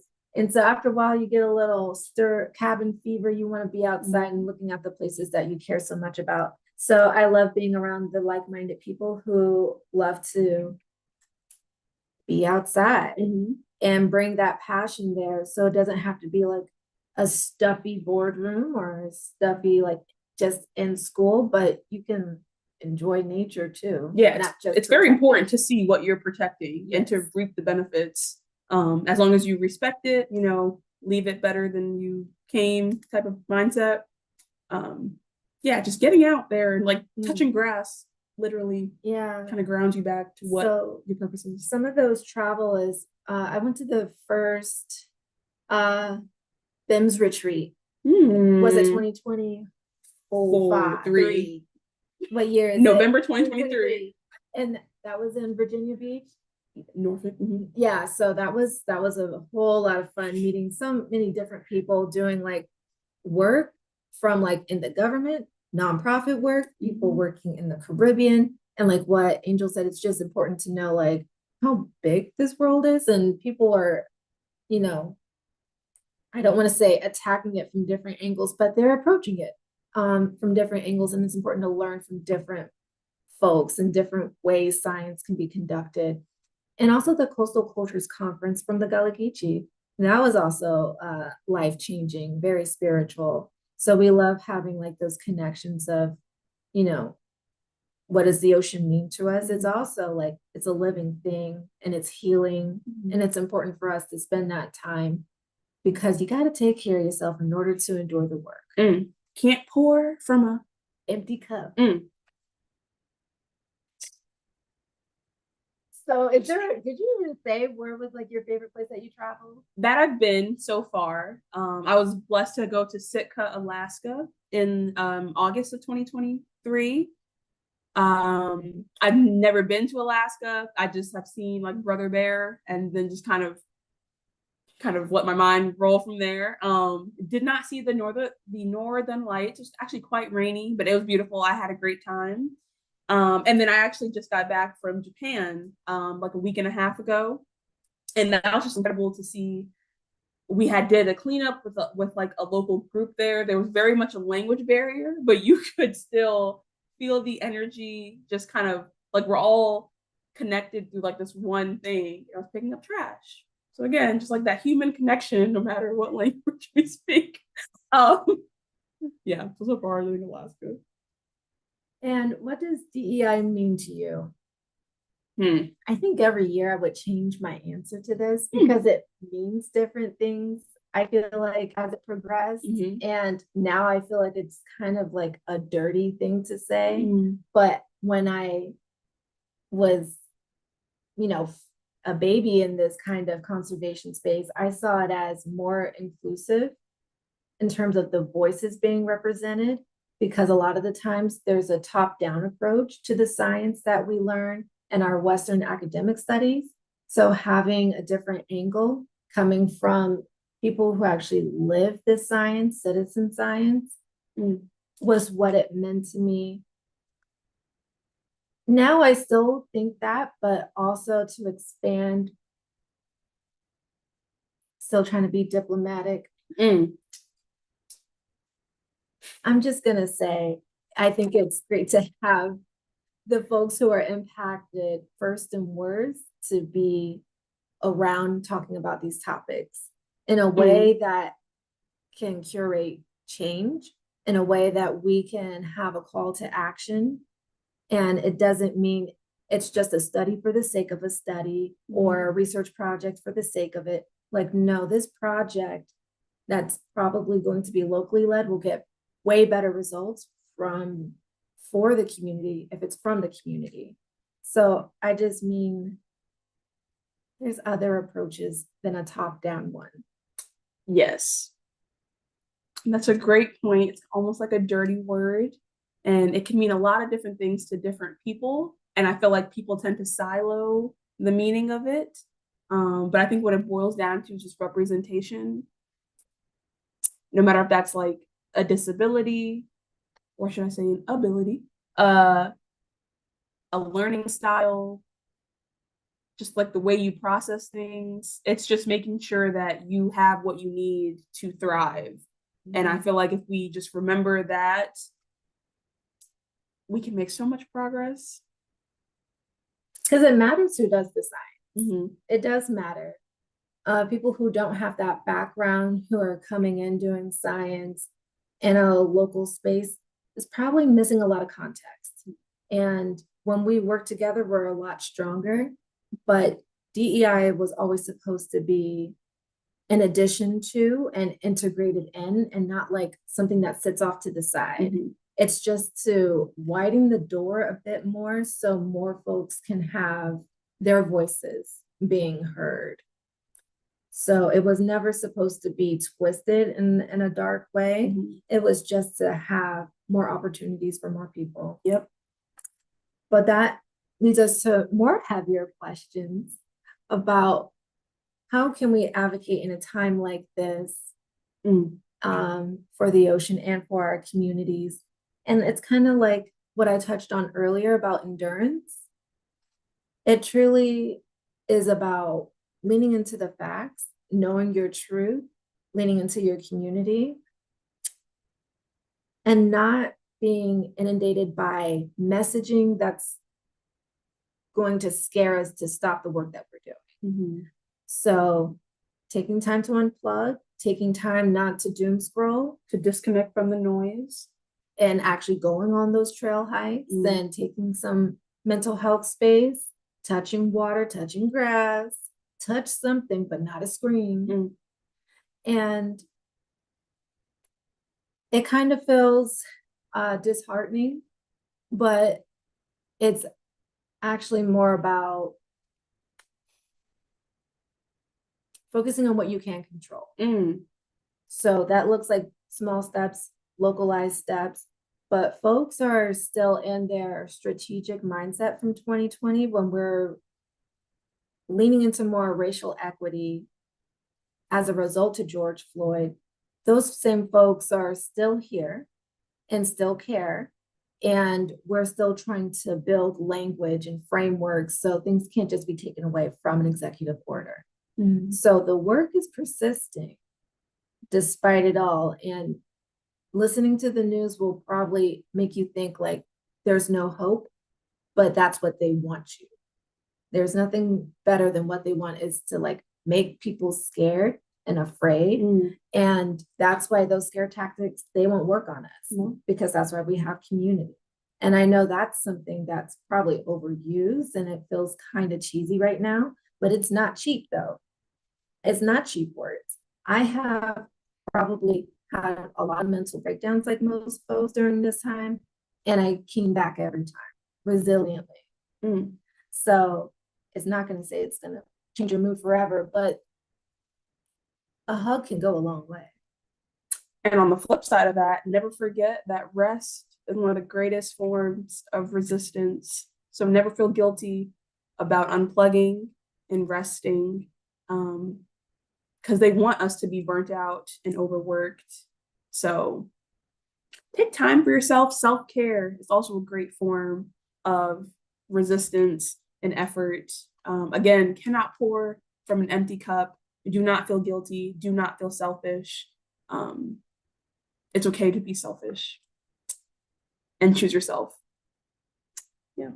But also, as we're rebuilding or trying to stay abreast of everything, even then it wasn't perfect before the new administration. Now it's the time to really lean into all of the challenges and all the wants that we always wanted to go for in a space where we can, what am I trying to say here? Let me just boil it down here. Okay. And while she marinates, lean into other communities, whether that's your local librarian, support your local libraries. You can learn a lot for the freezy in your library. Start a movement, start a group, reach out to your local like food kitchen, see if there are ways that you can start a community garden while you're still getting outdoors, doing something maybe that doesn't have as much high pressure tied to it. Let me know when you want to tap back in. Host a cleanup. There we go. Host a cleanup. You want to know how? Get in touch with me. Reach out to oceanconservancy.com. Find out more. Call us at 1-800-OCEAN Conservancy. Find your favorite baddies. And then we got to hold it together. We only got a little bit left. I'm going to derail from what I was saying before. We're going to pivot. But, advocacy can look like different things. And rest is radical. Doing localized actions is radical. And just because we see things from the federal level doesn't mean our existence is going to cease to exist. We will make it through this. And as we're making it through it, as the world is burning behind us and we're being aware of things, we're still dancing. Yeah. Okay. Because marine science is still lit. Still lit, always. So let's see. Ooh.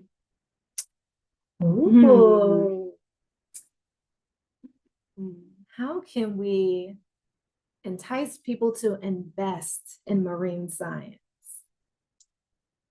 I'm a really big advocate of, you get more results with honey than vinegar. I like to invite people to come in with me so they can see things from my perspective. So having boots on the ground with folks who are doing the work so they can see the kind of work you've put in, the changes, the challenges, they know what they're putting their money into. And sometimes if they can't come here and physically touch the things that you are, that's why storytelling is so important and keeping really meticulous tabs through social media, even if it's like in short style. That's probably the best anyway, because it's like an elevator pitch, but showing how much people are doing with less, and imagine what we can do when we can scale up. All we are missing is probably X amount of dollars. So that's why it's important that we're here doing this live stream, because the work needs to continue. And imagine what we can do with unlimited funds. Imagine the impact that we can have and the people that we can train up, people who are already passionate and they want to see the best that comes of like community coming together or research being done.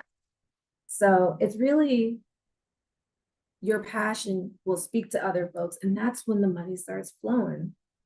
People love to see how passionate people are about this. Like no matter what, rain or shine, administration or not, we're still going to be out here doing this work, because it was never about that. It's about how we can make this place a better place to live for future generations and for the communities who deserve it probably the most. So we're showing passion now. And it's the people who don't have direct access to the ocean, that are maybe landlocked, They just don't have the means to get out there. Those are the people that we need more than ever to be able to be present in the moment and to go see what is all this commotion that you're so passionate about. People people get like inspired and they want to do more when they see that the person that like they love or like they trust has so much passion and just like gusto for it. So if you truly believe in the work that you're doing, it will shine through. You will be an example that other people want to follow. Be like, wow, how amazing is the ocean? Let me go find out. And so just the more that you are aware, the more that you care, it will truly shine through. People will want to invest in what they care about. So when you're like in random rooms and you might have the opportunity to talk to people who can instill change, just speak from the heart and it will show. And that will be more priceless than you can ever imagine. And that's a testimony of what BIM stands for and how y'all got your start. It wasn't as many BIMS members when y'all started. Very small, very localized. Now it's international. You're in how many countries now? Like this is so international and wide reaching. And people tuned in and was like, what's all that noise over there? What are they up to over there? It looks like they're having a whole lot of fun being a whole bunch of science nerds. And yes, it's true. Yeah. It is as fun as it looks. It's very lit over here. Science does not have to be boring, but I love that we can, play to our strengths and be exuberant about, all of the little science findings and all of the work that we can do together. Yes. So sorry. I know she had great thoughts in that head. And with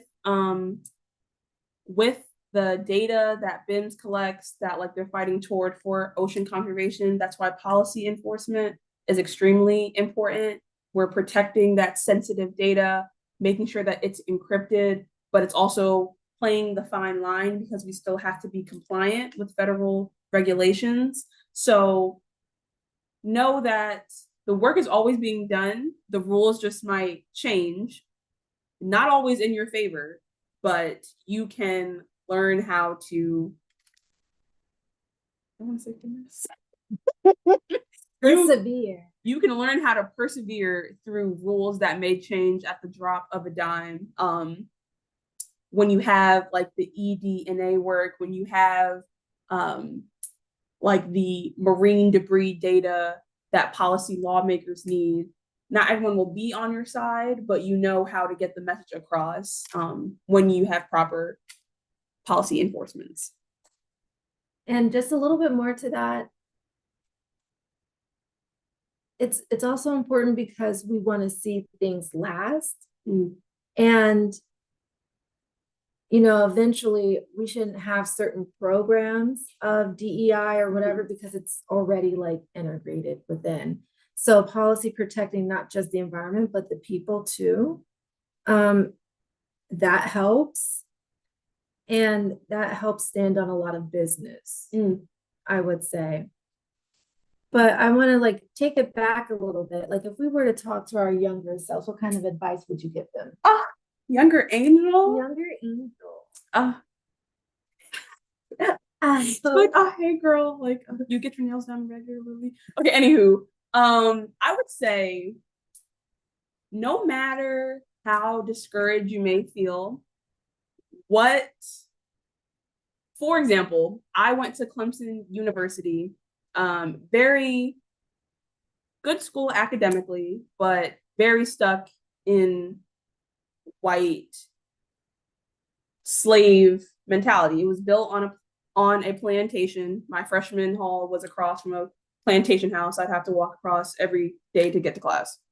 All the buildings are pretty much still named after slave owners. The struggle. And I was like one of the only 2 Black women in these animal science courses, and the huge intro class that everyone has to take. Very hard exam. I was like one of the few people out of like the 200 students to get a 98% on the exam. And one girl I had like never even talked to, but she was like on my dorm hall, was like, wow, I did not know you were that smart. I didn't think you could do it. And I had never even talked to her. And then she just like walked away. And then I like sat in it and I'm like, oh, you just thought that probably because I'm Black and I'm very like me and I'm very secure in who I am. And I think that just rubbed her the wrong way. So I would say that those interactions won't stop. The older you get, they will be more hidden, maybe even more outspoken, but never forget your purpose and know that there are people in your corner, and you will join organizations like BIMS that celebrate you and cherish you in all of your just special little quirks and will appreciate you and just celebrate you for who you are in your wholeness. And just don't feel discouraged from interactions like those, because the work that you're doing does matter and you will inspire many more to come. Your turn. And to add on that, I would say don't be afraid to try. Don't be afraid to fail. So you will kind of feel ostracized if you're part of the minority, but you know, you're built stronger than what you think. Find your community, but really big into, you know, if you see a need and do something about that, stand in the gap. And that's what Dr. T did. She stood in that gap. She was like, I see that there's a big hole in this academic institution at large. There needs to be a space for people who are like me, who love doing this work and have a safe space. So don't be afraid to be the first one to do it. All of the titles I've ever held professionally, I was the first to be in it. So even if it doesn't exist right now, it will when you arrive to that place, or you just make it your thing. So that means like holding space for entrepreneurship, just like you would for research science. Try those classes. You don't really like the environment. I mean, like you don't really like the ocean side. You want to do land, do that. Learn a little bit as you go. Don't be afraid to do it halfway. And then it's like, ooh, this actually isn't sticking. Do what you can. Do what you can. And then just keep going. Just don't stop. You can pause, reflect, but pivot. Don't just say like this whole space isn't for you. It's so vast. And I would just recommend keep trying little things and keep being connected to folks, because then they'll let you know on different little back rooms to go into, and it might not always be the main. And don't take no for an answer. You will find your community to support you along in that context. Depending on context. Take no for an answer sometimes. With a little asterisk. But when it comes to reaching your dreams, don't take no for an answer. Never. And with that, we have 2 minutes left. Our time with you all is ending. So let's end on a high note. Kayla. This week was fun.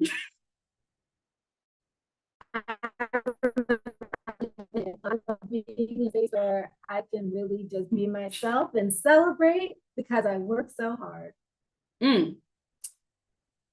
My favorite BIMS moment. Man, oh man. It honestly would be BIP week. Michaela was actually there. Just diving with Black people. I've never done that before ever. And knowing that we are the minority, but there's so many of us here, so many certified Black people, was insane. And it should not be, but I'm grateful for BIMS for giving me that experience and setting that standard to where it can be a very normal thing in years to come. So with all that being said, you should support BIMS because it's the right thing to do. It's the only thing to do. The only thing you should be doing. If nothing else from this stream, support BIMS, support the dream. Support everybody's dream. Hello. It's the ocean and it impacts all of us. We are essentially fighting for you. The ocean gives you life. Help us help you today. Today, now, every day, forever. With that, we thank you again. My name is Angel. I'm Michaela, and we have been your BIMS people. And sing. Excellent job, ladies. Thank y'all so much for hopping on to our Currents of Change for the last hour and sharing your story. Like, share, subscribe, all of the things right now as we continue this 24-hour live. Thank y'all for joining. Thank y'all. Peace and love. Ride the wave, everybody. Ride the Already wave. know. All righty. Bye, Yeah. All righty. BIMS TV, our next speaker is already here and ready. So we are going to keep it going. Oh, stop the recording. Yes, please. So our next speaker is here. We are about to get it going. We have Dr. DeMarcus Robinson here, who's going to be talking for the next hour. Come on up, DeMarcus. Hey, I'm glad to be here. I want to say thank you to BIMS for hosting this. This is a great opportunity to kind of bring people together to talk about their marine science, their connection to the ocean, but also provide a lot of storytelling. I've been rocking with it since, I'll be real with you, I didn't start at 12 o'clock at night. I was asleep, but I did wake up around 8, 9 o'clock and kind of checked in. And I will say everybody that has came before me has definitely provided some gems, some very important information to live by, and some words of motivation. And so people that haven't checked out the last 20 hours, definitely after this is done, go back and check it out because it's been very, very powerful. So once again, my name is DeMarcus Robinson. Guess my background is I'm a chemical oceanographer. I got my started in marine science, really started in undergrad. And so a little bit about my background. And as I talk about that, I have a cool science demonstration that I am going to set up, talking about ocean currents and the physics of the ocean, and kind of connect that to why ocean observation is important and why the work that NOAA and other federal agencies, when it comes to ocean observation, is important to our everyday life. And so for me, my work started at Florida A&M University, but before that, I'm originally from Atlanta, Georgia, and so my connection to the ocean is just the Georgia Aquarium. So I remember in 2005 when the Georgia Aquarium was being built, and I think I was in elementary school or something like that. And it was a really amazing time to be able to go and see all this remarkable things. And I tell people that every year I go for my birthday because it's free, but I go and get to see how it's changed over time. And so for me, as a person in high school that really wants to do BIM, doesn't really want to do marine science, but very much interested in science. My favorite planet is Neptune. And so it's a kind of interesting thing about Neptune, ocean blue, and end up becoming a marine scientist. But once I got to my last year in high school, I was like, hey, I thought about it, and then I was like, I'd rather be in the band instead. And so I went to the number one HBCU in the world, Florida A&M University, and played in the number one band in the world, March 100. And so from then I was like, okay, well, I'm at the university of my choice. This is my dream school since middle school, but I need to major in something. I need to do something. And I was kind of picking and choosing, changing my major because I was like, I like science. I don't want to do pre-med, don't want to be a doctor. I wanted to research. And that's why I landed into the school environment. And as I started to kind of think about the last several events that have been happening over the last couple months, I realized that my research and my interest in ocean science has definitely been in lockstep with NOAA since I was in undergrad. And so I started thinking about that because my interest in ocean science started with that. And so you had a partnership with NOAA called I forgot what the acronym stands for, but it's ECSC. And during that time, I had two different internships. One was at USC with the GEM course. The CW doesn't exist anymore, but that got me introduced to marine microbiology. And then the diversity project was pretty much the part where it really was like, okay, this is what I could do for a career. And that was a great opportunity for me to go out to UCLA, go to Maria French Polynesia, and do all this coral reef research. And this is where I also met Dr. Moore and Dr. Gaines before BIMS. And they've been instrumental in terms of my growth and watch them do all this amazing stuff. And the people that I was with, my cohort, we still stay connected to this day. And so at that moment is where I decided I wanted to be an oceanographer because I realized like marine biology was great, but I really wasn't as interested into the interactions between species or species and the environment.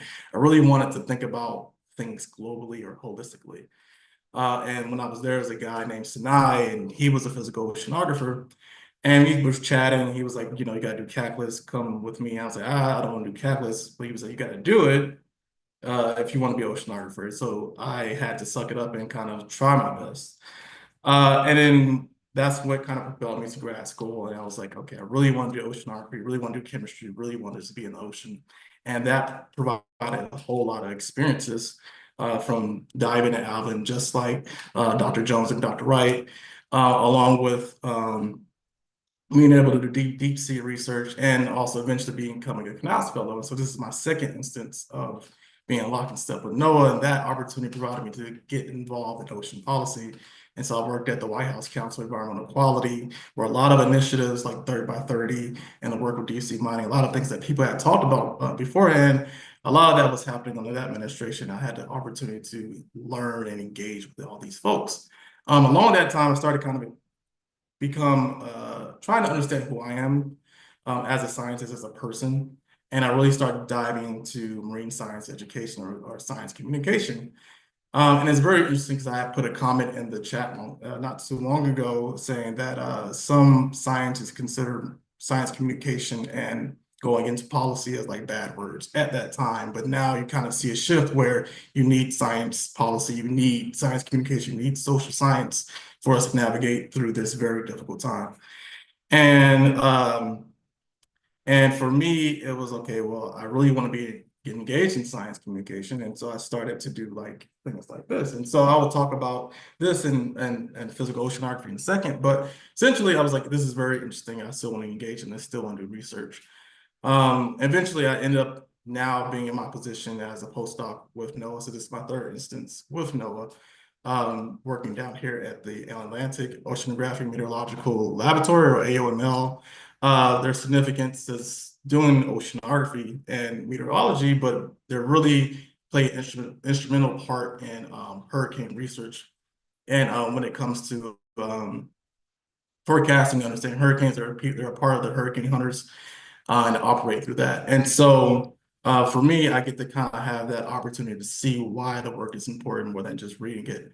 And as I step in this position, I do want to say thank you to all the people that are in the federal service, people that had the opportunity to stand on the shoulders of giants and put their all into the work that has progressed us to this point at this point now.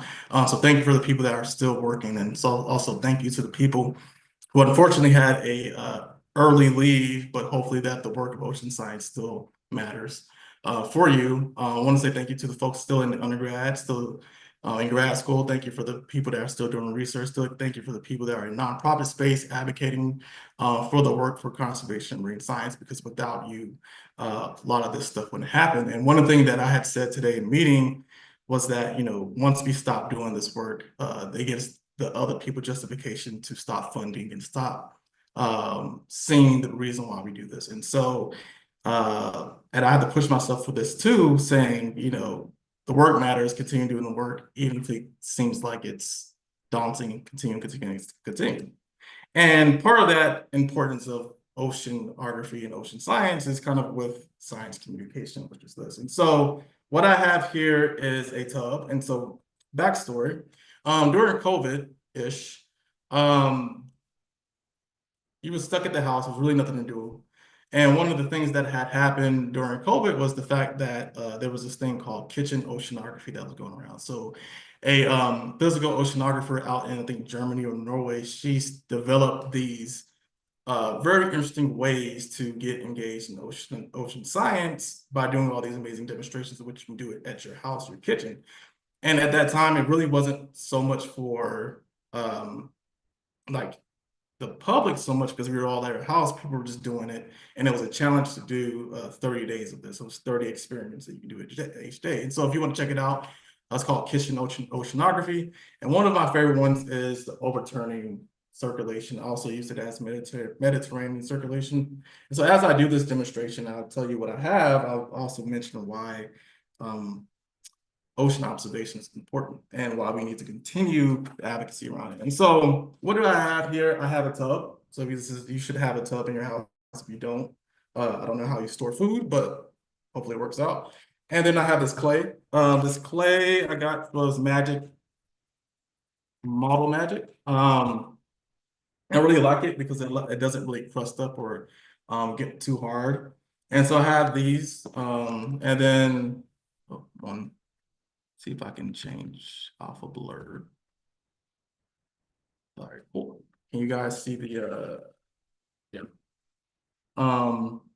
And so with that, I have this top. And so what I did essentially was put the clay inside of it and kind of create two reservoirs. One reservoir will be for salt water and one other reservoir will be for a little bit fresh. And so I'm gonna kind of adjust this so that you guys can get a better visualization. I also have my phone camera over there, but as we're doing this, I don't also want to mess it up. And so what I have here is a pitcher. It's full of blue water. It's very salty. And so why is it salty? So one thing about the ocean is that what causes ocean currents, what allows us to get from, if you're an animal, if you're some type of chemical element, if you're a type of pulse of water, whatever it is, how do you get from A to B is ocean currents. But how do we have ocean currents? It's really because of really three things you can sum it up to.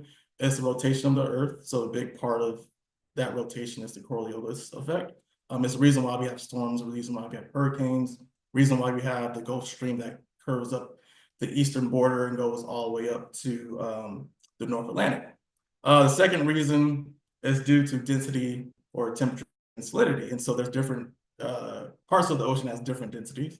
In your poles in the Arctic and Southern Ocean tends to be very dense because it's close to ice sheets and you have this colder ice, colder water holds things a little bit more. And so you have more area that has very saline essentially. And usually your tropics, because it's at the equator, you have more evaporation, that water is a little bit more fresher. And so it's less dense. And so if you think about the rotation along with the salinity and the temperature, you start to have different water masses that go from the south all the way up to the north, southern ocean, all the way to the North Atlantic and back and forth. And this kind of is part of the big instance of the ocean conveyor belt. And this is kind of one of my favorite physical oceanography concepts. Essentially, it's a highway connected of essentially the ocean. Everything drains down to the Southern Ocean, and everything leaves from the Southern Ocean and travels to the Pacific Ocean and the Atlantic Ocean and Indian Ocean.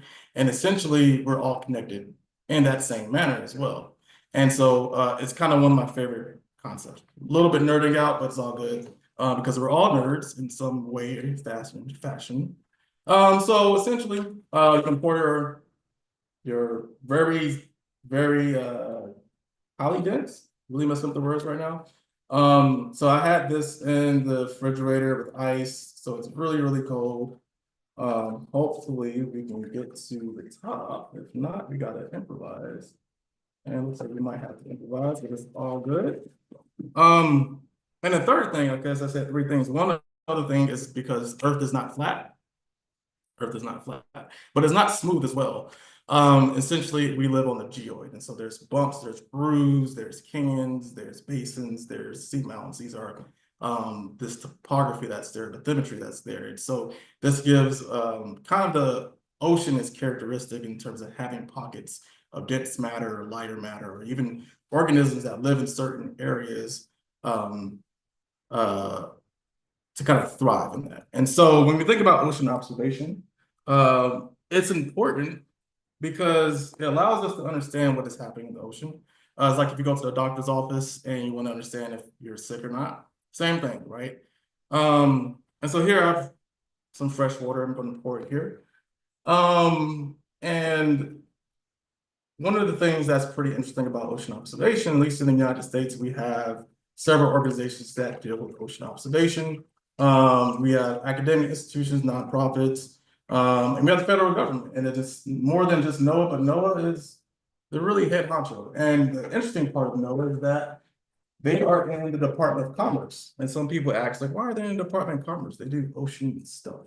That doesn't make sense. Commerce is dealing with trade and ships. Well, essentially, ships go from one place to the next. They're on these ocean avenues, these ocean ways, and you're trading resources. And essentially, if you want to trade resources on the ocean, or you're gonna collect resources, so fish or any other aspect, you need some aspects to observe this.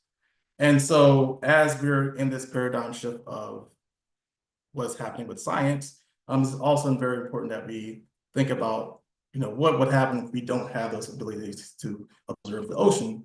And this density experiment I'm gonna try to do, hopefully it works out, because I may have messed up, but we're gonna try it out and see what happens. Actually, let me get some of this out. And one thing about science experiments and doing research, it sometimes comes out right, sometimes it comes out wrong, but as long as you're having fun, that's all that matters now. And so I just wanted to make sure that we're good on that part. And I'm just going to use a knife and make a cover. So what's supposed to happen, hopefully, is that you'll see the flow of heavy, dense water go into the bottom like this. And so, like I had said earlier, and you can kind of see it, I'm gonna try to arrange it in a way that you can kind of see it a little bit better. You can kind of see it, but essentially the deep blue you can see is kind of it's spreading out on the surface, on the bottom of the seafloor. And this has to do with the fact that this water is colder, it's much denser, and it's going to essentially flood the bottom first because it's heavier and this water is very light, it's not as salty. At the same time, this is a physical oceanography concept, it's a concept of steady state.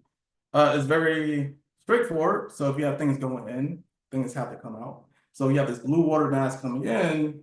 Ideally, if you don't have the thing coming out, it will fill up. So if you think about a bathtub, if I pour water or take a shower, if I don't have the drain, it's going to fill up and spill over. How does the earth prevent this and how does this happen is, well, how does it not happen is that you have a return flow. And this is what's happening at the surface. You can't quite see it, but it's really cool because you have these spirals that form.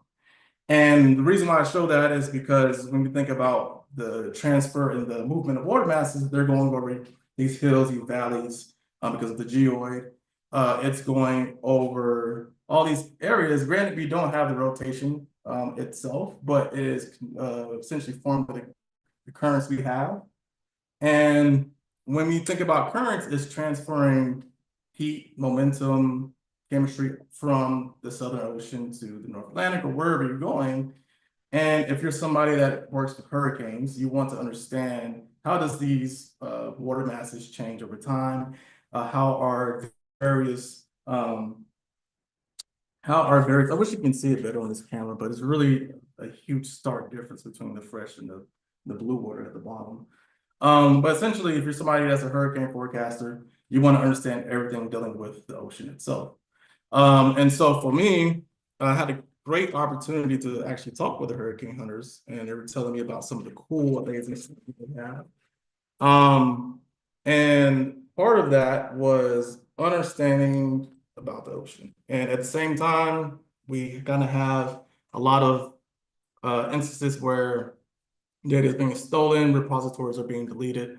And the question of is this important or not is being dealt with other folks. And so we have to constantly remind ourselves that even the smallest detail of things that may not seem like it's connected to the grander scheme, it really is. And we have to paint that picture, and we have to communicate that picture. And so this is why I want to present this experiment, because not only is a cool experiment, I think it's cool, but really show even some of the most basic concepts of just pouring water into a pan has implications to what is actually happening in the ocean itself, right? And it has implications of understanding why these processes happens, and also why it's important to understand why these processes are happening. And so as we think about, as we having these conversations about ocean science and some of the things that are happening, just have to remind ourselves that we are all, no one all in this together, and everything that you do matters.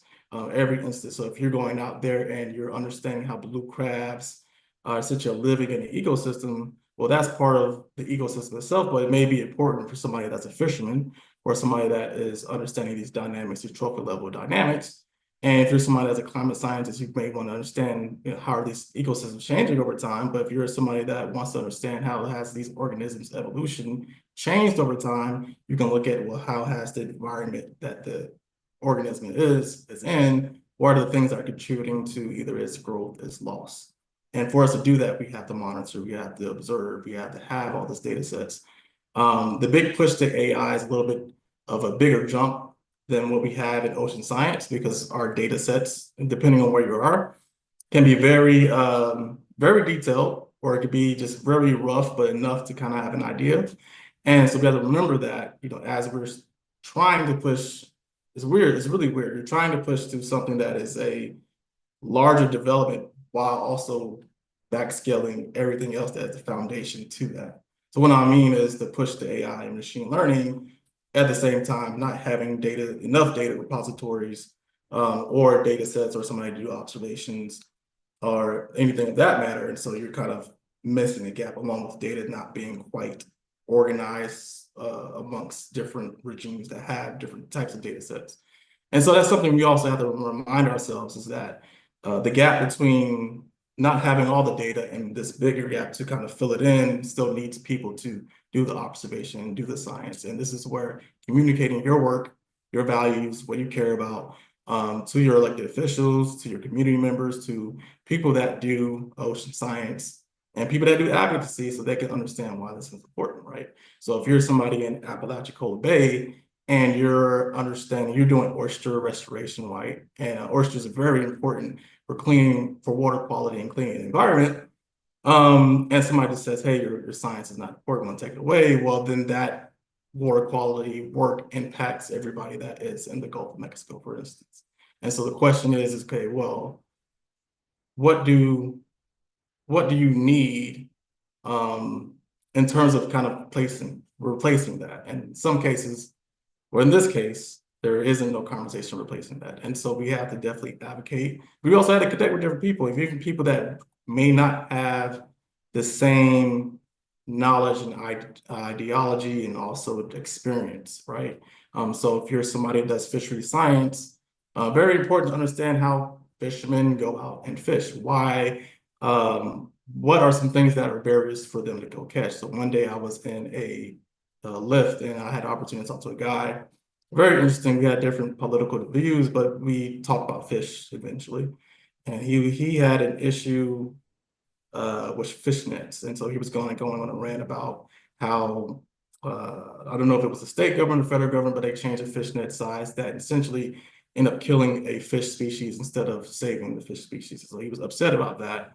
And as he started telling me this, and I kind of got to talk to his folks, kind of understanding that, and then brought it to people that were a little bit more knowledgeable. And it was like, yeah, we understand that's happening. This is something that's a mistake. And so being able to kind of work together and understand where there's dynamics, where there's a misplace in that, is very important. And so I know I have 30 minutes left. I went through this a little bit faster than I thought.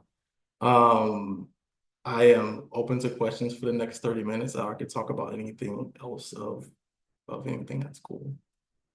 I don't know.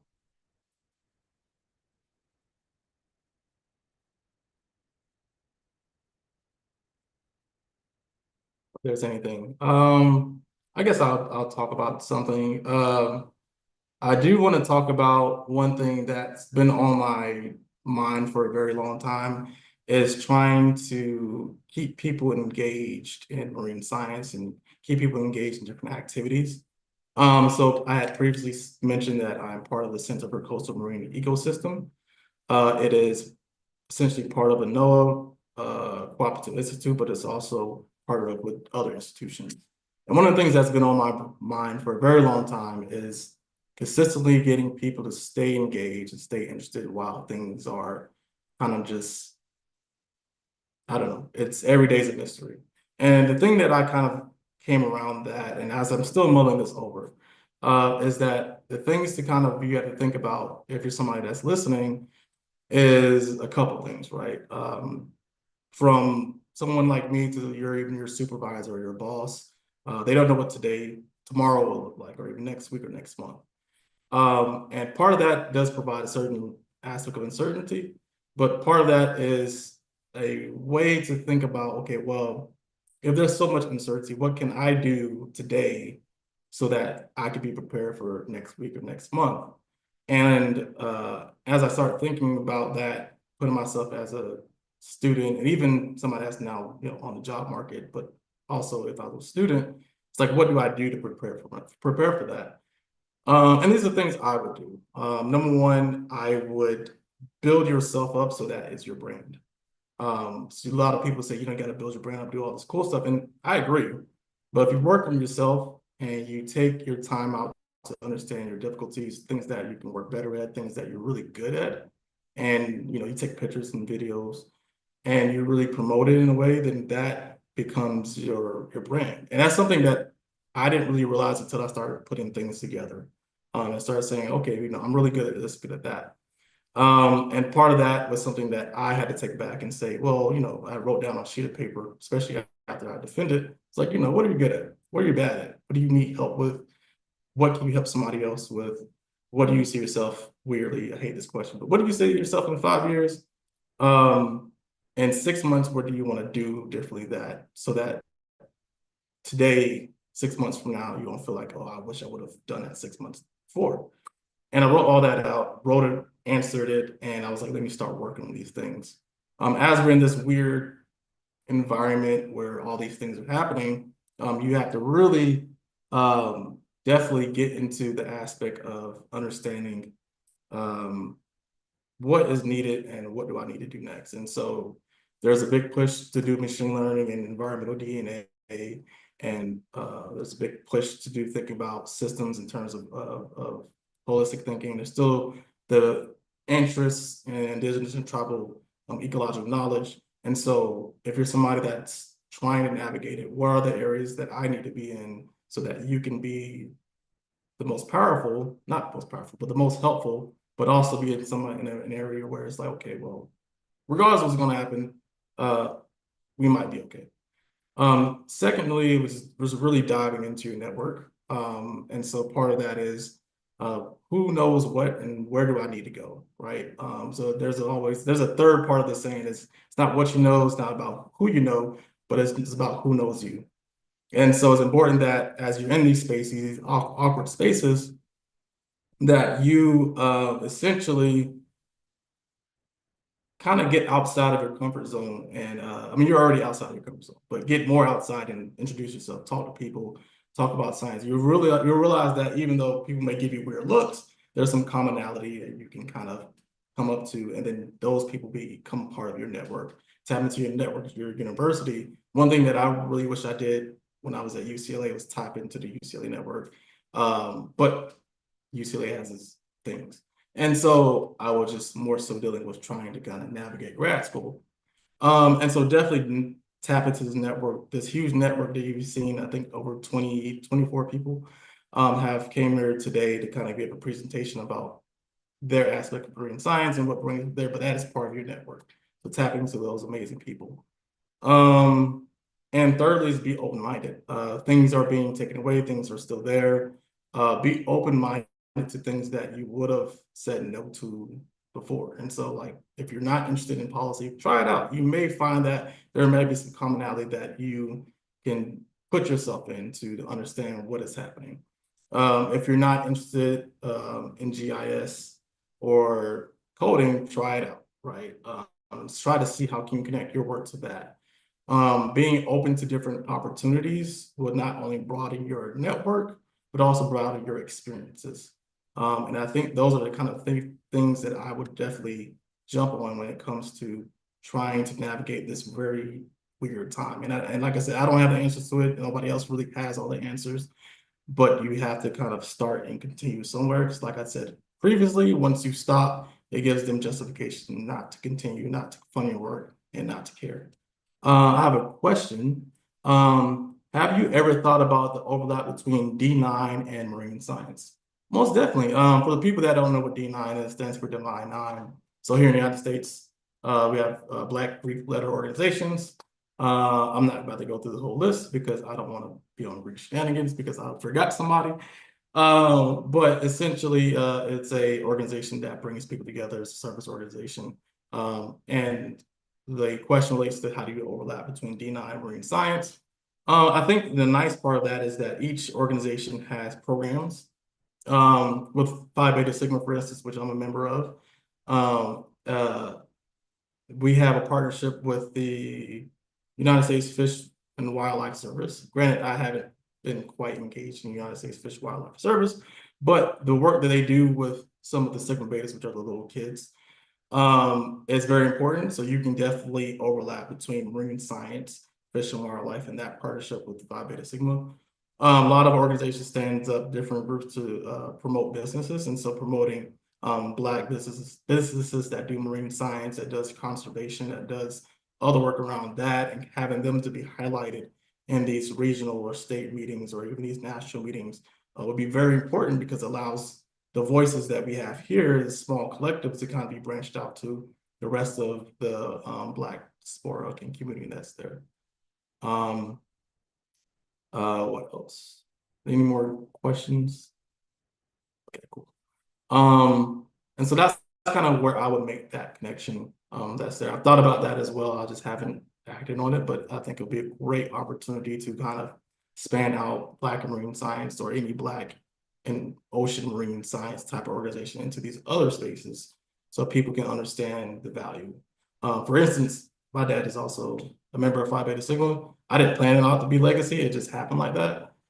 But he had met BIMS at yeah, because my whole family went out there. But he had met BIMS at out in New Orleans for the Essence Fest, and they came up and they met with everybody at BIMS, and so he had texted me the next day. You know, I want to do marines. I want to do scuba diving. I was like, yeah, you should do it. And so he's been trying to get into scuba diving classes up in Atlanta. I told him, I sent him some links. And then I have a little nephew who is also interested in marine science, who is 7, forgive me. And so he's very interested in science. He only wants science stuff for Christmas, which makes my life a lot easier, but also a lot harder, because I gotta keep making it better each year. So this year I might do a telescope. I probably should have said that on a live, but it's okay. And so trying to kind of, and so being fact that he got interested, along with some of my profiles that are big people that are interested in marine science, I think there's an avenue to kind of connect that. Is there any more questions?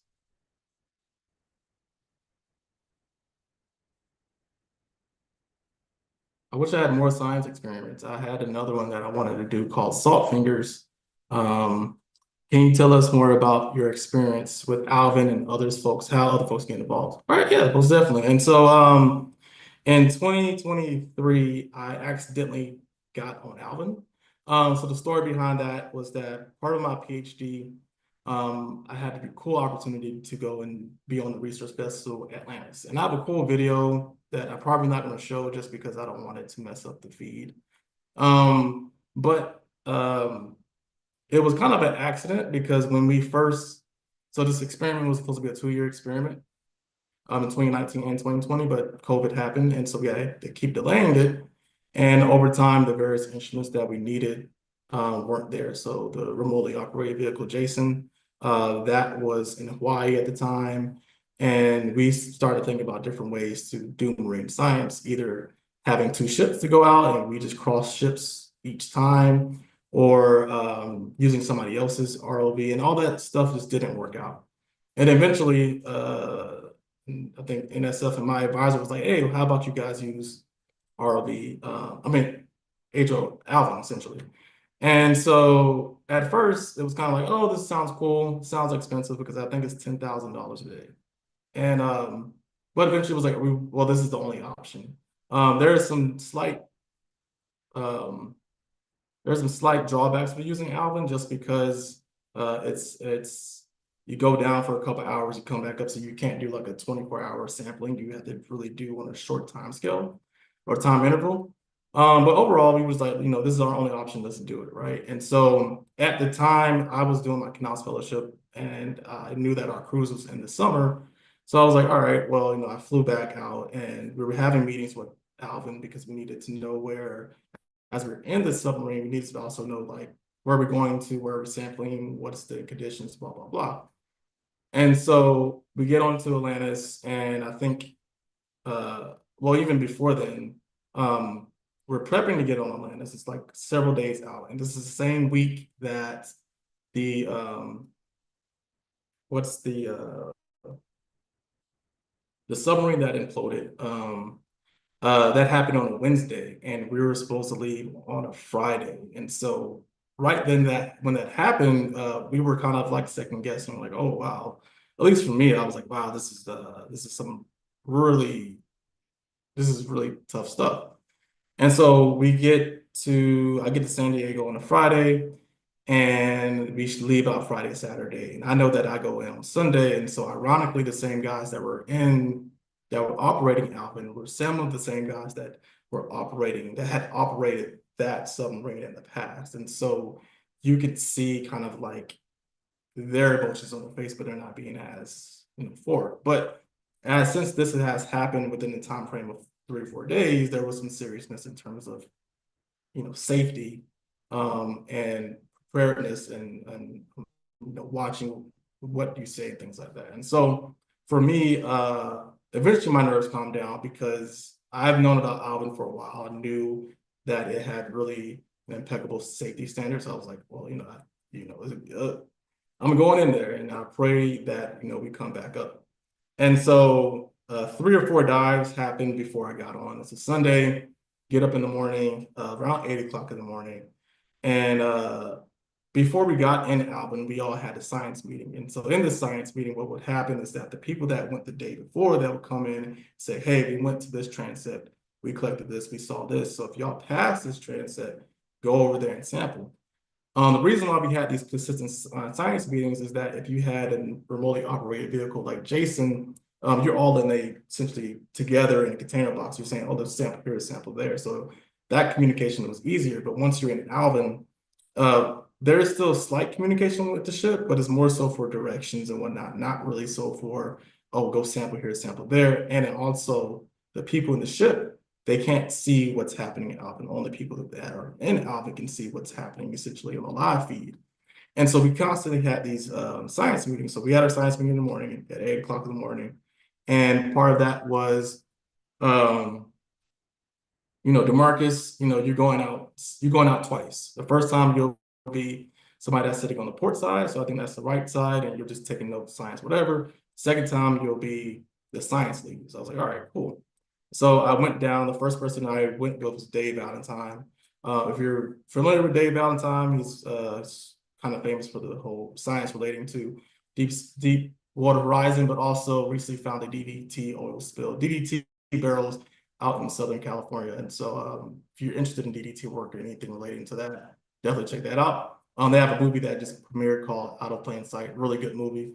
But essentially, he was somebody that I was diving with. He was the science lead. It was me. So before we started, the day before we did our training, so you go inside of Alvin. I always tell people, you put your hands out. That is about the size of Alvin. So it's very small. It's a 3-person sub. So you have a person to the right, you have a person that's in the middle who is the captain, you have a person to your left. And so you're touching toes, you're very close.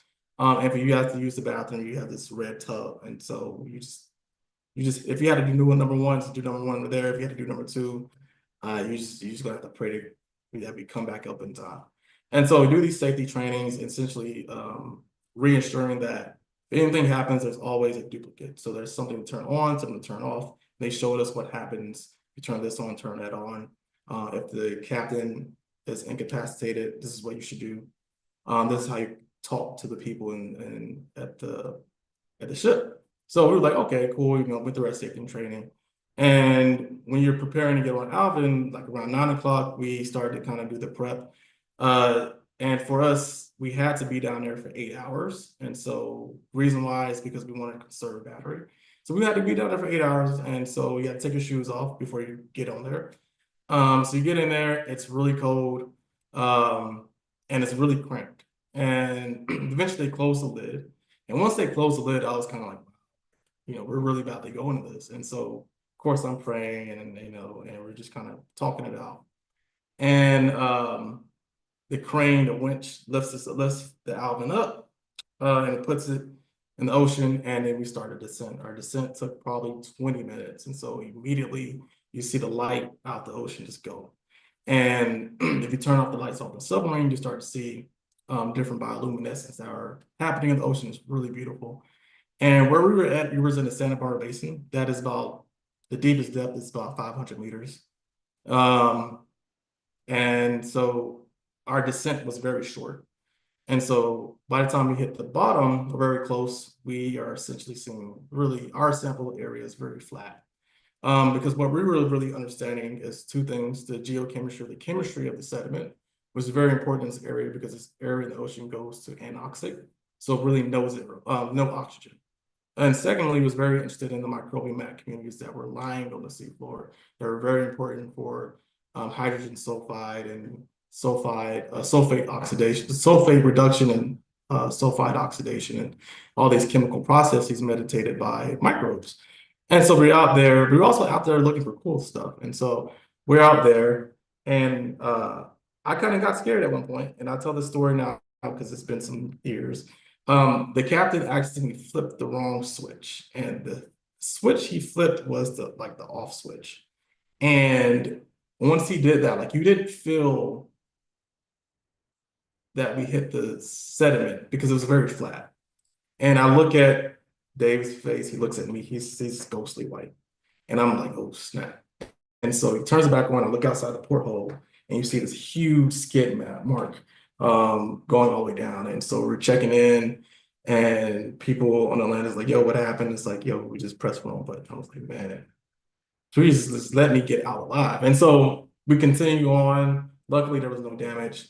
We go and sample. And so we have these push cores. We go and sample at different areas, and we put them back on this thing called elevator. This elevator contraption is a really cool instrument. You dump it in the ocean. It has these little buoyancy things at the top, and it sinks all the way down. And then once you want your samples come up, you press this little puller, this lever, and it goes back up. And so you put your samples there, it goes back up, so you don't have to carry it on out. So we're down there for 8 hours. I had to go to the bathroom, of course. And so I had a little red container, and I did my thing. Like I said, very cramped space. And then we come back up, and they take the Alvin and put it on back on deck. You come back down and do the whole celebration. And then I went down a second time. This time I was the lead, and I had somebody else with us.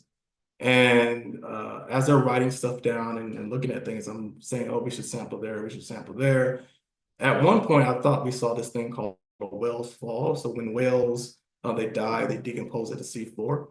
And sometimes you can see a whole bunch of critters that go by. And what it actually was, it was like a huge, like a humongous tree that came out of nowhere. And so we kind of assumed that this tree, which was very interesting because it had all this stuff on it, that it came from the mudslides that happened in Southern California like months before because of the rain. And so we sampled that, we checked that out, take some cool pictures. And then we kind of go back up, and that was kind of our dive. Unfortunately, my dive, I didn't see all the cool stuff. Some people saw a little Dumbo octopus. Some people saw some sharks. I didn't really see anything, but I saw what I wanted to see, so I thought it was great. And so at that dive, I think there was a total and completion in terms of everybody is about 20. And it was a really cool experience to get by accident. To answer your second question, how others can get involved in Alvin, that is a tricky question.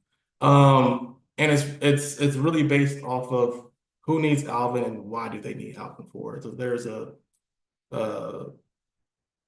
it's always like what tools is best for the job. So either you're going to use Alvin because you have Alvin, you can use it, or you can use a remotely operated vehicle because it's there. Ideally, Jason, for instance, can do a lot more. ROV Jason, remotely operated vehicle, Jason can do a lot more than Alvin just because of some manipulations. And you can have longer bottom time, so you can kind of be down there for 24 hours if you really wanted to, if you don't really think about charging. But for Alvin, there's some limitations, mostly because of battery. So it can only be down there for a certain amount of time, come back up, and then it has to recharge. But if people want to get involved, I would say if you're an undergrad going to grad school, I would look for people that do deep sea research or deep sea benthic ecology or deep sea work with methane seeps.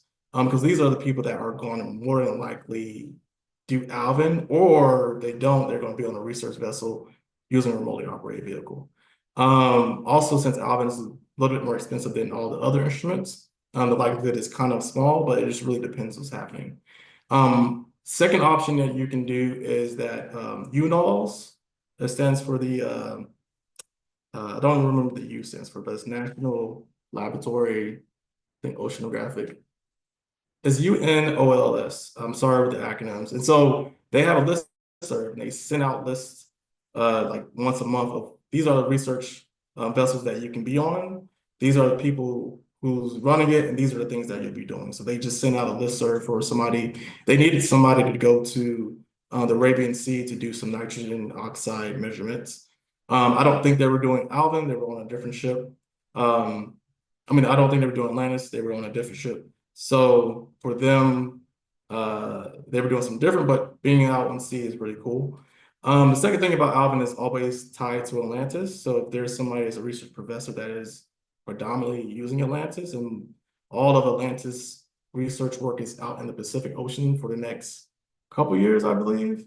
And then it rotates on the East Coast, but right now it's been on the West Coast for the last, I don't know, 5 to 8 years.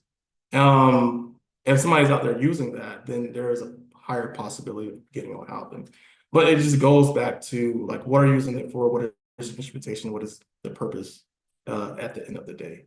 But there are people that are using it. I have met somebody at AGU who went on the Alvin dive before I did. I can't think of his name. I think his name is, I feel like it started with a D, but he did the deepest science dive, I believe, in Alvin because they just did a test right beforehand. And so you can just kind of, and I think the best way to kind of get involved is if you just find people that do deep sea ocean exploration, honestly.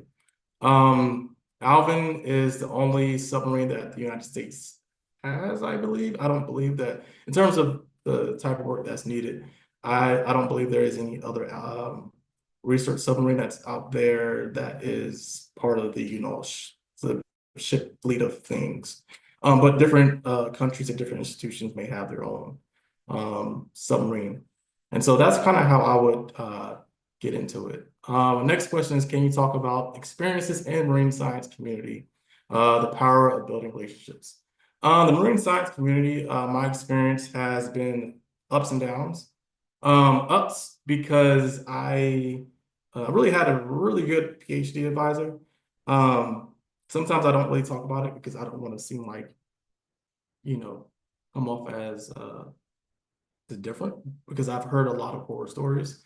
And I have a lot of friends that are currently going through things.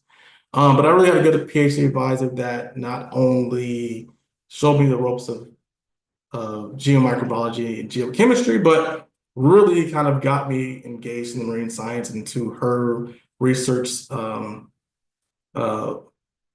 community of folks, and allowed me to go to different experiences, like going to Denmark to do training from other people that are experts in the field and all these other amazing avenues.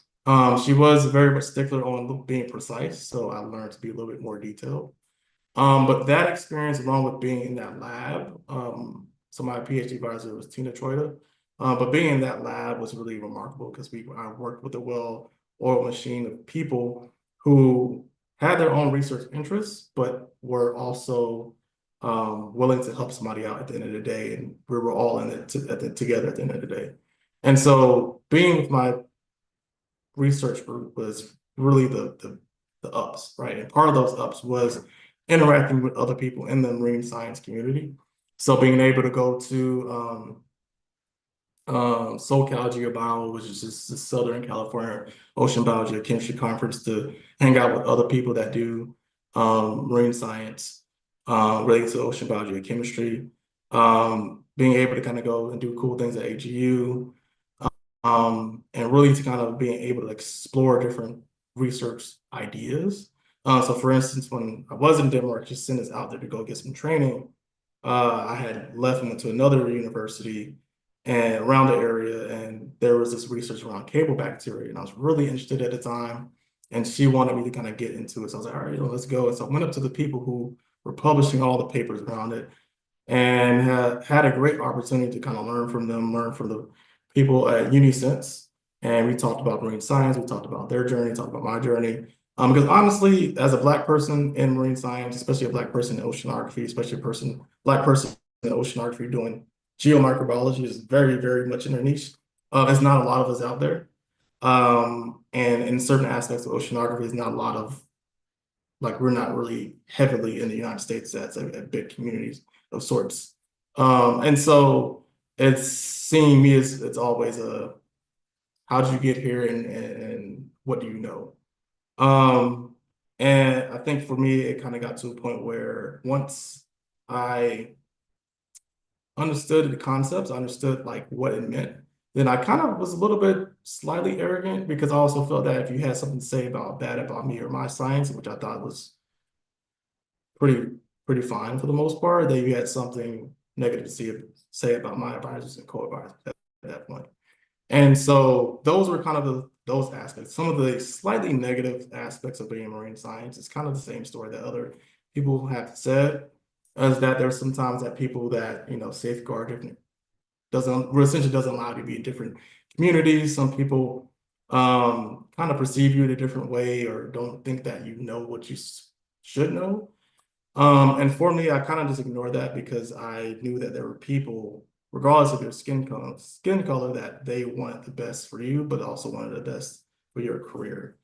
And so for me, it was kind of important to stick with those people throughout those times, and those same people helped me matriculate and grow. The power of building relationships is really important because for me, along with other people, like I wouldn't be here by myself. I couldn't, the stuff that I know, things that I do, I didn't do that alone. I would never ever say that I've done it alone. It was always because somebody was looking out. It was always because somebody presented an opportunity. It was always because people knew who I was as a person, but also as a scientist, and also just knew my interests, that they would say, hey, DeMarcus, are you interested in this? Are you interested in that? Or just kind of pop me into some things. And I'm like, okay, this seems cool, right? And so part of that relationship building is kind of being your authentic self. I kind of think about it as if others can go do these other things and look like this, and you shouldn't hide who you are. And there will be people that will take you who you are each time. And so part of that is kind of the first instance is be yourself. Second instance is kind of like relying on people who've already went through this and having them say, hey, you know, this is a good avenue, check this out. Maybe if you do go over here, just understand these are the dynamics, and have people to kind of show me the ropes of where to go. And then from that, I started to make my own connections.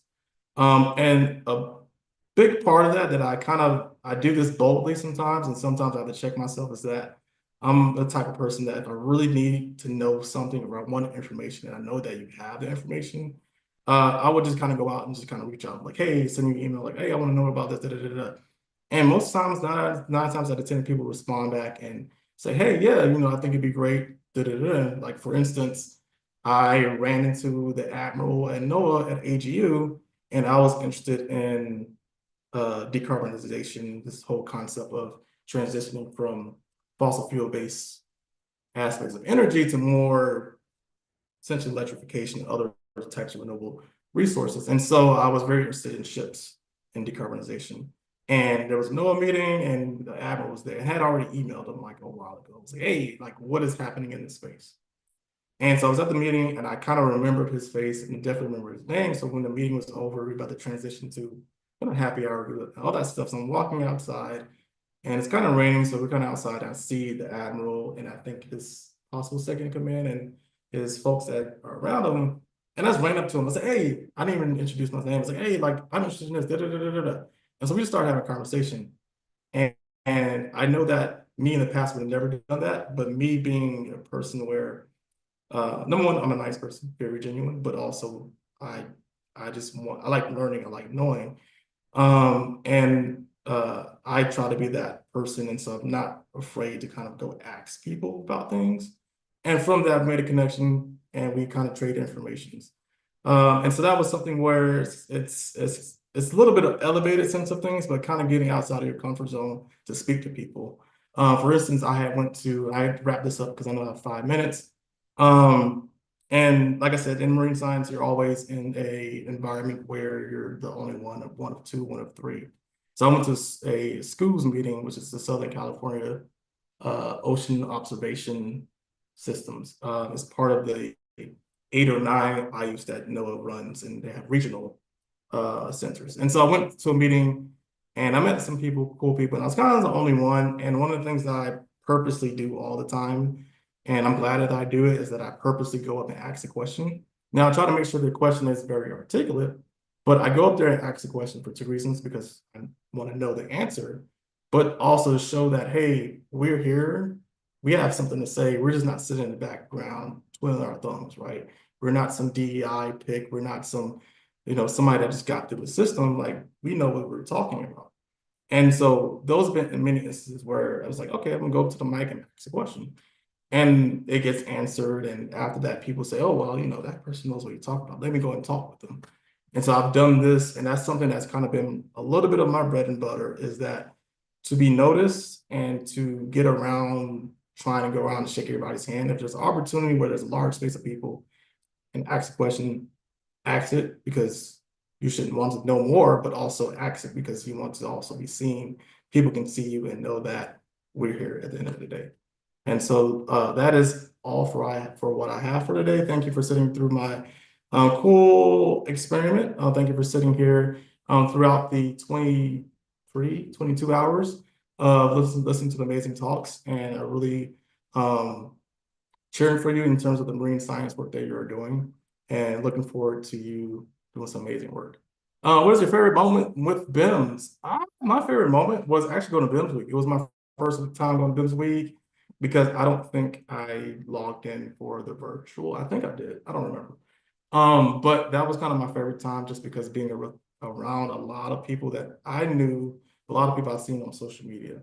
So being able to say, hey, I've seen you, we talk. And being around a lot of us is so that we can kind of create community, but also create collaborations and create a family, so that if we ever need to fall back or kind of like think about our next steps, is know that there are people that are here that have done it or are planning on doing it, and love to have you be involved. And so for me, I've been rocking with BIM since really day one. I was on Twitter and I liked the post and made a comment, and even been in the initial stages of doing the social media content and things like that. And so for me, I've seen BIMS grow from its small Twitter stages to now being on the big stage, international stage. And so for me, it's great for me to see that, but also be a part of that. And I've seen how BIMS have essentially cultivated people to come together. Because just like Dr. Wright had said, even before BIMS, there really wasn't a big thing of bringing us together. And so it was an ability to come together and think about these instances of marine science, our proximity to ocean science, our proximity to academia, and really think about our interests. And I will say that I met a lot of people, a lot of great people in BIMS, that I look forward to just having continued relationships, friendships, but also collaborating. I would love to collaborate some science with you guys. But supporting BIMS is supporting yourself at the end of the day, because without this community of network of people, and without the work that's being done, it really makes it hard for you as an individual to really trying to navigate a very difficult environment. Dr. Jones had talked about essentially a fish being in it. I'm paraphrasing really bad, but a fish being in bad water, right? Not because the fish is bad, but because the water is tainted.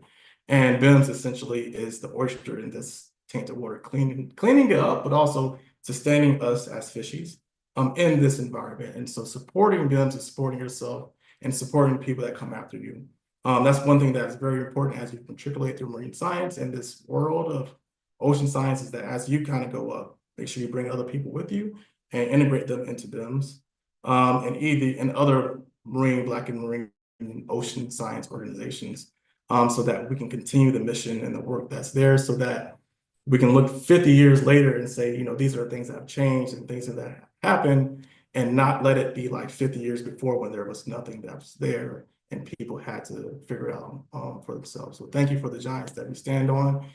Definitely support BIMS, have your friends support BIMS. if you're part of an organization, have them or a company, have them support BIMS, provide some type of match gifting. Certain companies do that, so definitely be part of that. Definitely do that. So that is the end of my hour. So thank you for hanging tight.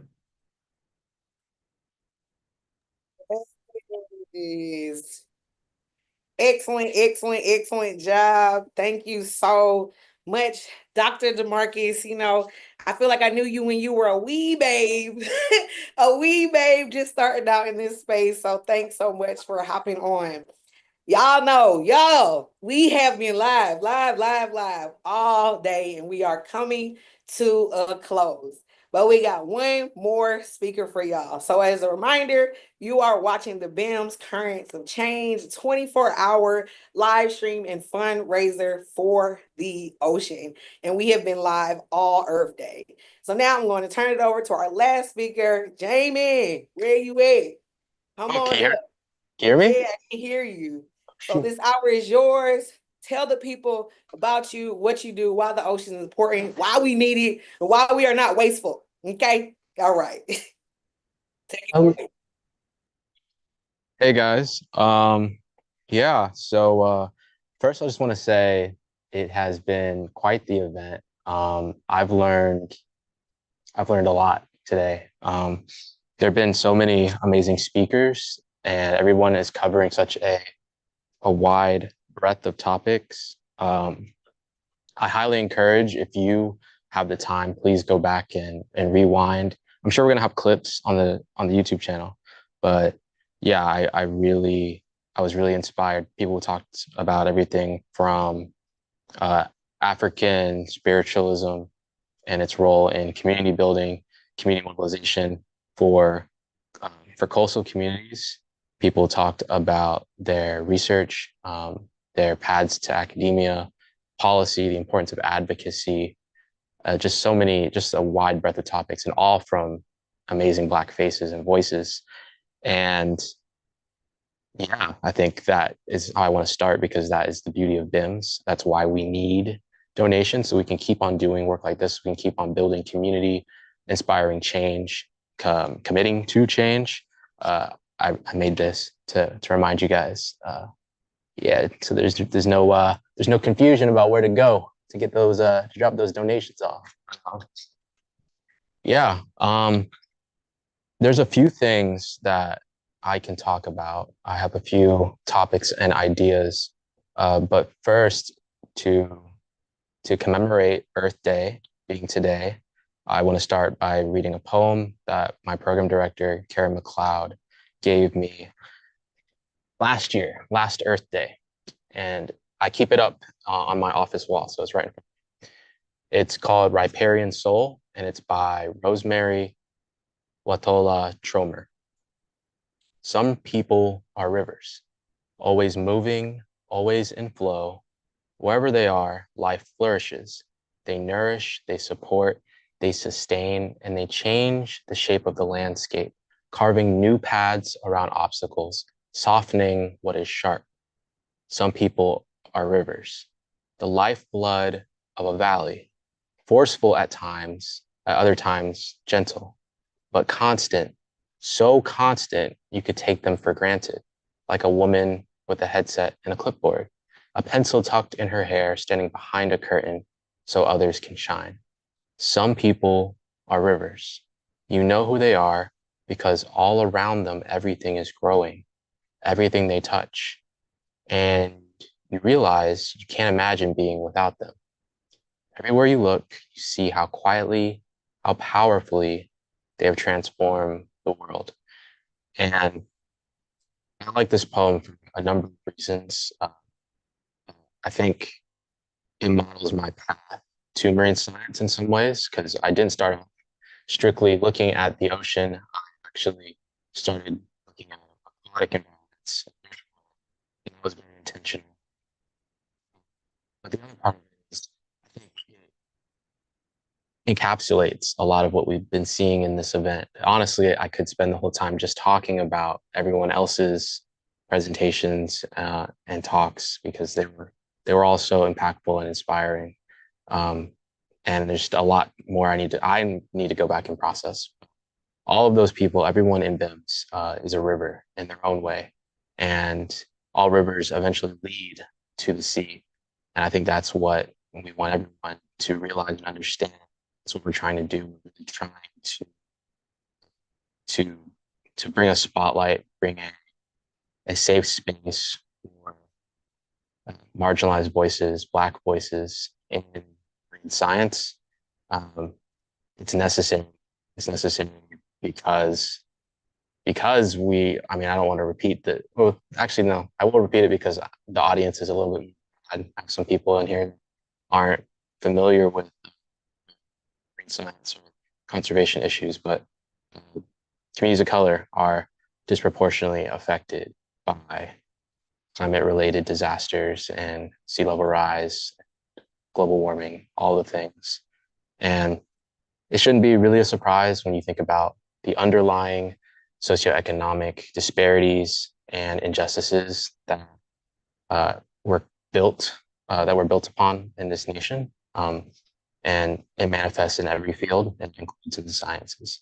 But with that being said, it's ever more so important that our voices are heard, and that we, not only that, but there are leaders come from our community to speak on behalf of our community, in addition to everybody else. Because when we are benefiting, typically it benefits everyone, whether they like the idea, it doesn't matter. So that's the importance of BIMS. And again, I'm gonna remind this link right here. Anyways, so because I have a broad audience, I really want people to come out of this with some value. And I feel like I'm not going to do any more justice to the other topics that were previously covered than the people that already have spoken about them. So I would like to share a presentation I made. It's very practical.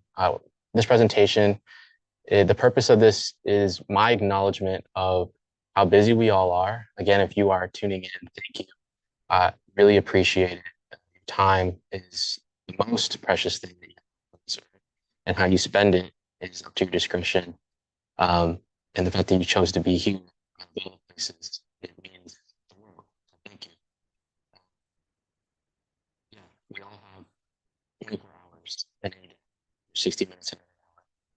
So how can we don't want to spend that time doing meaningless tasks, things that are monotonous, things that are means to an end, but aren't really fulfilling us in any way. And that's why I made this presentation when I was the grad chair of Sackler Society in Chicago's his medicine and STEM. And the reason I made this is so that students wouldn't have to feel so overwhelmed about coursework, and in order to achieve the things that they want to achieve. But this presentation also has applications to any profession. I know corporate people, I know people that are in industry, people in nonprofit work, especially academics and researchers. You'll find this information valuable. I hope you will take at least something from this. So I'm going to share my screen and we're going to get started with that. Okay. So I call this an informal guide to getting more stuff done, because I want to keep it casual, keep it relaxed. And please, if you're in the chat, I will be monitoring. So yeah, I'll respond to any questions. So disclaimer, the purpose of this guide is to be informative and for you to use your best judgment in applying advice. It is not intended to make you feel guilty in any way. So first question I have for everybody is, are you good? I think this is a good baseline to start, because if there's no one around you, who's checking in with you if not yourself, right? Oh, is the present? Oh wait, yeah, it's lagging behind. We're good. Cool. Yeah, so if no one's around you, who's checking in with you if not yourself? So I think it's important to prioritize this. Evaluate your being. How are you doing? How are you feeling? You are here today. You are alive, you're breathing, and you have purpose. So how are you? From there, I want to talk about the Maslow's hierarchy of needs. This is probably familiar to some of you. For those of you that this is the first time seeing this chart, it essentially shows the priority of which you need to take care of yourself. You start with your physiological needs: air, water, food, shelter, be alive. Then from there, you're going to go to your safety needs. So this is personal security, employment, health, property. And from there, we're going to more community-centered needs: relationships, love, and belonging. Then your self-esteem. And then from there, you're able to self-actualize. You're able to actually achieve, or at least lie in close wake to that ideal that we all chase, the things that we hope to accomplish, the person that we want to be to our siblings, to our parents, to our children. Self-actualization. This is Maslow's hierarchy. I'm going to break it down and get into more detail, starting at the bottom. So we talk about physiological needs. Again, I asked you, how are you? And we should start here. How are you? Are you hungry? Did you get enough sleep? Are you staying hydrated? If you don't have water or you didn't drink today, this is your reminder, please drink. Do you have a cold? If you do, please stay away from me. Things like that. Like, please take care of yourself first and foremost. Next, I want to talk about intentionality. This is something that I think, no, not I think, I know has been very crucial to any success that I've experienced, at least in a meritocracy sense of success. Yeah, if you aren't intentional with your actions, who is governing them? So when we think about actions, we have thoughts, feelings, decisions, more thoughts, and circumstances, and they're all connected. Typically, it starts with feelings because these are the things we can't control. That's why they're called feelings. Actually, let me minimize this. There we go. And these feelings prompt thoughts. These thoughts influence our decision-making. These decisions end up putting us in circumstances, and sometimes circumstances are put on us after we make a decision. And the outcomes of those circumstances result in more thoughts, which lead to more feelings, and it all feeds back into each other. So how do we get this? How do we get out of this, especially if we are in a cycle of negative thoughts and feelings? I'm not a professional, by the way. This is just my own interpretation, my own experience, anecdotal evidence. But for me, it's about starting with why. Why are you feeling the way you're feeling? Why am I feeling this way? What is the source? When did this start? Why did it start? Once we address why, we can then make better decisions. And we're faced with decisions at every hour of the day. And those decisions will sway if we're leading more into the path of self-actualization or not. So, again, going from the hierarchy, what are you deciding to eat? Are you going to get takeout or are you cooking at home? One has financial implications, or they both have financial implications. One is more beneficial for your wallet and one isn't. And one's healthier and one's less healthy. When you take breaks, do you go and doom scroll or do you go out and touch grass, get some light, go for a walk, embrace your health? Are you staying up all night to party or are you sleeping at a reasonable time because you know you got to wake up early? The basic things. Are you getting crumble or apples? And that's, maybe that's really the question at the end of the day. Is it crumble or apples? For me, it's usually crumble, but it's neither here nor there. The next thing to getting more things done is distractions. Are you distracted? And obviously you are. I'm answering for you. You know how I know? Because we all are. I get distracted all the time. I see it all the time. My advisor gets distracted, but it's okay because there are ways to minimize this and achieve focus. This is focus is so important. This is the currency outside of time. Focus is probably the second most valuable thing in each of our lives because it influences how that time is spent. Who has your focus? That is the crux, the foundation of the largest entities in power in the world today. They all want your focus and attention. That's all they want, because they know if they have that, they're set for life. They will have your attention, they have your emotions, they have your feelings, and they have your money. So, practical guide to being less distracted. Number one, you want to have a clean, dedicated workspace. So here's an example. This is my office on campus on the right and at home on the left. So I try to minimize my distractions. This way, my mind has this association with work. Like there's nothing here. And when my mind does drift, I don't really have many options in distracting myself. I mean, I got like a fish right here. You guys can see.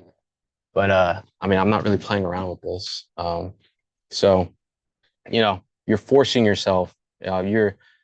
You are making it easier for your brain to focus because it doesn't really have any options to stray. Second, your phone needs to be excommunicado. It needs to be in do not disturb. And if you need to take it to an extreme level, because that doesn't stop you, there are app blockers. So you have options. And I will say this doesn't have to be the case forever. Like for me, I've gotten to the point where I don't really like being on my phone anymore. It's not it doesn't serve me as much as I would like.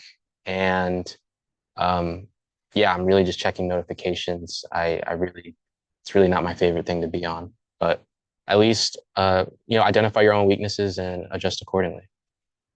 Next is music. So there is some music playing now, and honestly, music can go either way. It can be something that is distracting, or it can be something that is actually facilitates your focus. From what I know, my experience, lo-fi beats, classical music, binaural beats, music with no words, scores, these have been shown to be effective in facilitating focus. I think the ideal is that you don't have any music. That way you aren't relying on it for entering a state of focus. But alternatively, hearing a certain song could facilitate your focus. And my Spotify Wrap, my most listened to song was one of my focus songs because I would play it every time I went and started coding. And I ended up having thousands of hours on that one song because I always had it on repeat. But music with words, definitely avoid that. That's going to be distracting. Even if you have demonstrated being able to work with music playing in the background, I guarantee you, once you get used to not, you will see a big difference. Same goes for like TV shows in the background. I know people that do this, and it's never been for me, but definitely no, definitely not. And then you need to have a method of capturing the fleeting thoughts. So these are the things that aren't, your mind will trick you into thinking are important and you'll look into, and you're not necessarily being distracted, right? Because it's still important information. Like maybe you need to answer emails, even though you should be focusing on writing a chapter of your thesis. You need to have some method to capture these things. And for me, I always keep like a scrap notebook next to me. I have multiple journals for different purposes, but having this next to me, it makes it so easy to like write down something, remove it from my head. Once it's written down, it's no longer up here. It's no longer a distraction, and I can refer to it later. And then ritualize it. So for me, actually, before I get into my anecdote, when I say ritualize, I mean make a routine, like a mini routine. So every time you're about to work, have an associated set of actions that goes along with it, and it will facilitate a mindset, a state of focus. So for me, I have noise canceling headphones. Sometimes I listen to music, but again, I try not to if I don't need to. But I still use the headphones regardless because my brain associates me putting the headphones on and then the noise being canceled from my surroundings with entering a state of deep work. And it's pretty powerful once you make a habit of it. Your ritual can be many different things. Even wearing this hat, it narrows my field of vision, and it actually it's kind of like putting blinders on what's above me, and it really engages what's in front of me a lot more deeply. And I know it sounds a little strange, but I encourage you to give it a try. But your ritual can be anything. Like in this picture, I mean, I don't know what this guy's doing, but it could be putting on your glasses or taking them off, depending on if you're near or farsighted. It could be putting on, maybe you have a certain wristband you only wear when you're about to do work. Your mind can be easily fooled and engaged in these ways. So take advantage of it. And now I'm going to give a few examples on standalone study techniques. So these are things that are, or I guess I should say learning, because I mean, we're not all in school anymore, but yeah, so these are effective for learning in any vein, anywhere. Level 1, this is very popular. And now it's popular. It wasn't popular when I was a freshman, but Pomodoro. This was developed by Francesco Sorillo, and Pomodoro is a tomato. It's like I forget the story. I'm not even gonna pretend like I know it, but basically, it's cutting your work sessions into 25-minute chunks, followed by 5-minute breaks. I put this at level 1 because it's a great way to start. If you don't have your own ritual yet, if you're not comfortable with really just focusing on one task for any given time, I think that this is where I started, and this is kind of what led me down my productivity journey. And the real beauty of it is it gives you a sense of time. So because you know you're going to be working for 25 minutes, some days you'll be like, man, like that went by way too fast. But then sometimes you'll be surprised that the timer's still going. You know what I mean? It shows you the value of time, and it shows you how much you can get done in 25 minutes. And you'd be surprised how much you can get done when you really just focus and work for 25 minutes. And then you can reward yourself with a 5-minute break. For your breaks, I don't recommend scrolling on your phone. I recommend something that, think of it as like like working out. When you're working out, you are going under intense load. When you're focusing, you're putting your mind under cognitive load, right? And that's a research term if you want to go down that rabbit hole. But the 5 minutes should be a way to rest, not remove yourself from it.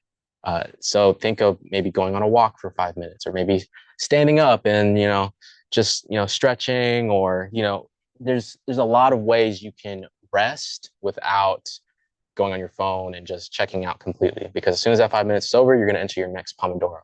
And then Pomodoro is adjustable. So once you get comfortable with it, you can double it. So maybe you do 50 minutes, a 10-minute break, so on and so forth. But eventually you'll make it to level 2, which is stopwatch.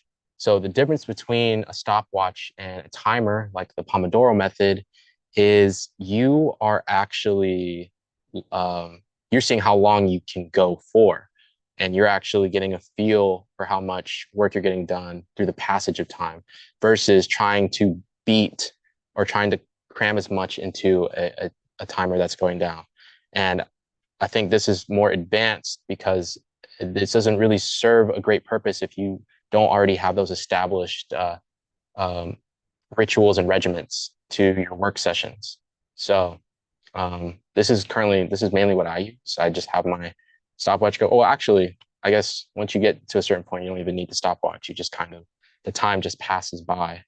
But the next one, level 3, is trying to work within ultradian cycles. So ultradian cycles are natural cycles that our body experiences. I don't know if it's exclusive to mammals, or probably in other animals too.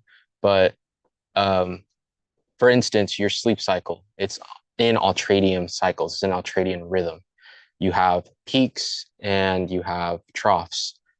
For sleep, it's like you have deep sleep, and then you have REM, rapid eye movement sleep.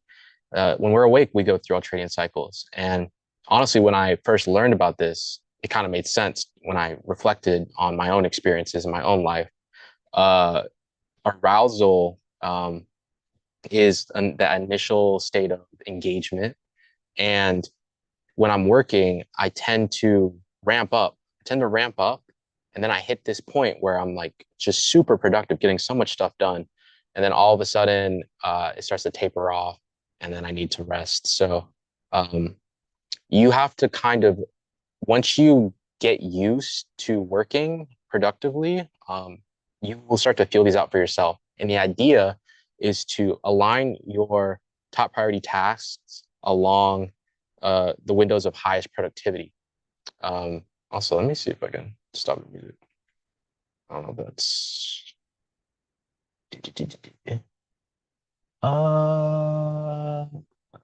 I can't find it right now. But yeah. So for me, I try to get most of my highest priority tasks done in early in the morning, like sunrise. That way, even though I'll work for the rest of the day, I know I'm not stressing about the thing that is the most important. And that's the idea. We're trying to make our lives easier. We're trying to we're trying to free up time for the things and the people that we care about. So I highly encourage looking into ultradian release. And the idea is to get into flow. Flow state is a superpower. You see it in athletes, you see it in the highest performers for gaming, for chess, for just that. It's a beautiful phenomena. And I think whenever you see someone in flow, it's very majestic. And I try to be in flow as much as I can throughout the day. Our brains can only handle so much. Like I said, it's like a workout. Like if you're in flow, you can only sustain that for so long, and you can build up that duration that you can be in it, and increase how easy it is to enter into it by implementing these techniques. Hopefully.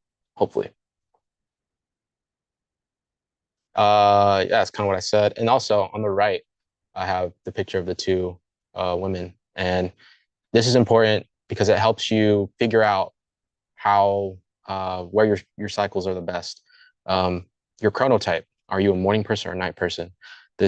I believe there are a good amount of studies that back up the existence of chronotypes in people. Some people are genetically disposed to be more alert at night, and some people are more disposed to be alert in the morning. Unfortunately, the way our society is structured, night chronotypes are at a disadvantage. Some of us in academia have the privilege of making our own hours, so you can be a productive night owl. But in general, the world functions around the morning. So keep that in mind. Oh, lastly, when you are deciding where to prioritize where you want certain tasks, there's a matrix you can make with high priority tasks and tasks that are high to low effort. So the idea is to see which one's in the upper right, which one is a high priority task that doesn't take a lot of effort, and that's going to be the thing you want to get out the way first. This is especially helpful when you want to see when you're resting, like maybe there's an important email you need to answer. Set that aside for when you're done with the intense focus.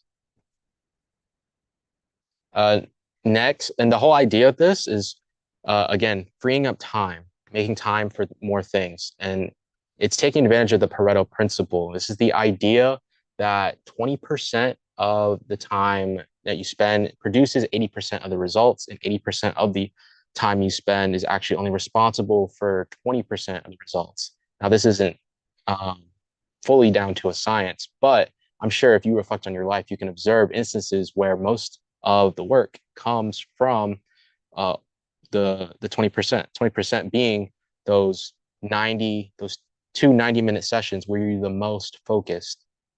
Because after that, you get diminishing returns if you're working. And this is also a problem with the modern day 9 to 5 company capitalist work structure, but that's a separate conversation. I'm just trying to help optimize and work with what we got. So minimize studying. So again, this is in the context of university or academia, but we could also branch it out to research for those of us in nonprofit industry type of work. We could also broaden it to client work, learning about different topics, or so maybe you have managers that want you to teach something that is beyond the scope of what's on your portfolio. We want to minimize the amount of time it takes to learn these things. It starts with priming. Now, if you don't take away anything that I say from this presentation, I think this right here, this has been gold for me. Prime yourself. What this means is expose yourself to the information before you go into a deep dive and actually learn about it.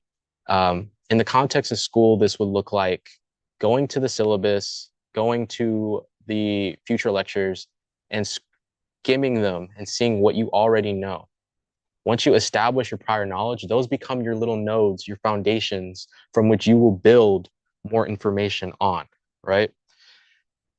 So this goes for anything. This goes for in a corporate environment or industry, looking at maybe you need to learn different certifications or policies or regulations, or for different countries if you work internationally. This means acquiring those documents and going through and seeing what the key words are before you go back in and actually build upon those nodes that you already identified, that you know and you're familiar with. Oh, yeah, it's literally everything I just said. Awesome. Next is to ask questions. So in a university environment, this for me, it seems obvious, right? Ask questions, but this is intentionally put after priming. Your questions become much more intentional and richer if you've already primed yourself, because you know what you don't know. Once you have your known unknowns, you can use your professor, for example, as a shortcut. You can use your senior lead or your more experienced boss or colleague as a shortcut, assuming that they are cool, and ask them questions and seek understanding. This is just, it's way more efficient for both of you, because one, the more senior person doesn't feel like you're asking dumb questions. And I am of the belief there are dumb questions, and dumb questions for me are if it's been said and you ask it, because you just won't listen. But outside of that, it's you're able to ask richer questions, more intentional. Again, intentionality. You're able to ask more intentional questions and get more constructive, positive feedback. And a lot of this information I'm telling you guys comes from Justin Sung. Highly encourage you, check him out on YouTube.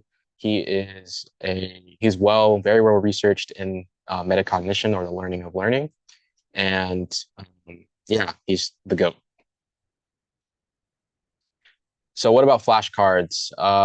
Flashcards, or any real way of like just forcing yourself to memorize concepts and things, is not really effective. It's not good for learning on a deep level. It's really good for getting those gaps, those details that don't really make sense to add to your structures of knowledge that you're constructing in your mind. So things like dates, things like formulas, numbers, just really concrete, isolated facts. And this is something you guys are probably familiar with. It's called the Feynman technique. This is another way to gauge your understanding of a concept, is by teaching it to yourself and then teaching it to somebody else. Identifying the gaps in that understanding for that particular audience, going back to the material, fortifying those gaps, fortifying those structures in your mind, and then further simplifying. If you can't explain something simply, most likely you don't have a deep understanding of it. Ironic how that works, isn't it? And this is something that I'm constantly trying to do, because it's really hard for me to explain my research, which we're 34 minutes in, we might get to that, but I didn't want to prioritize it because I feel like, I'm defending soon, so you guys can tune into that if you want to see. Next, we have reading and writing. Now, these are evergreen skills. So everyone in here, this is applicable to, because whether you do academic writing, grant writing, research, technical writing, we all read and write. So how can we make reading more efficient? First, identify what kind of reading is it? Is it research? Is it textbook? Is it policy? Is it law, legal doctrine? Whatever it is, again, similar to priming, you want to scan it first, identify the keywords, identify things that already stand out. At least in academia, the research articles already have keywords highlighted. So it makes it pretty easy to do that. The next thing you want to do is reduce that inner voice. So I'm guilty of this. When we read, we have this voice that is reading for us, but it's actually not necessary, and you can actually turn it off. So if you reduce that inner voice, it makes the reading flow a lot more easily, and it's less distracting for yourself. Focus on the key points. Again, like we don't really need to dive. Reading things front to back, especially when we're in professional environments and contexts, it doesn't really make that much sense all the time. I'm not saying there are times where you should read something front to back, but it's not like we're reading a story and we're missing plot points. We are trying to learn, we're trying to educate ourselves. And quite frankly, there's so many things to read, at least in the academic setting and certain jobs. So we want to make that as efficient as possible. And then we want to get to the point eventually where we are reading syntopically, or we're reading multiple resources simultaneously, and we are comparing the themes. This allows us to really synthesize that information in our minds and create these really solid structures of understanding. Engage with whatever you're reading. Act like you're having a conversation with the author. Writing. So I can actually go into more detail about this. I can actually do a demonstration if we have enough time. But writing, I mean, we live in an era of AI.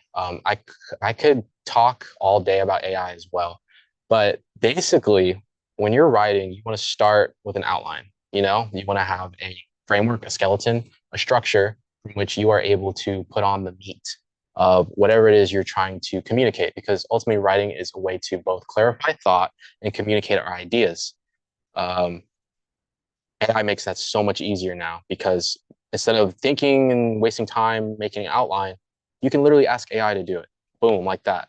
Is it perfect? No, but just tweak what you need to tweak and you have your skeleton. Next thing I recommend you do after that is turn that outline into a series of questions. So this goes back to what I was saying about syntopical reading. You want to be more engaged with the resources that we're with. If you're just trying to force information into your brain just because you're reading it, it's not going to work. You need to establish that information. That information needs to have a home in your brain. And the best way to do that is to engage with questions. I mean, this is the foundation of science. We start with a research question driven by curiosity. So if we frame our outline and turn it into questions, again, AI can help with this, then it really just makes gathering information that much easier. And then once you have these questions that you're answered, you'll notice that they naturally start to form these paragraphs, because you have a bunch of sentences from how you decide to answer those questions. And not only that, you've already done the hard work of really engaging with those resources to really answer those questions, because you're not reading from front to back anymore. You have a question, so now you're focused on looking at the paper in a way that really makes you look for the answer. And then from there, at least in my case, you start drafting, then you revise, and then you draft. There's no such thing as a rough draft and a final draft. I think your paper just is a draft. It's a first, second, third, fourth, and nth draft. It just keeps on drafting, and eventually we choose one of those to submit because it's good enough.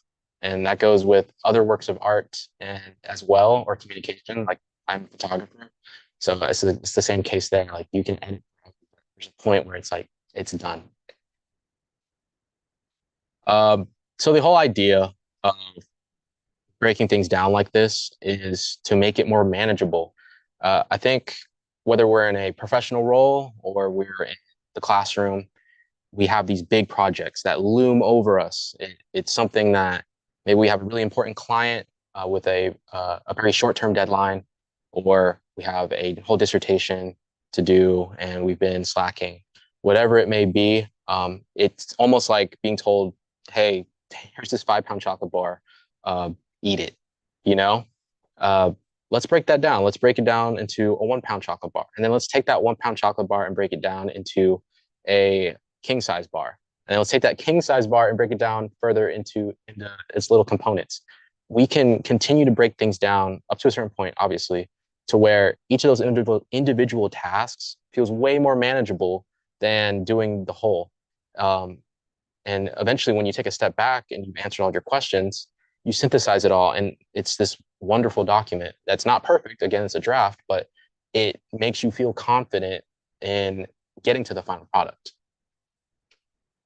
Lastly, I hope you take this information and you make it your own. Also, feel free to ask me if you have any questions.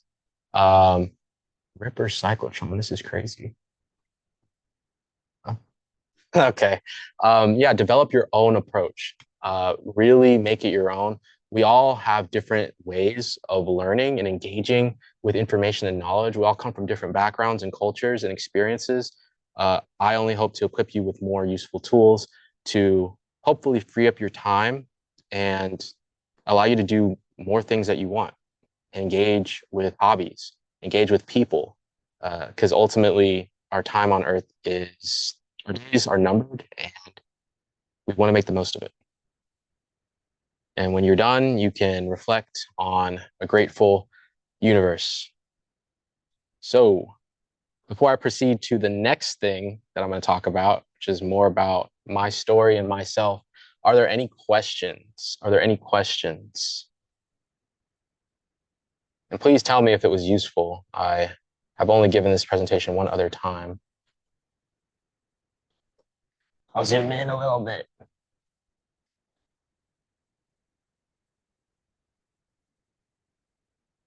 Let's see. Yes, Lit Maps is one of the tools. I was thinking about doing a demo, but I want to touch on some other things. Let's see.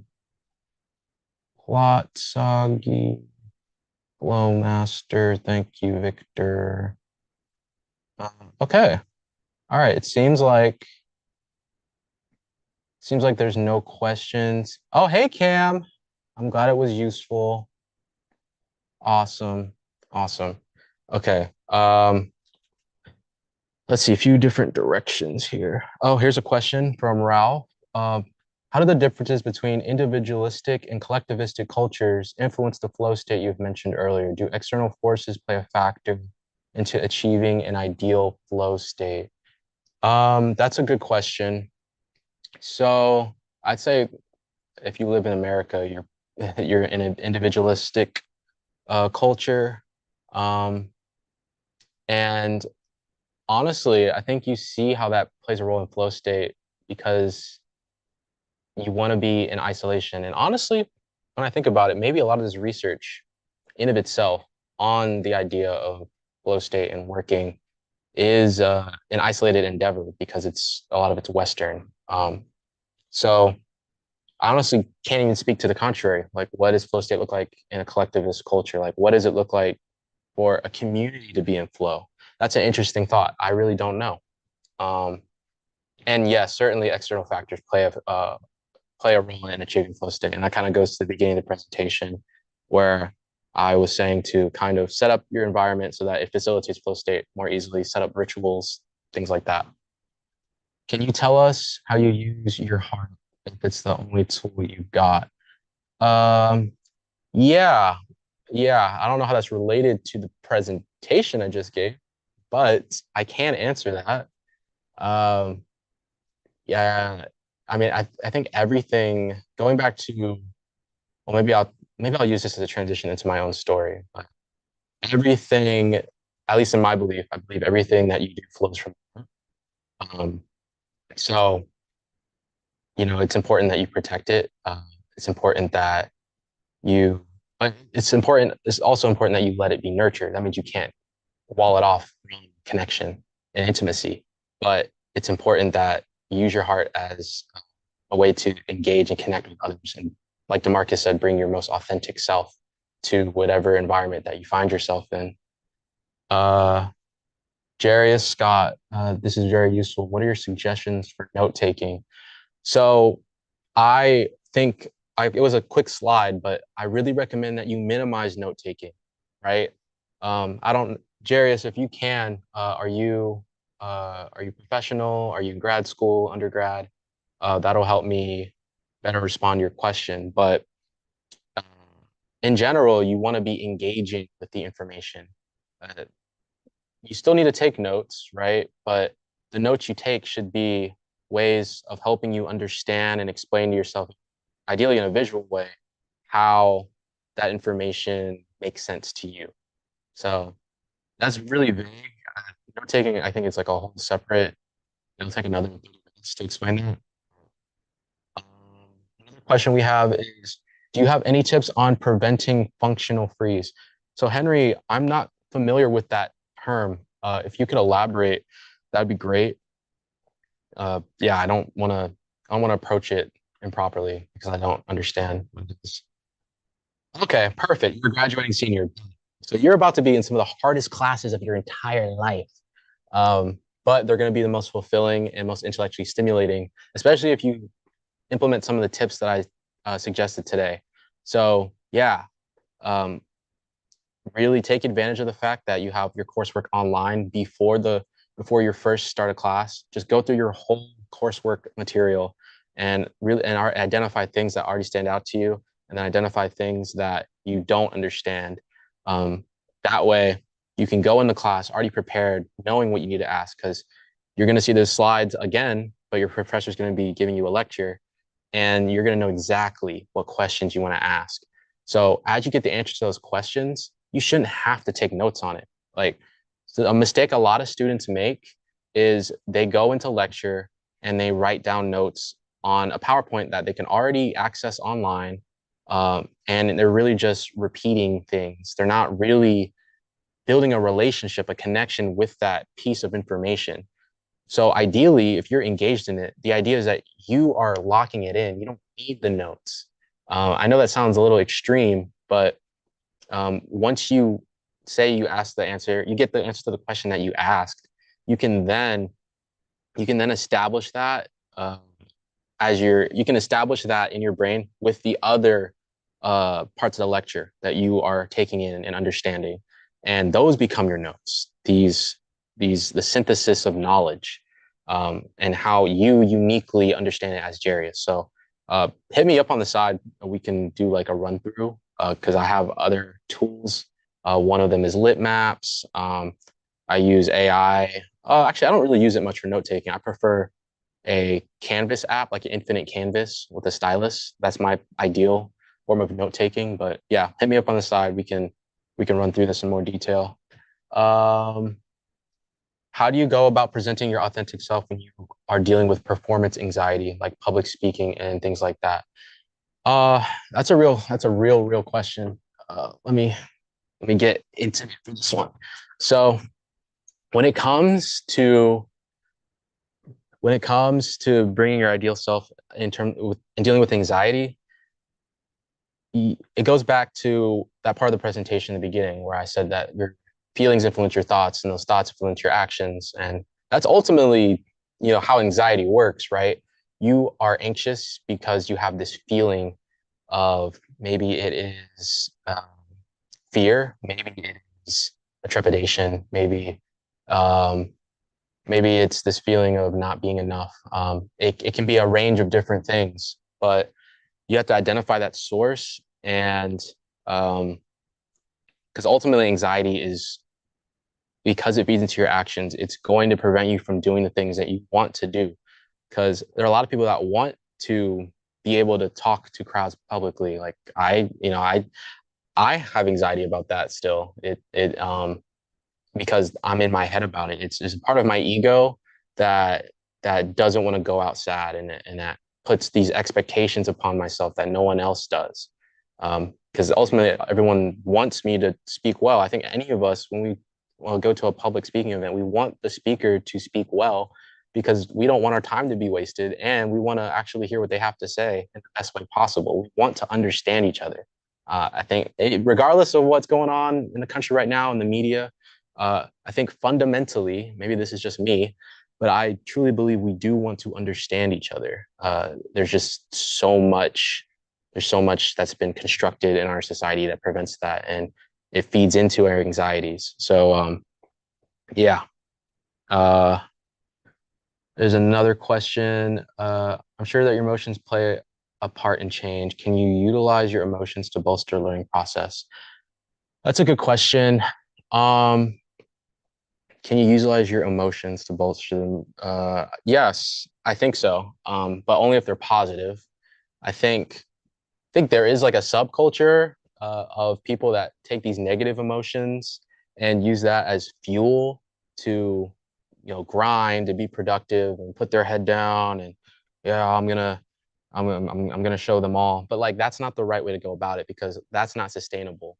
I think if you approach your work with gratitude, if you approach your work with a mindset of care, uh, with the intention of positively impacting those who are going to be on the receiving end of your work, whether it be a product or a service, I think it could really influence the way you perform.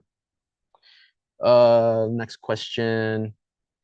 Oh, okay. So Henry says functional freeze in his experiences when his anxiety is so high, you're unable to complete tasks or completing tasks, but in a dissociated state. And the original question was tips for preventing it. So I can't speak to that from my own experience. I've never experienced that. But I do think it's important to the best of your ability in those situations to, if you can acknowledge it and you have the capacity, give yourself some space and just breathe. There are many meditative and breathing exercises that are shown to maybe not address the anxiety directly, but again, your body's all connected. You are physiologically slowing down your heart rate. You're physiologically calming yourself. And that can have an impact on your anxiety. It'll at least be helpful, I hope. Let's see. Oh, I like how everyone's engaging with each other. Cool. Well, I got 8 minutes left, so I think I will briefly talk about my own story in marine science, because this is Black in Marine Science after all. So for me, so if you guys were able to watch Dr. Jones's talk earlier, I have a very similar story to him, funny enough. And it was crazy when I met him at ASLA and I learned about that. But for me, my connection to the sea starts with fishing. Um, yeah, okay, let's see. I don't know if you guys can see. So fishing has been extremely yeah, fishing has been extremely important to me since I was, I mean, this is the youngest picture I have on my phone, but I've been fishing since I was 2 years old. And it's been an important way for me and my dad to bond and connect. And it's ultimately what led me to pursue marine science. Actually, it's so important that this hat that I wear, it's one of my signature items of clothing, it means ryoshi in Japanese, which is fisherman. So I always keep this close to me because it's a reminder of where I came from. And when I say I came from freshwater environments, this is what I mean. I started off fishing in rivers and lakes, and it was through going outside and establishing that relationship, I was able to really build my build my own connection with the environment. And it was also interesting too because I think growing up in the suburbs, when I talked about what I like to do for fun as a kid in elementary school, no one really connected with me because no one else went fishing. And it wasn't until high school that I met one of my good friends that actually he shared that passion. But and in addition to that, it was also rare for me to encounter other Black people that like fishing until I got older. So um, that was an early exposure to how we as people of color, even as in general, like we are we have this separation with our natural environment and connection to it. And one of the beautiful things about fishing is it teaches you a ton of lessons. It's one of the oldest professions or ways of sustaining oneself. You look back in history, you look back in biblical scripture and things like that. Like fishing is it's a way to provide. It's a way to observe and acknowledge your role in an ecosystem as a predator. It's a way to understand life. You have to practice patience. You have to be understanding. You have to accept unexpected circumstances. I've fished in storms and cold weather. I've fished, you encounter unexpected people. You encounter unexpected animals, wildlife. You never know what you're going to get when you go fishing. And, when you're fishing in the ocean, especially, you don't know what exactly you're fishing for. You just know something will eat it. And you don't know something will try to eat what you have caught. So there's just so much. And that's something that always enamored me. But because I grew up landlocked, I never really had exposure to the ocean. But I would go home and watch the fishing channel where they would do saltwater fishing. And my dad would tell me stories about how in Long Island he would fish with his father on the pier and all these crazy species. I remember I got my first guidebook and it just had all the measurements, all of the different species in the state of Georgia on the coast and in freshwater. And I was just amazed at just the diversity, but also the sizes. Like some of these fish were the size of a fridge at their peak, and it really just blew me away.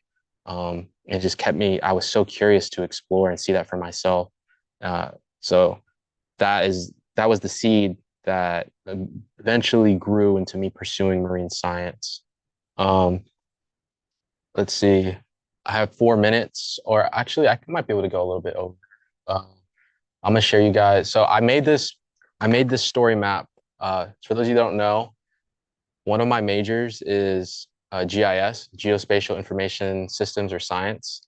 It's a way of taking satellite and spatial data and using that to conduct analysis or share stories about our world through geography, because geography is ultimately the science of how we're connected in space.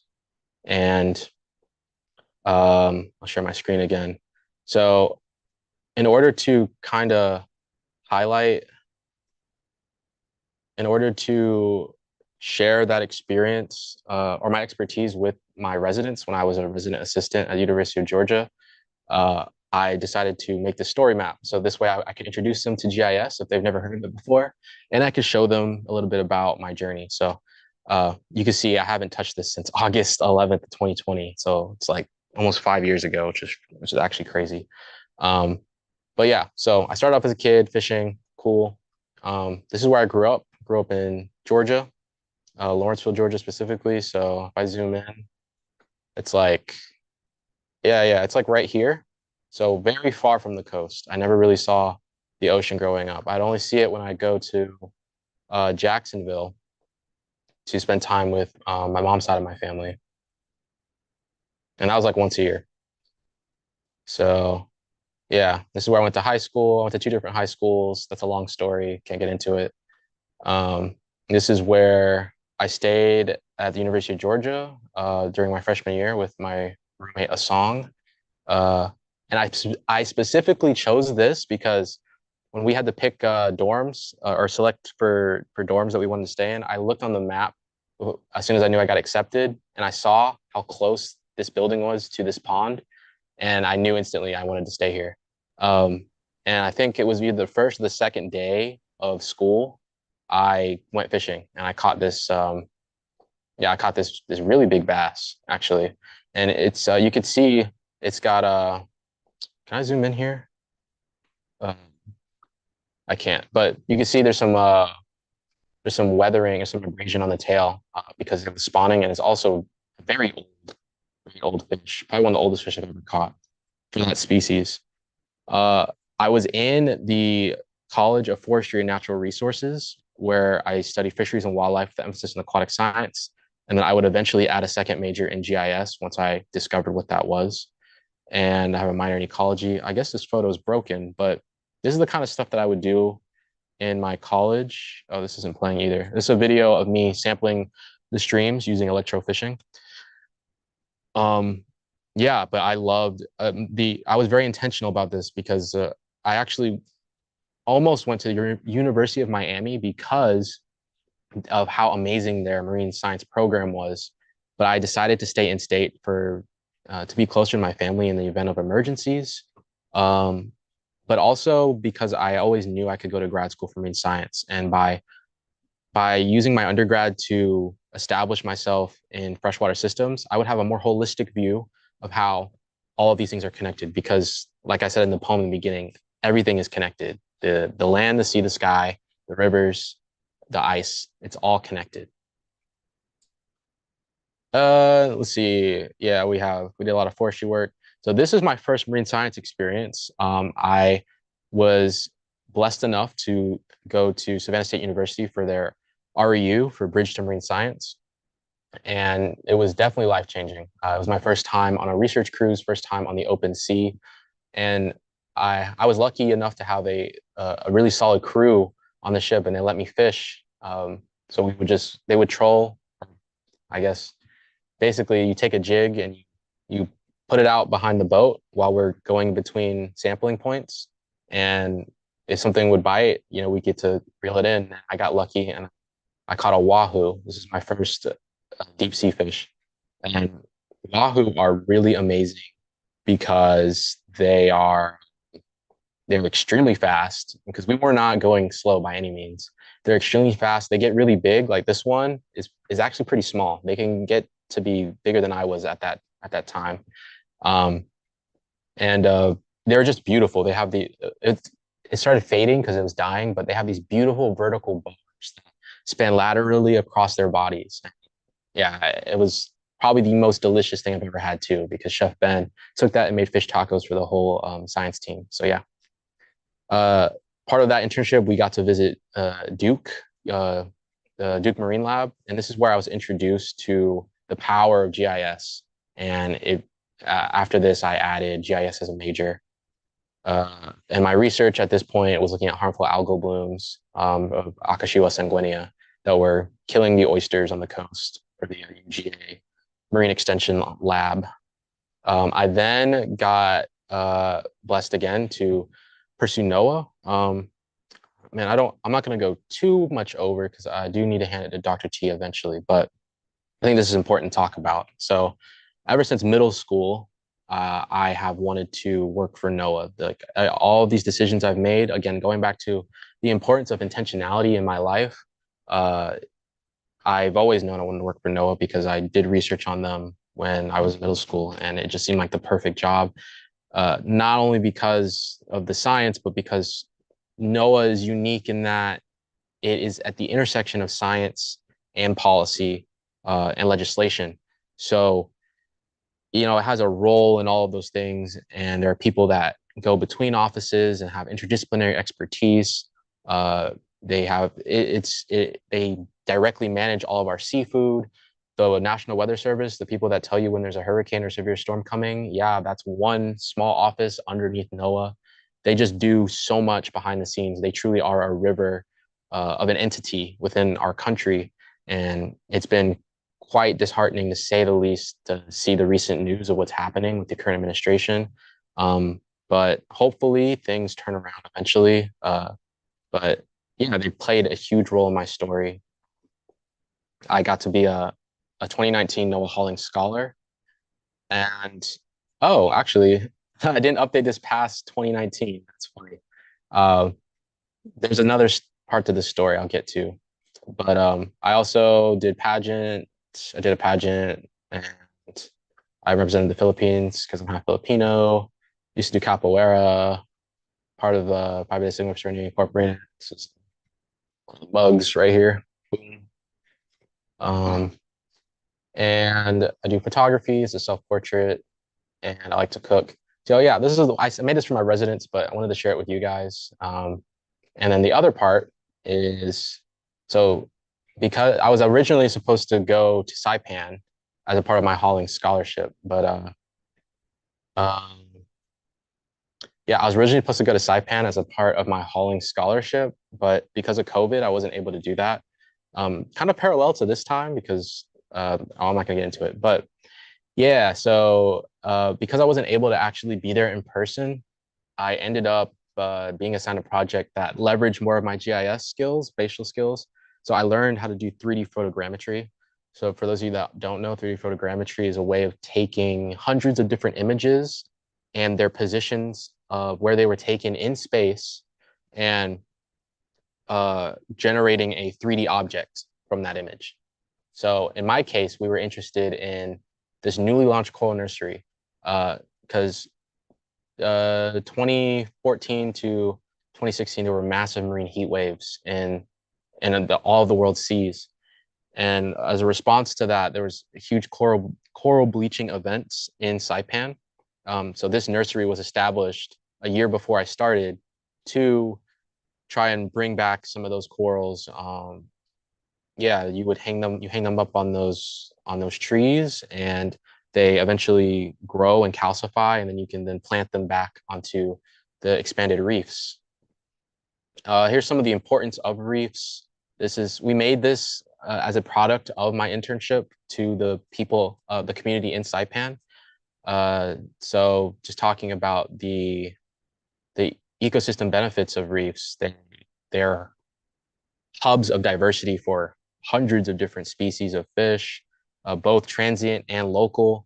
They have chemical compounds that have pharmaceutical benefits. This is the amount of income they generated at the time. They offer coastline protection during storms. Like I said, threats to reefs include bleaching events. Oh my gosh, I haven't seen this it's been so long. Oh, predators, invasive species are a threat to corals. So for those of you that don't know, there's starfish species that feed on corals, most notorious of which being Acanthaster plantae, or the crown of thorns starfish. They feed on corals, and when their populations bloom, they can wipe out entire reefs. The water quality is also a really big one. There's dumping near coral reefs from industry or sewage, and that has detrimental effects to the reefs and their ability to survive. So this is a map of where the colonies were collected and a map where the nursery is.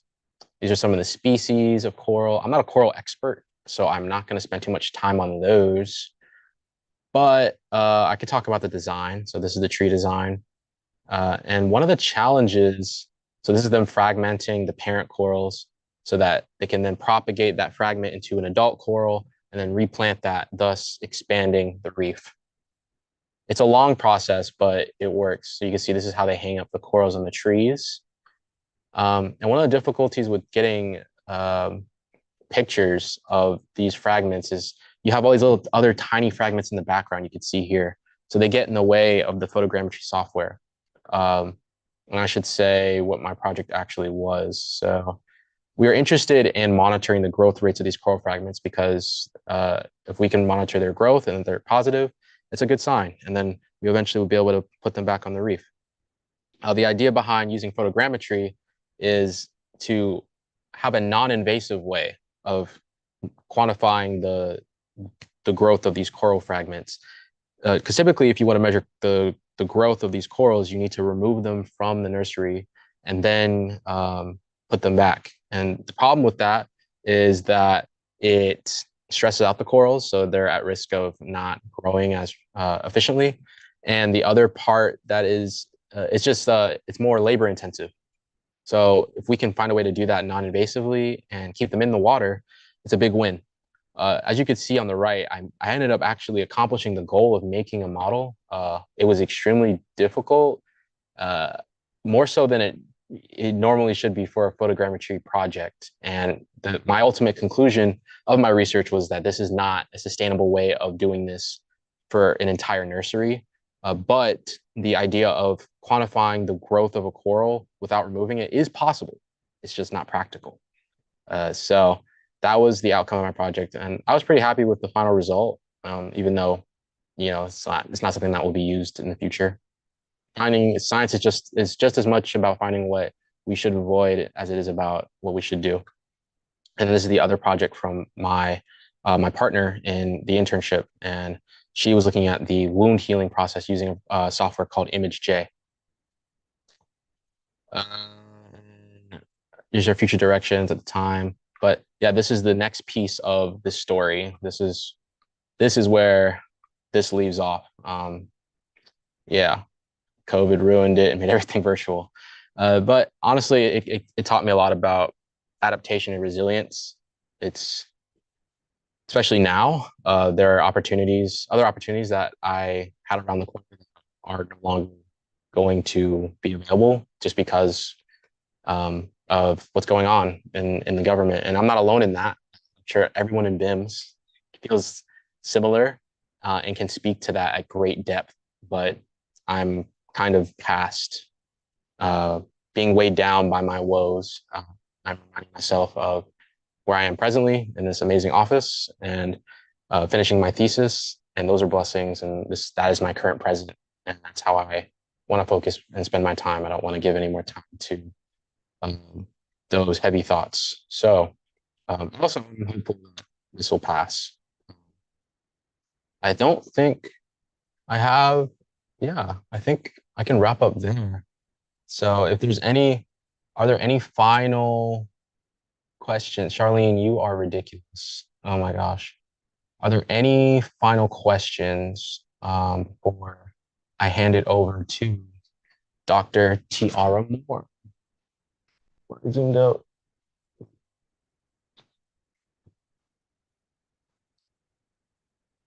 me stop my share. Oh, there we go. Oh, you can see it's getting dark now.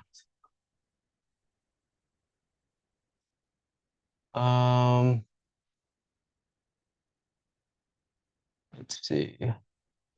Okay. I don't think I'm seeing any more. I'm not a polymath, but I appreciate that. Let's see.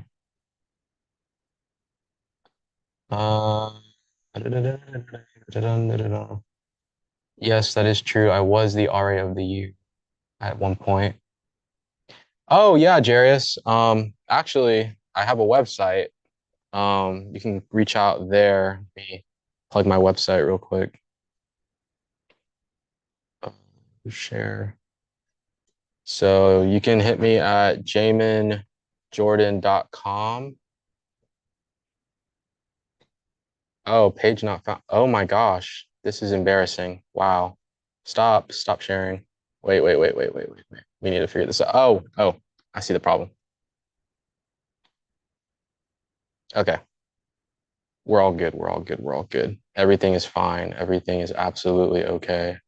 So Jarius, yeah, hit me up at my website. Go to the contact tab and you can contact me literally about anything. So yeah, and then the link to my socials is also down here. So yeah, it's just myname.com, jaminjordan.com. Oh wait, I guess you're over there. Cool.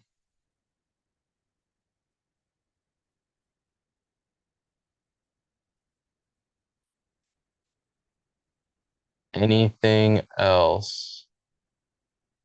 Okay, you're doing a bit much there. Doxed is crazy.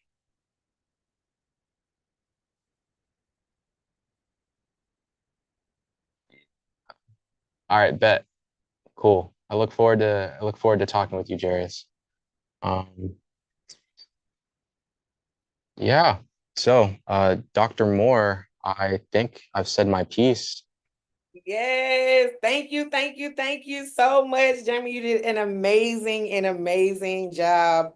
Just so proud of just everybody joining us, talking about their story, telling us about their truth. But then you took it a step, gave us some tips and tricks and all of that. So hopefully you found this useful today. Thank you so much, Jamie. Yeah. Y'all, we are in the last stretch, y'all. The last stretch, the final hour of our live, of our 24 hours for the ocean. I'm Dr. T here to close it out, but I am going to take just 5 minutes to share my screen and put up what our For the Ocean campaign, okay? So everybody should be able to see our campaign and see that we are serious about this $2 million goal and really replacing our operating budget. You know, there has been a lot of things talking about funding, talking about taking grants away, talking about removing even our nonprofit distinction. And so for me, what do we need to do? We need to do other things to be able to replace the funds that we need for this organization to operate. You know, y'all have seen for the past 23 hours all of the amazing work that we are doing that for some reason someone is trying to call wasteful. Someone is saying we don't belong, but we know that we do. So we have this campaign, and I'm going to leave it up for a couple of minutes because you all can see how we are really trying to replace this budget.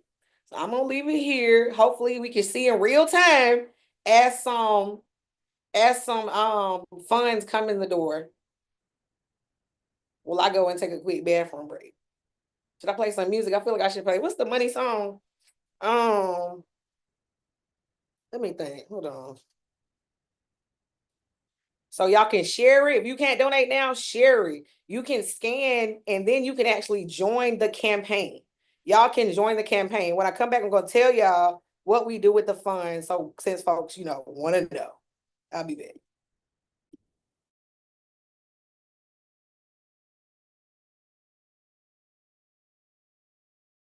Music. No. My bitch is all bad, the niggas all real, ride his bitch, cause niggas all hills, big that checks, big large bills, pulling out kick that.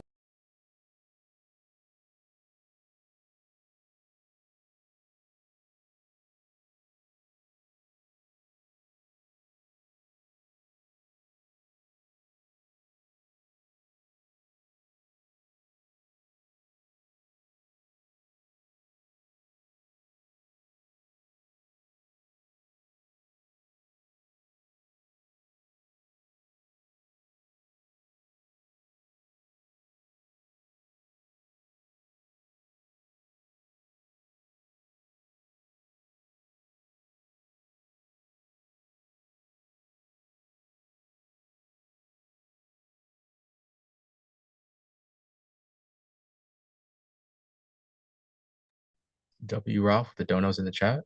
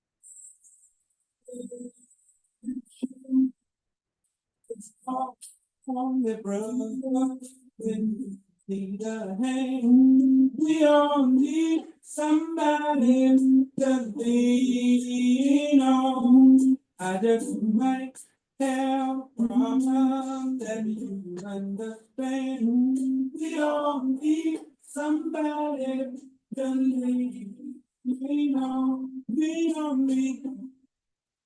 With your control.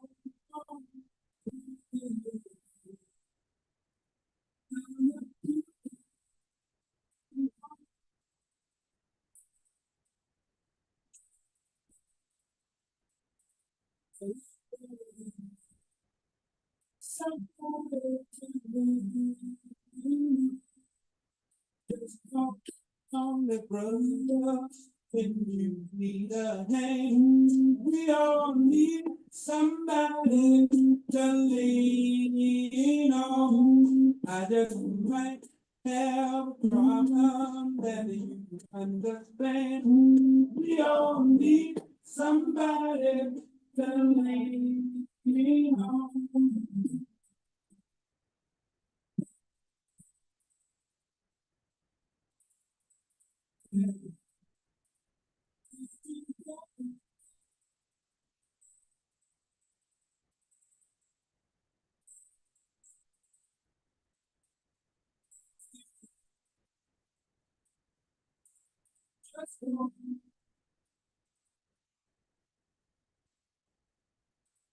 If you need a friend,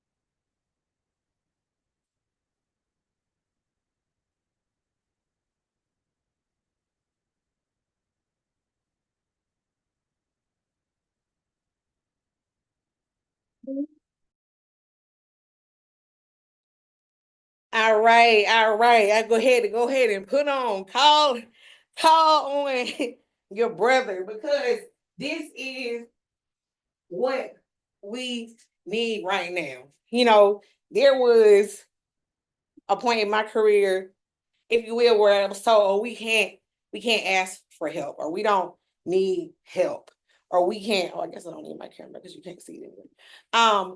We don't need help.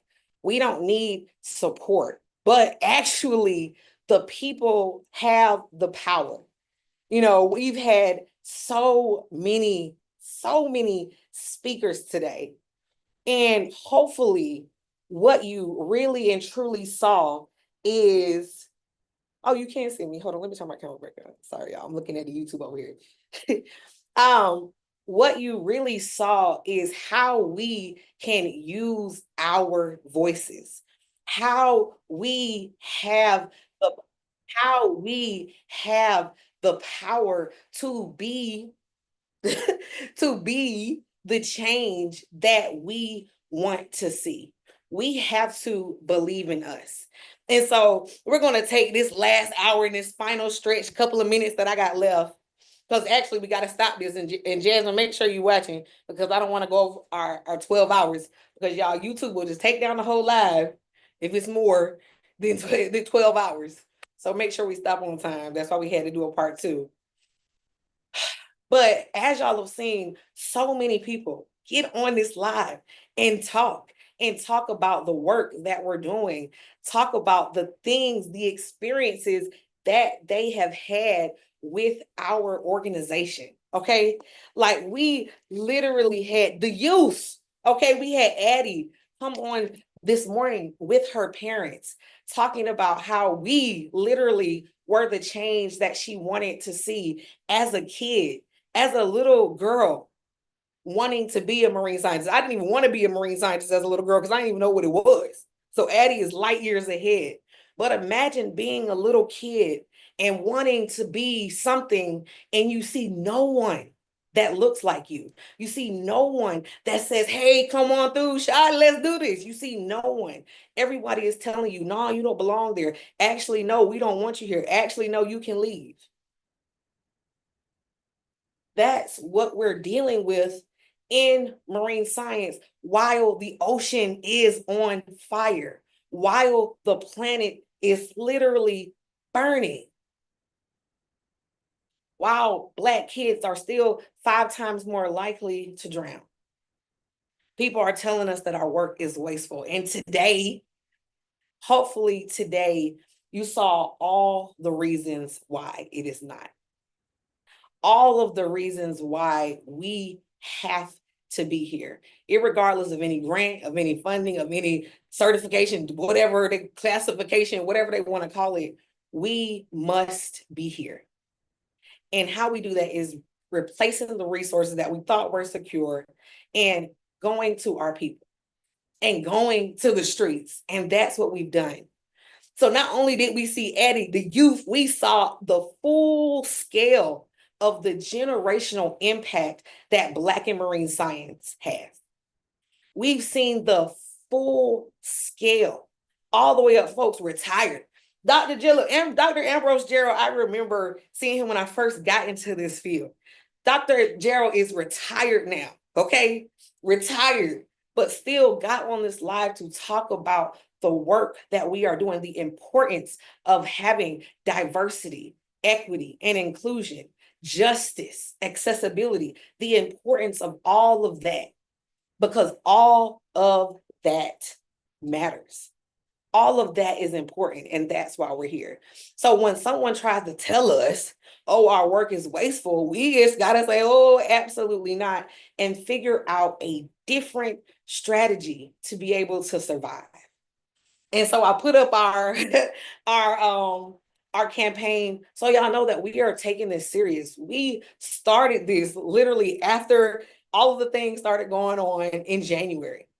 And look at what we've done. This is from us talking to the people, talking to foundations, saying, hey, we need unrestricted funds because we don't need y'all to change y'all mind again and pretend like y'all want to take this back. No, we want to be able to use this for the core programs and the mission that we have aligned at our organization. And we need y'all to ride with it. And those are hard conversations to have.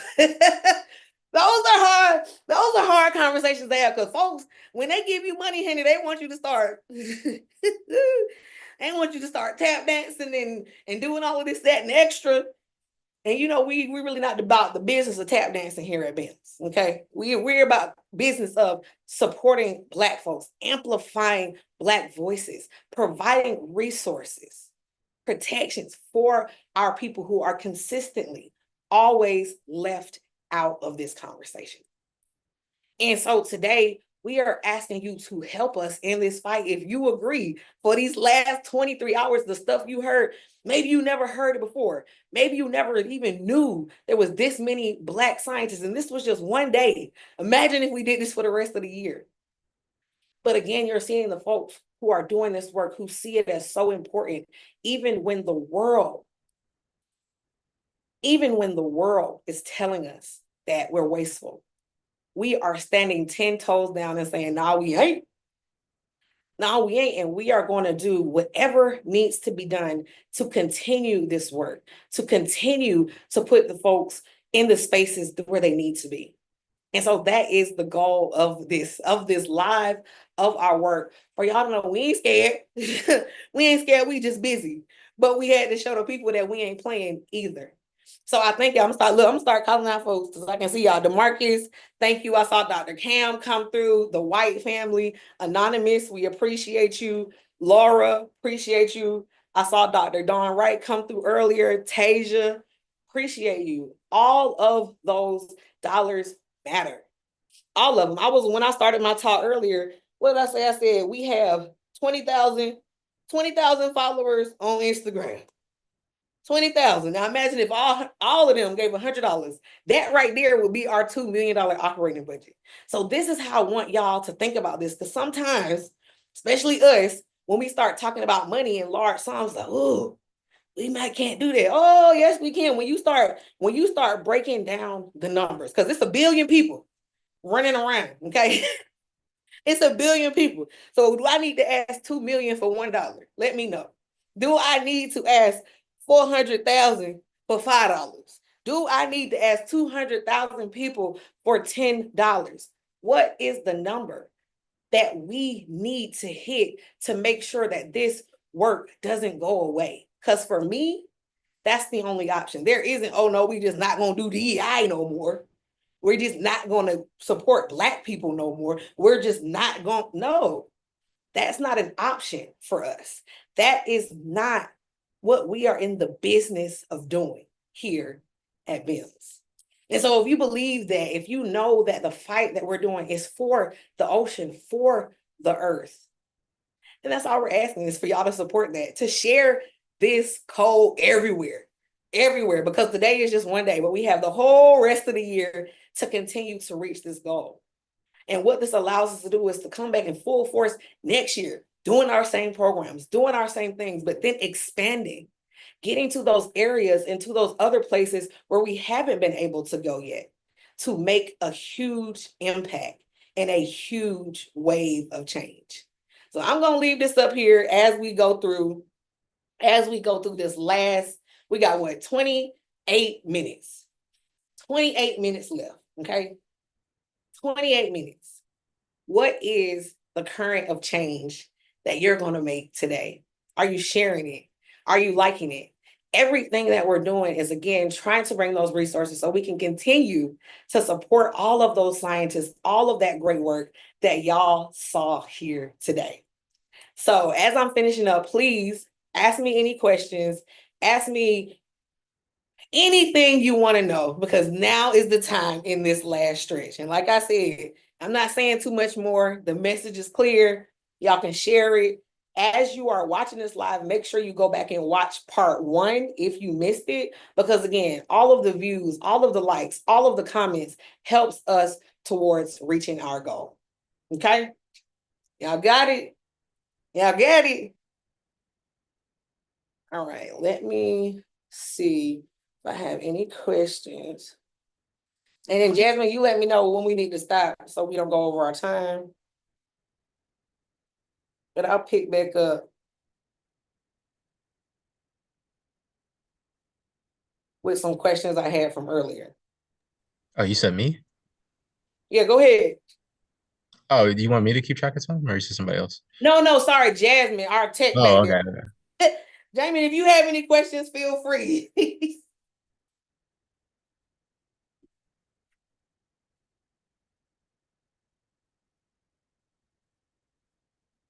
No, but I got some questions earlier from my Instagram. I'm not sure if I finished answering. Oh, the biggest question. What's next? What is next for after this live? After this moment. Okay, she's saying 55. All right, 20 minutes. After this moment. So, as y'all know, we are still planning to do the great work here at BIMS. Y'all are on our BIMS TV right now. Our BIMS TV is really our goal of increasing ocean literacy, of bringing the ocean space to people who may or may not ever get the opportunity to see it. We just had our applications closed for our BIMS immersion program, our scuba diving program.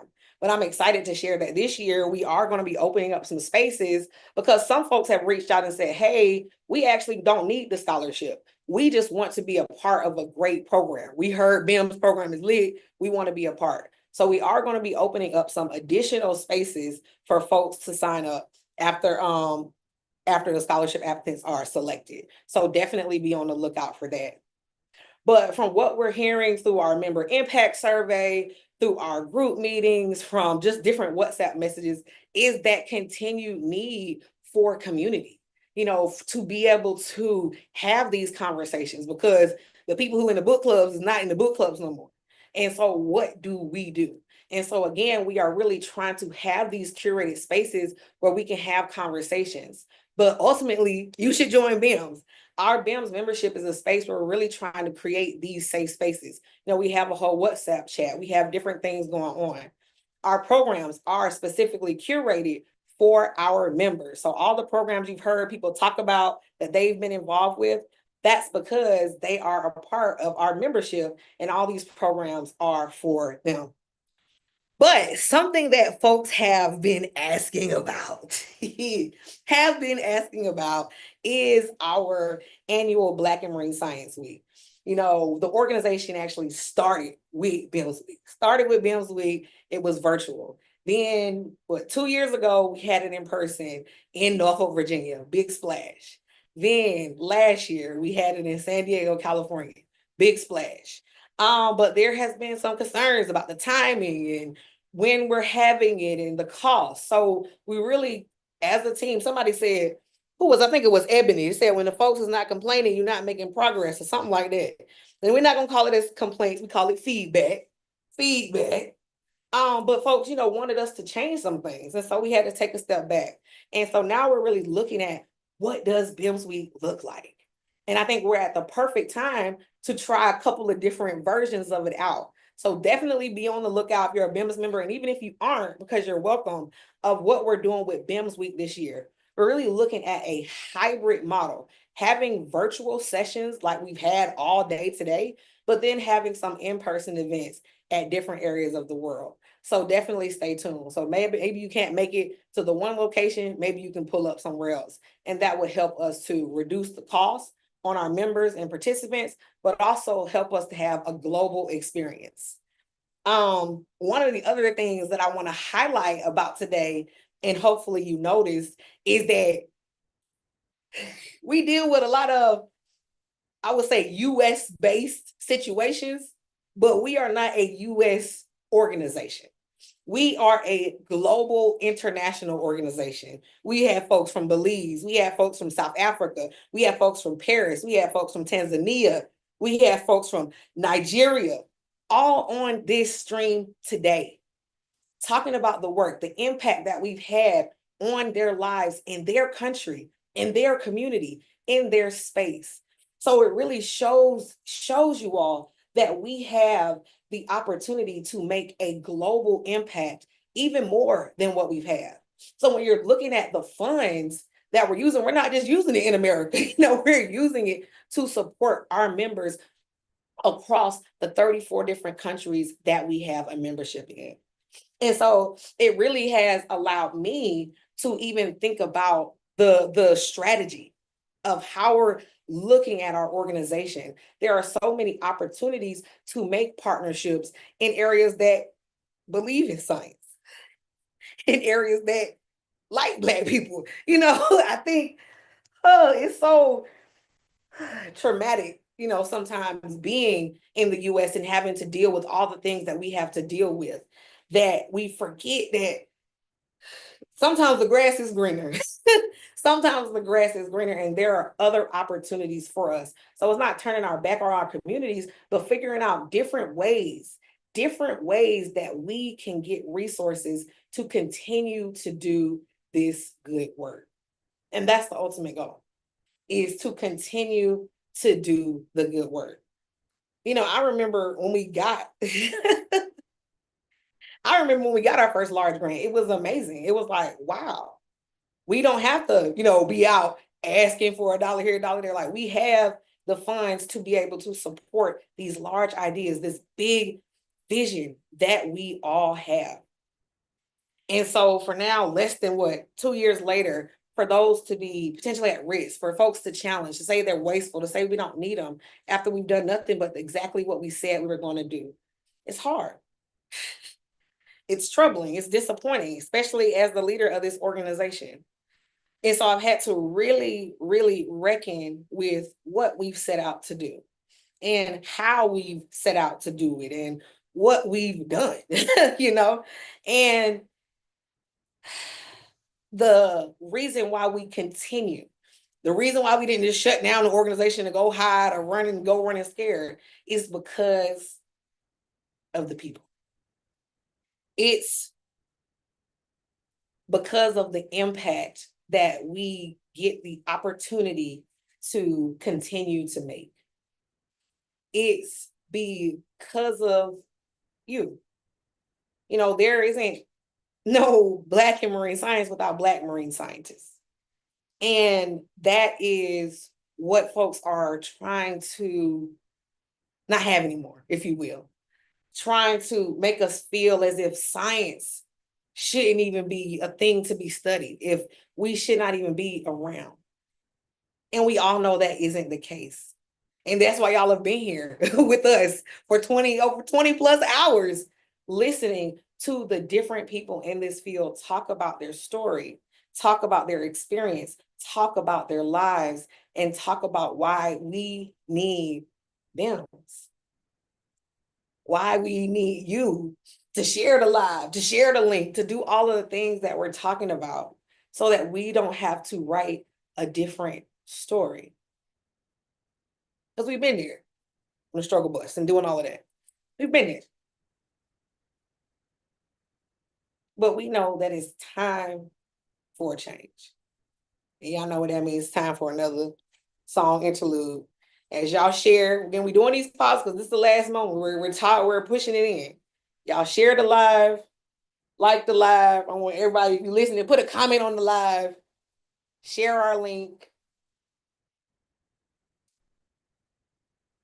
All right.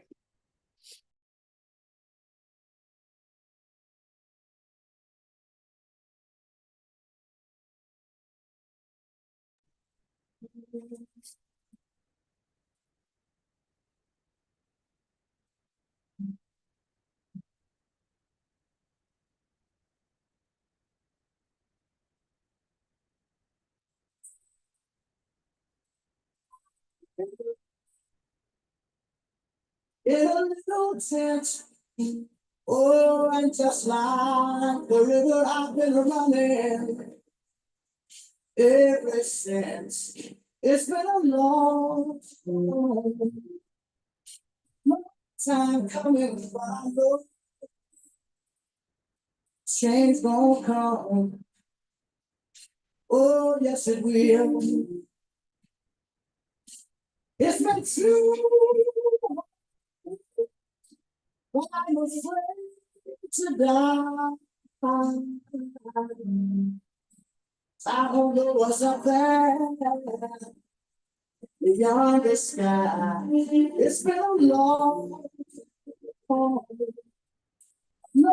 time coming, but I know change gonna come. Oh, yes, it will. Oh, to the movie, and I go down the sound. Somebody keep telling me don't hang around. It's been a long time coming, but I know change is gonna come. Oh, yes, it will. Then I go to my brother. I say, brother, help me please. But he winds up knocking me back down on my knees.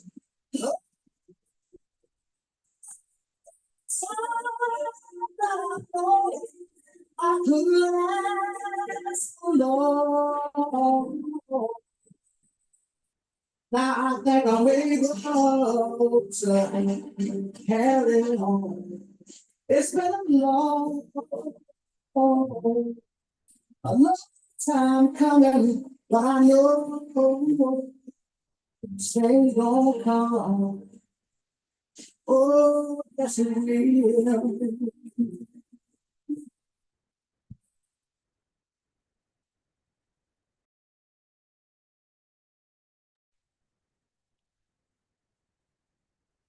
I absolutely love that song because this is what this is why we're here. We work so hard because we ultimately believe change gonna come. Change gonna come. And I think change for us as marine scientists, as ocean scientists, as leaders, is being able to do the most pressing work that we know needs to be done. You all saw a variety of different leaders, folks looking at all different types of things, coral reefs, plankton, DNA, plastics, all of those things matter. We got folks who have PhDs from some of the top notch institutions, look, the Big 10, all of them was here today, okay? All of us earned the spot because it says a lot about these Big 10 who just giving out degrees to people who didn't earn it. Looks directly into the camera. So we know we belong here. We know we have the skills. We know we have the tools. And now it's time to do the work. To do the work that we know that needs to be done. Because at the end of the day, all of this has just stopped us from doing the work. You know, I remember us planning and having all these big plans and all these things we was about to do, da da da da. And then a day happened and everything changed. Everything changed. So we've had to replan and re-strategize and rethink. But it keeps you. That's what they want. Toni Morrison. Ooh, Toni, has Toni been brought up all day? Toni Morrison said it best. The biggest part of racism is the distraction. It keeps you just over here and over there and not focus on what absolutely, absolutely must be done. And so I said for us at BIMS, we had two options. This was two options. Either we go away or we stand 10 toes down on the mission that we set. And now, of course, we're looking at cost saving measures and not doing things as large and as grand as we want to. But we can't change the goal. Maybe we don't need to spend this whole budget this year. Probably not. But we have next year and the year and the year and the year, and we have to build. We have to find ways to support ourselves. Because now, the cards have been played. Do we even trust these systems that we knew were broken? Even though we tried to play by the rules, they're still broken. Even when you do the things right, this is what we know. Here we are, a small nonprofit who did all the things right to be able to even qualify, to be able to qualify for these federal grants, to be able to even get in the same system. And now that's just not. So again, it lets us know that we need to move in a different direction. A different direction to be able to continue to do the work, or else we'll be distracted. Changing names and doing all of this and trying to figure out different acronyms to please folks that never wanted us in that same room. So we have to be truthful. We want to believe the good intentions. We want to believe all that. Sure, great. But you have to acknowledge the truth. And the truth is what you have heard for the past 23 hours. I didn't hear one wasteful person. I didn't hear one wasteful project. I ain't hear nothing wasteful at all. But this is what is at risk. People deciding what matters, who can lead, who can't lead, who gets money, who doesn't. We're all qualified to be in the rooms. So I thank y'all. Thank y'all. I thank y'all. Shout out to Anonymous. Shout out to Laura. Shout out to T. Shout out to Ambrose. Yes, Ambrose. Always holding BIMS down. Shout out to everybody who has been listening, who shared our live, who y'all can play the whole thing tomorrow and watch it again. Because again, all of the views count. All of that matters for us to be able to get the resources that we need to continue to do the great work. Now, I have to shout out the BIMS team who has been holding me down all day. Like, folks been on this live all day, Zoom up, so we could be live here. Shout out to Jasmine. Shout out to Rolinda. Shout out to Q. Shout out to Jermaine. Shout out to Camille. Shout out to Simone. Shout out to Janelle. Shout out to Shantae. Shout out to Alexis. Shout out to me. Shout out to all of the speakers. Shout out to all of y'all who shared your truth on this live for Earth Day. You know, before we were planning this live, you know, for a couple weeks now, then we got all of these notifications the last couple weeks. Oh, it's going to be a huge executive order attacking your organizations that's coming out. It's coming on Earth Day. And I was like, you know what? I'm glad we already have this plan, because it don't matter what comes out on Earth Day. I'm going to be locked in to the BIMS currents of change, because this is what matters. Because it doesn't matter what the new thing is. I still know we're going to need us. We're going to need resources, and we're going to need community to continue to be the change, to continue to be the change that we want to see. So yeah, that's it. That's it. That's all. Make sure that you are tuned into BIMS. Make sure you are following all of our social media channels, subscribed here. Make sure you are following us. Make sure you are sharing our content. Make sure you join BIMS. We have different levels of membership. We have a free membership. I'm getting the 5-minute warning. We have a free membership for our K through 12 youth and educators. So we really try to provide this space. And if you want to join BIMS and you can't afford it, simply reach out. We do have scholarships that can cover and support some of the membership fees. So we put the price on it so we can sustain the organization, but it is in no way to gatekeep. As you heard, all of our programs, if you ask anybody, if they've been to Barcelona through our tidal wave, if they've been and got scuba dive certified, they didn't have to pay for any of those expenses simply because they were a BIMS member. And the membership costs much less than a trip to Barcelona. I'm going to tell you that right now. So definitely see it as an investment into a lot of the opportunities that we have and into your own professional development, your own future. And that's why we're here. Imagine if we could fully replace this operating budget with memberships. Like, that would be amazing. We have to do none of this. We just had members who are sustaining the organization, members who are bringing this and pulling together and making this whole thing work. Okay. Matter of fact, let's just do some quick. We got, for our 120 membership, we would need, so $2 million on our 120 membership, we would need 16,600 members. I think we could do that. So that's the 120. That's the early career. So that's the students. That's the students. So be thinking about y'all friends. Then we have our professional membership.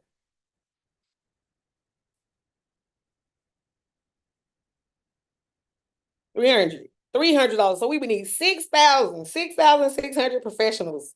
Then we have our organizational membership. Our organizational membership is 2,500. That would be 800 organizations.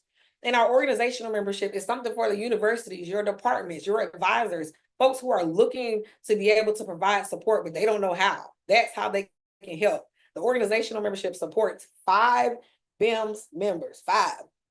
So we've had whole departments say, hey, we got 5 left. We have 5 students. Can y'all support? We have 3. Can y'all support? And that's how we're able to work with your university and department to be able to provide support and care and professional development. So use these opportunities to advocate for yourselves, because there was times when we didn't have these opportunities. We didn't have things that we could ask our department or our jobs to help us. But now we do. And some of them, they'll pay for it. Like, they'll pay for you to go to a conference. They'll pay for your membership fees, different things like that. So definitely utilize the resources that you have at your universities and at your jobs as well. Because again, the goal, Yaya said it is, only the people can say the people. Okay? only the people can save the people. And that's what we're seeing. And I am just so proud of our team, of our members for standing so strong when we are under attack. You know, we really love to highlight joy.